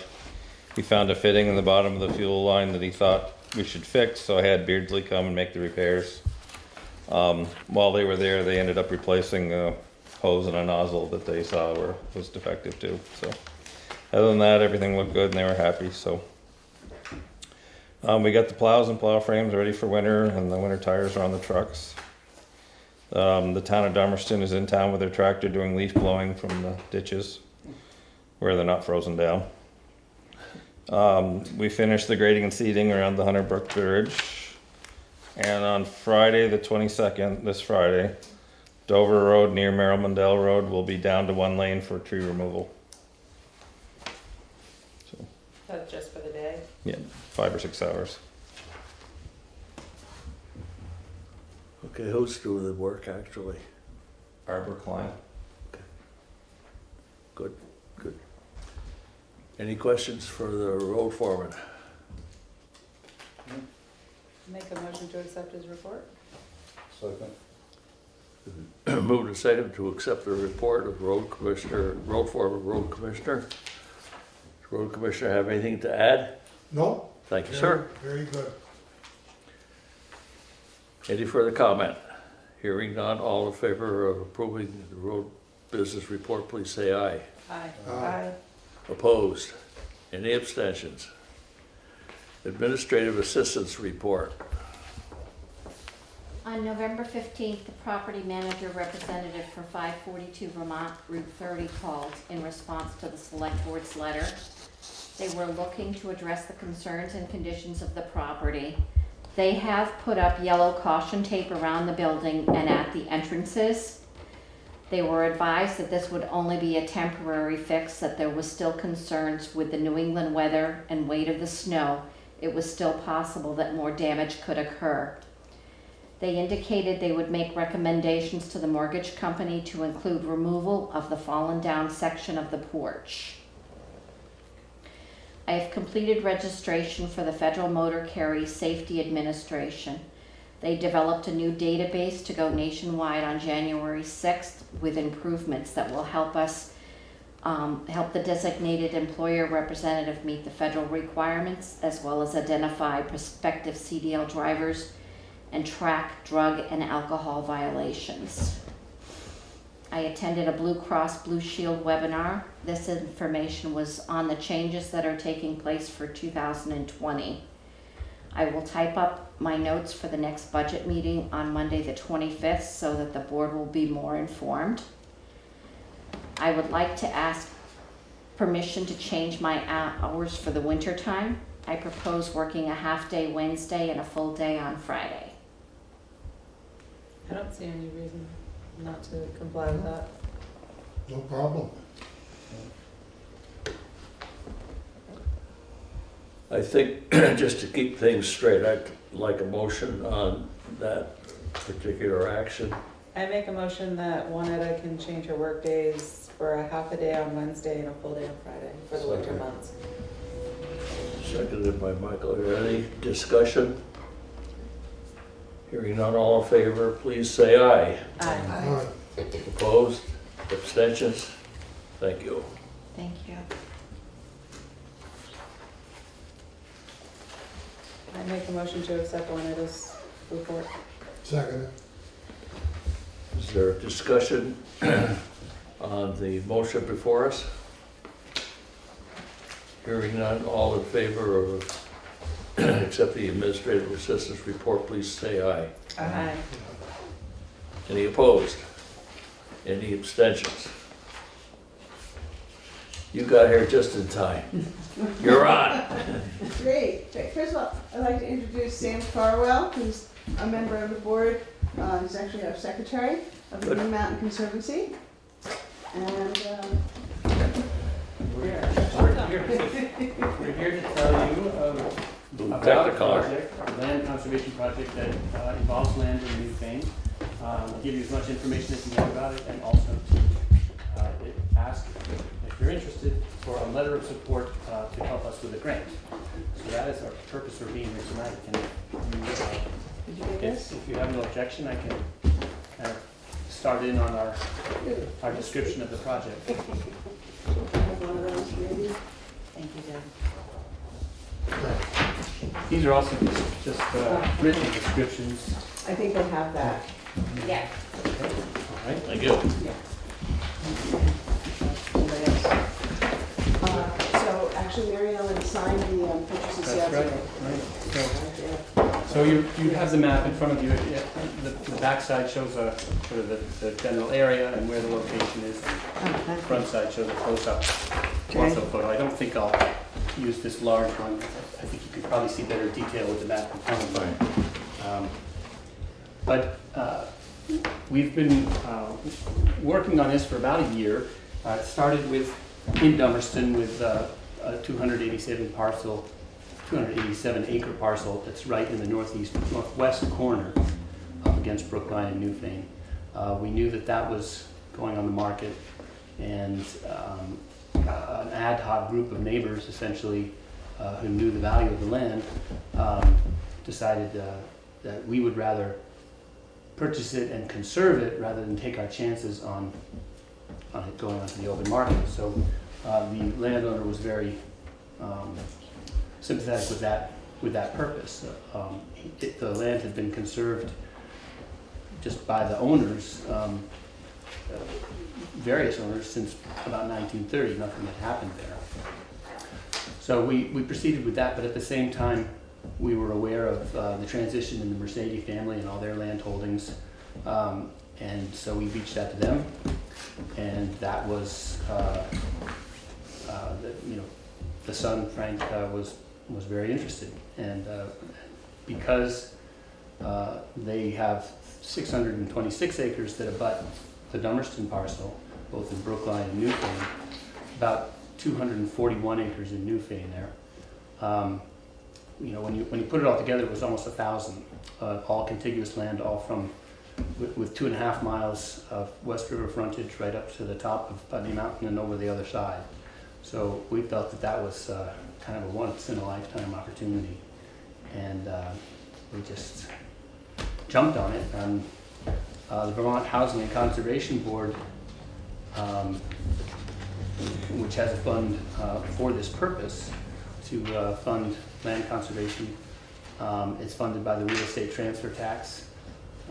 We applied to them and went before the board in March, and they gave us $150,000 for the Dummerston parcel, which was 3/4 of the agreed sale price. So we will be closing in a matter of weeks. We've managed to raise the rest of the funds through private smaller private foundations, including the Wyndham Foundation, small grants, and local fundraising. So that's been kind of successful beyond our wildest dreams.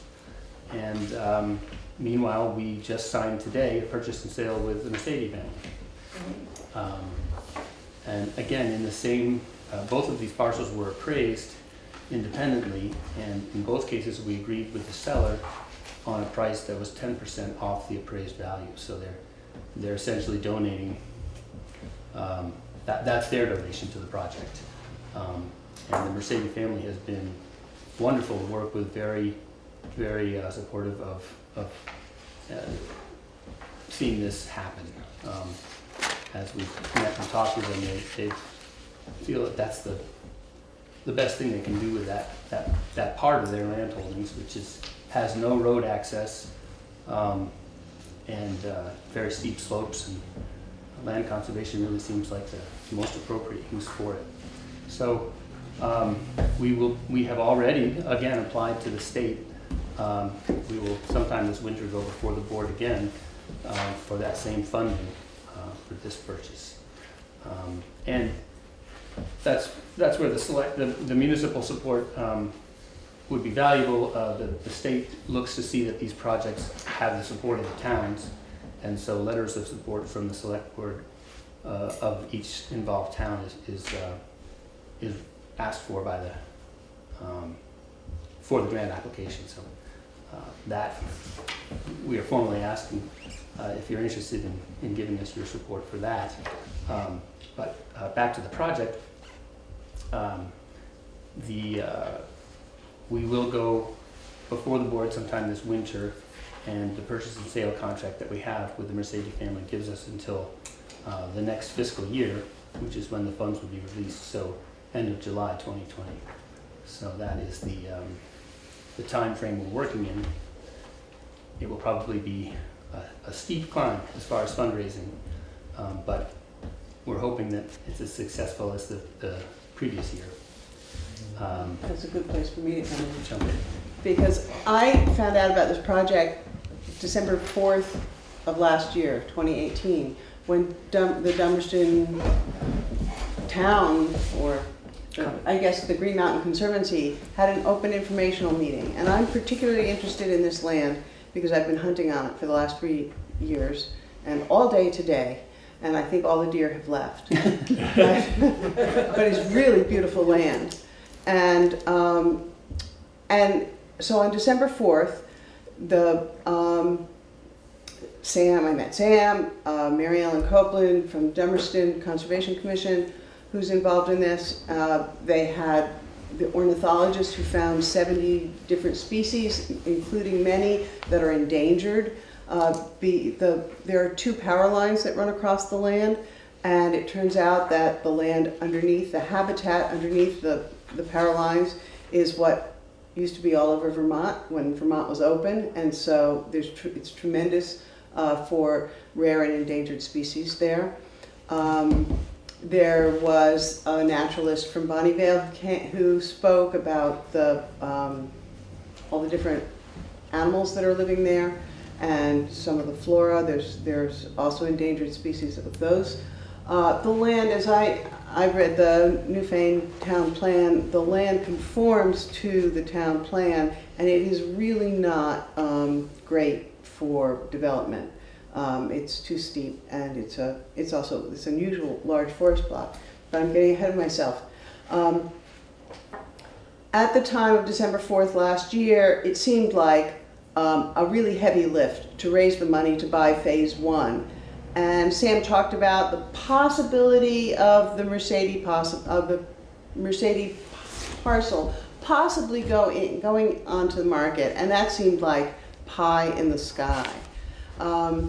But we've raised the money for the first parcel lickety-split, and Frank Mercedes has been incredibly generous with offloading land he can't otherwise use or sell, truly. And it's contiguous. You know, it's a huge parcel of land inhabited by everything but deer. it seems. They come back in the winter. It's a deer wintering night for sure. Yeah. Probably on December 2nd they'll be back. Right. And with the landowner's permission of Parcel 1, Roger Haydock, who's also on our board, has built a 2.2 mile hiking trail that goes up to a stone monument at the peak, and it never goes beyond a 9% grade, so it's very walkable. And we're hoping to extend it on the new parcel when we close on that. And so the land will be open to the public. It will be open for non-motorized vehicle or non-motorized recreation and hunting, because we're taking public funds. It will be open to hunting. And on December, it was December 6th last year, December 4th this year, we are having a very similar meeting to last year's, but it's about phase 2, and it will be in Williamsville Hall. And some of the same cast of characters will be there. We think that Marie Caduto will be there from the Agency of Natural Resources. Protecting 2.5 miles of river frontage has gotten a lot of people's attention. And this is a big piece of the West River watershed that we will be conserving in perpetuity with the Vermont Land Trust. And Joan Weir has been working with us for that. So we are hoping that this is going to be as successful as the first one. It is the viewscape you see going up Route 30 after the covered bridge is the first parcel. The second parcel is right across the street from beyond it's east of the school, behind the elementary school, and the entire east side of the West River off River Road. Right. And there's a ford is the only way to get to the property. So all access will be through Camp Arden Road. There will be a parking lot there. It's a small one that's not quite finished yet, is there now. And although we've also been to the Newfane Conservation Commission and the Newfane Planning Board and the Brookline Planning Board, and on Wednesday we'll talk to the Brookline Select Board. So we were asking for support, if you can give support in terms of a letter from each of these organizations.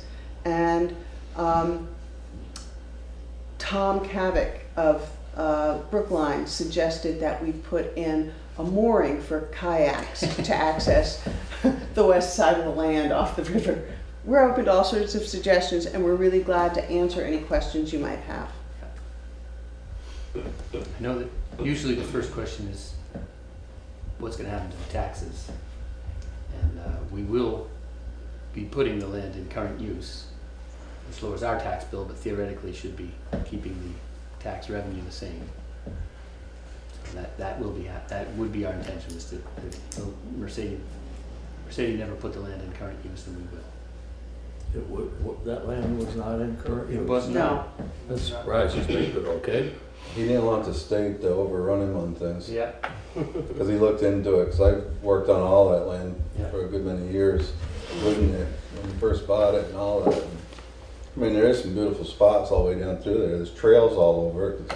We built all kinds of trails, I mean, for the horses. I mean, he used to drive over it with his Mercedes and stuff. But it is a beautiful piece of land. I mean, I guess one thing is I'm glad the public is going to use it, but I know they do. When you said no motorized vehicles, I know Vass or snowmobiles used to use that a lot too. And I would like it, if nothing else, I would still like to be able to keep it that if Vass wanted to have a trail through there, they could come through there.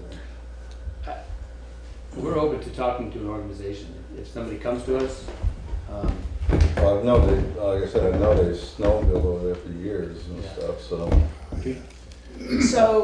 Mike, it's an issue. We know that there are people who go up from Brookline under the power line on snowmobiles. We have pretty much no interest or capacity to enforce that. We would enforce ATV use because it's much more degrading to the ground. And if that's even possible. So there's a sugar operation too that goes on there, will that continue too? or- Yep. We So- want that to continue. And the fields are hay too, we want that to continue. We want to keep the fields open. So as long as they can continue to do it and keep it profitable for them, that's good for us. The state likes to see that. You know, they like to see that they're protecting. There's a 100-acre field there. Is that leased land then to people? I think For hay Nick and stuff? Mercedes and then Frank Mercedes have had different arrangements. So, Well, most of it went for farm, the hay. Oh. yeah, a lot of it went to the stables. Right. But recently there's been more hay than horses, you know, so, and now the stables are closed. Right. And so I should also tell you that the easement says no motorized vehicles, unauthorized motorized vehicles, so that Velco, GMP, the sugar maker, and the hayer obviously gonna have permission. And if we do if we have no intention of logging. Certainly, the Mercedes property can't be logged for another lifetime. But even on the first parcel, phase 1, which has just incredibly magnificent trees like you've not seen, they're huge. There are no plans. It's under a conservation current use, so there are no plans to do any timber cutting. They'll be cutting as needed for invasive species or blowdowns, even maintenance, and of course the right-of-way. The power companies do that. Well, the current use, you'd have to have a program set up anyways for harvesting. Right. Yeah. Which you should be doing anyways. They should be harvesting timber off lands that does it, because if not, you won't have your deer Yeah. and all that stuff, because that's the problem with all these government things. When they get stuff, they don't manage it the way they should manage it, and keep them logged off, because that's what brings you undergrowth for all your wildlife. Well, one of the nice things about the parcel is the openings created by the power lines, and those are there's a lot of wildlife that are attracted to that. And almost all the poles, the wooden poles anyway, in there have bear scratches. So that's an interesting feature of the site. Like Deb said, a lot of the Mercedes parcel probably there's not much left to harvest for quite a while, so. It's been pretty well logged in. So it's kind of in recovery. But as far as the use of the land and the snowmobiles, for example, the Vermont Land Trust has when they put a conservation easement on, they have various restrictions, and one of those is motorized vehicles, but specifically snowmobiles are left to the landowner's decision. So we do have some wiggle room there. And we would obviously prefer to deal with a well-run organization like VAST, so that they would be maintaining trails if they were. So I'm sure it sounds like you've checked what we require for land use or whatever for the resource district within our town policy. We did review the town plan. Yeah.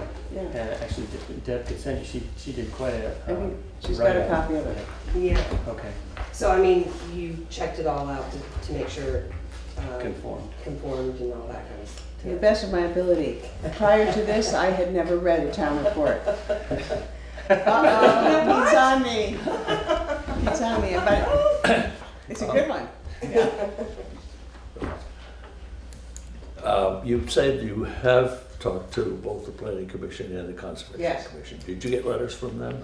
The Conservation Commission has sent a letter, and the Planning Commission said they would send a letter. Okay. We just met with them. And I haven't written a thank you to them either. What kind of a schedule have you assigned to getting letters? Any deadline? The deadline was November 8th, and which is the day we got our, we submitted our application to the Vermont Housing and Conservation Board.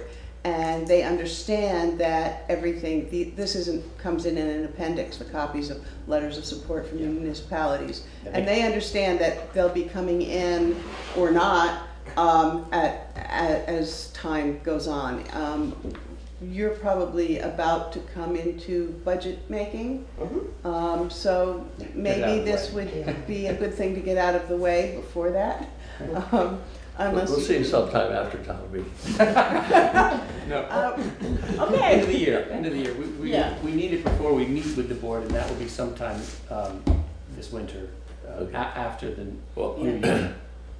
My question was based on, I'd love to have a copy of the letter from the Planning Commission and the Conservation Commission to help guide and back us up.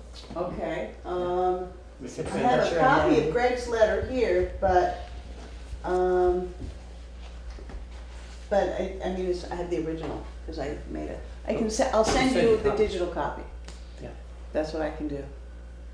And I don't have, and I don't know who you want. Do I send it to Juanetta? Okay, I'll send it to someone who'll keep track of it. I know I'm being pushy. I know I'm being pushy, but I think it'd be helpful for our package. Yeah, that's Sure. a good idea. Yeah. Then Sure. they looked it all over. Yeah. There's time. I mean, Yeah. for the planning commission to write one, and then we can send it to you. There's Right. time for that. And but that would be very helpful. Again, if you've got questions, Chris, did I see that you had a question? It's been answered. Okay. Angela, any questions? I had one more. I was wondering if you could give me a little more information on associated phase 1 conservation parcels to the south. Yeah. So when we did that, I know it's none of our business. I'm just curious. well, what it does is it sort of increases the total amount of acreage that's being conserved as part of this project. Those landowners, actually I'm one of them, we don't have buyers for that land, but we're putting a conservation easement on that acreage. And it helps us go to the state and say, not only are we conserving this parcel that we're buying, but neighboring landowners are also doing it, and that makes it a more compelling grant. And I mean, it is. Those adjoining parcels essentially connect the phase 1 parcel to the West River, and the land that is being conserved is the drainage. All of the water that drains off that 287 acres comes down into a major, feeds into a brook that runs through a ravine and into the river on those conserved lands. So it's kind of nice to think of that entire watershed being conserved. Mm-hmm. So that. And I believe that we are in discussion with the people who own the land along the river. There's about a half mile that we don't have. And that it's all owned by relatives. Descendants of the people who bought the land a couple of generations ago, and so it's been fragmented but not built on except for 1 or 2 houses. And so we will, when we have a chance to catch our breath, we will be approaching them and seeing if they are interested in either conserving their land or selling it, and for conservation. Then we'd have that. And then we'd have entire the whole stretch of the 3 miles of river. That's great. So everything like within this red is all gonna be part of it then? Yeah. So that's all gonna be open to the public for hunting and whatever else? Yes. Hiking. The associated parcels will still be privately owned. All this stuff. Everything in red, in the dark red outline, is what we are going to close on within the next 2 weeks. That's the first 287 acres. These 2 parcels are privately owned parcels that will get conservation easements. Again, when dust settles, we are kind of working. Overtime. This is incredible how much work is involved in doing this. And this is the Mercedes piece that we are just signed to buy, and now we have to raise the money. So these right here, this is gonna be the right way into it. No, the right of way into it is a Camp Arden Road, This is where the parking lot is right off Camp Arden Road. The house is This, at the end of it, right? no, the house is over here. If you And see that, so this is this is where the trail starts. The parking lot and the trail start here, and it goes across this private property, and then it crosses the power line. That's the GMP power line, and it goes up. Then it crosses the Velco. And it goes up to the edge of land. I was up there today, and it crosses again from here. You can look back on the covered bridge and see all the way down the West River Valley. It's a phenomenal view. And actually from here, you can hear the kids playing in the schoolyard, Newbrook School. And I walked, I did this entire quadrant today, and there's no deer there. And I did this yesterday. I did the whole top. So if you follow the yellow line, the trail, down there's a to little trail. where it starts at Camp Arden Road, Right. that's where we So have a parking area. That's going to be Is there the a public sign there? entrance Not yet, to because the we don't own the entire land. piece. But we'll be closing very soon. Oh, okay. And Yeah. when the ground thaws in the spring, we'll be, getting a little gravel in there and putting on the sign. Yeah, absolutely. So it does change the land use from a regular real estate property taxed parcel to a current use, so there is a discounted tax rate, is it? For the owner, correct. For the owner, but the town won't suffer. The Let's put it state that way, reimburses the town. for to the- use the word, tough word. The town won't suffer. In fact, the town might see more tourism and, Right. you know, conserved land tends to increase property values. Okay. Local people might get more exercise. Like your more We can only hope. One of the things I was like over on this side too, that's why I say some of the snowmobiles, motorized rigs is, I mean, anybody into cross-country skiing, there's a lot of trails on Mercedes property already that if they were groomed up a little bit for cross-country skiing, would be a pretty good thing, you know. Yeah. So I mean, really, the only road frontage that you have right now, once you buy his, will be where the forge is. 'Cause that goes right to River Road, there's a deeded right-of-way right through there. That's right, right. Yeah. There's We actually should two of have them. hired you instead of the lawyer. Yeah, the lawyer had a hard time sorting out the rights of ways and the deed. Yeah, there's two, there's one up here and there's one down here at the Lawrence Farm too, it's right there, right by Houston's. Yeah. They really only use one currently. I don't know. We never finished putting the road all the way to the brook by Houston. We had one person. But we had it so you could drive across both forges at one time. One person told us that Nick wanted to build a bridge there. Yeah, he was gonna. Yeah.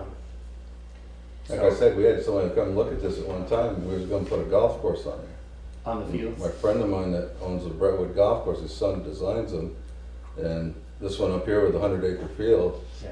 he said he could build the best golf course in New England the way that land laid in there. So that's what he was talking about, putting like a covered bridge across up there. It didn't go through. No, he didn't. Never did it. The horse trails, unfortunately, have a lot of them have grown in. They haven't been maintained for, I don't know, No. it's been a while. You still see the signs, naming the trails in the woods, but sometimes it's hard to even tell where it was. A few of them are more maintained than others, but so it's kind of if they're going to be brought back, it needs to be done soon.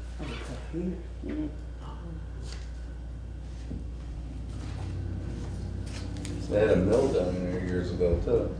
And they sawed lumber and stuff on On the other side there. of On the the river, road, Mercedes. across from River Road. Yeah, over on this piece here. Yeah. The road that came in from Brookline, over by Zekilos. Yeah. There was down in there, they had a portable mill set up down in there, sawing lumber and stuff.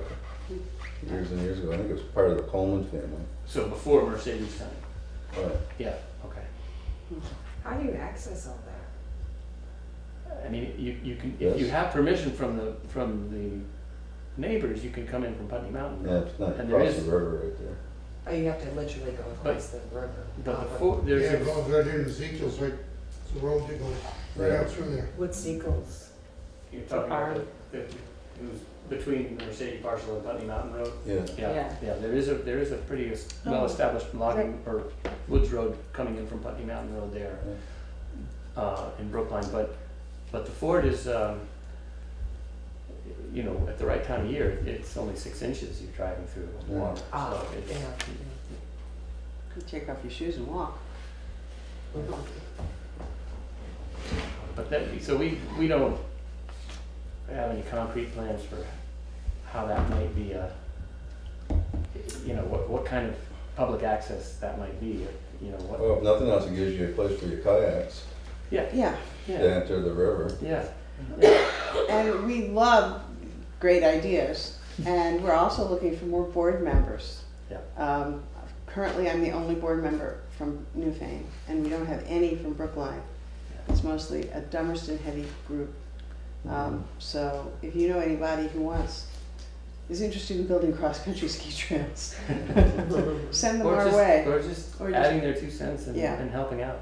Yeah, it's a very congenial group, but it's a lot of work for. I guess I do like it because you are going to leave it so people can hunt on it and stuff anyway. So absolutely. Because when I first heard about it, I was almost told that it wasn't going to be that way, but.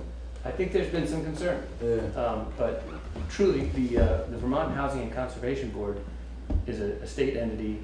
Right. And you would have to have some very compelling reason to convince them that, you know, that we're not going to allow some hunting. Right. It would have to be for a certain species at a certain time. You know, you couldn't just have a blanket prohibition.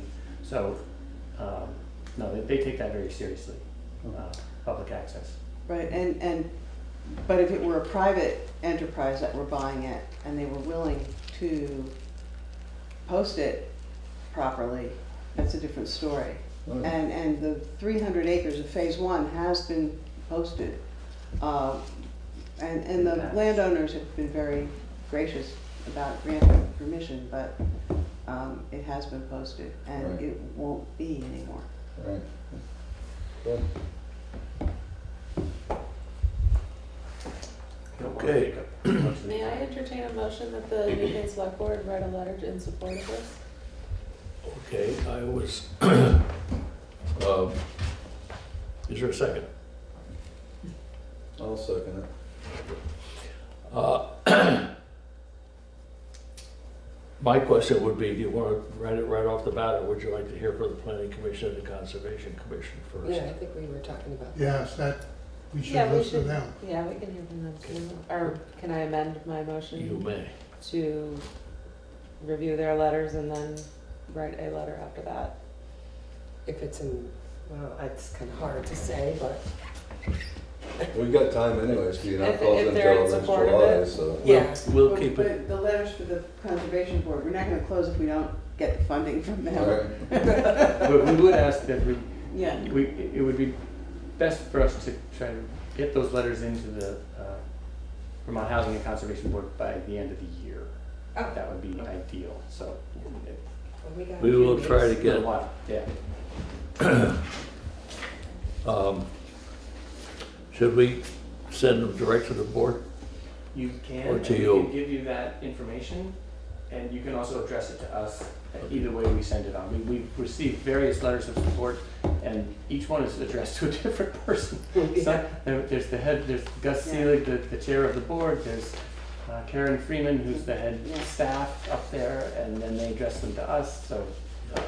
Well, I can check with our Newfane representative. Right. I mean, this is the letter that Marie Caduto from Agency of Natural Resources wrote on behalf of. And you can have that copy. Oh yeah, that's good.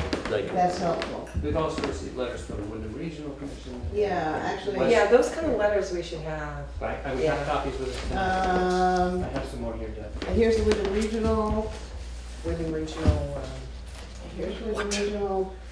Here is the Southeastern Vermont Watershed Alliance. Yeah. This is the letter. Do you have the copier? I can just give you this as from Newfane Conservation Commission. Do you need copies of these too? You can have them. We can have these copies. Okay. Yeah. That's good. I like to read them. Yeah. You have to give me one. She's gonna copy the one, yeah, she's gonna copy the one from, okay. The one today, yeah. Okay, I gather that the motion before us right now is to write a letter of support as soon as possible, with the assistance of some documents that we will still have coming to us. If that sounds approximately correct, all in favor, please say aye. Aye. Opposed? Any abstentions? Thank you very much. Thank you very much for your time. I have one more thing, is that please come to the Williamsville Hall on December 4th and learn more about the program. 7 o'clock, will be, we have pictures, we have speakers, we'll give you refreshments. Maybe even refreshments. But don't come too hungry. Cheese and crackers. I think it's cookies and cider, but maybe we should only have so much snow. Yeah. Thank you. So thank you so much. Thank you. Yeah. Great, sounds good. Take care. Thank you. Thank you.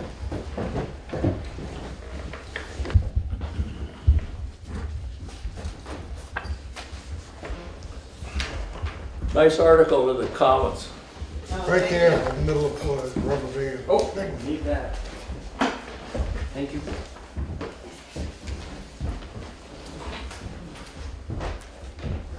Okay. Have we any unscheduled members of the public that wish to pipe up? Old business. On our agenda, review traffic ordinance. Basically, what I think would be the most useful is for everyone to take the copy that I think you got this evening. Take a few minutes between now and our next meeting and go through it and see where you see areas that it should be changed, improved, taken out, whatever the case may be. I don't think there's any sense in our going too far with it tonight. I think it will be, should be useful to us in our, as we go forward with traffic calming and other concerns that we've had come before the board before. Anyone have anything they'd like to bring up on that at this point? The one thing that I notice on here is that it would be nice to have a picture, a map of the town in here. Okay. So people have a way to look at an area. Okay, the best road map of the town that I know of is one that was done by Wyndham Regional. I have one here. I mean, it's always good to have a reference, Yeah, you know, of what you're talking about. yeah, That's one suggestion, just by looking at it, okay, to reference. yep. Hey, Pete? Yes, The signage section of it, don't get caught up in that, because that's gotta all be gone through right, once all the signs are updated. And if they get changed, position gets changed and so forth, we'll go through and redo that part and then give it to you guys. So, thank you for that. That's definite. Like, do you have a map of like what the class of the roads are in the town? how about this? Yeah. It just lists each road name and what class it is. Okay, is that in here? Do you know? I don't think so. I think that should be another thing, that it's a list of the different class of roads, what they're identified as. Well,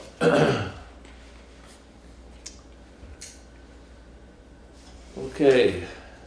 Any new business that anyone would like to bring before us at this time?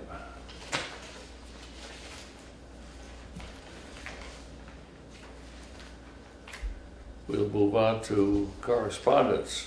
Vermont Emergency Management, November 1 storm, I'm not sure. Is there any action, decision we have to take on this? This is No, it was just point of information. Indicative of what happened elsewhere. We got through that one pretty luckily. Again, our thanks to the troops who are out there taking care of the roads and trees and things like that. We just had trees that went down, right? Yeah. Just a little bit of walking here, not much. Power line just didn't work, yeah. Okay, this next item, VLCT pending legislation. I think you have some information on this matter. There is legislation before the legislature, and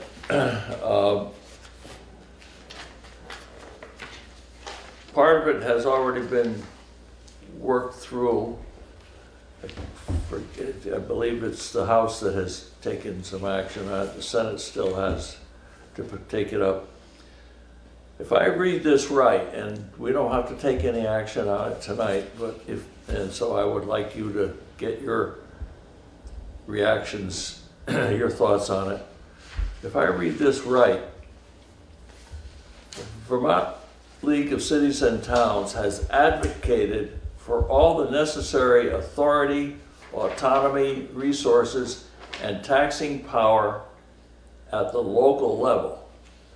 Now, if I read that right, that means we're going to have a marijuana control officer in town. I would like to find out that I'm wrong. I don't really understand it. If we have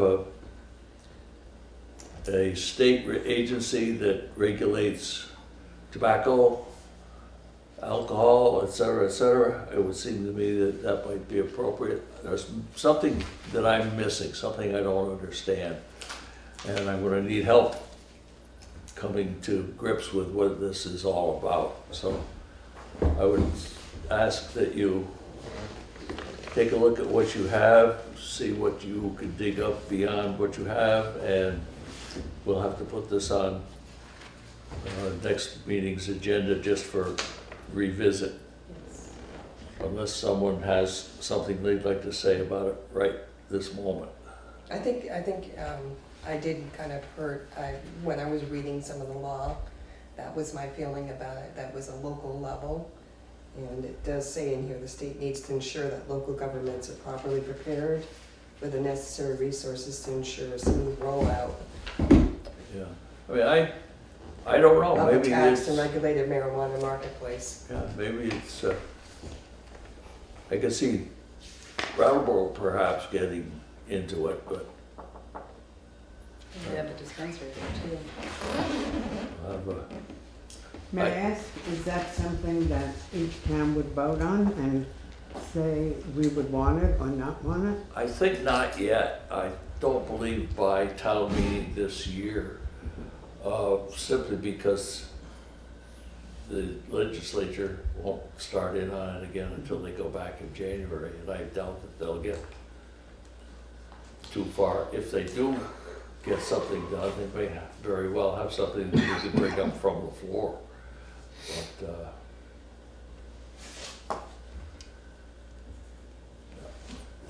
as I suggested, I'm a little unsure of what's involved, and that's certainly I have not read the law, what's been acted on yet. Thank you.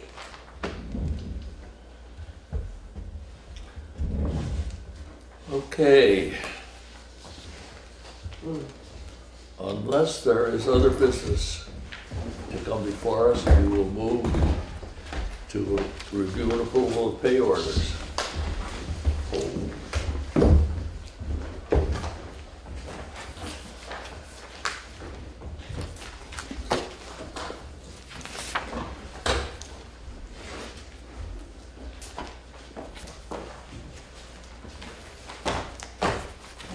Might be a new business for me. Is this off? It's on. I think we have to close the meeting out, is that that, don't we? No, I No, don't, we just not stay till, silent. not till we're done. Oh, okay.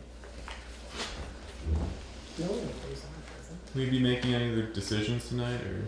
We No. will be acting on our pay orders, and that's the only other thing before us. So typically, the camera goes away about this time of night. Yeah.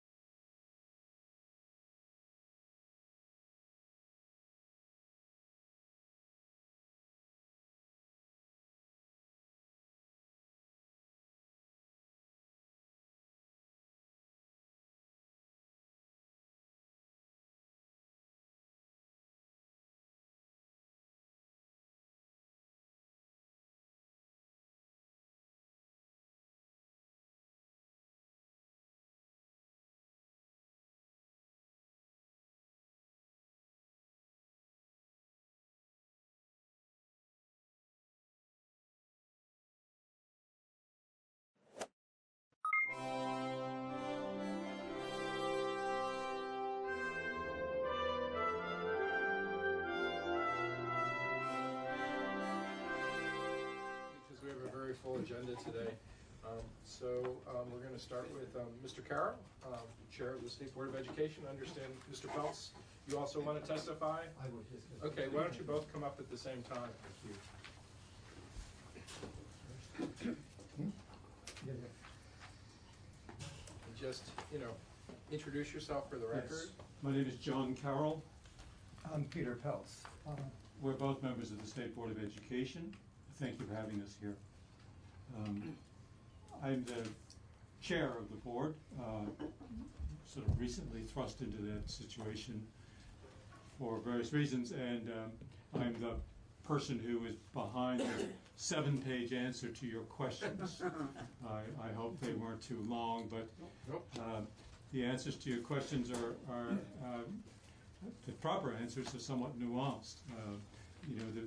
The general texture of your inquiry is the board's doing useful things, and is it still necessary? And I think my answer to that question is sorta, but it ought to be doing a lot more. That is to say, much of the way the board has been conducting its affairs in the last many years is a sort of an adjunct of the agency of education. As you know, Act 98 of 2012 turned things upside down, and until that time, the board had been effectively the board of directors of the Department of Education. It hired and fired the CEO of the department. And Act 98, of course, turned that around and gave that authority to the governor. And it would seem to me, as a comparative newcomer on the board, that the board never, and for that matter the agency, never fully got that memo. And that many of the things that the board still does date from an earlier time. So, for example, much of what the board does is overseeing the activities of the agency of education, sometimes sort of putting its stamp of approval on there. But very often these things are specified in statute. They're vestigial from an earlier time. And frankly, the board spends the majority of its time on this kind of administrative oversight, to which, frankly, I don't think it lends a great deal of value. We are a group of lay people. We're very much, in some senses, like the legislature itself. We are independent citizens. We are different than the legislature in the sense that we are not partisan. We don't have political affiliations.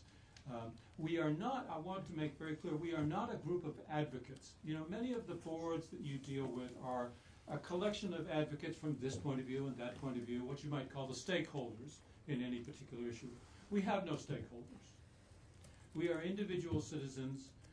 In fact, I noticed, looking at the history of Act 98, there was a provision in the early bill of Act 98 to assign to the board certain representatives of certain interest groups, like the Principals Association or the VSBA.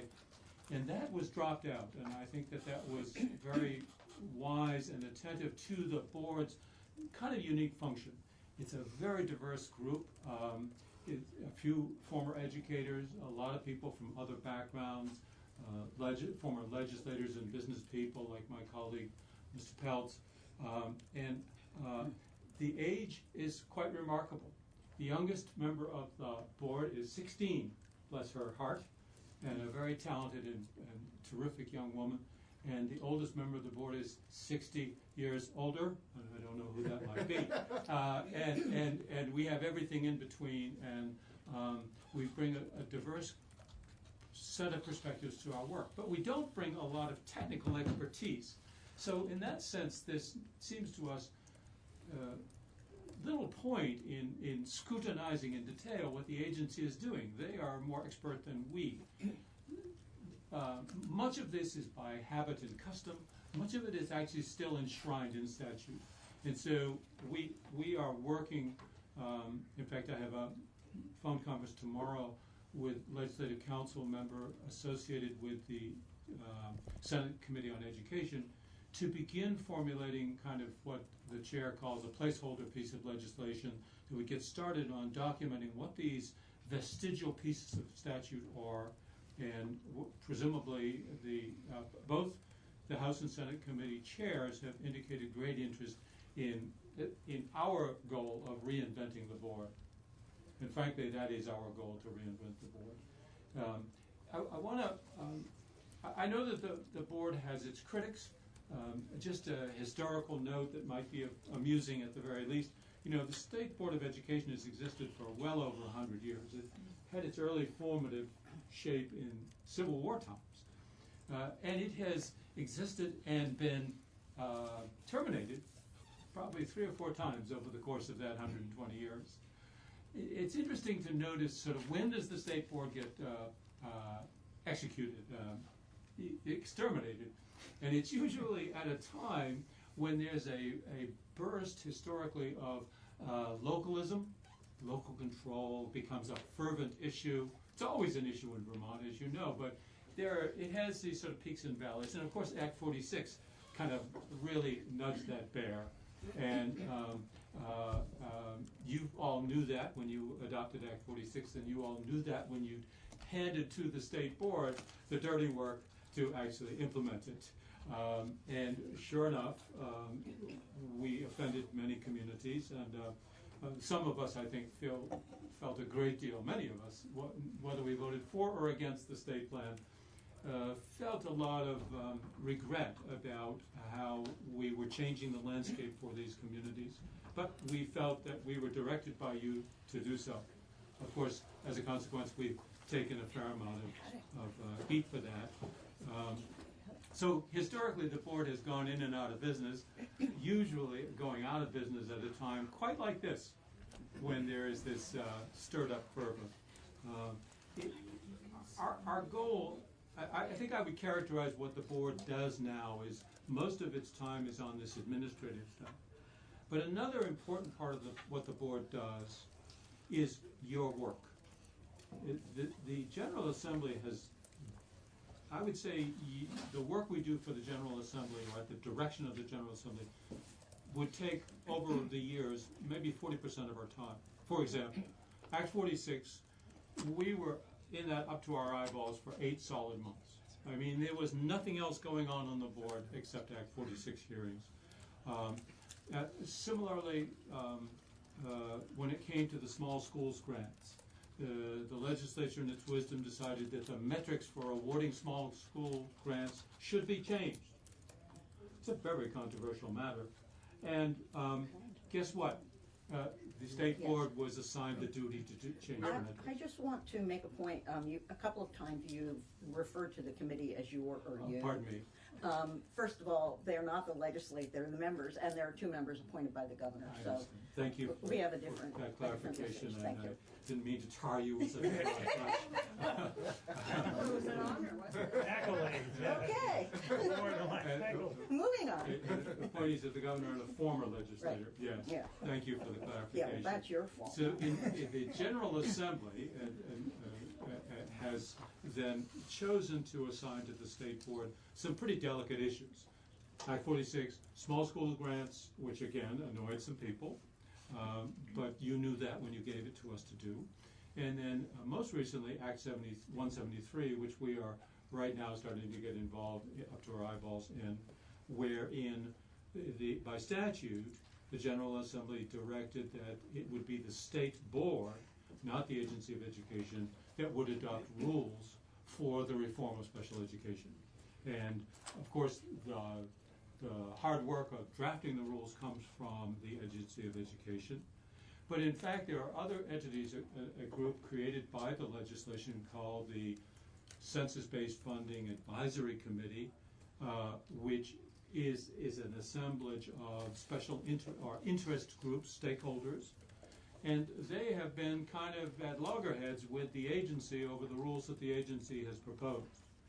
And I think outside observers might note that the fact that the state board ultimately has the final say on these rules has contributed to maybe a convergence of views among the competing parties. Rob has a question. I just wanted to take a quick step back while you were going through the history of the state board. And has there ever been a point in time where you find yourself like you are now, where you have a secretary of education as opposed to, what were they, a commissioner or whatever before? I mean, has that relationship ebbed and flowed as well over time, or are we in kind of a unique area now? My sense is that this is a comparatively unique time because for the first time in the better part of 100 years, I mean, there have been some, it's a long and variegated history, but the general theme has been that the board has served as the board of directors of whatever was the state agency of education. And you know, boards of directors hire and fire, and the executive director does what they say. Those days are gone, and the secretary quite correctly and occasionally has to point that out to the board. And moreover, there's not much point in critiquing the work of the agency if we have no authority to direct that they make it better. So very frequently, things will come to us and we say, gee, this could be a lot better, but okay, we'll sign off. And sometimes we'll say that and the agency will voluntarily go back and improve it. I mean, there's a collaborative, respectful relationship between the two, but ultimately we need to move past the time of, for the last 100 years, where we were calling the shots. We are not calling the shots. I just want to also just clarify that education in Vermont is perhaps after healthcare, the single largest economic activity of the state. On any given day, any given school day, there are 90,000 Vermonters in our schools. Think about that. That's the entire population of 5 counties. Are not at home, not in their county, they're in schools. Think of the power of that. It's sort of like healthcare. It's a huge driver of the economy.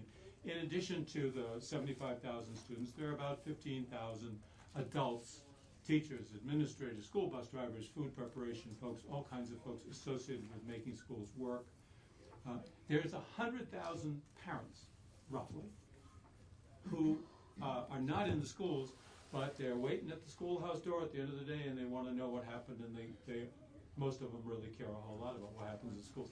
So education in Vermont, K through 12, involves probably at least a quarter of all Vermonters. And it's expensive. As you know, it's a third of state spending. It's a huge enterprise.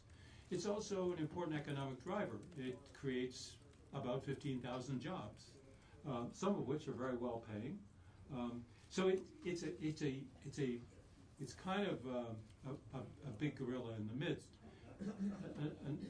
Excuse me, Senator, would you like to interrupt? First of all, my apologies. I guess I didn't get the memos, and I've been up at National Life along with Tim Briglin looking for a parking space. Anyway,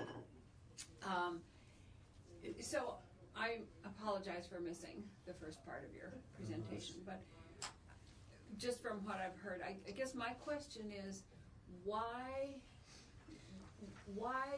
do we feel that we need to have a board of education to direct the future of education as opposed to the agency of education when we have agency of natural resources, we don't have a board of natural resources, and the fact that all the members are appointed by governors, not the same governor, but appointed by governors, as opposed to coming from local school boards. Or so I guess that's my bottom line question is what, and the legislature did assign all of these things to the board because it was there. If the board hadn't been there, those things would have been assigned to the agency. Is that the way I see it? I mean, I'm not sure because I'm not in the education committee, but. If I may, I'd like to answer that. I'll do my best. Again, Peter Peltz, I was on the House Education Committee for 8 years, and I was on the committee when Act 98 passed. It was not, it was controversial. There was, but I can tell you why I voted for it. I really think, well, first of all, our Constitution, the state has a vital role in providing education to the youth and preparing them for their adult lives. They called it virtue in the Constitution, but they were really looking at it as it was in the best interest of the students and getting them ready for their adult lives. That hasn't changed.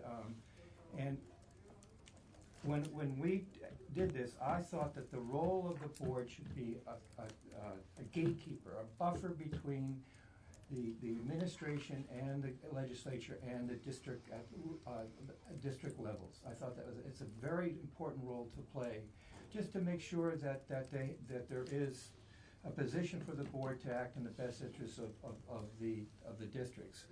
I asked to be appointed onto the board when I resigned from office in 14, and I feel very strongly about that. And just to sort of demonstrate, I mean, I think the governor has appointed some really good members. We coalesced, it's nonpartisan. 46 was a hard nut to crack and to work together. We did it collaboratively, and I think we did it well. And I think that stands well for our position in regards to why we should be there and why we should continue. I really feel very strongly that I'm not to disparage, but you know, just the bureaucracy of educating our kids is very significant, and I really think the state board has a role in sort of being that buffer. And to demonstrate this, we have decided at our last meeting that we will no longer meet during the regular hours of the day. We're going to meet late in the day and then go to regional I'll go throughout the state to have meetings and have our regular meeting at 3 o'clock, and then at 5 o'clock we will open it up to the public to hear from the public on what their thoughts are and what how we can best represent their interests. So I hope we continue in that vein and really clearly define that. The agency owns this. I mean, we have no staff, we have no budget to provide a staff, so we're really sort of, you know, at a transitional point in terms of trying to get us focused and be very efficient in what we're doing. Thank you. Rob, do you have a question? I do, and maybe it'll get clarified a little closer, but your comment about the state ed being a large bureaucracy.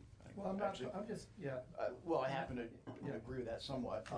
My question would be, is the current structure, with you folks being kind of a separate entity, does it add to that bureaucracy, at least from the user end of things, as opposed to from your end? Let me just clarify. When it's working properly, the state board has no power. We have no power to direct. We have no power to demand testimony or anything. The state board, in its best form, inquires, that is, asks tough questions, and integrates conflicting information, which is all around the state, and informs the General Assembly and the governor about issues that perhaps, or informs the agency, or informs superintendents, whoever is closest to implementing solutions. If I may, I'd like to return to Senator White's question. Why have a board when the natural resources people don't? Education is not constructed in any way like any other government enterprise in Vermont. Nothing like it. Education in Vermont has at least 5 major constituencies and power centers.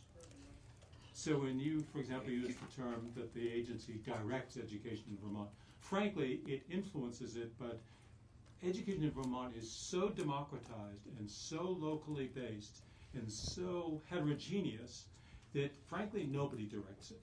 Not even the General Assembly or the governor, and certainly not the agency or the board.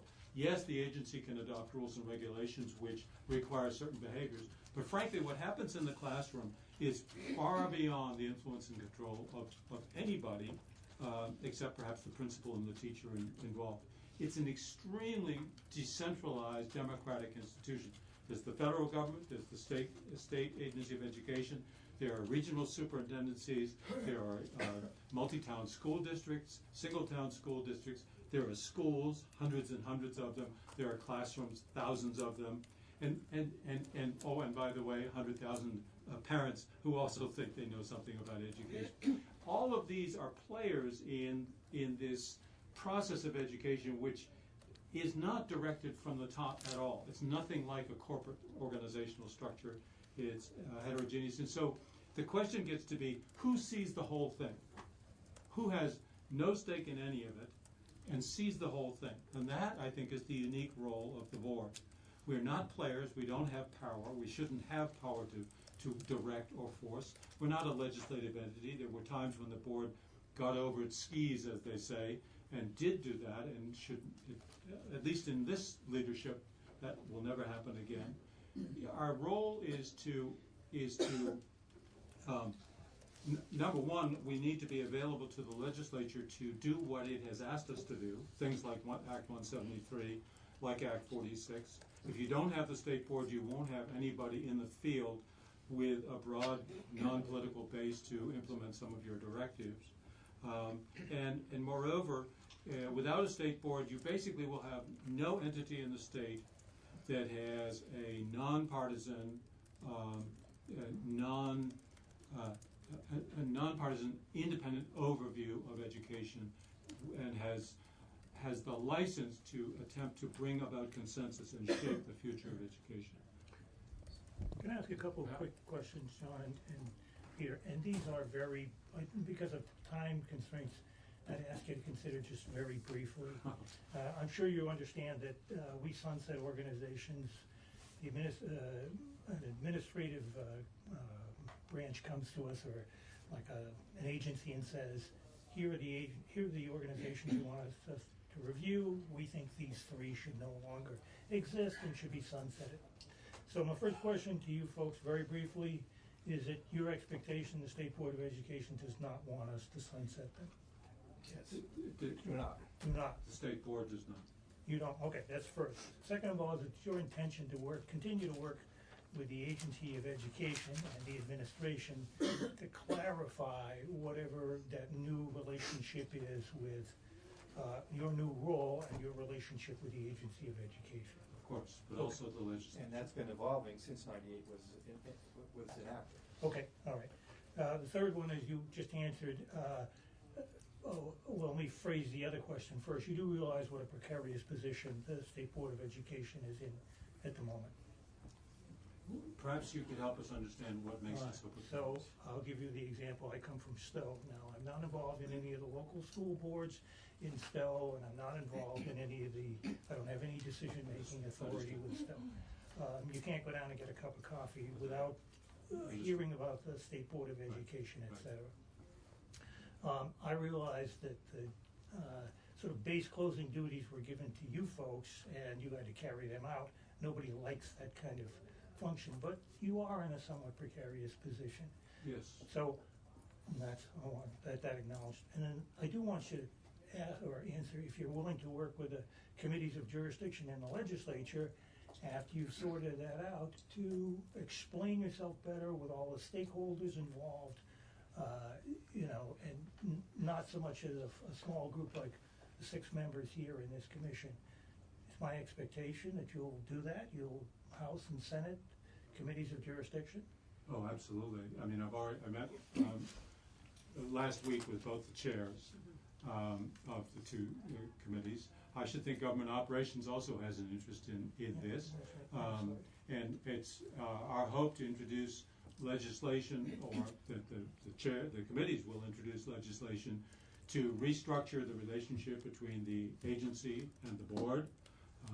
Probably move toward independence of one another. I think we're a pain in their butt sometimes, and frankly, that's what statute requires us to do, and we have no desire to do that. It's not a very good use of our time. So those legislative changes will have to be around here a lot to explain why they're worth doing. And our hope is that your committee will say, this board needs to change, they want to change, and let's give them some headroom to work that out with the General Assembly. Okay. And then one last question I have. Would you be willing at some point or to return to this commission, and say, well, here are the changes that we've made, here's how we think we're making progress, here's the groups that we've, brought into the process, here's what we've been doing. I'm sorry, could you do it? Yeah, and I would hope that the dialogue and the exchanges between the legislature and the board would be a healthy, and the board has not always been in favor, had strong standing with the legislature. I would hope that we could really develop a relationship that would work both ways, that we could be, which it could be, curiously has been done by 46 and 173 and other things that have been, we've been empowered to deal with. That didn't happen in the past, and if that's where we're continuing to do, I hope that relationship and the exchange it improves. In other words, that we really do develop a working relationship. Yeah, I might just observe that my colleague here is a card-carrying Democrat, and I'm a card-carrying Republican, and he's been on the board much longer than I, and he's the one who wanted to come here and be with me to advocate with you. So we and that also, may if I say, I have never seen any partisanship at this board. It's a good, healthy exchange. Good, healthy exchange. Informed exchanges. But we have a lot of work to do. I concur, and we hope you will encourage us to move forward with that work. And if we fail at that, then good Lord. Frankly, I don't want to be on a board that's doing what we've been doing. It's just not a good use of anybody's time. It's a 6-year appointment. That's it. That's 6 years, a long time. That's all, those will be all my questions. So just to follow up on Matt's questions, and some of the statements you made about not having any power, the legislature gave you power under Act 46 and under Act 173. Thank you. To do certain things. And I'm confused as to where you, as the board, wants to be. Do you want to be in a sort of oversight role where you're looking at what the Agency of Education does and what's good for Vermont schools? Or do you want to be actively participating in policy making through what you've done with Act 46 and with Act 173? Well, I think the board is always available to do the General Assembly's bidding, and so in the case of that, it was of Act 177. We're certainly shaping rules, but the general policy is already cast in stone by the legislation, as it should be. We don't want to. I just don't want us ever to get close to creating law, and I want to have very clear boundaries so that the board is working at the direction and behest of the General Assembly.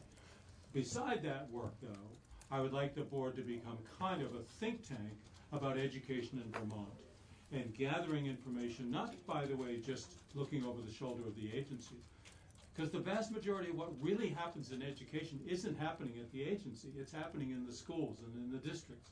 And that's where we need to spend more time, is where it's on the ground, where it's happening, and be, number one, talking about accountability, and number two, talking about visioning a better system than we have. Can I briefly, we cannot make policy, but we can help you enact it and make it work. Right. But I guess following up on that, I'm concerned. I mean, okay, so we passed education legislation. Typically the Agency of Education would be responsible for implementing that. But at least in these two instances, Act 46 and Act 173, the legislature, for whatever reason, chose to have the State Board of Education do that. Right. And I guess I'm just, should we be doing that? Because there is some confusion about who is taking legislation and creating the regulations and driving that down to the school boards and the schools. Can I just observe that a lot of the law did specify what the agency did in regard to this. They set the table, and then they say, okay, it's up to you to make the decisions. But they set the table. That's exactly correct. It was in that case a collaboration where the actual rules or state plan was drafted by the agency, handed to the board to then sign off on, and we made some changes, Stowe being a good example. But in general, the less rulemaking and directing the board does is probably better, because we don't have the expertise that educators do. Or the resources. Yes, and definitely not the resources. There are, though, exceptional cases where you feel, that is, the legislature feels, that we want an independent entity of citizens, not civil servants, making the final decision about this. And that's precisely what you did in Act 173. And we're available and reasonably capable of doing that work. Rob, did you have a question? Well, I No, did. no. I'm curious as to how you get the feedback from the local levels. Does it come directly? Do you end up having to get it indirectly through the Department of Ed? As far as, what got me thinking about this is it was just really quick this morning, but I'm listening to the proficiency-based learning. It sounds like that there's a little confusion and some concern about that. It sounds like you folks went out and made some decisions that were within your purview, but yet, and again, I just heard this quickly, but it seems like that the Secretary of Education's out there trying to explain it. Is that indicative of how this is working currently, the relationship? I was, when I was on the committee when that bill passed, and it gave the authority to the local districts to do. I mean, and so there wasn't one formula that had to be applied universally. It was up to the local districts to apply it. So, and I think that's been the big issue, and that really didn't have anything to do with us. And we talked about it, but there was really no role in that we had to be able to. So we were just advisory, but we can't. We play no role in that. This is sort of an illustration of the kind of democratic, heterogeneous way that education unfolds in this state.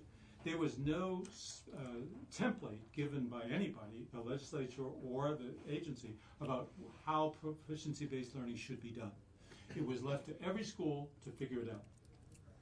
That's the way Vermonters seem to want to do a lot of things, is at the local level, local control, highly heterogeneous, and so you get very different results. And you have some schools that have really done quite an amazing job at implementing PBL, and some that have really botched it.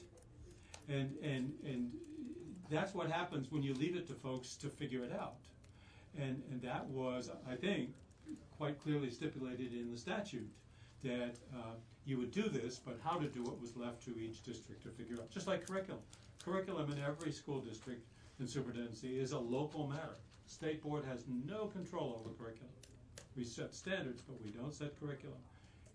So I think part of what we see, and it's a concern of the board, is that with any new initiative, you get in some schools you'll get terrific implementation, and it really benefits the children right away, and you can see it, and it was a smart law.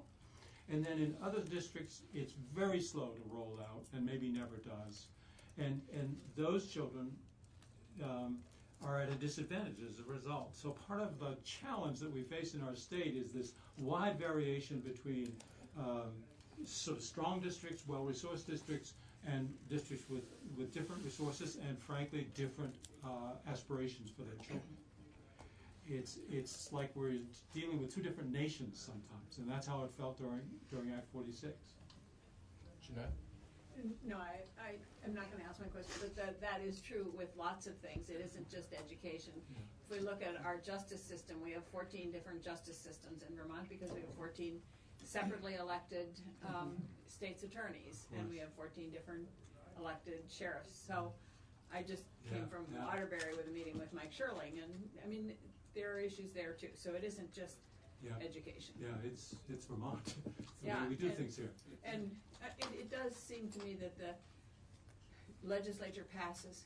I mean, I'm surprised that I wasn't involved in Act 46, but I mean, I voted for it, but I misunderstood it. I have to admit. And the legislature passes legislation, and then the executive branch implements it and administers it. But here we have a non-elected, what's the word? You might say we're not accountable right. to anybody group implementing Yep. the legislation. And I'm not sure that that's, anyway. Well, that's for you all to decide. Right. It really is. And I hope you think about what would it be like without the board. I mean, that's. I think I firmly believe we play a vital role. Otherwise, I don't think we have the quality of the people that are on it. Quite honestly. Well, no matter what we do here, that any recommendation that we make clearly goes to the two education committees, and they're the ones that. So we don't have any final say. Right, but you have influence on, and we're Right. hoping to encourage you to Right. give us room to improve. And thank you for offering that time. Thank you. Well, I think we need to wrap up now. Yes, of course. So thank you very much for testifying, Mr. Carroll, Mr. Phelps. Thank you for coming. Thank you all. Nice to see you again. We're glad it Hi, worked Peter. out time. Thank you. Glad you could be here for For most. Go see if the gang is out there.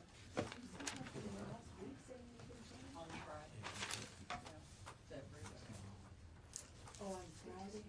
Oh, okay. Let me just give a little background here of what happened and why you're all here. It's Laura's fault. So,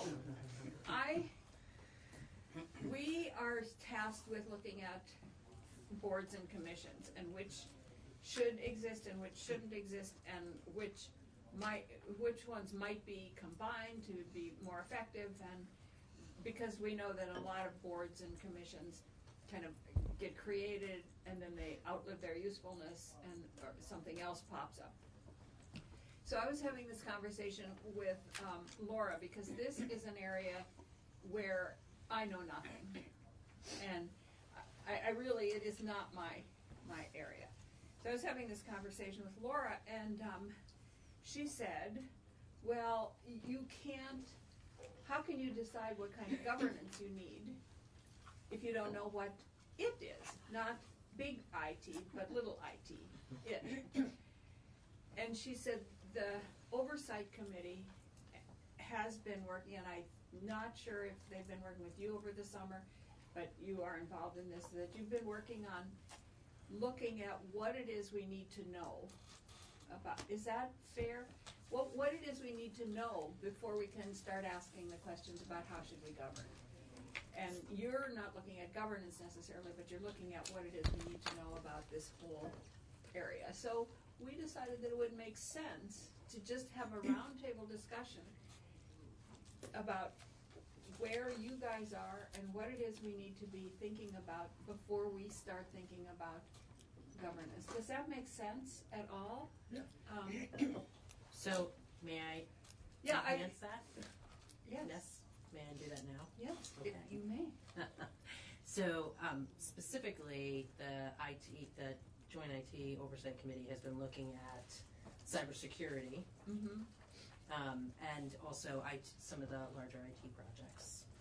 And I think that what I really wanted to share with you when you and I met was that the cybersecurity issue is very serious, and that the legislature does not have a handle on it, and that we really needed to focus energy on getting a handle on it, which is going to be difficult, and that I hoped we would focus our efforts on that in this session as opposed to creating a new oversight structure for governance structure. And then you said, well, why don't you come and talk to us? And that's why you're here. Now, I should say that we started our effort, though, by trying to get a handle on the totality of IT in Vermont, starting by looking at, in effect, every agency of state government, every department of state government, every independent officer, the legislature, the judiciary, of just creating a map that says, what is the IT structure? Is there one there? Who's responsible for it? What is the relationship between it and the Agency of Digital Services? What's the role of the Chief Information Officer, if any, with respect to these? And we found stuff all over the map. And to me, it's clear that, well, of course, I asked the question, why do we need a government structure since everything we have is working so well right now? And it's not. That's a cynical view. There are lots of things that appear to be uncoordinated. The overlay of this, I think, is to also be thinking about IT in a broader sense, because the whole issue of information technology and telecommunications, for example, are increasingly intersecting. We used to deal with them separately. We used to say that telecommunications was a responsibility of the Department of Public Service because that's the old regulated telephone company model. But now,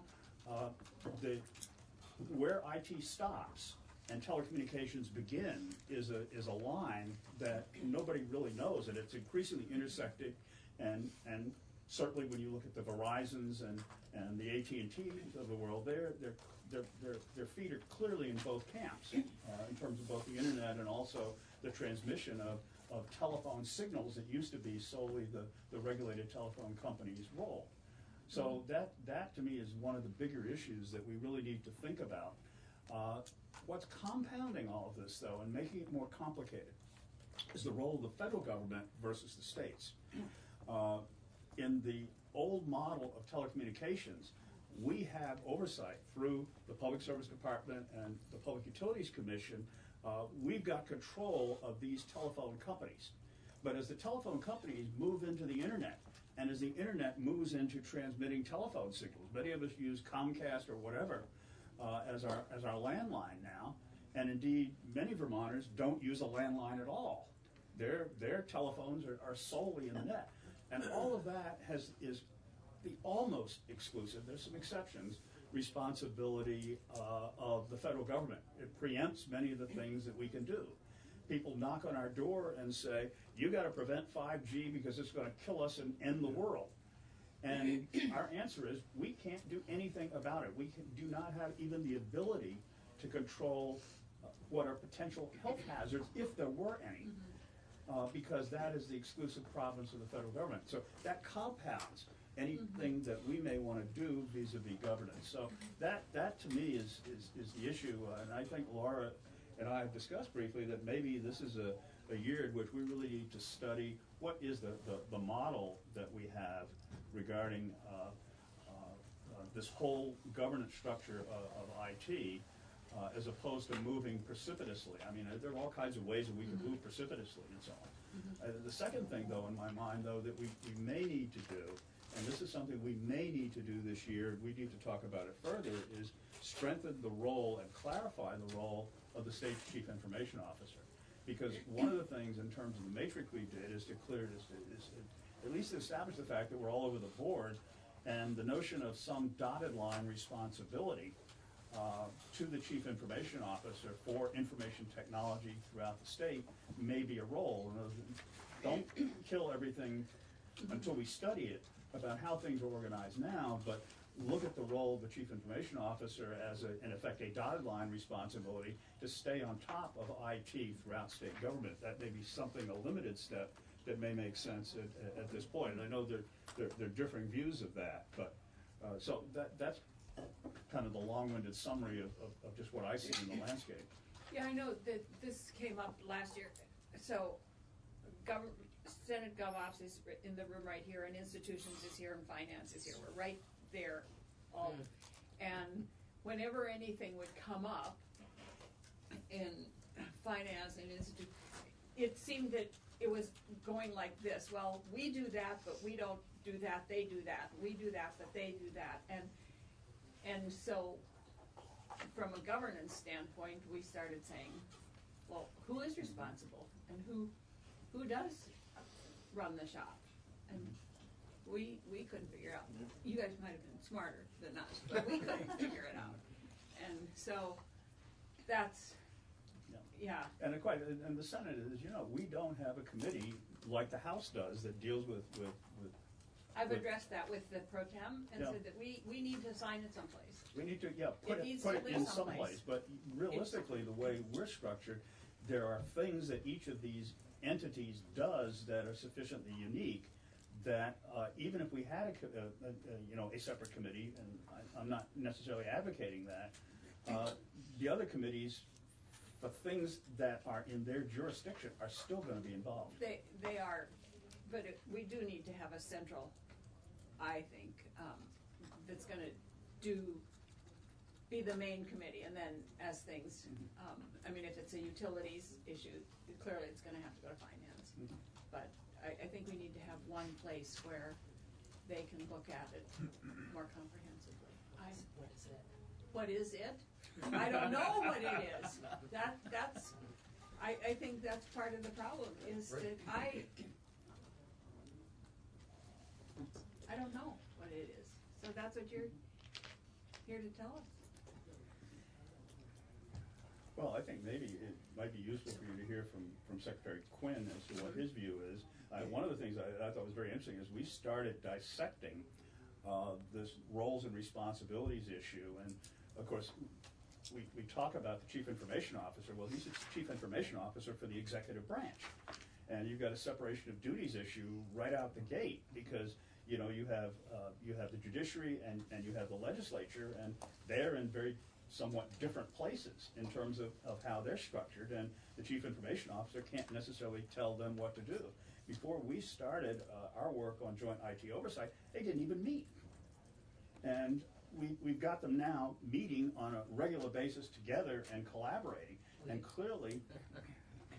We believe. We believe. But clearly that's an issue. You have, obviously, the legislature somewhere intersects with the executive branch in terms of the internet and some connectivity issues, but in other places, it doesn't. So, can I ask another question? You don't have to ask Okay, permission. so, Just jump. So with regard to this group, we're sitting here now, and then you have a number of different boards and commissions that are coming in afterwards. Do we relate to that, to those people that are coming in? And if so, how? How can this panel be helpful with those boards and commissions? Well, I guess what you can do is, if there are things on those boards and commissions that you know right now that you've already looked at, share with us. Because we will be, each board and commission that comes in here is handed a standard questionnaire that we ask about as to whether or not they should continue to exist. If they should, what modifications, if any, should be made in legislation with respect to what their mission is. So that's basically what we'll be reviewing this afternoon with these various boards and commissions that are on our agenda today. And anything that this roundtable discussion can help us in educating us as to what that is. And I should say that their coming in today is the first step in the process. If we were to recommend the elimination of a board or commission, we would typically take testimony from other people who are interested parties. And so I know you have the Public Utility Commission. Yep. Yep. And the Department of Public Service on this list. Yes. Okay. And one of the things is that one of the questions is, I don't know if you guys saw the questions, but one of the questions is, if your mission is still relevant, whatever it is that you were doing, could it be better accomplished someplace else? Does this particular board need to exist in order to carry out that mission or to oversee whatever it is? And we have heard from, in other areas, people who've come in and said, the mission is still relevant, but it could be better handled over here instead of by this board. We don't need this board. Is that fair? So, before we get into some of that, can I just mention quickly a couple things very briefly? No. I know Senator Brock. I know Oh, Secretary I'm sorry. Young. I don't think I know Representative Brickland, is that how you pronounce it? That's correct. All right. I don't know, Good Commissioner? point, Matt. Let's all introduce ourselves. Okay. Okay, Suzanne, start. Suzanne Young, Secretary of Administration. John Quinn, Secretary of Digital Services and State CIO. Laura Sibilia, Chair of Joint IT Oversight and on the House Energy and Are you from Dover? Yes. Okay, all right. And there's a reason why I asked that question. Secret track? Maybe it's I know somebody. Okay. And I'm Senator Randy Brock, representing Franklin County and part of Grand Isle County, and I'm Vice Chair of the Joint IT Oversight Committee. I'm Sue Zeller. I'm the State Chief Performance Officer and one of the governor's non-legislative appointees to this commission. I'm Jeanette White, Senator from Windham County, and I chair Senate GovOps. John Gannon, State Rep for Wilmington, Whitingham, and Halifax, and I co-chair this committee, and I'm Vice Chair of GovOps. Senator Brian Collmore from the Rutland District. I'm Matt Krause. I'm one of the gubernatorial appointees. I'm Rob LeClaire. I'm a rep from Berrytown. Thank you, Matt. was an oversight. Well, you let Tim. Oh, I'm For some reason, Tell me to ignore him twice. Sorry, Tim. I'm Tim Briglin, and I'm a state rep from Thetford, and I'm the chair of the Energy and Technology Committee. And the technology slice, very specifically, is not technology writ large. It's technology in state government, very specifically. And the committee also has oversight on the House side of the building of telecommunications as well. Okay. Is my rep on your, Who's your rep? Heidi Sherman? Yeah. Okay. All right. So then I had a couple of quick points and then I'll be quiet. So I'm a 30-year state employee, so I'm going to direct this to Mr. Quinn. It's not a question, it's just a comment. For 30 years I served in state service. Every time we asked IT for something, the automatic response, not automatic, but most of the occasions was, we can't do that. So it was always frustrating to me in state service that that was the typical sort of default response. So all I would ask you to consider is that the default response is, we'll figure out a way to do that, okay? The second thing is, just very briefly, I'm a very practical kind of person, and I always think of, this is a huge subject. I mean, it's a really large subject. And I always think to the human being, you know, what would they like to see? What sort of solutions? And so for a couple of them, one, the feds are tackling anonymous spam phone calls, which is, as a citizen, I love.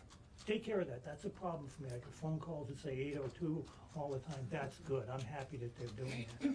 I would ask you to consider, as a group, the same kind of thing. Focus on some very concrete solutions to problems. And one I'm sure you've always heard or continue to hear is coverage, cell coverage across the state. You know, you're in a car, you're traveling someplace, out it goes, and that type of thing. So I would only ask you to consider, as you take a look at the big subject, the large entities, to not forget the little solutions that the average citizen would appreciate. I mean, the average citizen focuses on it. That's a good thing. I like that. Okay, that's it. I'm done. Yeah, I would just add that I think you've got a good point, but there's an enormous amount of work, not just something like the Joint IT Oversight Committee, but the committees of jurisdiction to deal with some of these issues like cell phone coverage. I know we did a lot of work between the Energy and Technology Committee in the House and Senate Finance, on which I serve, of producing both a broadband bill and a bill designed to tackle the very points that you make. And I do have another bill that I'll be introducing this year. It's to reinstate capital punishment in Vermont. Now, it is limited, though. It will only apply to robocallers. Might get that bill through. But what that bill, though, focuses on is the work some other states are doing, like Indiana, for example, has adopted some criminal penalties and fines for robocallers, and people do get picked up nationally elsewhere. And the notion of creating fines and so on for those people who get picked up in national sweeps. And Indiana, for example, has got something like $12 million in the past 5 years for robocallers as a result of their law. So we are doing something about it.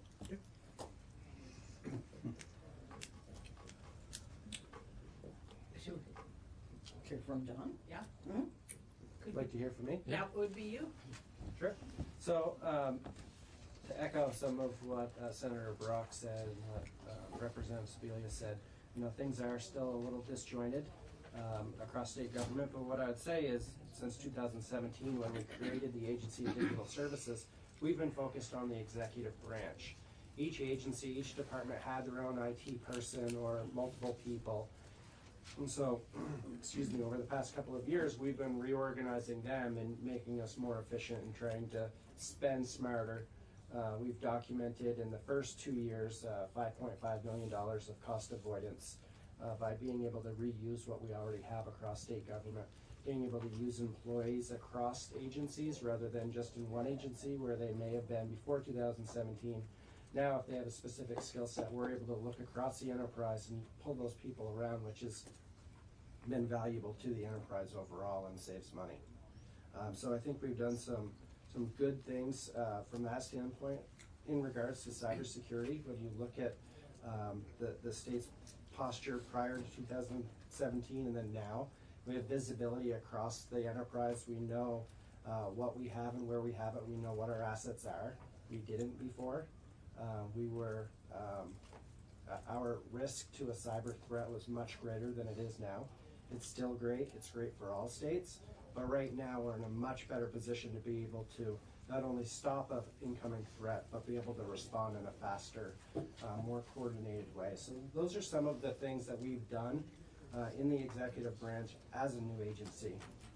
And those are just some of the highlights. But, you know, some of the areas that aren't included in the Agency of Digital Services are separately elected offices.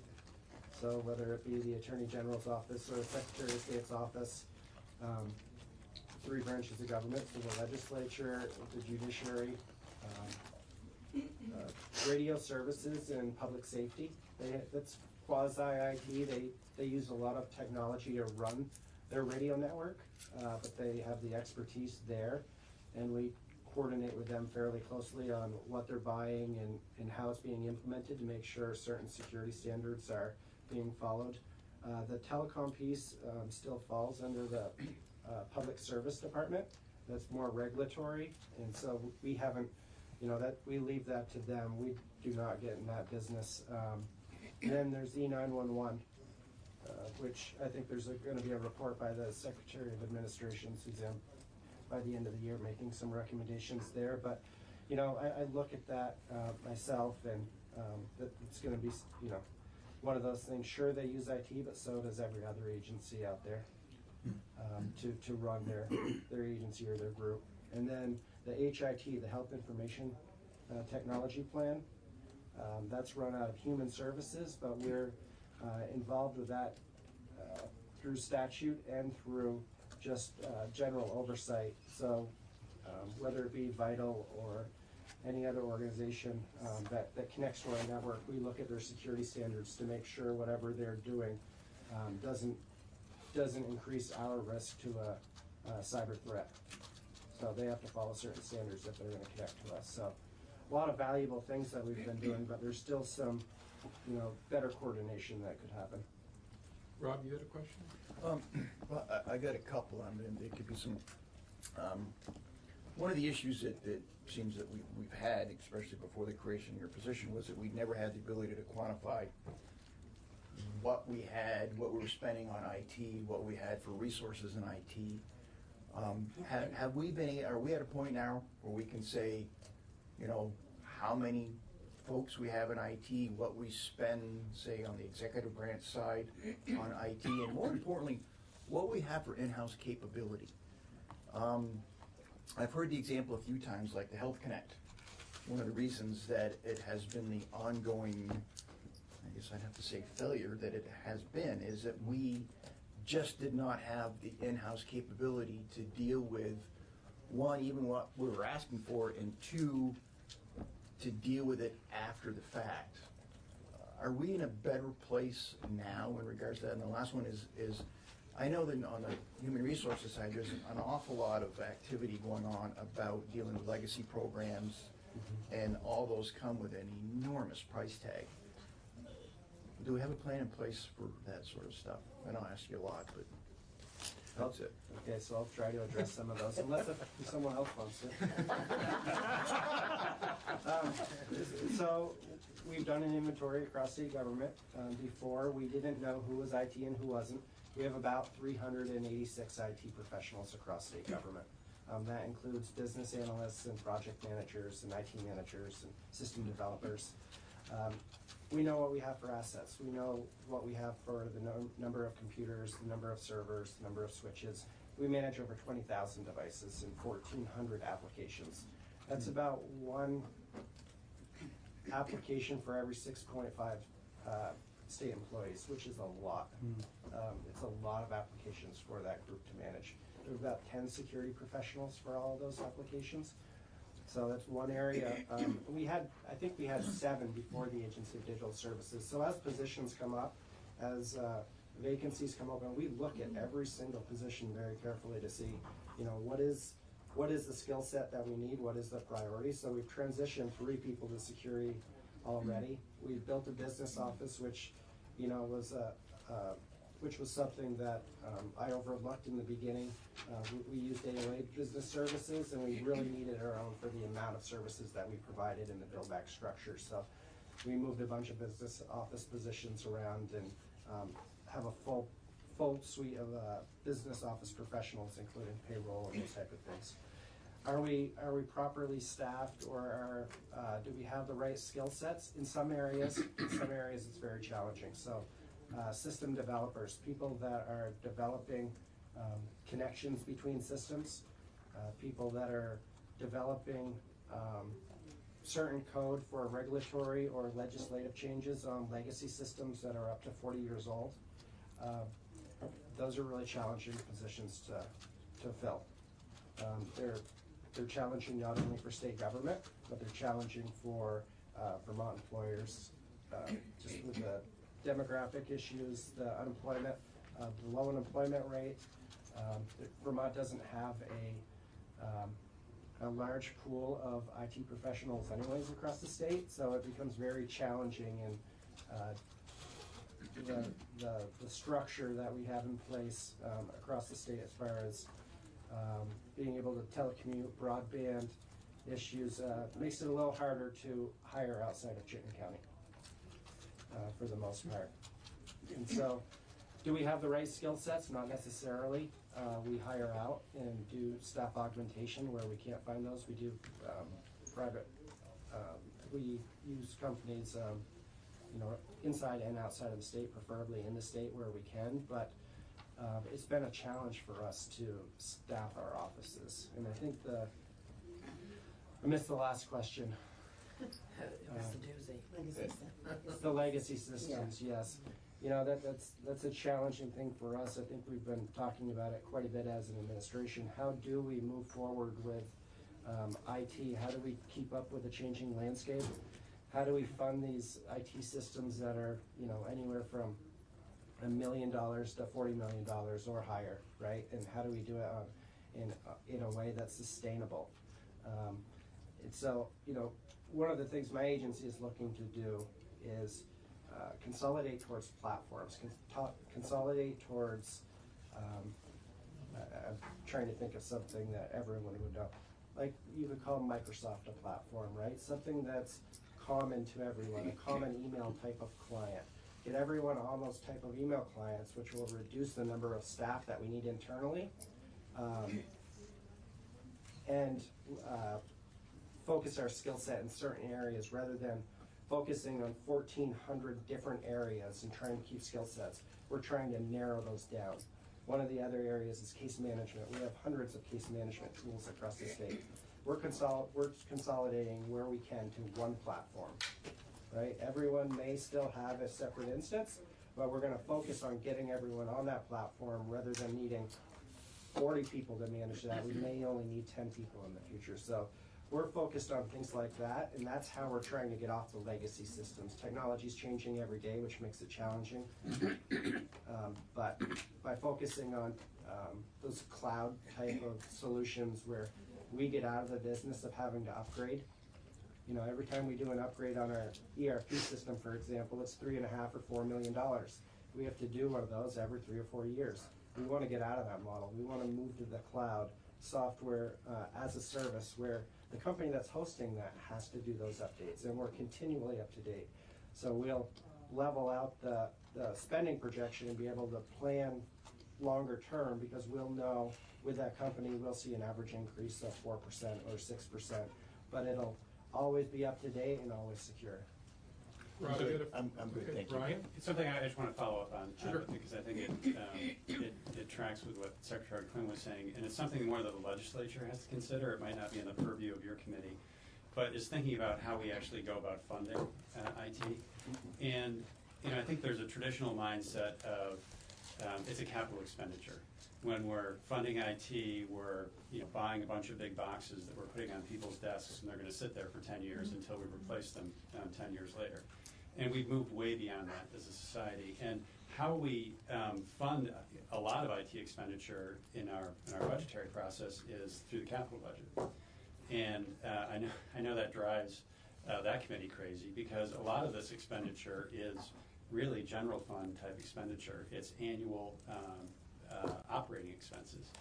And I think real innovative private sector companies no longer think of their IT spending as this is a capital expenditure. It's something that we put on our books and depreciate over 10 years.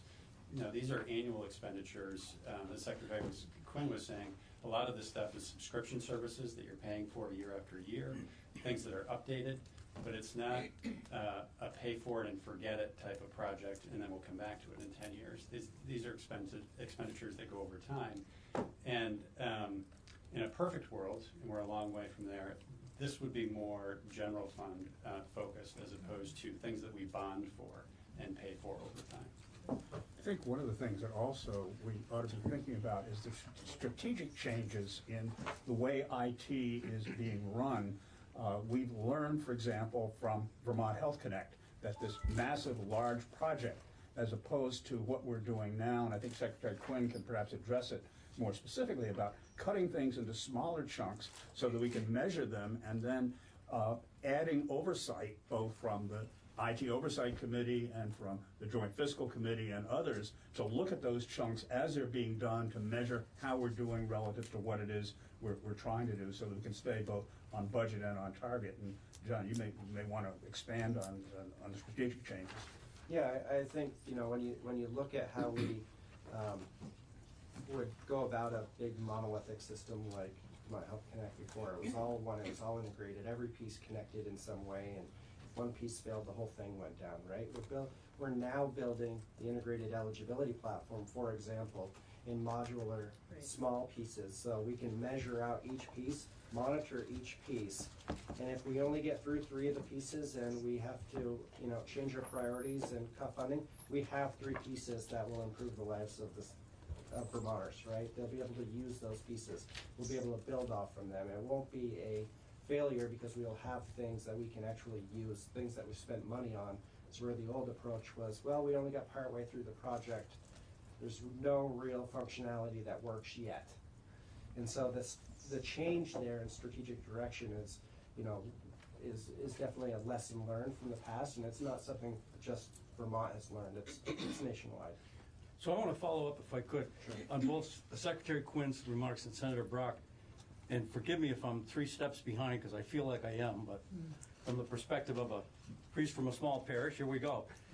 And I don't know whether this is a legitimate perspective or not, but many of us can remember the EB5 diagram that showed, in essence, a bunch of spaghetti-looking stuff. And that's how I feel about the way we are right now. And I don't know whether it's feasible or reasonable that we at some point will have one person, Ms. or Mr. IT, that can control everything or not. And I don't know whether we should. So I guess I'm still trying to get a handle on who controls what, because we've had issues in GovOps before where something happened, and then we went back to say, well, who was in charge? How did this happen? And what decision was made along the way that allowed this to happen? And we kind of like didn't get an answer. So, Can I follow up on that? Just the and I know that you're focusing on the state government system, but how do we integrate that with what's the role here with non-state government systems out there? I know the Public Utilities Commission regulates utilities, the regulated utilities, but what's our role with those that other world out there that isn't in state government, and how do we integrate that, and do we have any control in terms of? Well, I don't know, in terms of getting answers to what decision was made, when, why did this fail, why did this happen? This is the spaghetti that I think that Senator Collmore is talking about, and there is spaghetti here. There's no question about that. Because we're dealing with, some things that are totally outside of our control. For example, those things that are federally preempted that are still interconnected with what we do. One of the things in terms of looking at a governance structure, it's very difficult to take a governance structure and put one person in charge of everything because we have different organizations, different branches of government, different agencies that have systems that they have to manage, and that's why I'm suggesting that at least as in effect as an interim step, that we should be thinking about dotted lines as opposed to a whole bunch of single lines, because there are responsibilities in terms of things like technology standards, information security standards, and so on, that should be consolidated really across government. And that, to me, is the role of a chief information officer, and that's normally the way it's done in the private sector. But at the same time, people who own businesses within government, such as the agencies and departments and independent offices, they have responsibility for their own systems, and there is a command and control piece there. The dotted line and direct line have to integrate with each other. The dotted line is standards, it's consistency, it's those kinds of things that get driven through government. On the other hand, agencies do need to control their own systems because they're responsible for managing them on a day-to-day basis. So there will be a degree of spaghetti, but not the kind of spaghetti that we saw in the EB5 diagram. I think one of the things that we have been talking about on the IT Oversight Committee, though, is on the governance structure, taking it a little more slowly to really define what it is and how it ought to work. And that may be the kind of study that needs to be done between now and the session beginning in 2021 to create a structure that really works and that has thought through all of these things rather than our doing so on the spur of the moment. So it's kind of a two-step process that at least I, and I don't know if I speak for everybody on the IT Oversight Committee, just think that may be an appropriate way to manage this. I have, so, sort of, I guess I have a question. So where does the overall vision, where do we think that's coming from? For instance, like something as simple as should something be cloud-based, or I don't know what the term is, site-based, server-based, okay. And my sense is, like when I heard you say we've got like 1,400 different type of programs that we're trying to stay on top of, who's going to have this say as to whether how customized a program is versus you're just going to have to deal with what's out there commercially and figure it out? Where does that happen? I can jump in. I really appreciate having this conversation because it's a very important one. You touched on funding, you've touched on infrastructure, you've touched on governance. And I have a few more years on you in state government, and I recall in the AG's office when we built our own system and we owned it and we built on it. And it's really very recently in my last tenure in the AG's office that this notion that we're duplicating other systems out there in state government came to really anyone's consciousness, and that we can do better. We can start working with other agencies and departments on similar platforms. But 2017 and the creation of the Agency of Digital Services, I think it was just the absolute right thing to do, and I think it's been very successful from my perspective as a consumer and as the head of an agency, and also the one that has to sort of figure out how are we going to pay for our IT needs. So I will just echo that. I think it's going to take a while, but we're starting to unwind the spaghetti, at least internal to state government. That we are talking at the cabinet level, at the enterprise level about our IT needs. We're starting to talk about what are priorities for each of our agencies and how are we going to fund those and what's going to be the funding source. And that has been a conversation we couldn't have had, I think, any earlier than this summer because of the work that Secretary Quinn and his team have done in terms of inventorying our assets, inventorying our needs, and inventorying the risks and the cyber risks. And so I think a lot of work has gone into that's going to be very fruitful to this conversation. We purchased cybersecurity, for the first time as a state. Hasn't been a product that's been out there for very long, but we've started to really look at IT as an enterprise basis instead of each little program or department has their own thing that they built, that they own. So moving to platforms, Secretary Quinn's been great. If you have a need, it's like, well, we have this over here that will help. Don't go duplicate, efforts. So I can't say enough about I think the work that's been done to date is gonna help inform the conversation. I think when you talk about outside IT, when we need to go to outside contractors, I think that we've got a pretty robust review process for certain projects.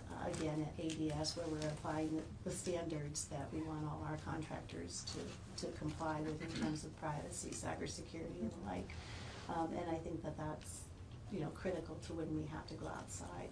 And I think the real nut to crack is the things that are circling around outside us that rely on IT to deliver services and telecom.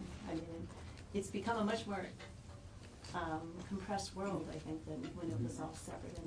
And so I think that's the real challenge for all of us is the telecom piece of it, and the federal government's preemption on cable and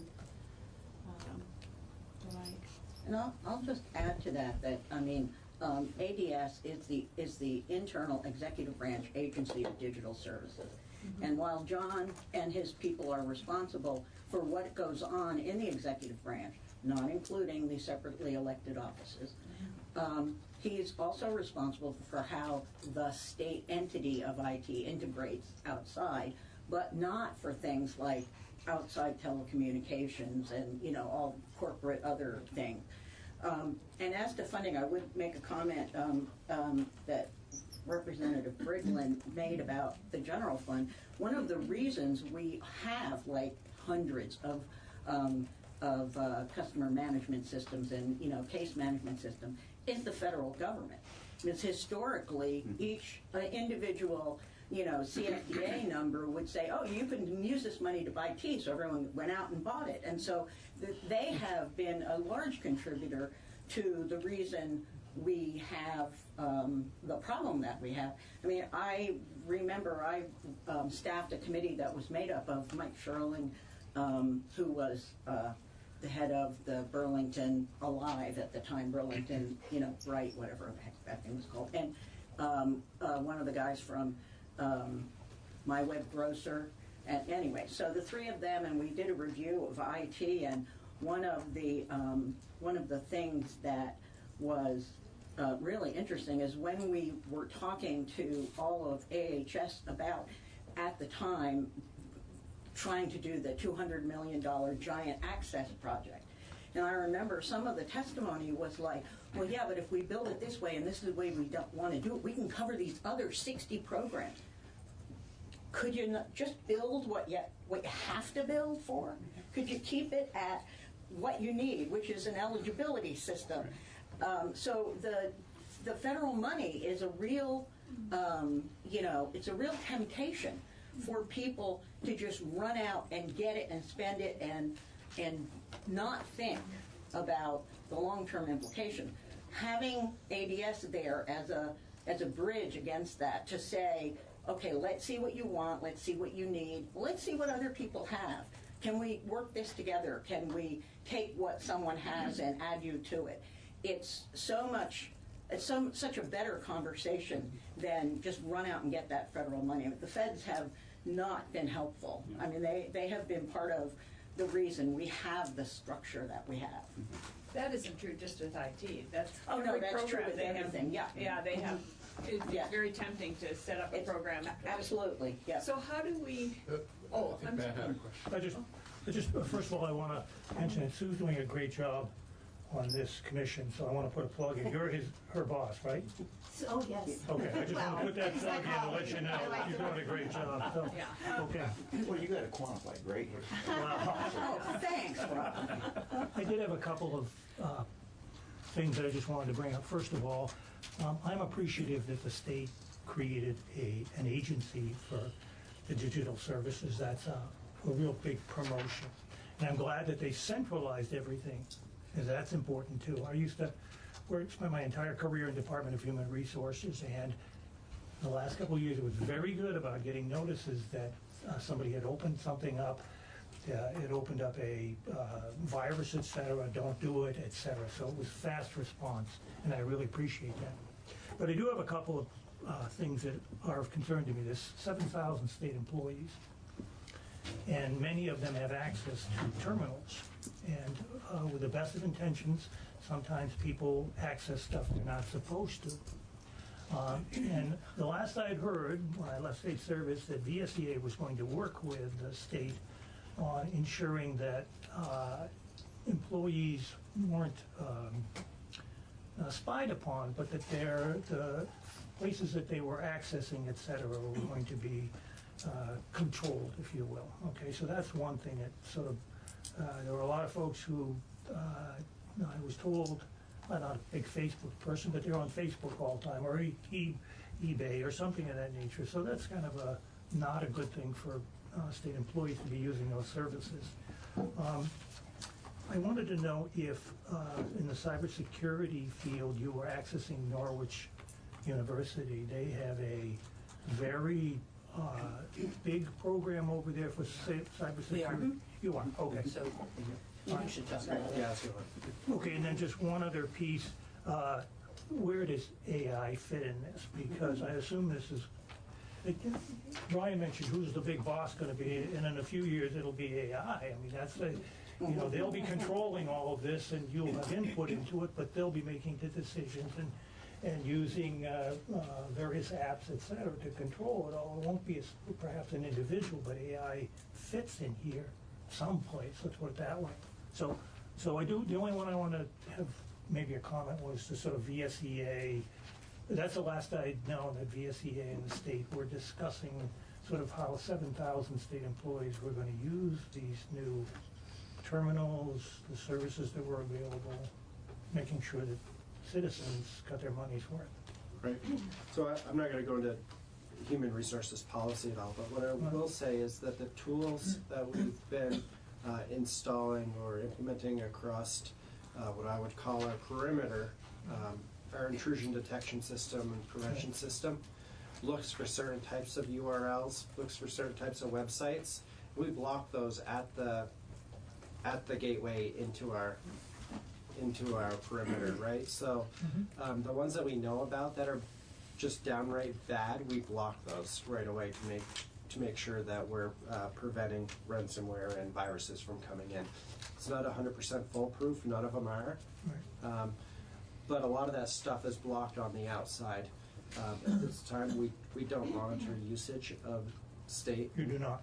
No, my Okay. agency is not in charge of monitoring time usage of state employees. That would be a question for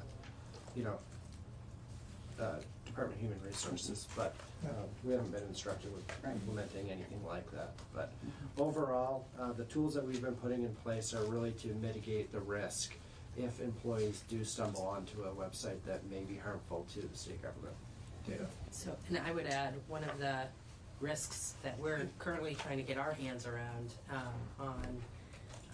at the Joint IT oversight is what risk legislators pose to the systems. We're working to put together a class for legislators, as well as our municipalities who are tying into these systems. So. I think it'd be really good to touch on the Norwich University thing for a second. 2 years ago, I believe it was 2 years ago, we created a partnership with Norwich University to bring in cyber talent into the workforce, into the state workforce, and to give students the opportunity to work in a environment that has about every type of technology you can think of here, right? We have legacy technology that's 40 years old, that's hard to secure. We have new technology, we have everything in between. So we've created this partnership that does not only internships, but a security operations center at Norwich University where students can get real-world experience watching our log data coming in from our firewalls and things like that, and detecting potential intrusions or attempts at intrusions into our network. So it's been a really good partnership, and I think it's benefited the state. I think we've hired 3 people from the program already, full-time.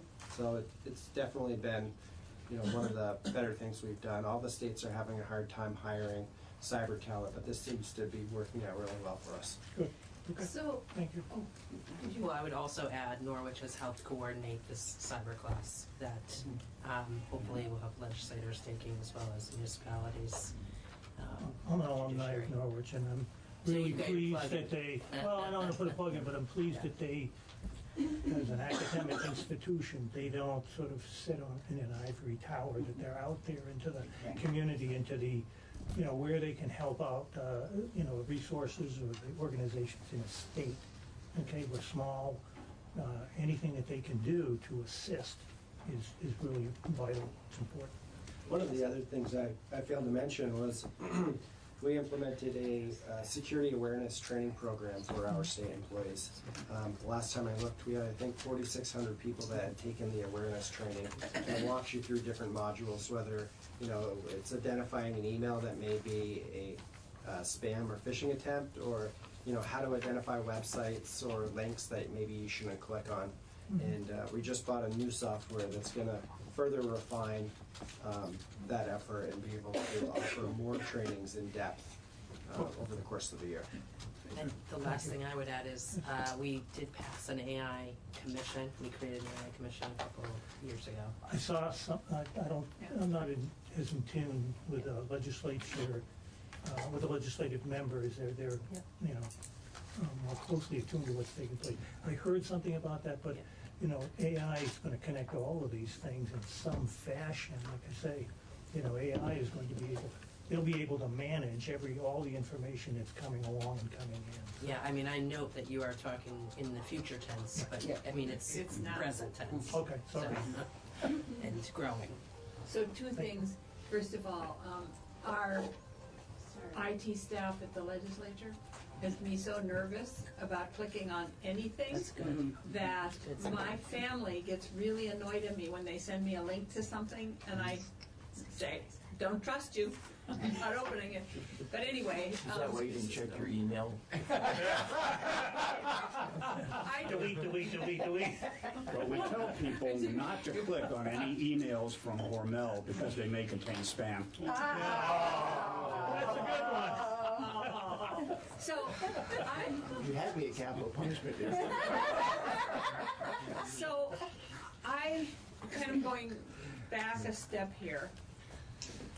I'm a little concerned that, just given what you were talking about with the federal preemption, that we can't, is there any governance structure at all that can that can somehow, and I don't know what it is, but You're talking about two different things, Senator. Mm-hmm. So when we look at, what John is not, Secretary Quinn is not. No, I'm not talking about state. Okay. I'm not talking about the state here. The state government. Okay. No, I'm going back farther to where Brian and I were about in the wild world out there. Yeah. That it seems to me we need some focal point that looks at kind of the world of IT out in Vermont, not in state government necessarily, and I don't know what that is, I don't know what it looks like, but how do we do that? We just heard from the State Board of Education. They apparently have no authority to do anything, but they do things, but their goal is to look at the kind of world of education and make recommendations to the agency and to the governor and to the legislature about it. Is there any such thing that we can create or have that would do that same thing, or is that your role? I don't know, because I'm talking about outside of state government, so that we can. So you're talking about have any infrastructure. control over the Verizons of the world and the AT&Ts, and when we ask them questions and they just say, oh. Could I just, I don't know. could I just bring us back to what our mission is for the Sunset Advisory Committee? Yes. And Commission, and that I think it's very valuable for us as a commission to hear from these 5 people on the variety of and complexity of the situation. Mm-hmm.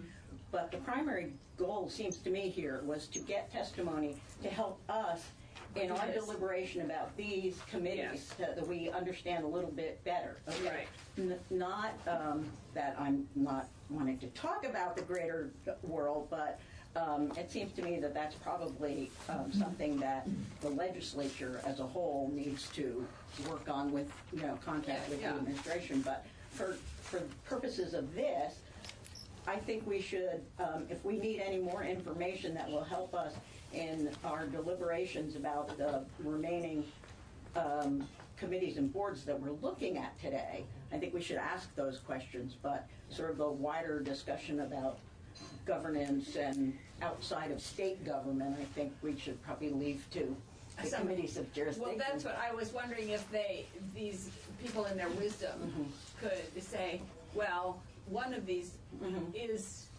is something that could expand into that, what I was thinking, or none of these are, or you should eliminate all of these and start all over again, or... So you have different focuses on some, so like the agency is all internal, right? Yes. And then you look at the PUC and the department, and those are really looking external. Right. At our infrastructure, right? The property parcel data is municipalities. So what's the web portal board? Web portal board is electronic transactions state government conducts for money, like permits and licenses and stuff. Fishing license. Just for a little clarity, the Parcel Data Advisory Board, John Adams is actually an employee of ADS. They run the Geographic Information Center and provide maps and data to towns, municipalities, state entities. So we are outward facing a little bit with that group. So, I mean, are you going through like the E911 board is coming in, and I'm just wondering if that's, is that something that could potentially fall underneath, the purview of the Agency of Digital Services? Well, that, I think Suzanne has The legislature has tasked the Secretary of Administration with looking at that very question, which is where should the E911 board reside, if not in its current iteration as an independent board. And when you look at their functions, they have IT function, they have the telecom function, they have a public safety function. I mean, they are kind of crossing a lot of different areas that fit in different parts of state government. So it's not a new conversation. I've gone back and looked at several reports and studies over the last decade that have tried to crack the nut of the E911 board and where they should reside, or should they move to public safety. So we're looking at that now, and the report's due in January. And, we asked for that report in particular for the very reasons that Secretary Young has mentioned. We've seen failures. And it's the kind of failure at the end of the day when a person can't get an E911 call through. I know a question I asked in Senate Finance is, who do we blame?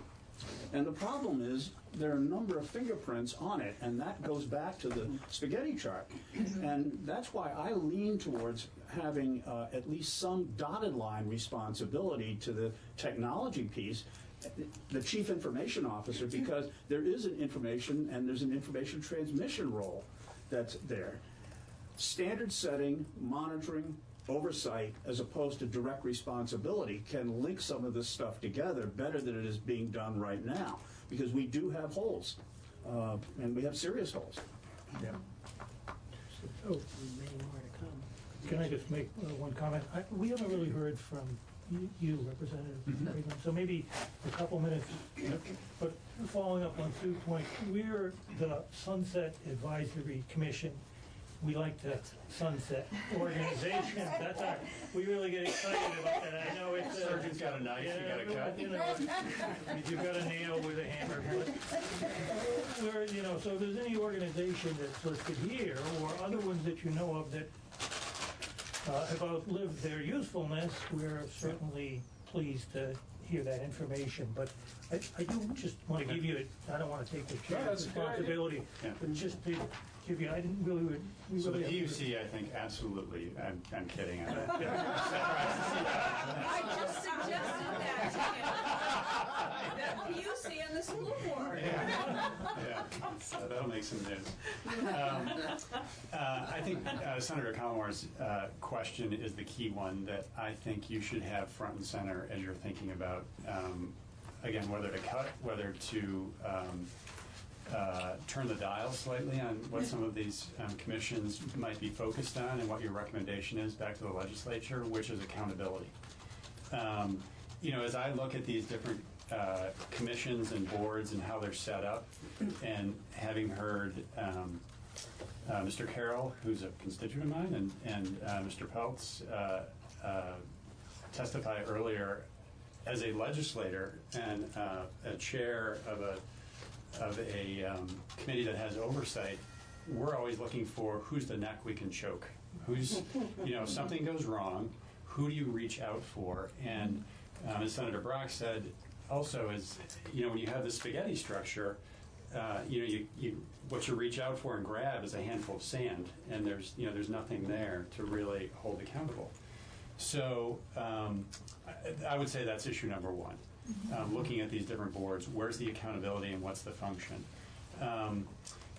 The boards that you're looking at this afternoon, my sense is some of them I've never had interaction with, but play very different functions. Some of these boards operate with kind of an executive capacity.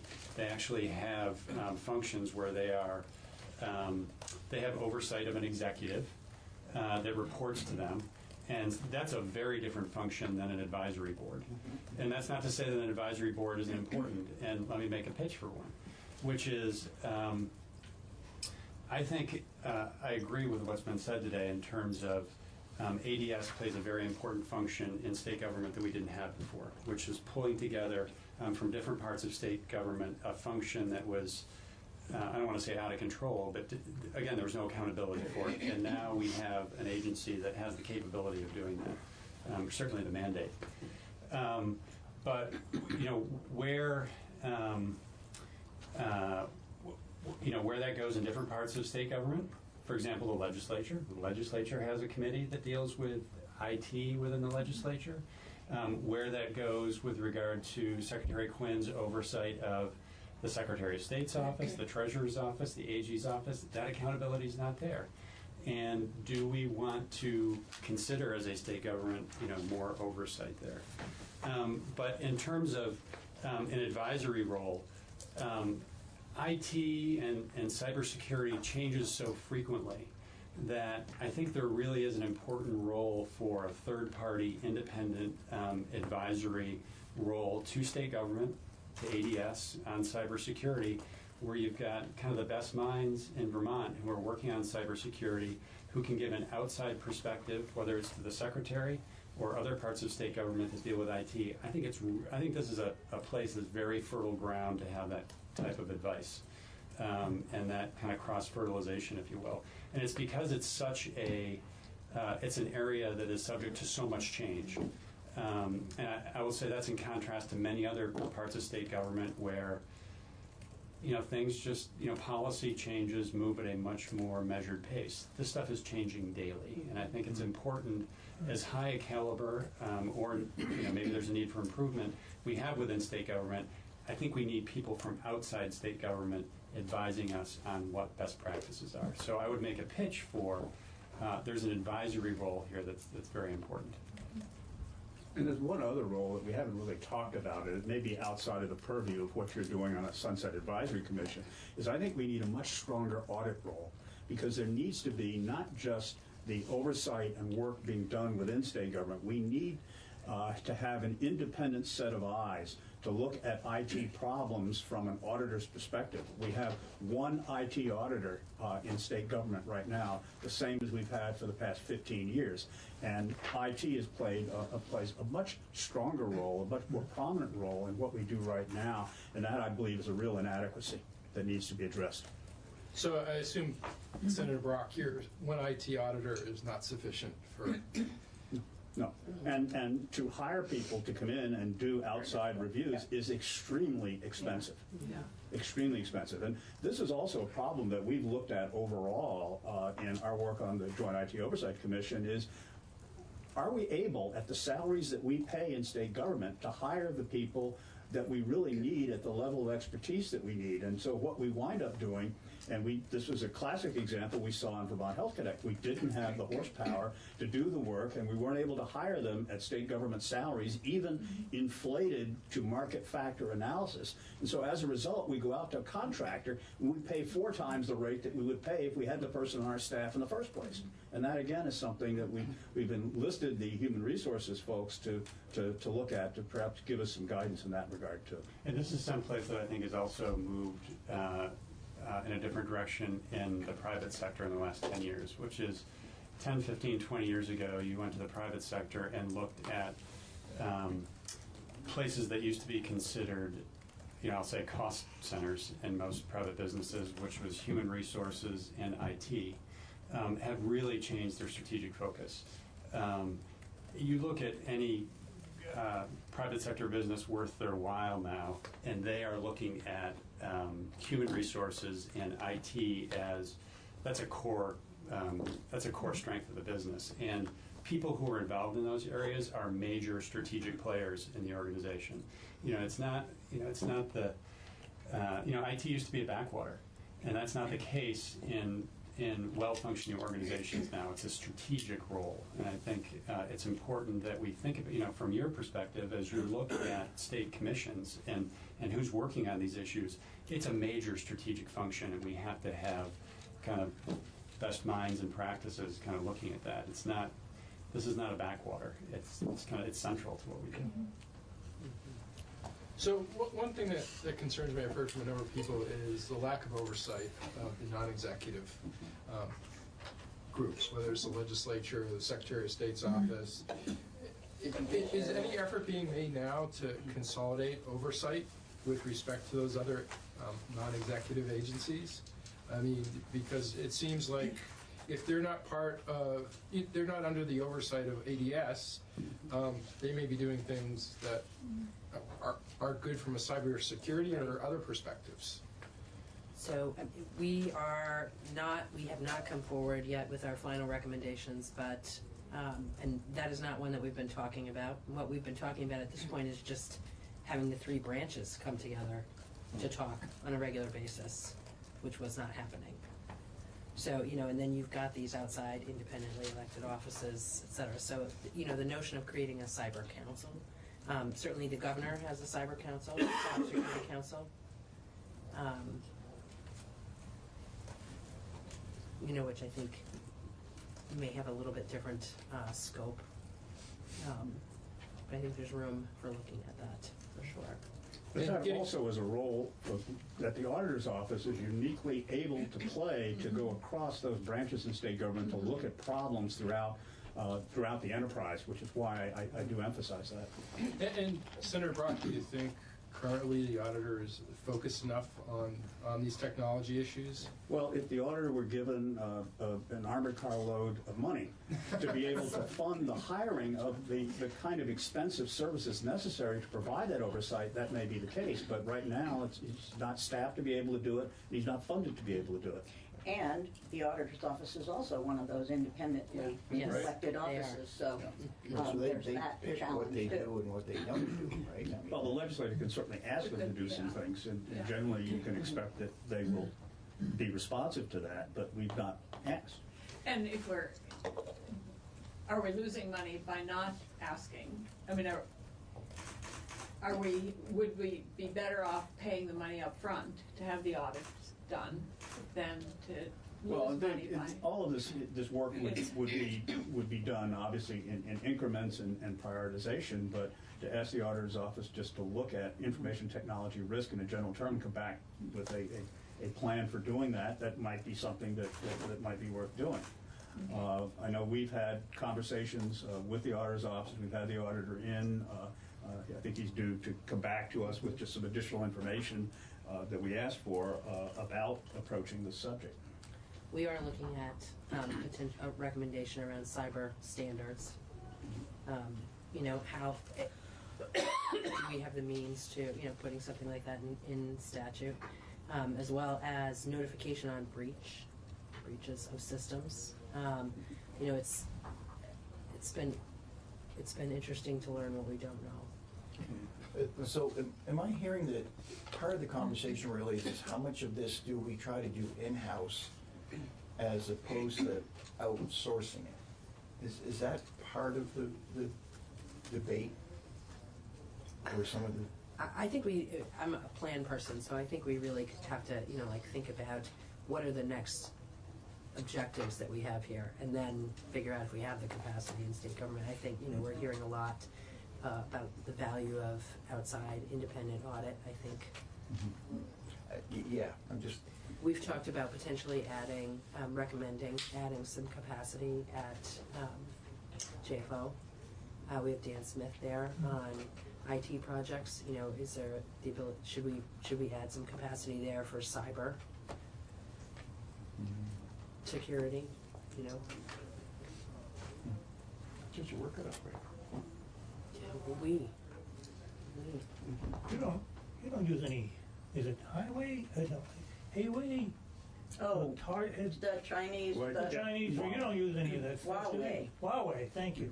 No, and given the escalation in my role in 2017, we were able to quickly issue a directive to all of state government saying that we won't be using that type of technology. There were 6 or 7 types of technologies that we banned based on federal guidance. Okay, all right. Yep. Except E911 has some of that, don't they, John? No. Oh, they don't? No, there was... Got rid of that? There was some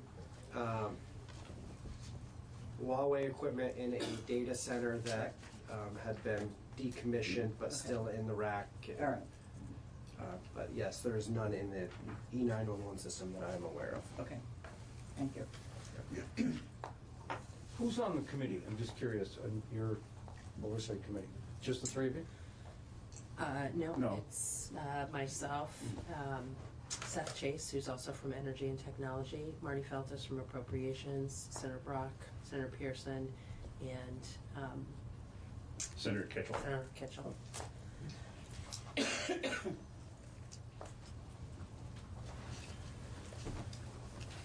Well, I'm so glad we were able to solve all the issues today. What is the issue that you would like to solve, Madam Chair? I would like to have us have some kind of, that's what I was trying to ask about with the advisory. I don't know if these groups, if these boards and commissions are the right ones to have. And some of them may be so specific that they need to exist, and some of them may not. But what I was trying, when I was comparing it to the Board of Education, is I was thinking about what Tim actually said very eloquently, is that we need to have some kind of an independent body out there that is made up of those leaders in that, and I wondered if that's what we need. To advise the state on where to go, cybersecurity, what to do, what to think about, without having it be a governmental body. I just, and I don't know if one of these can fill that role, if, I don't know. Are you talking about creating a new board? Yes. As a matter of fact, yes. So, Can we create as well as can we sunrise Yeah, as well in the as sunrise.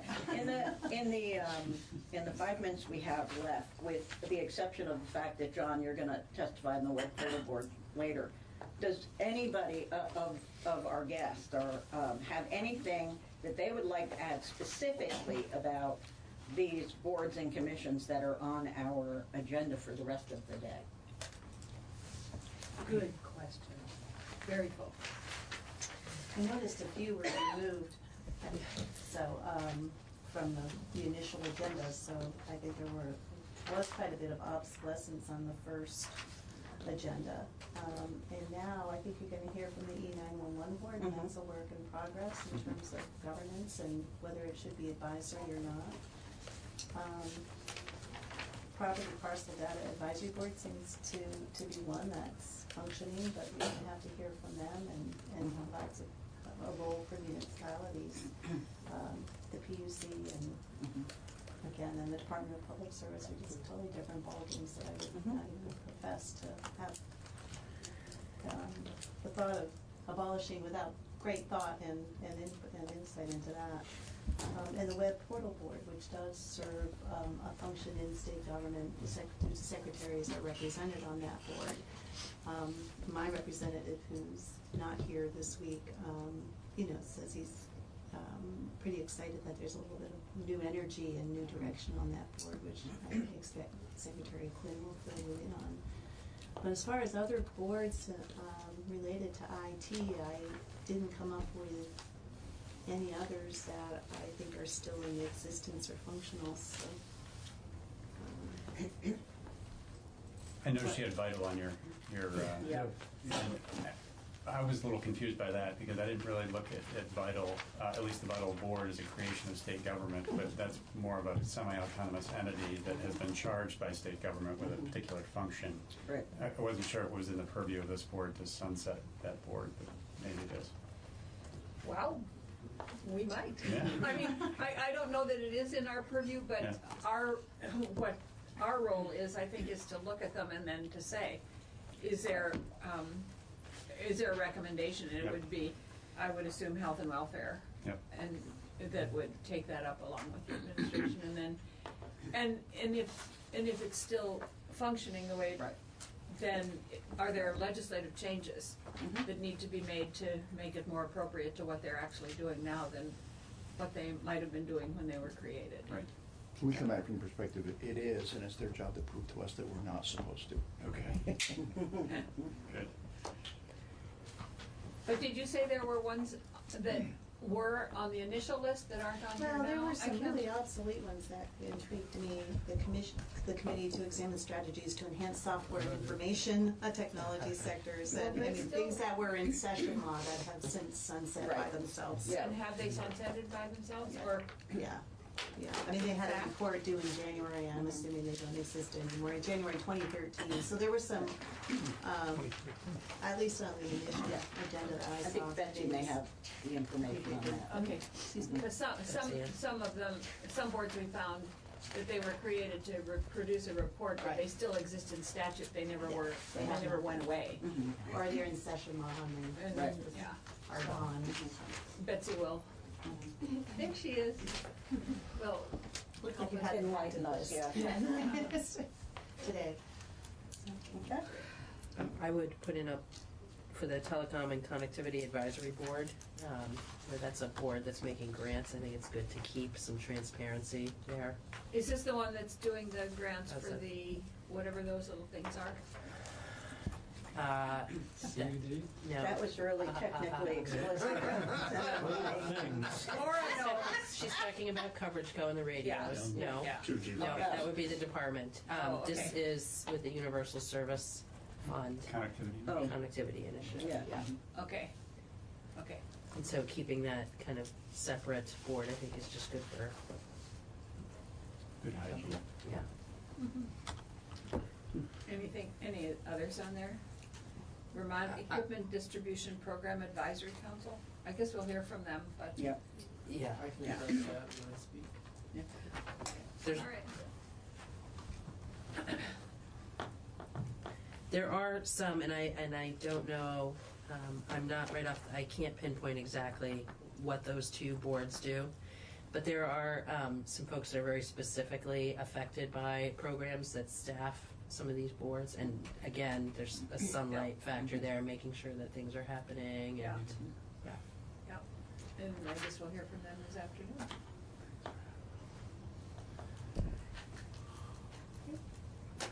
Okay. All right, well, thank you very much for joining us. Thanks for coming in, we appreciate it.